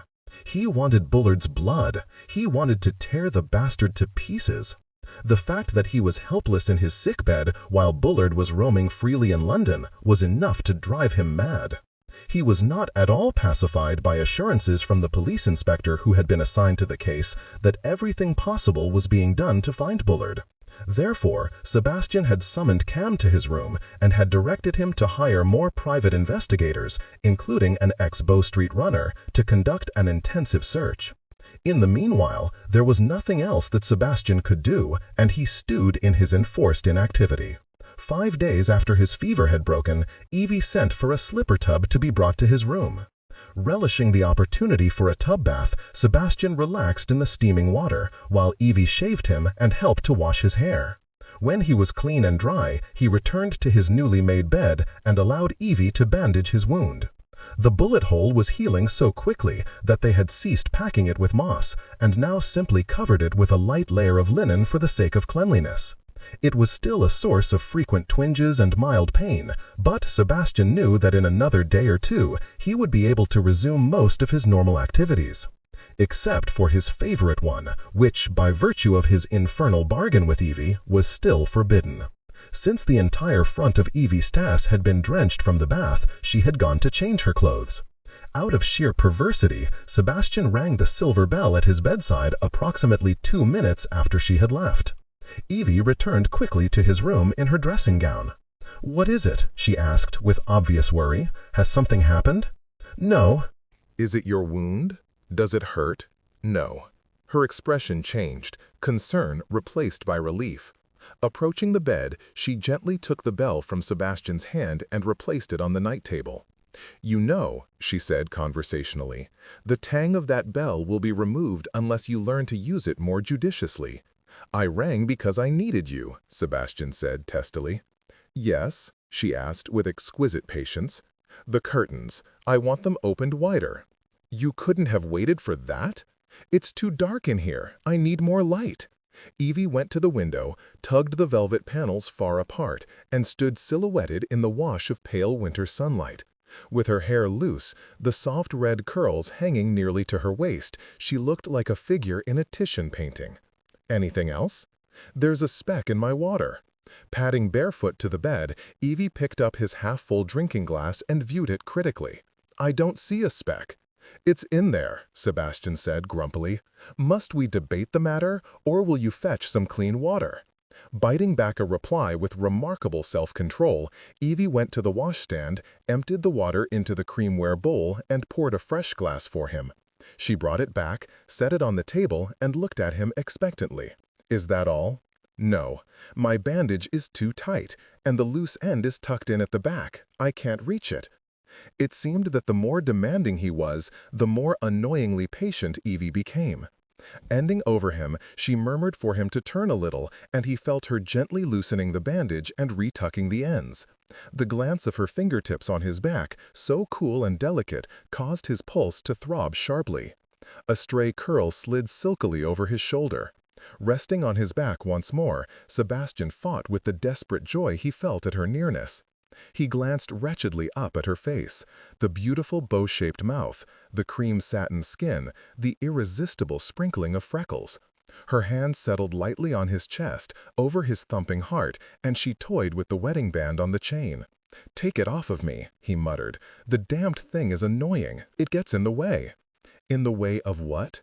Evie whispered, staring at his averted profile. Sebastian could smell her skin, the scent of warm, clean woman, and he shifted on the mattress, his senses sharpening with awareness. "Just take it off and put it on the dresser," he managed to say after a ragged breath. Ignoring the command, Evie half sat on the mattress, leaning over him until the ends of her unbound hair feathered over his chest. His body was motionless, but he quaked inwardly as he felt her draw a finger along the edge of his jaw. "I gave you a decent shave," she observed, sounding pleased with herself. "I may have missed a spot or two, but at least I didn't cut your face to ribbons. It helped that you were so still." "I was too terrified to move," he replied, and she made a sound of amusement. Unable to keep his gaze from hers any longer, Sebastian brought himself to look into her smiling eyes, so round, so astonishingly blue. "Why do you ring that bell so often?" Evie whispered. "Are you lonely? You have only to say so." "I'm never lonely," he said it with cool conviction. To his dismay, she did not draw back, and although her smile turned quizzical, it did not fade. "Shall I go then?" she asked gently. Sebastian felt treacherous heat rising inside him, unfurling, spilling, spreading everywhere. "Yes, go," he said, closing his eyes, hungrily absorbing the scent and nearness of her. Evie stayed, however, the silence spinning out, until it seemed that the pounding of his heart must be audible. "Do you want to know what I think, Sebastian?" she finally asked. It took every particle of his will to keep his voice controlled. "Not particularly. I think that if I leave this room, you're going to ring that bell again. But no matter how many times you ring, or how often I come running, you'll never bring yourself to tell me what you really want." Sebastian slid his eyes open. A mistake. Her face was very close, her soft mouth only inches from his. "At the moment, all I want is some peace," he grumbled, "so if you don't mind." Her lips touched his, warm silk and sweetness, and he felt the dizzying brush of her tongue. A floodgate of desire opened, and he was drowning in undiluted pleasure, more powerful than anything he had known before. He lifted his hands as if to push her head away, but instead his trembling fingers curved around her skull, holding her to him. The fiery curls of her hair were compressed beneath his palms as he kissed her with ravenous urgency, his tongue searching the winsome delight of her mouth. Sebastian was mortified to discover that he was gasping like an untried boy when Evie ended the kiss. Her lips were rosy and damp, her freckles gleaming like gold dust against the deep pink of her cheeks. "I also think," she said unevenly, "that you're going to lose our bet." Recalled to sanity by a flash of indignation, Sebastian scowled. "Do you think I'm in any condition to pursue other women? Unless you intend to bring someone to my bed, I'm hardly going to—" "You're not going to lose the bet by sleeping with another woman," Evie said. There was a glitter of deviltry in her eyes as she reached up to the neckline of her gown and deliberately began to unfasten the row of buttons. Her hands trembled just a little. "You're going to lose it with me." Sebastian watched incredulously as she stood and shed the dressing gown.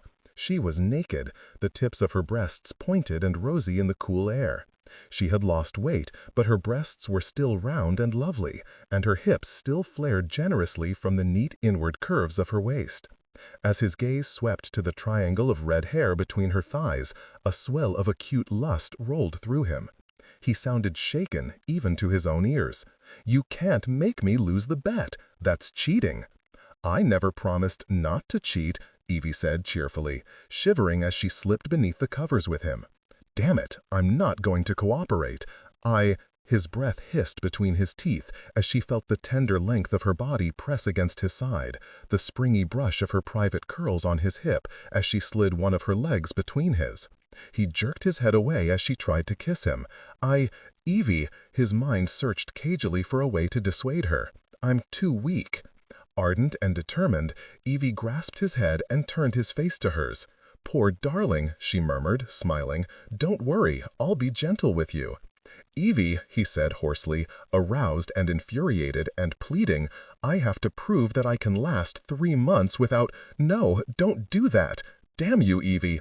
She had disappeared beneath the covers, stringing kisses along the hard line of his chest down to his abdomen, taking care not to dislodge the bandage. Sebastian struggled to sit up, but a sharp sting in his half-healed wound caused him to fall back with a grunt of pain. And then he grunted for an altogether different reason as she reached the stiff, aching length of his cock and delicately nuzzled the tip of it. It was obvious that Evie had never done this before. She knew nothing of technique and very little of male anatomy. But that didn't stop her from proceeding with innocent ardor, pressing tiny kisses along the sensitive shaft and lingering when she heard him groan.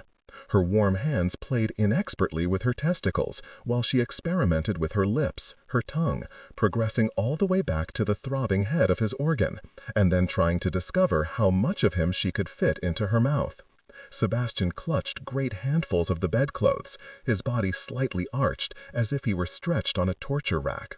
Sensual pleasure raced from nerve to nerve, sending frantic messages to his brain, making it impossible to think clearly. Any memories of other women were banished permanently from his mind. There was only Evie, her red hair streaming and curling over his stomach and thighs, her playful fingers and frolicsome mouth causing him an agony of pleasure like nothing he had ever felt before. When he could no longer hold back his groans, she climbed over him carefully, straddling him, crawling up his body slowly like a sun-warmed lioness. He had one glimpse of her fleshed face before she sought his mouth with teasing, sucking kisses. The rosy tips of her breasts dragged through the hair on his chest. She rubbed herself against him, purring with satisfaction at the hard warmth of the male body beneath her. His breath snagged in his throat as he felt her hand slip between their hips. He was so aroused that she had to gently pull his sex away from his stomach before she could fit it between her thighs. The crisp red curls of her mound tickled his exquisitely sensitive skin as she guided him between the hot folds of her body. "No," Sebastian managed, recalling the bet. "Not now. Evie, no. Oh, stop protesting. I didn't make nearly this much of a fuss after our wedding, and I was a virgin. But I don't want. Oh God, Holy Mother of God!" She had pushed the head of his sex into her entrance, the sweet flesh so snug and soft that it took his breath away. Evie writhed a little, her hand still grasping the length of his organ as she tried to guide him deeper. Seeing the difficulty she was having in accommodating him caused him to swell even harder, his entire body flushed with prickling excitement. And then came the slow, miraculous slide, hardness within softness. Sebastian's head fell back to the pillow, his eyes drowsy with intense desire as he stared up into her face. Evie made a little satisfied hum in her throat, her eyes tightly closed as she concentrated on taking him deeper. She moved carefully, too inexperienced to find or sustain a rhythm. Sebastian had always been relatively quiet in his passion, but as her lush body lifted and settled, deepening his penetration, and his cock was gripped and stroked by her wet depths, he heard himself muttering endearments, pleas, sex words, love words. Somehow he coaxed her to lean farther over him, resting more of her body against his, adjusting the angle between them. Evie resisted briefly, fearing she would hurt him, but he took her head in his hands. "Yes," he whispered shakily, "do it this way, sweetheart. Yes, move on me, yes." As Evie felt the difference in their position, the increased friction against the tingling peak of her sex, her eyes widened. "Oh," she breathed, and then inhaled sharply. "Oh, that's so." She broke off as he set a rhythm, nudging deeper, filling her with steady strokes. The entire world dwindled to the place where he invaded her, their most sensitive flesh joined. Evie's long auburn lashes lowered to her cheeks, concealing her unfocused gaze. Sebastian watched a pink flush creep over her face. He was suspended in wonder, suffused with vehement tenderness as he used his body to pleasure hers. "Kiss me," he said in a guttural whisper, and guided her swollen lips to his, slowly ravishing her mouth with his tongue. She sobbed and shuddered with release, her hips bearing greedily against his as she took his full length. The rim of her sex clamped tightly around him, and Sebastian gave himself up to the squeezing, enticing, pulsing flesh, letting her pull the ecstasy from him in great voluptuous surges. As she relaxed over him, trying to catch her breath, he drew his hands over her damp back, his fingertips gently inquiring as they traveled to the plump curve of her body. To his delight, she squirmed and tightened around him in helpless response. If he had his usual strength, oh, the things he would have done to her. Instead, he collapsed back in exhaustion, his head spinning. Awkwardly, Evie lifted away from him and snuggled by his side. Using the last of his strength, Sebastian filled his hand with her hair and brought it to his face, rubbing the bright curls against his cheek. "You're going to kill me," he muttered, and he felt her lips curve against his shoulder. "Now that you've lost the bet," Evie said huskily, "we'll have to think of another forfeit, since you've already apologized to Lord Westcliff." Though Sebastian had nearly choked on the words, he had forced out a repentant speech to both Westcliff and Lillian before they had left the club. He had subsequently discovered that the only thing worse than making an apology for something was being forgiven for it, but he had deliberately apologized at a time when Evie had not been present. "Lillian told me," Evie said, as if reading his thoughts. She lifted her head with a sleepy grin. "I wonder what your new forfeit should be." "No doubt you'll think of something," he said darkly, and within seconds of closing his eyes, he fell into a deep, healing sleep. Westcliff came to the club the next evening, registering surprise when he learned that Sebastian had gone to the main hazard room for the first time since the shooting. "A bit soon, isn't it?" he asked, as Evie walked with him from their private apartments to the second-floor gallery. They were watched carefully by an employee whom Cam had stationed at the gallery as one of the increased security measures at the club. Until Bullard was caught, all guests were monitored with discreet attention. "He's pushing himself," Evie replied with a frown. "He can't abide the idea of appearing helpless, and he doesn't think anything can be done correctly without his supervision." A smile glimmered in Westcliff's dark eyes. "St. Vincent's interest in this place seems quite genuine. I confess I would not have expected him to undertake such responsibility willingly. For years he has been aimless and idle, a complete waste of his considerable intelligence, but it appears that all he needed was a suitable outlet for his talents." Coming to the balcony, they both rested their elbows on the railing and looked down into the main room, which was filled wall to wall with patrons. Evie saw the antique gold gleam of Sebastian's hair as he half sat on the desk in the corner, relaxed and smiling as he conversed with the crowd of men around him. His actions of 10 days ago in saving Evie's life had excited a great deal of public admiration and sympathy, especially after an article in the Times had portrayed him in a heroic light. That, and the perception that his friendship with the powerful Westcliff had renewed, were all it had taken for Sebastian to gain immediate and profound popularity. Piles of invitations arrived at the club gaily, requesting the attendance of Lord and Lady St. Vincent at balls, soirees, and other social events, which they declined for reasons of mourning. There were letters as well, heavily perfumed and written by feminine hands. Evie had not ventured to open any of them, nor had she asked about the senders. The letters had accumulated in a pile in the office, remaining sealed and untouched, until Evie had finally been moved to say something to him earlier that morning. "You have a large pile of unread correspondence," she had told him, as they had taken breakfast together in his room.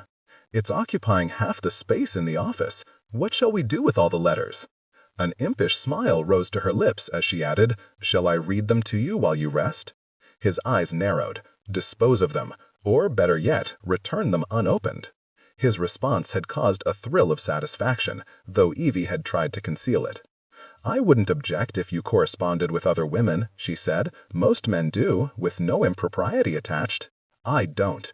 Sebastian had looked into her eyes with a long, deliberate stare, as if to make sure that she understood him completely.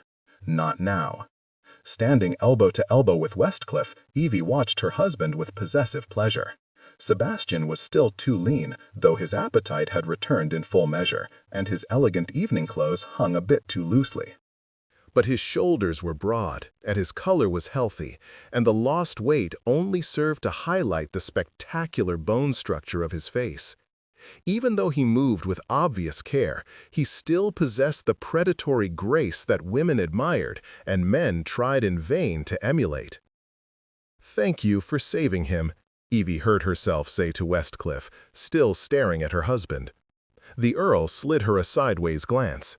"You saved him, Evie, on the night you offered to marry him, which is evidence, I suppose, that moments of lunacy can occasionally lead to positive results. If you don't mind, I want to go downstairs and inform St. Vincent about the latest developments regarding the search for Mr. Bullard. Has he been found?" "Not yet, but soon. After I cleaned the escutcheon plates on the pistol that Bullard used, it was still impossible to make out the engraved name on the weapon. Therefore, I brought it to Manton & Sons and asked them to provide information on the original commission. It turns out that the pistol is 10 years old, which entailed a lengthy search through many boxes of old records. They told me today with certainty that the gun had been made for Lord Belworth, who happens to be returning to London this evening for some parliamentary business. I intend to call on him in the morning and ask into the matter. If we can discover how Mr. Bullard came into possession of Belworth's pistol, it may help us to locate him." Evie frowned in worry. It seems impossible to find one man hiding in a city populated by more than 1 million people. "Nearly 2 million, Westcliff said. "However, I have no doubt that he will be found. We have resources and the will to accomplish it." Despite her concern, Evie could not prevent a smile as she reflected that he sounded very much like Lillian, who never accepted defeat. Seeing that Westcliff's brows had quirked slightly at the sight of her smile, she explained, "I was just thinking what a perfect match you are for a strong-willed woman like Lillian." The mention of his adored wife brought a glow to the Earl's eyes. "I would say she is no more determined or strong-willed than you," he replied, and added with a swift grin, "She merely happens to be noisier about it." Chapter 21. While Westcliff went to talk with Sebastian, Evie retreated to her room for a soothing bath, adding a liberal splash of perfumed oil to the water to soften it. After a long soak, her skin was moist and fragrant with the scent of roses. She donned one of Sebastian's velvet-lined silk robes, rolling back the sleeves several times. Curling up in a chair before the hearth, she brushed her hair, while the housemaids removed the bath. One of the maids, a dark-haired woman named Franny, remained to tidy the room. She turned down the bedclothes and ran a warming pan between the sheets. Shall I prepare your room, milady?" the maid asked cautiously.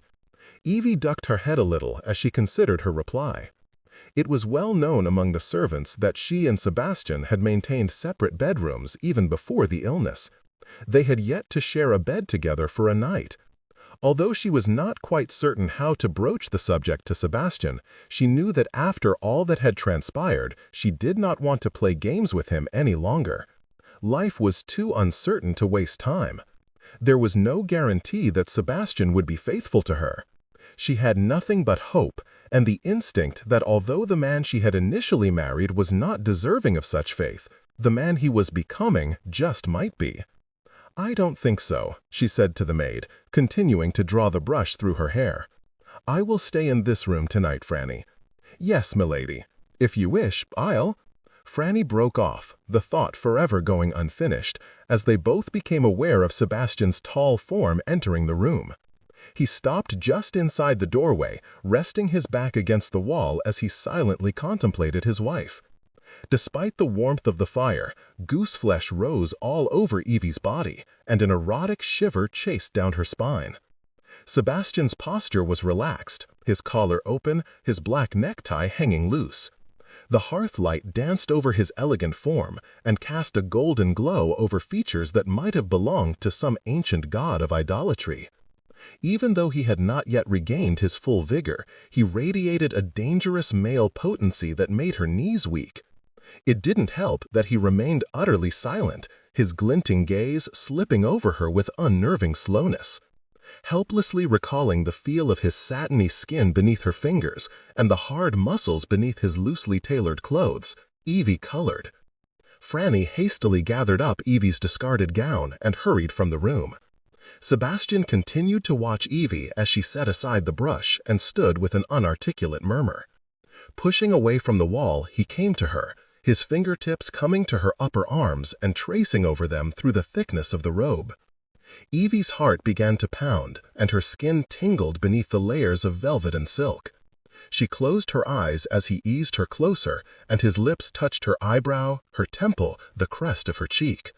Such light caresses, while his intense arousal and her own seemed to engulf them in a burning mist. They stood together for a long time, barely touching, simply feeling each other's nearness. "Evie." His whisper stirred the tiny wisps at her hairline. "I want to make love to you." Her blood turned to boiling honey. Eventually she managed a stammering reply. I thought you... His hands lifted to her face, his fingertips exploring delicately. She remained docile beneath his caress, while the scent of his skin, fresh and clove-like, drugged her like some narcotic incense. Reaching to his own throat, Sebastian fumbled beneath his shirt and extracted the wedding band on the fine chain. He tugged it, breaking the fragile links, and let the chain drop to the floor. Evie's breathing hastened as he reached for her left hand and slid the gold band onto her fourth finger. Their hands matched together, palm to palm, wrist to wrist, just as they had been bound during their wedding ceremony. His forehead lowered to hers, and he whispered, "I want to fill every part of you. Breathe the air from your lungs. Leave my handprints on your soul. I want to give you more pleasure than you can bear. I want to make love to you, Evie, as I have never done with anyone before." She was now trembling so violently that she could hardly stand. "Your wound, we have to be careful. You let me worry about that." His mouth took hers in a soft, smoldering kiss. Releasing her hand, he gathered her body closer, applying explicit pressure against her shoulders, back, hips, until she was molded completely against him. Evie wanted him with a desperation that almost frightened her.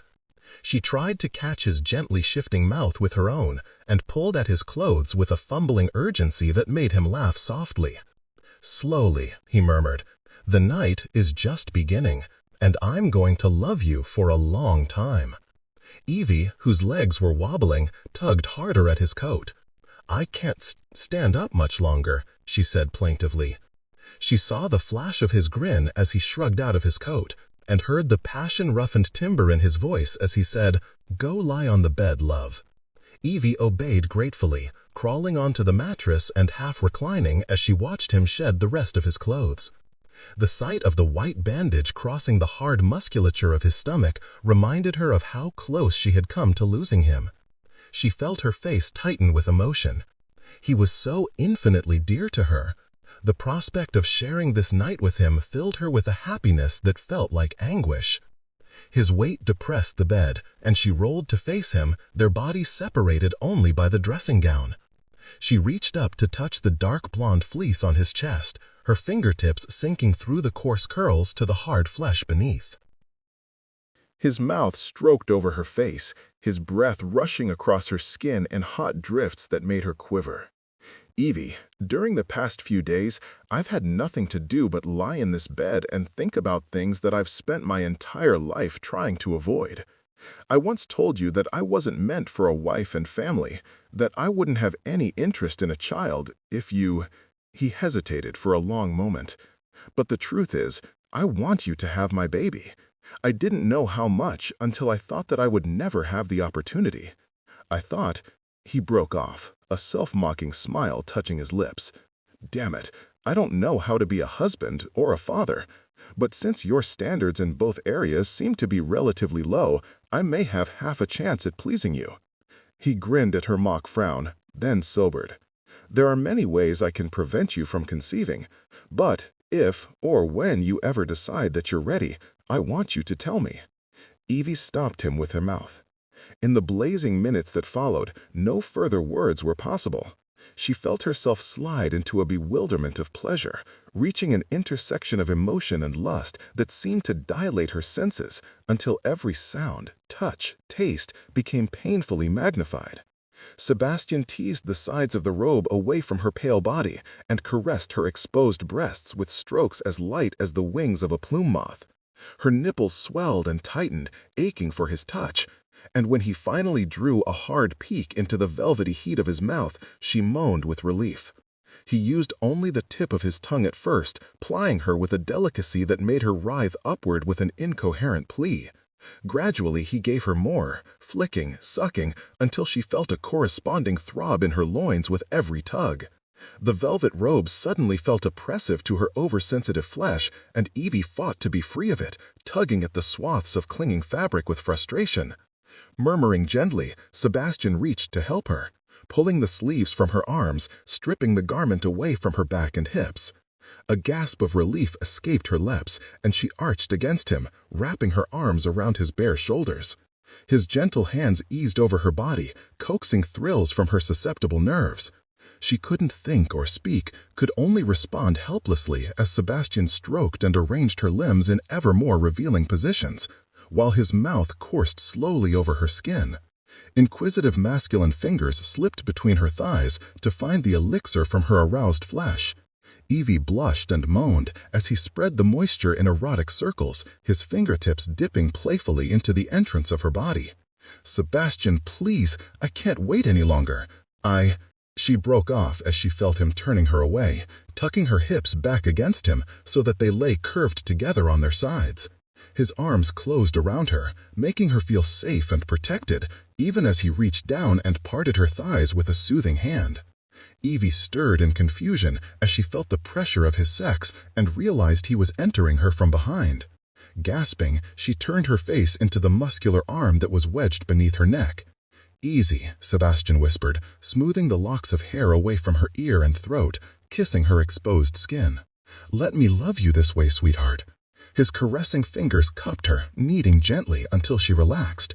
He teased her with the head of his sex, barely penetrating her, then withdrawing just as she thought he would enter her fully. She began to rock against him, her hips pressing backward. By the time he slid all the way inside her, she was groaning loudly. As their position did not allow for a broad range of motion, he thrust in deep-seated nudges while she arched in frantic encouragement. His quiet laughter riffled through her curls. "You're too impatient, love," he whispered. "Don't struggle for it. Let the pleasure come to you. Here, rest against me." Reaching for her top thigh, he pulled it across his knees so that her legs were spread wide, her hips partially supported by his. Evie whimpered as she felt him slide even deeper, while his fingers stroked in rhythmic contrast to the prodding of his shaft. Driven beyond sanity, Evie drew tight in every muscle, waiting as he built her pleasure at a leisurely pace. He took her to the edge and then retreated, then drove her closer, closer, making her wait and wait until at last he let her come in a series of convulsions that made the bed shake. Sebastian was still hard as he withdrew from her. His tousled hair glittered like pagan gold as he pressed her to her back and dragged his open mouth over her flat stomach. Evie shook her head with groggy denial, even as he bent her knees and pushed them upward. "Too tired," she said thickly. Wait, Sebastian." His tongue searched her salty, damp flesh with assuaging licks, persisting until her protests died away. The gentle ministrations of his mouth lulled her into peace, her heartbeat slowing to measured beats. After long, patient minutes, he drew the swollen butt of her clitoris in his mouth and began to suck and nibble. She jerked at the delicate aggression of his mouth. He drove her higher, his tongue flicking and swirling in a deliberate pattern, his arms clamping around her thighs. It seemed her body was no longer her own, that she existed only to receive this torment of pleasure. Sebastian, she could not voice his name, and yet he seemed to hear her silent plea, and in response, he did something with his mouth that launched her into a series of incandescent climaxes. Every time she thought it was over, another ripple of sensation went through her, until she was so exhausted that she begged him to stop. Sebastian rose over her, his eyes glittering in his shadowed face. She moved to welcome him, opening her legs, sliding her arms around the powerful length of his back. He nudged inside her swollen flesh, filling her completely. As his mouth came to her ear, she could hardly hear his whisper over the thumping of her heart. "Evie," came his dark voice, "I want something from you. I want you to come one more time." "No," she said weakly. "Yes. I need to feel you come around me." Her head rolled in a slow negative shake across the pillow. I can't. "Yes, you can. I'll help you." His hand drifted along her body to the place where they were joined. "Let me deeper inside you. Deeper." She moaned helplessly as she felt his fingertips on her sex, skillfully manipulating her spent nerves. Suddenly she felt him sliding even farther as her excited body opened to accept him. He crooned. "Yes, that's it. Ah, love, you're so sweet." He settled between her bent knees, into the cradle of her hips, driving hard and sure inside her. She encompassed him with her arms and legs, and buried her face in his hot throat, and cried out one last time, her flesh pulsing and tightening to bring him to shattering fulfillment.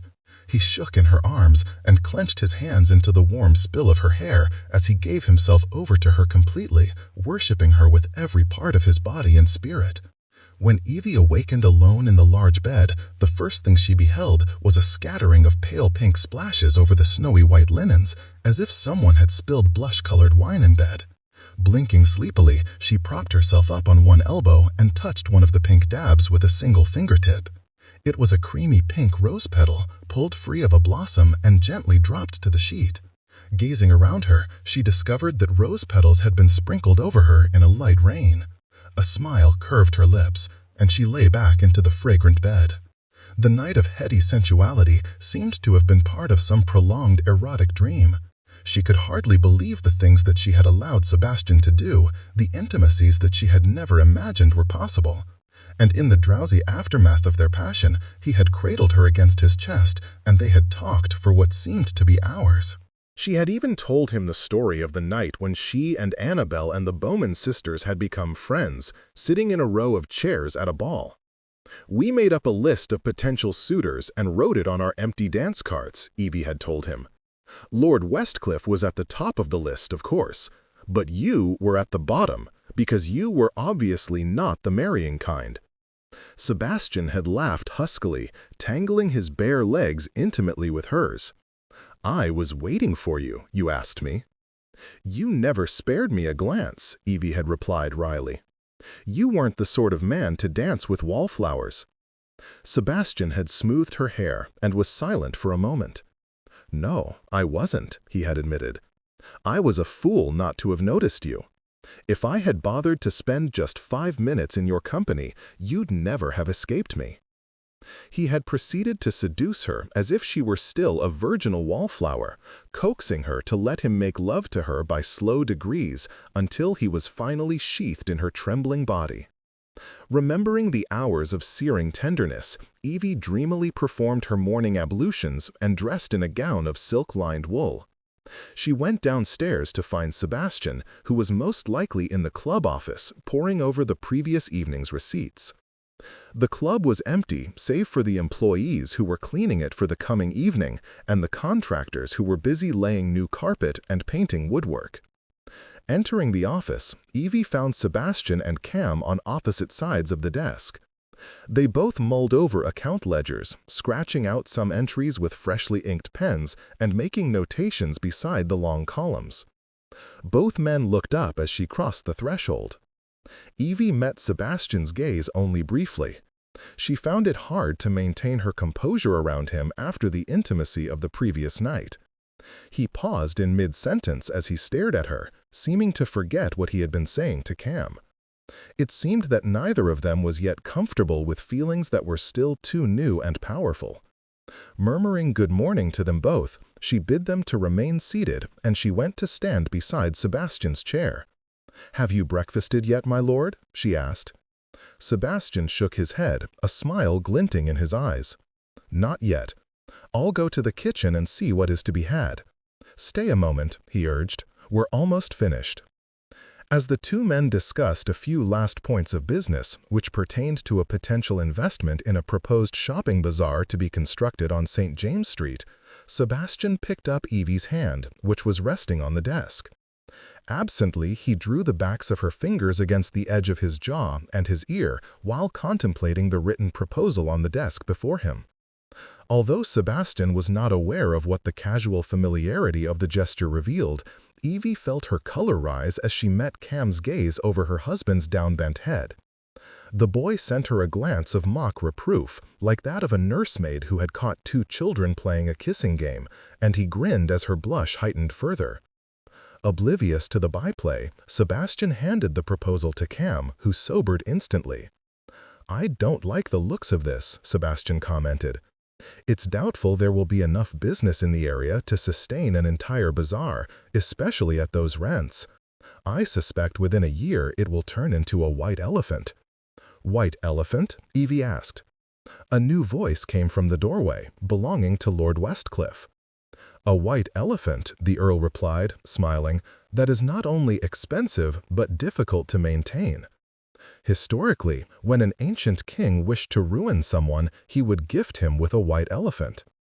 Stepping into the office, Westcliff bowed over Evie's hand and spoke to Sebastian. "Your assessment of the proposed bazaar is correct, in my opinion. I was approached with the same investment opportunity not long ago, and I rejected it on the same grounds." "No doubt we'll both be proven wrong," Sebastian said wryly. One should never try to predict anything regarding women and their shopping. He stood to shake the Earl's hand. My wife and I are just about to partake of some breakfast. I hope you will join us. I'll take some coffee, Westcliff said with a nod. Forgive my unexpected call, but I have some news to share. Sebastian, Evie, and Cam all stared at the Earl intently as he continued. I was finally able to meet with Lord Belworth this morning. He admitted that he was the original owner of the pistol used to shoot St. Vincent. He went on to relate in confidence that approximately 3 years ago, he had given the set of dueling pistols to Mr. Clive Egan, along with some family jewelry and other trifles, as a bribe to allow him more time to settle his financial debts to the club. Evie blinked in surprise at the mention of the former club manager. Then Mr. Egan is harboring Mr. Ballard? Possibly, but why? Does this mean that Mr. Egan may have engaged Mr. Ballard to make an attempt on my life? We'll find out, Sebastian said, his face set. I intend to pay a call to Egan today. I'll accompany you, Westcliff said evenly. I have resources who were able to obtain Egan's address. It's not far from here, actually. Sebastian shook his head. Thank you for your help, but I won't have you inconvenienced by any further involvement. I doubt your wife would appreciate my allowing you to be put at risk. I'll take Rohan with me. Evie began to object, knowing that in this situation, Sebastian would be safer in Westcliff's company. Sebastian had barely begun to recover from his injury, and if he took it in his head to do something foolish, it would not be easy for Cam to restrain him. Cam was, after all, his employee, and he was at least 8 years younger. Westcliff knew Sebastian far better and had infinitely more power to influence him. Before Evie could say a word, however, Westcliff replied. Rohan is indeed a capable lad, the Earl agreed smoothly, which is why he should be entrusted with Evie's safety and remain here with her. Sebastian's gaze narrowed as he prepared to argue. The words halted on his lips as Evie curled her hand around his arm and leaned against him with light, confiding pressure. I would prefer that, she said.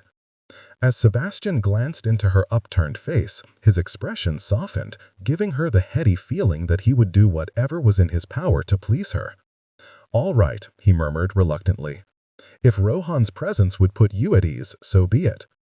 Part of Sebastian's objection to taking Westcliff with him to see Clive Egan was the residual awkwardness between them.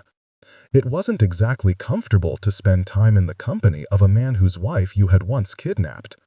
The beating Westcliff had given him afterward had cleared the air somewhat, and Sebastian's subsequent apology had also helped. And it seemed as if Sebastian's marriage to Evie and his willingness to sacrifice her for her had inclined the Earl to view him with a cautious approval that might, in time, rekindle their friendship. However, their relationship had been cast in a new form that might never fully recapture their previous ease. For a man who had once dedicated himself to living without regrets, Sebastian was having quite a few unwanted second thoughts about his past behaviors. His actions regarding Lillian Bowman had been a mistake on many levels. What an idiot he had been, willing to sacrifice a friendship for the sake of a woman he had never really wanted in the first place. Had he bothered to consider his alternatives, he might have discovered Evie, who had been there right beneath his nose.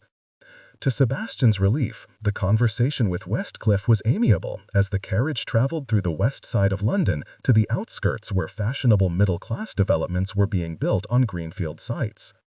Clive Egan's address was one of a man who possessed solid means. Reflecting sourly on how much money Egan had gained from years of skimming and pinching the club's profits, Sebastian told Westcliff everything he knew about the former manager. The subject led to the current condition of the club's finances and the necessary restructuring of investments. It was a pleasure to confide in Westcliff, who had one of ablest financial minds in the country and offered a knowledgeable perspective on business issues. And it did not escape either of them that the discussion was a drastic departure from the past, when Sebastian had prattled about scandals and affairs, which had always resulted in rather patronizing lectures from Westcliff. The carriage stopped at a new residential square, with tiny paved yards set behind them. All the houses were 3 stories tall and exceedingly narrow, none being wider than approximately 14 feet across. An old and worn-looking cookmaid opened the door and stepped aside with a low grumble as they barged inside. The house seemed to be one of the indifferently decorated, ready-furnished variety, often let to middle-class professional men who had not yet married. Since the entire residence consisted of 3 rooms and a closet, it was not difficult to locate Egan. The former club manager was settled in a large chair by the hearth of a parlor that smelled strongly of liquor and urine. A collection of bottles lined the sills of both windows, and a few more were set by the hearth. Wearing the glassy-eyed expression of a perpetual drunkard, Egan beheld his 2 visitors without surprise.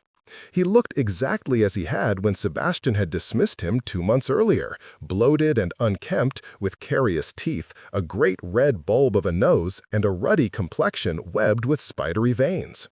Lifting a glass of spirits to his mouth, he drank deeply and grinned as he regarded them with watery gray eyes. "I heard your guts had been blasted out," he said to Sebastian, "but since you don't look to be a ghost, I suppose the story was false."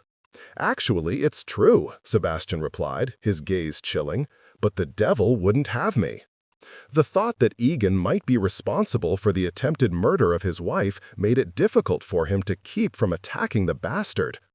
Only the fact that he had information they needed was sufficient to keep Sebastian in check. Egan let out a low chuckle and waved toward the row of bottles. "Pour yourselves a drink if you like. Not often that I'm visited by such high kick, gentlemen." Westcliff spoke calmly. "No, thank you. We've come to ask about a previous visitor of yours, Mr. Joss Bullard. Where is he?" Taking another deep guzzle of the spirits in his glass, Egan regarded him stonily. "How the devil should I know?" Withdrawing the custom-made pistol from his pocket, Westcliff displayed it in an open palm. The drunkard's eyes bulged, and his face was suddenly covered in a wash of purple. "Where did you get that?" he wheezed. "Bullard used it the night of the shooting," Sebastian said, struggling for discipline when every nerve was singing with rage. "And although I doubt the misshapen lump that is currently sitting on your shoulders contains anything close to a functioning brain, even you should be able to figure out the implications of your involvement in attempted murder. Care for a nice long stay in a Fleet Ditch jail? That can be arranged." "In a matter of St. Vincent," Westcliff murmured in quiet warning, while Egan spluttered and choked. "He must have stolen it from me," Egan cried, the liquor splashing from his glass to the floor. "Thieving little bastard, I didn't know he'd gotten it. It's not my fault, I tell you. I want nothing except to be left in peace. Damn his eyes." "When was the last time you saw him?" "Maybe 3 weeks ago." Polishing off his drink, Egan snatched up the bottle from the floor and nursed from it like a starving infant. "He came to stay every now and then after he left Jenner's. He had nowhere to go. They wouldn't even let him sleep in a padding ken once the pox started showing." Sebastian and Westcliff exchanged a swift glance. "Pox?" Sebastian asked suspiciously, for there were many different diseases that were referred to as pox. "What kind?" Egan stared at him scornfully. "Distemper. Pox that led to madness. Even before he left Jenner's, there were signs: the slow speech, the tremors of his face, the cracks and dents on his nose. You'd have to have been blind not to notice." "I'm not usually given to examining my employees' appearances that closely," Sebastian said sardonically, while thoughts rushed through his mind. Distemper pox was a nasty disease transmitted by sexual contact, leading to what doctors referred to as parescence of the insane. It resulted in madness, sometimes paralysis, and a gruesome wasting of the fleshy parts of the body, including the soft tissue of the nose. If Bullard was indeed the victim of distemper pox, and it had progressed this far, there was no hope for him. But why, in the grip of dementia, had he focused on Evie?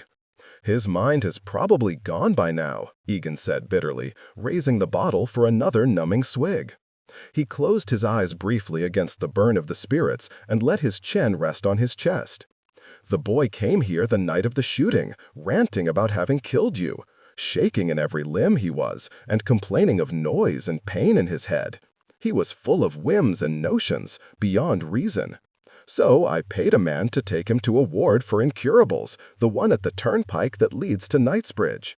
Bullard is there now, either dead or in a state that would make death a damned mercy.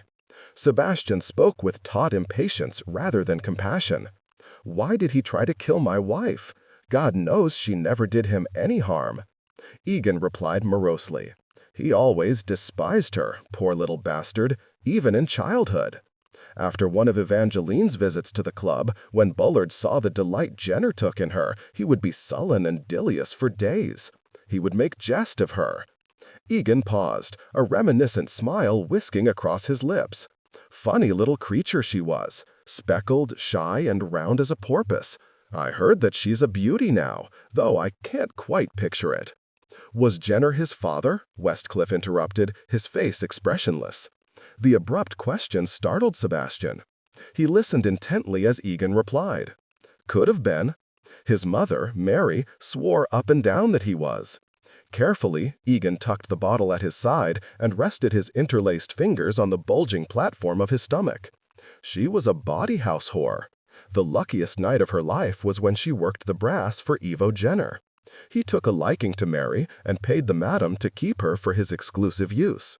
One day, Mary came to him and said she was bellyful and the child was his. And Jenner, who was a soft touch, gave her the benefit of the doubt. He supported her for the rest of her life and let the boy work at the club when he was old enough.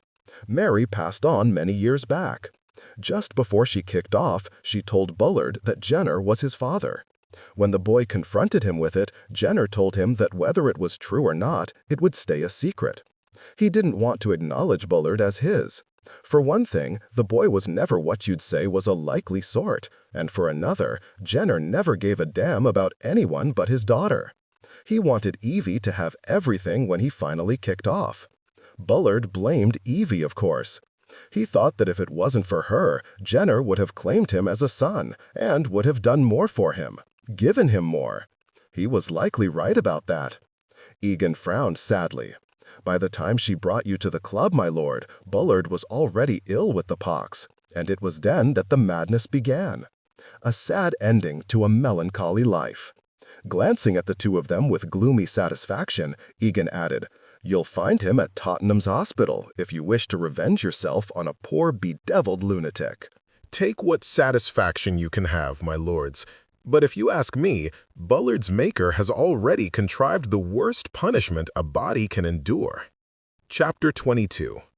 During the hours that Sebastian was gone, Evie occupied herself with menial tasks around the club, sorting money and receipts, answering correspondence, and finally attending to the pile of unread letters addressed to Sebastian. Naturally, she had been unable to resist opening a few. They were filled with flirtatious nonsense and innuendo, two of them even hinting that by now Sebastian must have wearied of his new bride. Their intent was so obvious that Evie actually felt embarrassed for the sake of the letter writers. They also served to remind her of Sebastian's promiscuous past, when his main occupation had been to indulge in games of amorous pursuit and conquest. It wasn't easy to place her trust in such a man without feeling like a naive fool, especially in light of the certainty that Sebastian would always be admired and coveted by other women. But Evie felt that Sebastian deserved the chance to prove himself. It was in her power to give him a new beginning, and if her gamble proved successful, the rewards for both of them would be infinite. She could be strong enough to take the risk of loving him, to make demands of him, to have expectations that he might sometimes find difficult to meet. And Sebastian seemed to want to be treated like an ordinary man, to have someone look beyond the mortal beauty of his facade and ask more of him than his erotic skills. Not, Evie thought with a private grin, that she wasn't appreciative of his looks and skills. After watching, with a twinge of satisfaction, the letters burn to ashes in the fireplace, Evie felt sleepy. She went to the master bedroom for a nap. In spite of her weariness, it was difficult to relax while she was worried about Sebastian. Her thoughts chased round and round until her tired brain put an end to the useless fretting, and she dropped off to sleep.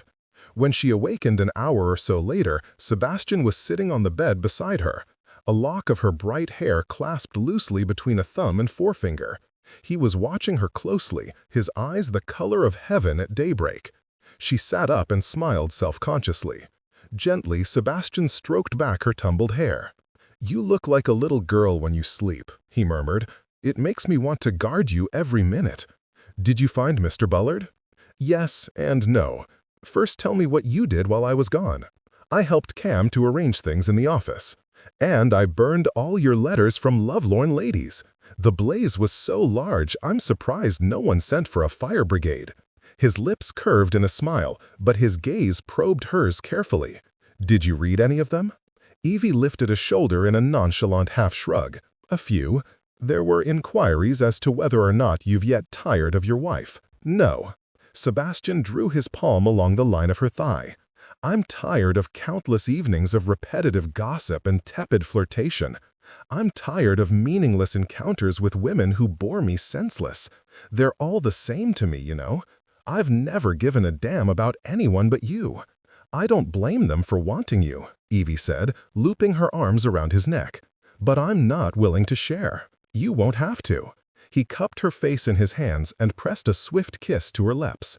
"Tell me about Mr. Bullard," Evie urged, her hands coming up to caress his wrists.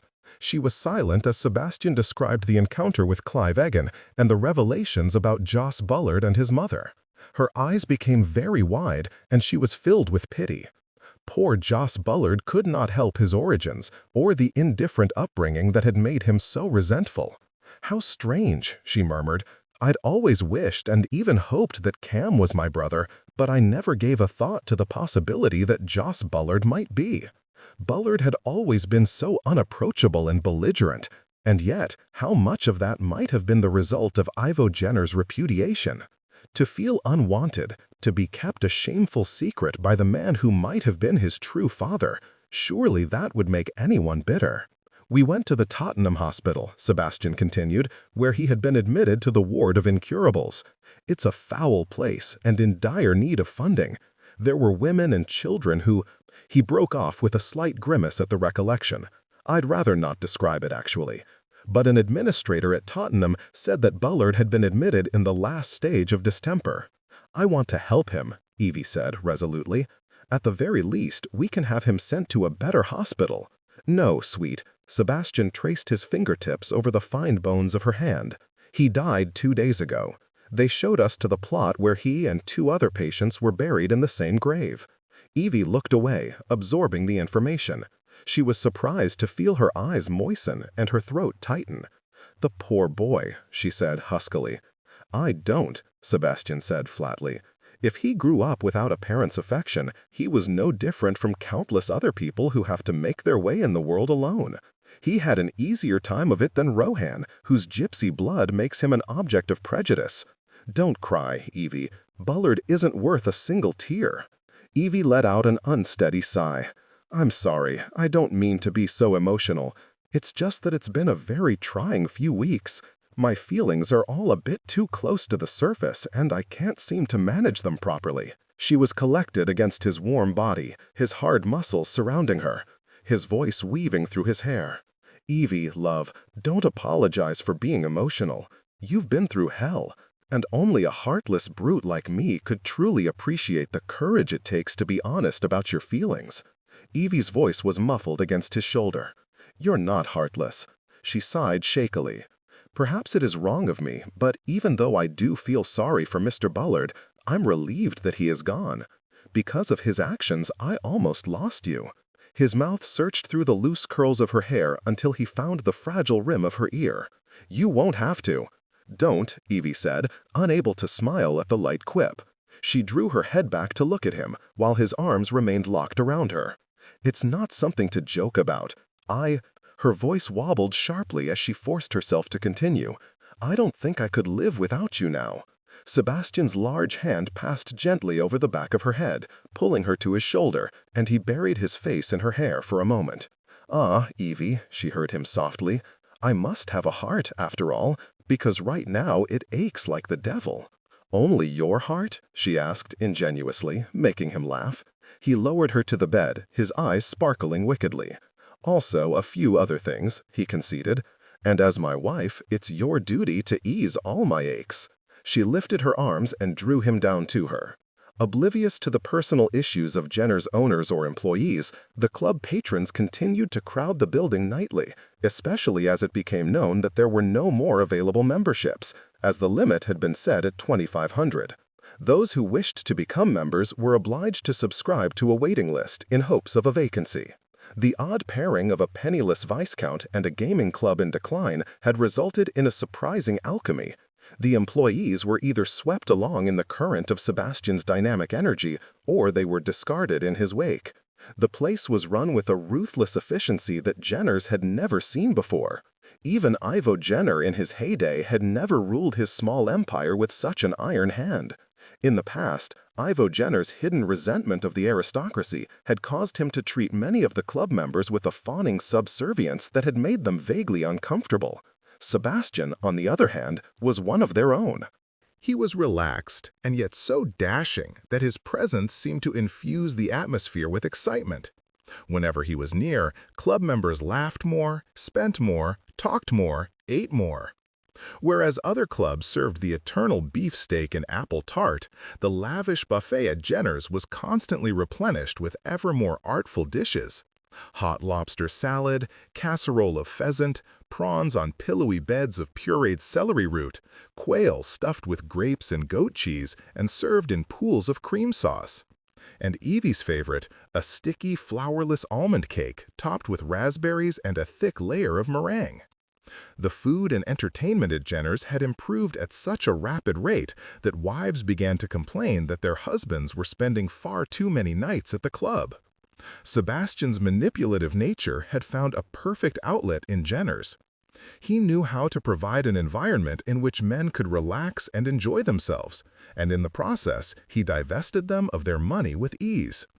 The games were run with scrupulous honesty, since gaming was, in theory, forbidden by law even though it was practiced openly throughout London. Operating a respectable club was the best way to avoid prosecution. If at first Sebastian had to endure a few mocking comments from his acquaintances, their manner quickly changed as they found themselves in the position of asking him to extend credit or to forestall the payment of their debts. For a man who had never had much money, Sebastian had a surprising ability to manage it. As Cam had said admiringly, Sebastian demonstrated the ability of a rat terrier to sniff out a risky bank balance or anything else that might affect a member's ability to pay. One evening, as Evie stood beside Cam's desk in the main room to watch Sebastian presiding over a hazard game of particularly deep play, she became aware of an elderly man beside her. She turned and recognized him as Lord Haldane, a gentleman whom Sebastian had introduced to her the previous week. "My lord," Evie murmured as he bowed over her hand, "how nice it is to see you again." He smiled, his brown eyes kind in his jowly face. "The pleasure is mine, Lady St. Vincent." They both glanced back at the main hazard table, where Sebastian had just made a quip to ease the tension of the game. A low rumble of laughter went through the crowd. Evie silently marveled at how natural he seemed in his role, as if he had been born to it. Strangely, he seemed more at home in the club than even her father had. Ivo Jenner, with his excitable nature, had always found it difficult to conceal his worry when a club member had followed a run of extraordinary luck that threatened to break the bank. Sebastian, on the other hand, remained cool and unruffled no matter what the circumstances. Lord Haldane was occupied with similar reflections, for he stared at Sebastian's distant figure and said absently, "I never thought to see another of his kind again." "My lord?" Evie questioned with a half-smile, as Sebastian noticed her presence and began to make his way over to her. Haldane seemed lost in a memory of days long past. "In all my years, I've seen only one other man who walked through a gaming club that way, as if it was his personal hunting ground and he the most charming of predators." "Are you referring to my father?" Evie asked, confused. Haldane smiled and shook his head. "Bless me, no, not your father." "Who?" Evie began, but her question was lost as Sebastian reached them. "My lady," Sebastian murmured, resting one hand at the small of her corseted back.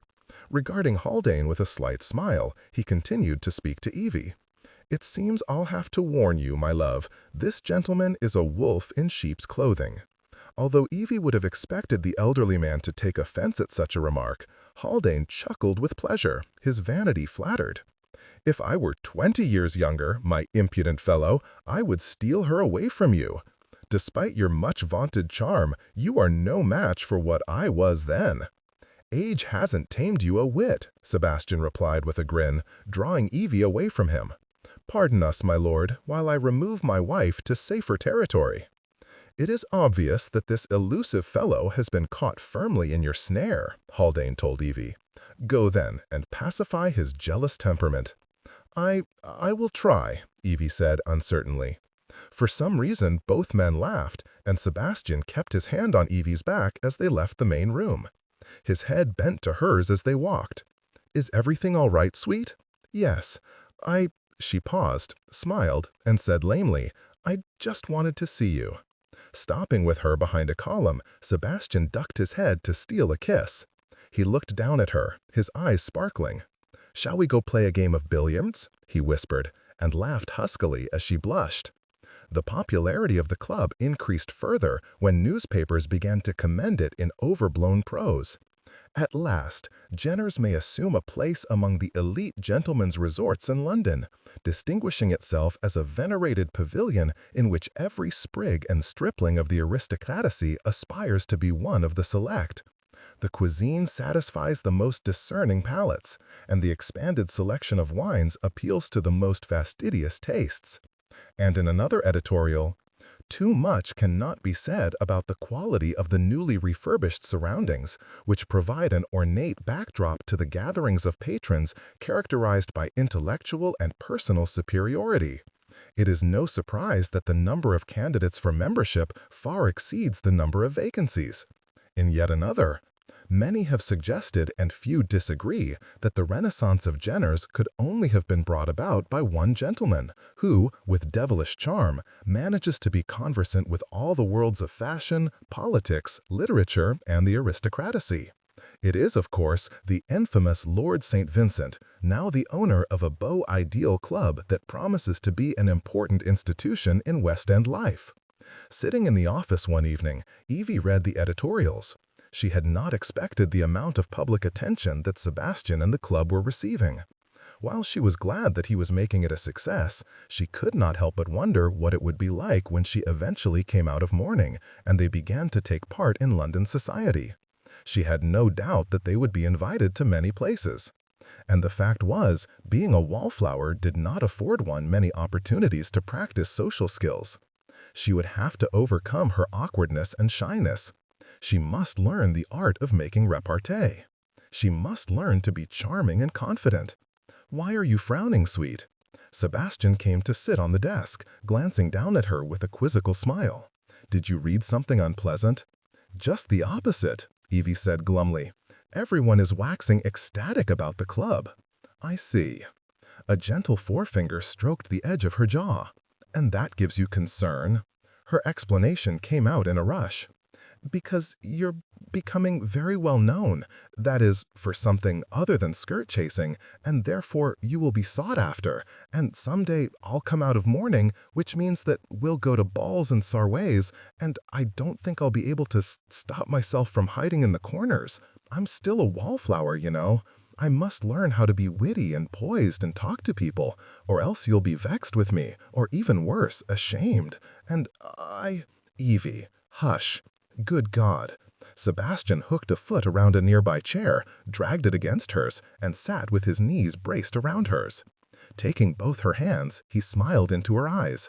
"You can't go 20 minutes without finding something to worry about, can you? You won't have to be anything other than what you are." He bent to kiss her hands, and when he lifted his head, his smile had faded, and his eyes smoldered. His thumb came to the surface of her wedding band, rubbing gently over the engraved words. "How could I be ashamed of you?" he continued. "I'm the one who's been an utter villain." You've never done a blameworthy thing in your life. And as far as drawing-room airs and graces are concerned, I hope you never become like those shallow fools who chatter endlessly without managing to say anything of interest.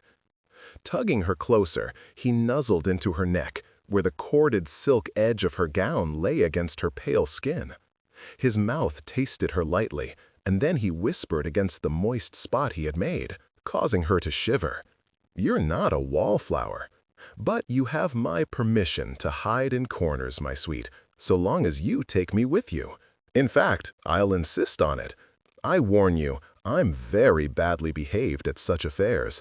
I'll probably debauch you in gazebos, on balconies, beneath staircases, and behind assorted potted plants. And if you complain, I'll simply remind you that you should have known better than to marry a conscienceless rake." Evie's throat arched slightly at the light stroke of his fingers. "I wouldn't complain." Sebastian smiled and nipped tenderly at the side of her neck. "Dutiful little wife," he whispered. "I'm going to be a terrible influence on you. Why don't you give me a kiss and go upstairs for your bath? By the time you finish, I'll be there with you." The bath was only half filled when Evie entered the bedroom. Franny and another housemaid each picked up a set of wood-handled ewers in preparation for one more trip downstairs. Feeling warm and dreamy in the aftermath of Sebastian's kisses, Evie began to unbutton the sleeves of her gown. "I'll unfasten you when I come back with the last of the water, milady," Franny offered. Evie smiled at her. "Thank you." She wandered to the dressing table and picked up a flacon of perfume, a gift that Lillian had recently sent. With her unusually sensitive nose, Lillian loved to occupy herself with scents and perfumes, and had recently taken to experimenting with her own combinations. This fragrance was lush and well-rounded, with roses and pungent wood spices fixed in amber. Evie carefully poured a few golden drops into the bathwater and inhaled in pleasure as the fragrant steam rose into the air. Returning to the dressing table, she sat in a small chair and bent to remove her shoes and stockings, reaching beneath her skirts to unfasten her garters. With her head angled downward, she could see very little, but a sudden icy slither down her spine and a soft tread on the carpeted floor caused all the hairs on her body to stand erect. She saw a shadow slide quickly across the floor. Sitting up, Evie followed the shadow to its origins, and a startled sound escaped her as she saw a ragged figure coming toward her. She sprang from the chair, overturning it in her haste. As she whirled to face the man who had entered the room, he spoke in a grinding voice. "Not a word, or I'll slit you open from neck to muff." A long, wicked knife was clutched in his hand. He stood very close to her. He could reach her with one lunge if he chose. No image wrought from nightmares or childhood fears of monsters could ever match the sight of the intruder's gruesomely corroded form. Evie inched toward the slipper tub, trying to position it between herself and the madman. He was dressed in clothes that were little more than a heap of rags. He favored his left side oddly, as if he were an off-kilter string puppet. On every inch of exposed skin, his hands, his throat, his face, there were open, oozing sores, as if his flesh were decaying right off his bones. Most horrifying of all, however, were the tattered remnants of what had once been a nose. He looked like a chimera, a collection of flesh and limbs and features that didn't belong together. Despite filth and sores and the shocking ruin of his face, Evie recognized him. It took great effort for her to remain calm when all her veins were filled with stinging panic. "Mr. Bullard," she croaked, "the hospital said you were dead." Bullard's head lolled oddly on his shoulders as he continued to stare at her. "I left that bloody hell pit," he growled. "I broke a window and scaped at night. I'd gnaw those demons trying to pour their devil brews down my throat." He started toward her with arrhythmic steps. Evie circled the tub slowly while her heart pounded hard in her chest. "But I wasn't gonna kick off in that cursed place without sending you to hell first." "Why?" Evie asked softly, fighting not to glance at the doorway where she saw movement from the corners of her eyes. It must be Franny, she thought feverishly. The blurred shape disappeared without a sound, and Evie prayed that the housemaid had run to fetch help. In the meantime, the only recourse was to keep away from Joss Bullard. "You took everything from me," he snarled, rounding his shoulders like an animal backed against the wall of a cage. "He gave it all to you, the damned bastard only wanted an ugly little tangle tongue when I was his son. His son, and I was hid away like a filthy chamber pot. His face contorted. I did whatever he asked. I'd have killed to please him, but it never mattered. It was always you he wanted, you bleedin' parasite. I'm sorry, Evie said, and the genuine regret in her voice seemed to disorient him momentarily. He paused and stared at her with his head tilted at an odd angle. Mr. Bullard, Joss, my father did care about you. It's too late for that, he gasped and raised both hands to her head, including the one with the knife, as if there was unbearable pain in his skull. God damn it! Ah, devil take him! Seeing a chance to flee, Evie broke for the doorway. Bullard caught her at once, slamming her hard against the wall. As her head hit the hard surface, an explosion seemed to go off in her brain, and her vision was fragmented into a sea of glittering gray and black. Struggling to focus, she blinked and moaned. There was an unpleasant pressure high on her chest and a pinching sensation at the side of her throat. Gradually, she realized that Bullard's arm was locked around her neck, with the long knife blade completing the circle. The sharp steel pressed against her with every inhalation. Bullard was breathing harshly, the puffs of air from his lungs reeking of foulness and decay. She felt the tremors of his body and his efforts to stiffen his muscles against them. "We'll go see him together," he said near her ear. "Who?" Evie mumbled, her gaze slowly clearing. "Our father. We'll go see him in L, you and me." A laugh rattled in his throat. "L'll be running a cribbage game with old Scratch himself." He urged the knife against her, seeming to enjoy the way she flinched. "I'll cut ya," he muttered, "and then myself. How would Jenna like that, to see us arm in arm strolling into hell together?" As Evie sought for words that might bring him temporarily to reason, a quiet voice came from the doorway. "Bullard." It was Sebastian, looking astonishingly cool and unperturbed. Although the danger to her had not lessened, Evie felt a rush of relief at his presence. He entered the room slowly. "Apparently the record-keeping at Tottenham's leaves something to be desired," Sebastian commented, not sparing a glance for Evie. His gaze was fixed on Bullard's face, his eyes light and hypnotic. "I thought I'd put a bullet in you," Bullard said roughly. Sebastian shrugged casually. "A trifling injury. Tell me, how did you manage to get into the club? We have men at every door." "Coal cellar. There's a bolt hole in it what leads to Rogue's Lane.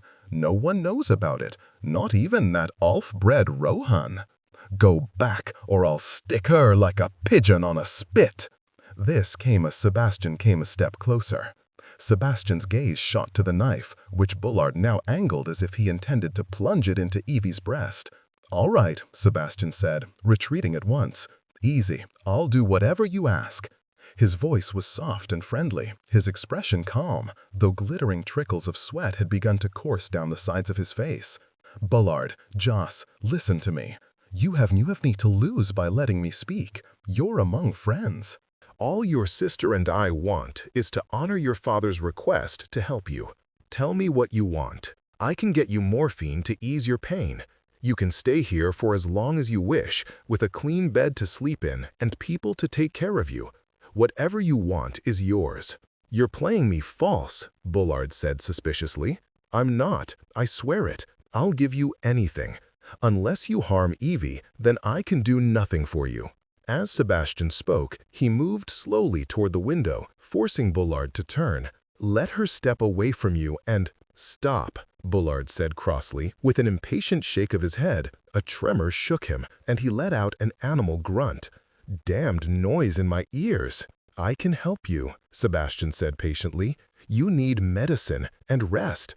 Lower your arm. Joss, there's no need to hurt anyone. You're where you belong. Lower your arm, and I can help you." Incredulously, Evie felt Bullard's arm begin to relax as he was drawn to Sebastian's soothing voice. At the same time, he turned more fully toward Sebastian. A deafening blast of sound rent the air. Evie was released with a force that sent her reeling backward. Her dazed mind had only a moment to register the sight of Cam in the doorway, lowering a smoking pistol. Sebastian had deliberately moved into the room to position Bullard so that Cam could get a clear shot. Before Evie could look at the crumpled heap on the floor, she was seized and whirled around and crushed against Sebastian's chest. All the tension he had kept so tightly constrained for the past minute was released in hard shudders as he gripped her against him, clutching her back, her limbs, great handfuls of her hair as it tumbled from its pins. She had no breath to speak, could only stand against him helplessly while he cursed and groaned into her hair. It seemed that her pulse would never return to normal. "Franny fetched you," she finally managed to say. Sebastian nodded, sliding his shaking fingers into her hair until they curved over her skull. "She told me there was a man in your room. She didn't recognize him." Dragging her head back, he saw the tiny cut the knife had made on her throat. His face drained of color as he saw how close Bullard had been to the main artery. He bent to kiss the thin mark, and then dragged his mouth feverishly over her face. "Holy hell," he whispered.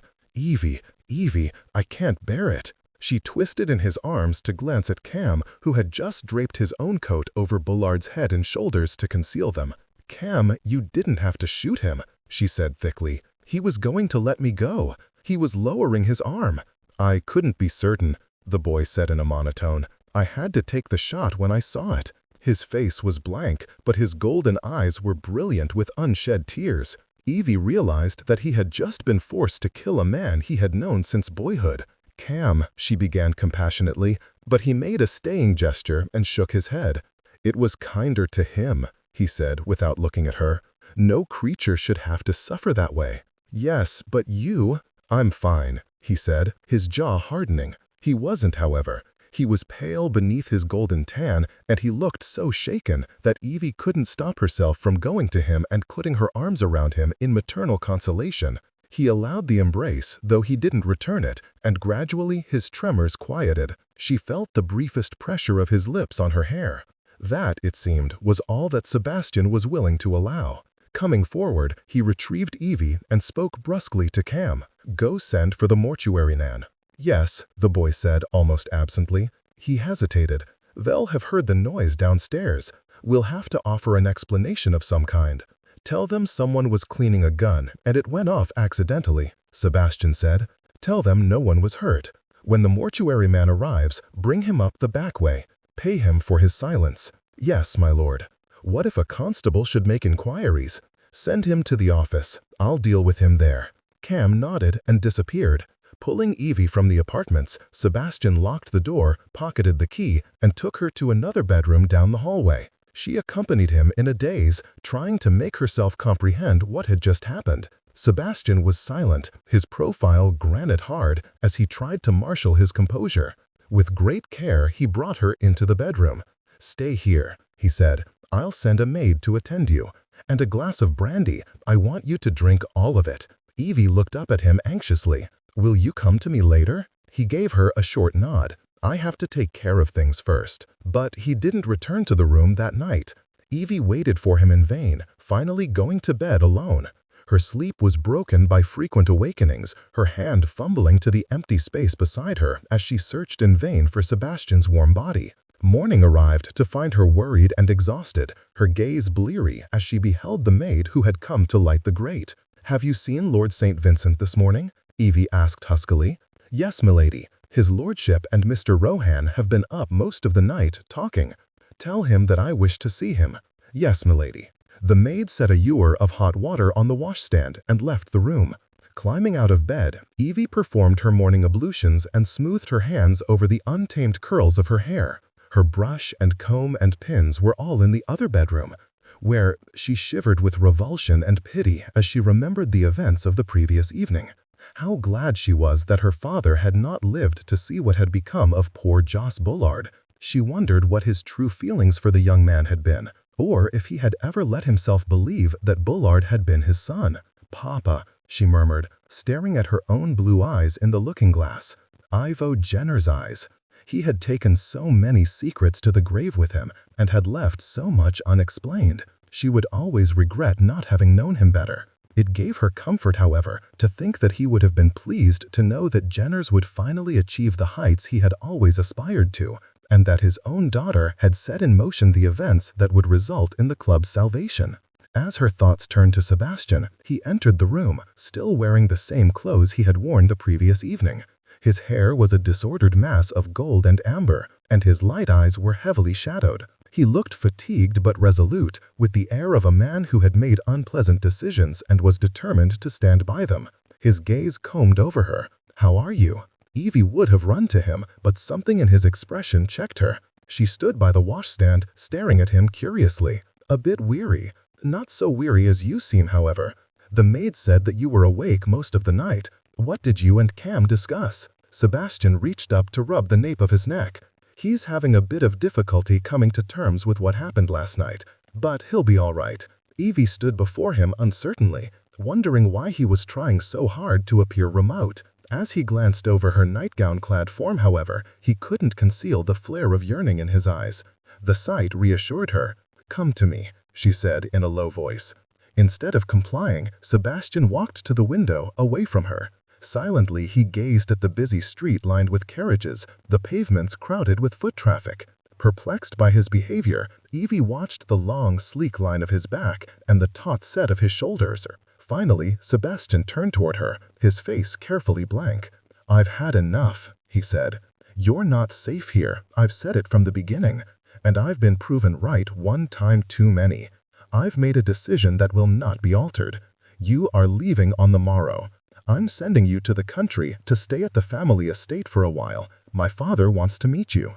Hell be pleasant enough company, and there are a few local families to provide some diversion. "And you intend to stay here?" Evie asked with a frown. "Yes. I will manage the club, and I'll come to visit you from time to time." Unable to believe that he was proposing a separation between them, Evie gave him a round-eyed stare. "Why?" she asked faintly. His face was grim. "I can't keep you in a place like this, worrying constantly about what might happen to you. Things happen to people in the country, too." "I'm not going to argue with you," said Sebastian gruffly. "You'll go where I want you to go, and that's that." The old Evie would have been cowed and hurt and would probably have obeyed without further argument. The new Evie, however, was much stronger, not to mention desperately in love. "I don't think I can stay away from you," she said in a level tone, "especially when I don't understand the reason for it." There was a crack in Sebastian's composure now, a wash of color that crept up from his collar. He raked both hands through his hair, further disheveling the glittering locks. "Lately, I've become so damned distracted that I can't make a decision about anything. I can't think clearly. I've got knots in my stomach and constant pains in my chest, and whenever I see you talking to any man or smiling at anyone, I go insane with jealousy. I can't live this way. He broke off and stared at her incredulously. "Damn it, Evie, what is there for you to smile about?" "Nothing," she said, hastily tucking the sudden smile back into the corners of her mouth. It sounds as if you're trying to say that you love me." The word seemed to shock Sebastian. "No," he said forcefully, his color rising. "I don't. I can't. That's not what I'm talking about. I just need to find a way to—" He broke off and inhaled sharply as she came to him. "Evie, no."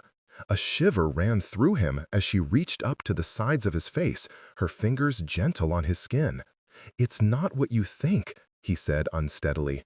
She heard the trace of fear in his voice. The fear that a small boy must have felt when every woman he loved had disappeared from his life, swept away by a merciless fever. She didn't know how to reassure him or how to console his long-ago grief. Raising on her toes, she sought his mouth with her own. His hands came to her elbows as if to push her away, but he couldn't seem to make himself do it. His breath was rapid and hot as he turned his face away. Undeterred, she kissed his cheek, his jaw, his throat. A low curse escaped him. "Damn you," he said desperately. "I've got to send you away. You're not trying to protect me. You're trying to protect yourself." She hugged herself to him tightly. But you can force yourself to take the risk of loving someone, can't you? No, he whispered. Yes, you must. Evie closed her eyes and pressed her face against his. Because I love you, Sebastian, and I need you to love me back, and not in half measures. She heard his breath hiss through his teeth. His hands came to her shoulders, then snatched back. You'll have to let me set my own limits. Or Evie reached his mouth and kissed him slowly, deliberately, until he succumbed with a groan, his arms clamping around her. He answered her kiss desperately until every part of her had been set alight with tender fire. He took his mouth from hers, gasping savagely. Half measures. My God, I love you so much that I'm drowning in it. I can't defend against it. I don't know who I am anymore. All I know is that if I give in to it entirely, he tried to control the anarchy of his breath. You mean too much to me, he said raggedly. Evie smoothed her palm over his hard chest in a soothing circle. She understood his desperation, the emotions that were so unfamiliar and powerful that they overwhelmed him. It reminded her of something Annabelle had confided to her, that at the beginning of their marriage, Mr. Hunt had been quite unnerved by the intensity of his feelings for her, and it had taken time for him to adjust to them. Sebastian, Evie ventured, it won't be like this all the time, you know. It will seem more natural, more comfortable after a while. No, it won't. He sounded so passionate, so certain, that she had to hide a smile against his shoulder. I love you, she said once again, and felt a tremor of longing run through him. You can send me away, but you can't stop me from running back to you. I want to spend every day with you. I want to watch you shave in the morning. I want to drink champagne and dance with you. I want to mend the holes in your stockings. I want to share a bed with you every night and to have your children. She paused. Don't you think I have fears as well? Perhaps you'll wake up one morning and say that you've tired of me. Perhaps all the things you tolerate so well now will become too exasperating to bear. My stammer, my freckles. Don't be an idiot, Sebastian interrupted roughly. Your stammer would never bother me. And I love your freckles. I love—" His voice cracked. He clutched her tightly. Hell, he muttered. And then, after a moment, with bitter vehemence, I wish I were anyone other than me. Why? She asked, her voice muffled. Why? My past is a cesspool, Evie. That's hardly news. I can't ever atone for the things I've done. Christ, I wish I had it to do over again.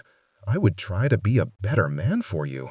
I would. You don't have to be anything other than what you are. Lifting her head, Evie stared at him through the radiant shimmer of her tears. Isn't that what you told me earlier? If you can love me without condition, Sebastian, can't I love you the same way? I know who you are. I think we know each other better than we know ourselves. Don't you dare send me away, you coward. Who else would love my freckles? Who else would care that my feet were cold? Who else would ravish me in the billiards room? Slowly, his resistance ebbed. She felt the change in his body, the relaxing of tension, his shoulders curving around her as if he could draw her into himself. Murmuring her name, he brought her hand to his face and nuzzled ardently into her palm, his lips brushing the warm circlet of her gold wedding band. My love is upon you, he whispered, and she knew then that she had won. This imperfect, extraordinary, passionate man was hers, his heart given over completely to her safekeeping. It was a trust she would never betray. Overwhelmed with relief and tenderness, Evie clung to him while a teardrop slipped from the outside corner of one eye. Sebastian smoothed it away with his fingers, staring into her upturned face. And what she saw in his glittering gaze stole her breath away. Well, Sebastian said unsteadily, you may have a point about the billiards room.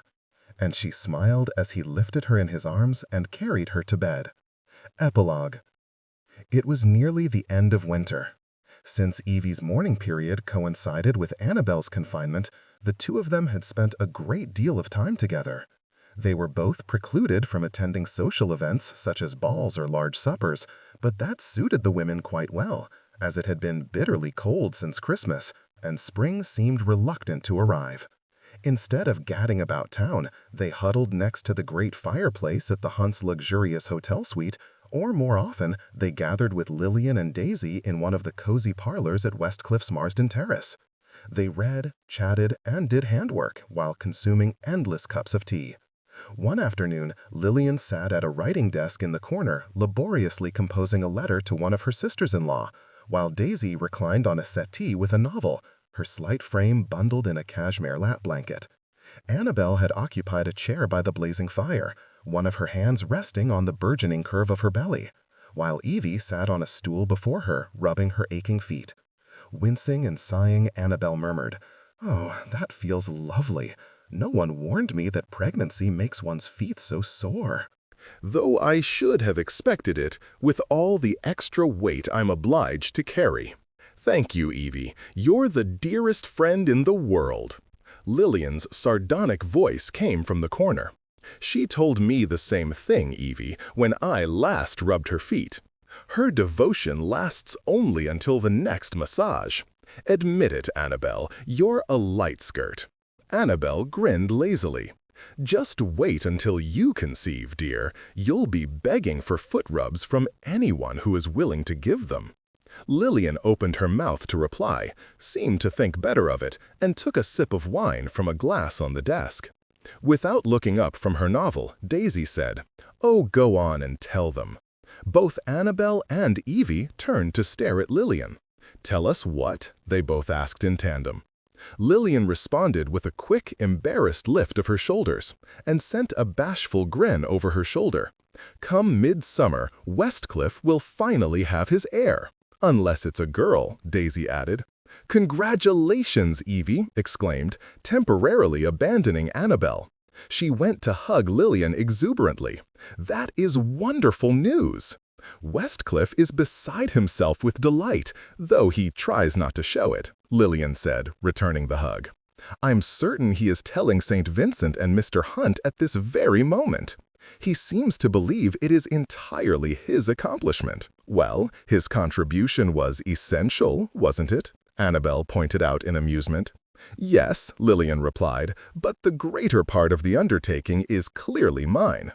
Annabel grinned at Lillian from across the room. "You'll do splendidly, dear. Forgive me if I don't leap across the room. Just know that I am truly overjoyed. I hope you have the opposite of whatever I'm having, and then we can arrange a marriage." Her tone turned whiny and cajoling. "Evie, come back. You can't leave me with just one foot done." Shaking her head with a smile, Evie returned to the stool at the hearth. She glanced at Daisy, noticing the fond, pensive gaze that was directed toward her older sister. Perceiving the girl's wistfulness, Evie said, as she resumed her place at Annabel's feet, "In the midst of all this talk about husbands and babies, we mustn't forget about finding a gentleman for Daisy." The dark-haired girl sent her an affectionate grin. "You're a dear, Evie, and I don't mind having waited for my turn. After all, someone had to be the last wallflower. But I am beginning to wonder if I'll ever find a suitable man to marry." "Of course you will," Annabel said reasonably. "I don't foresee any difficulty, Daisy. We've all broadened our circle of acquaintances quite a bit, and will do whatever is necessary to find the perfect husband for you.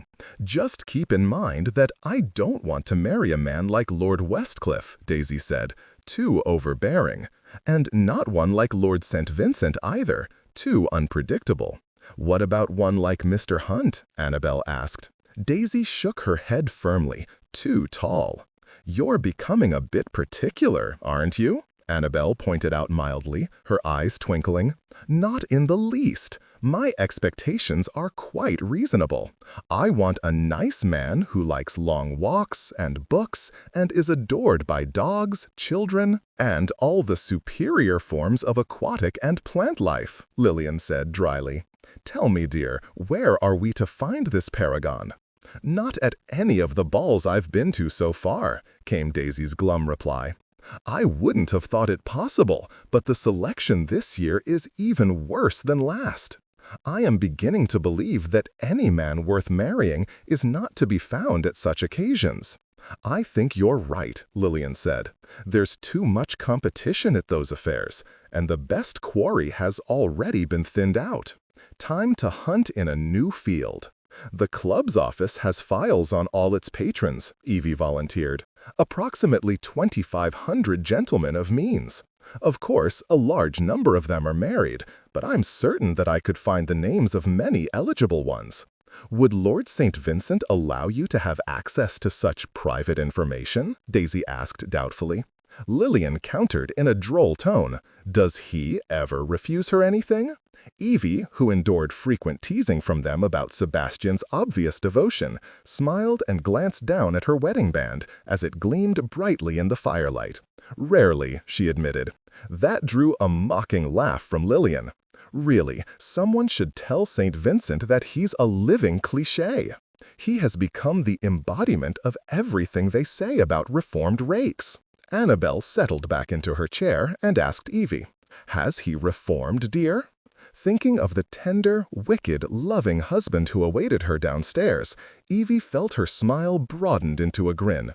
"Just enough," she replied softly, and would say no more.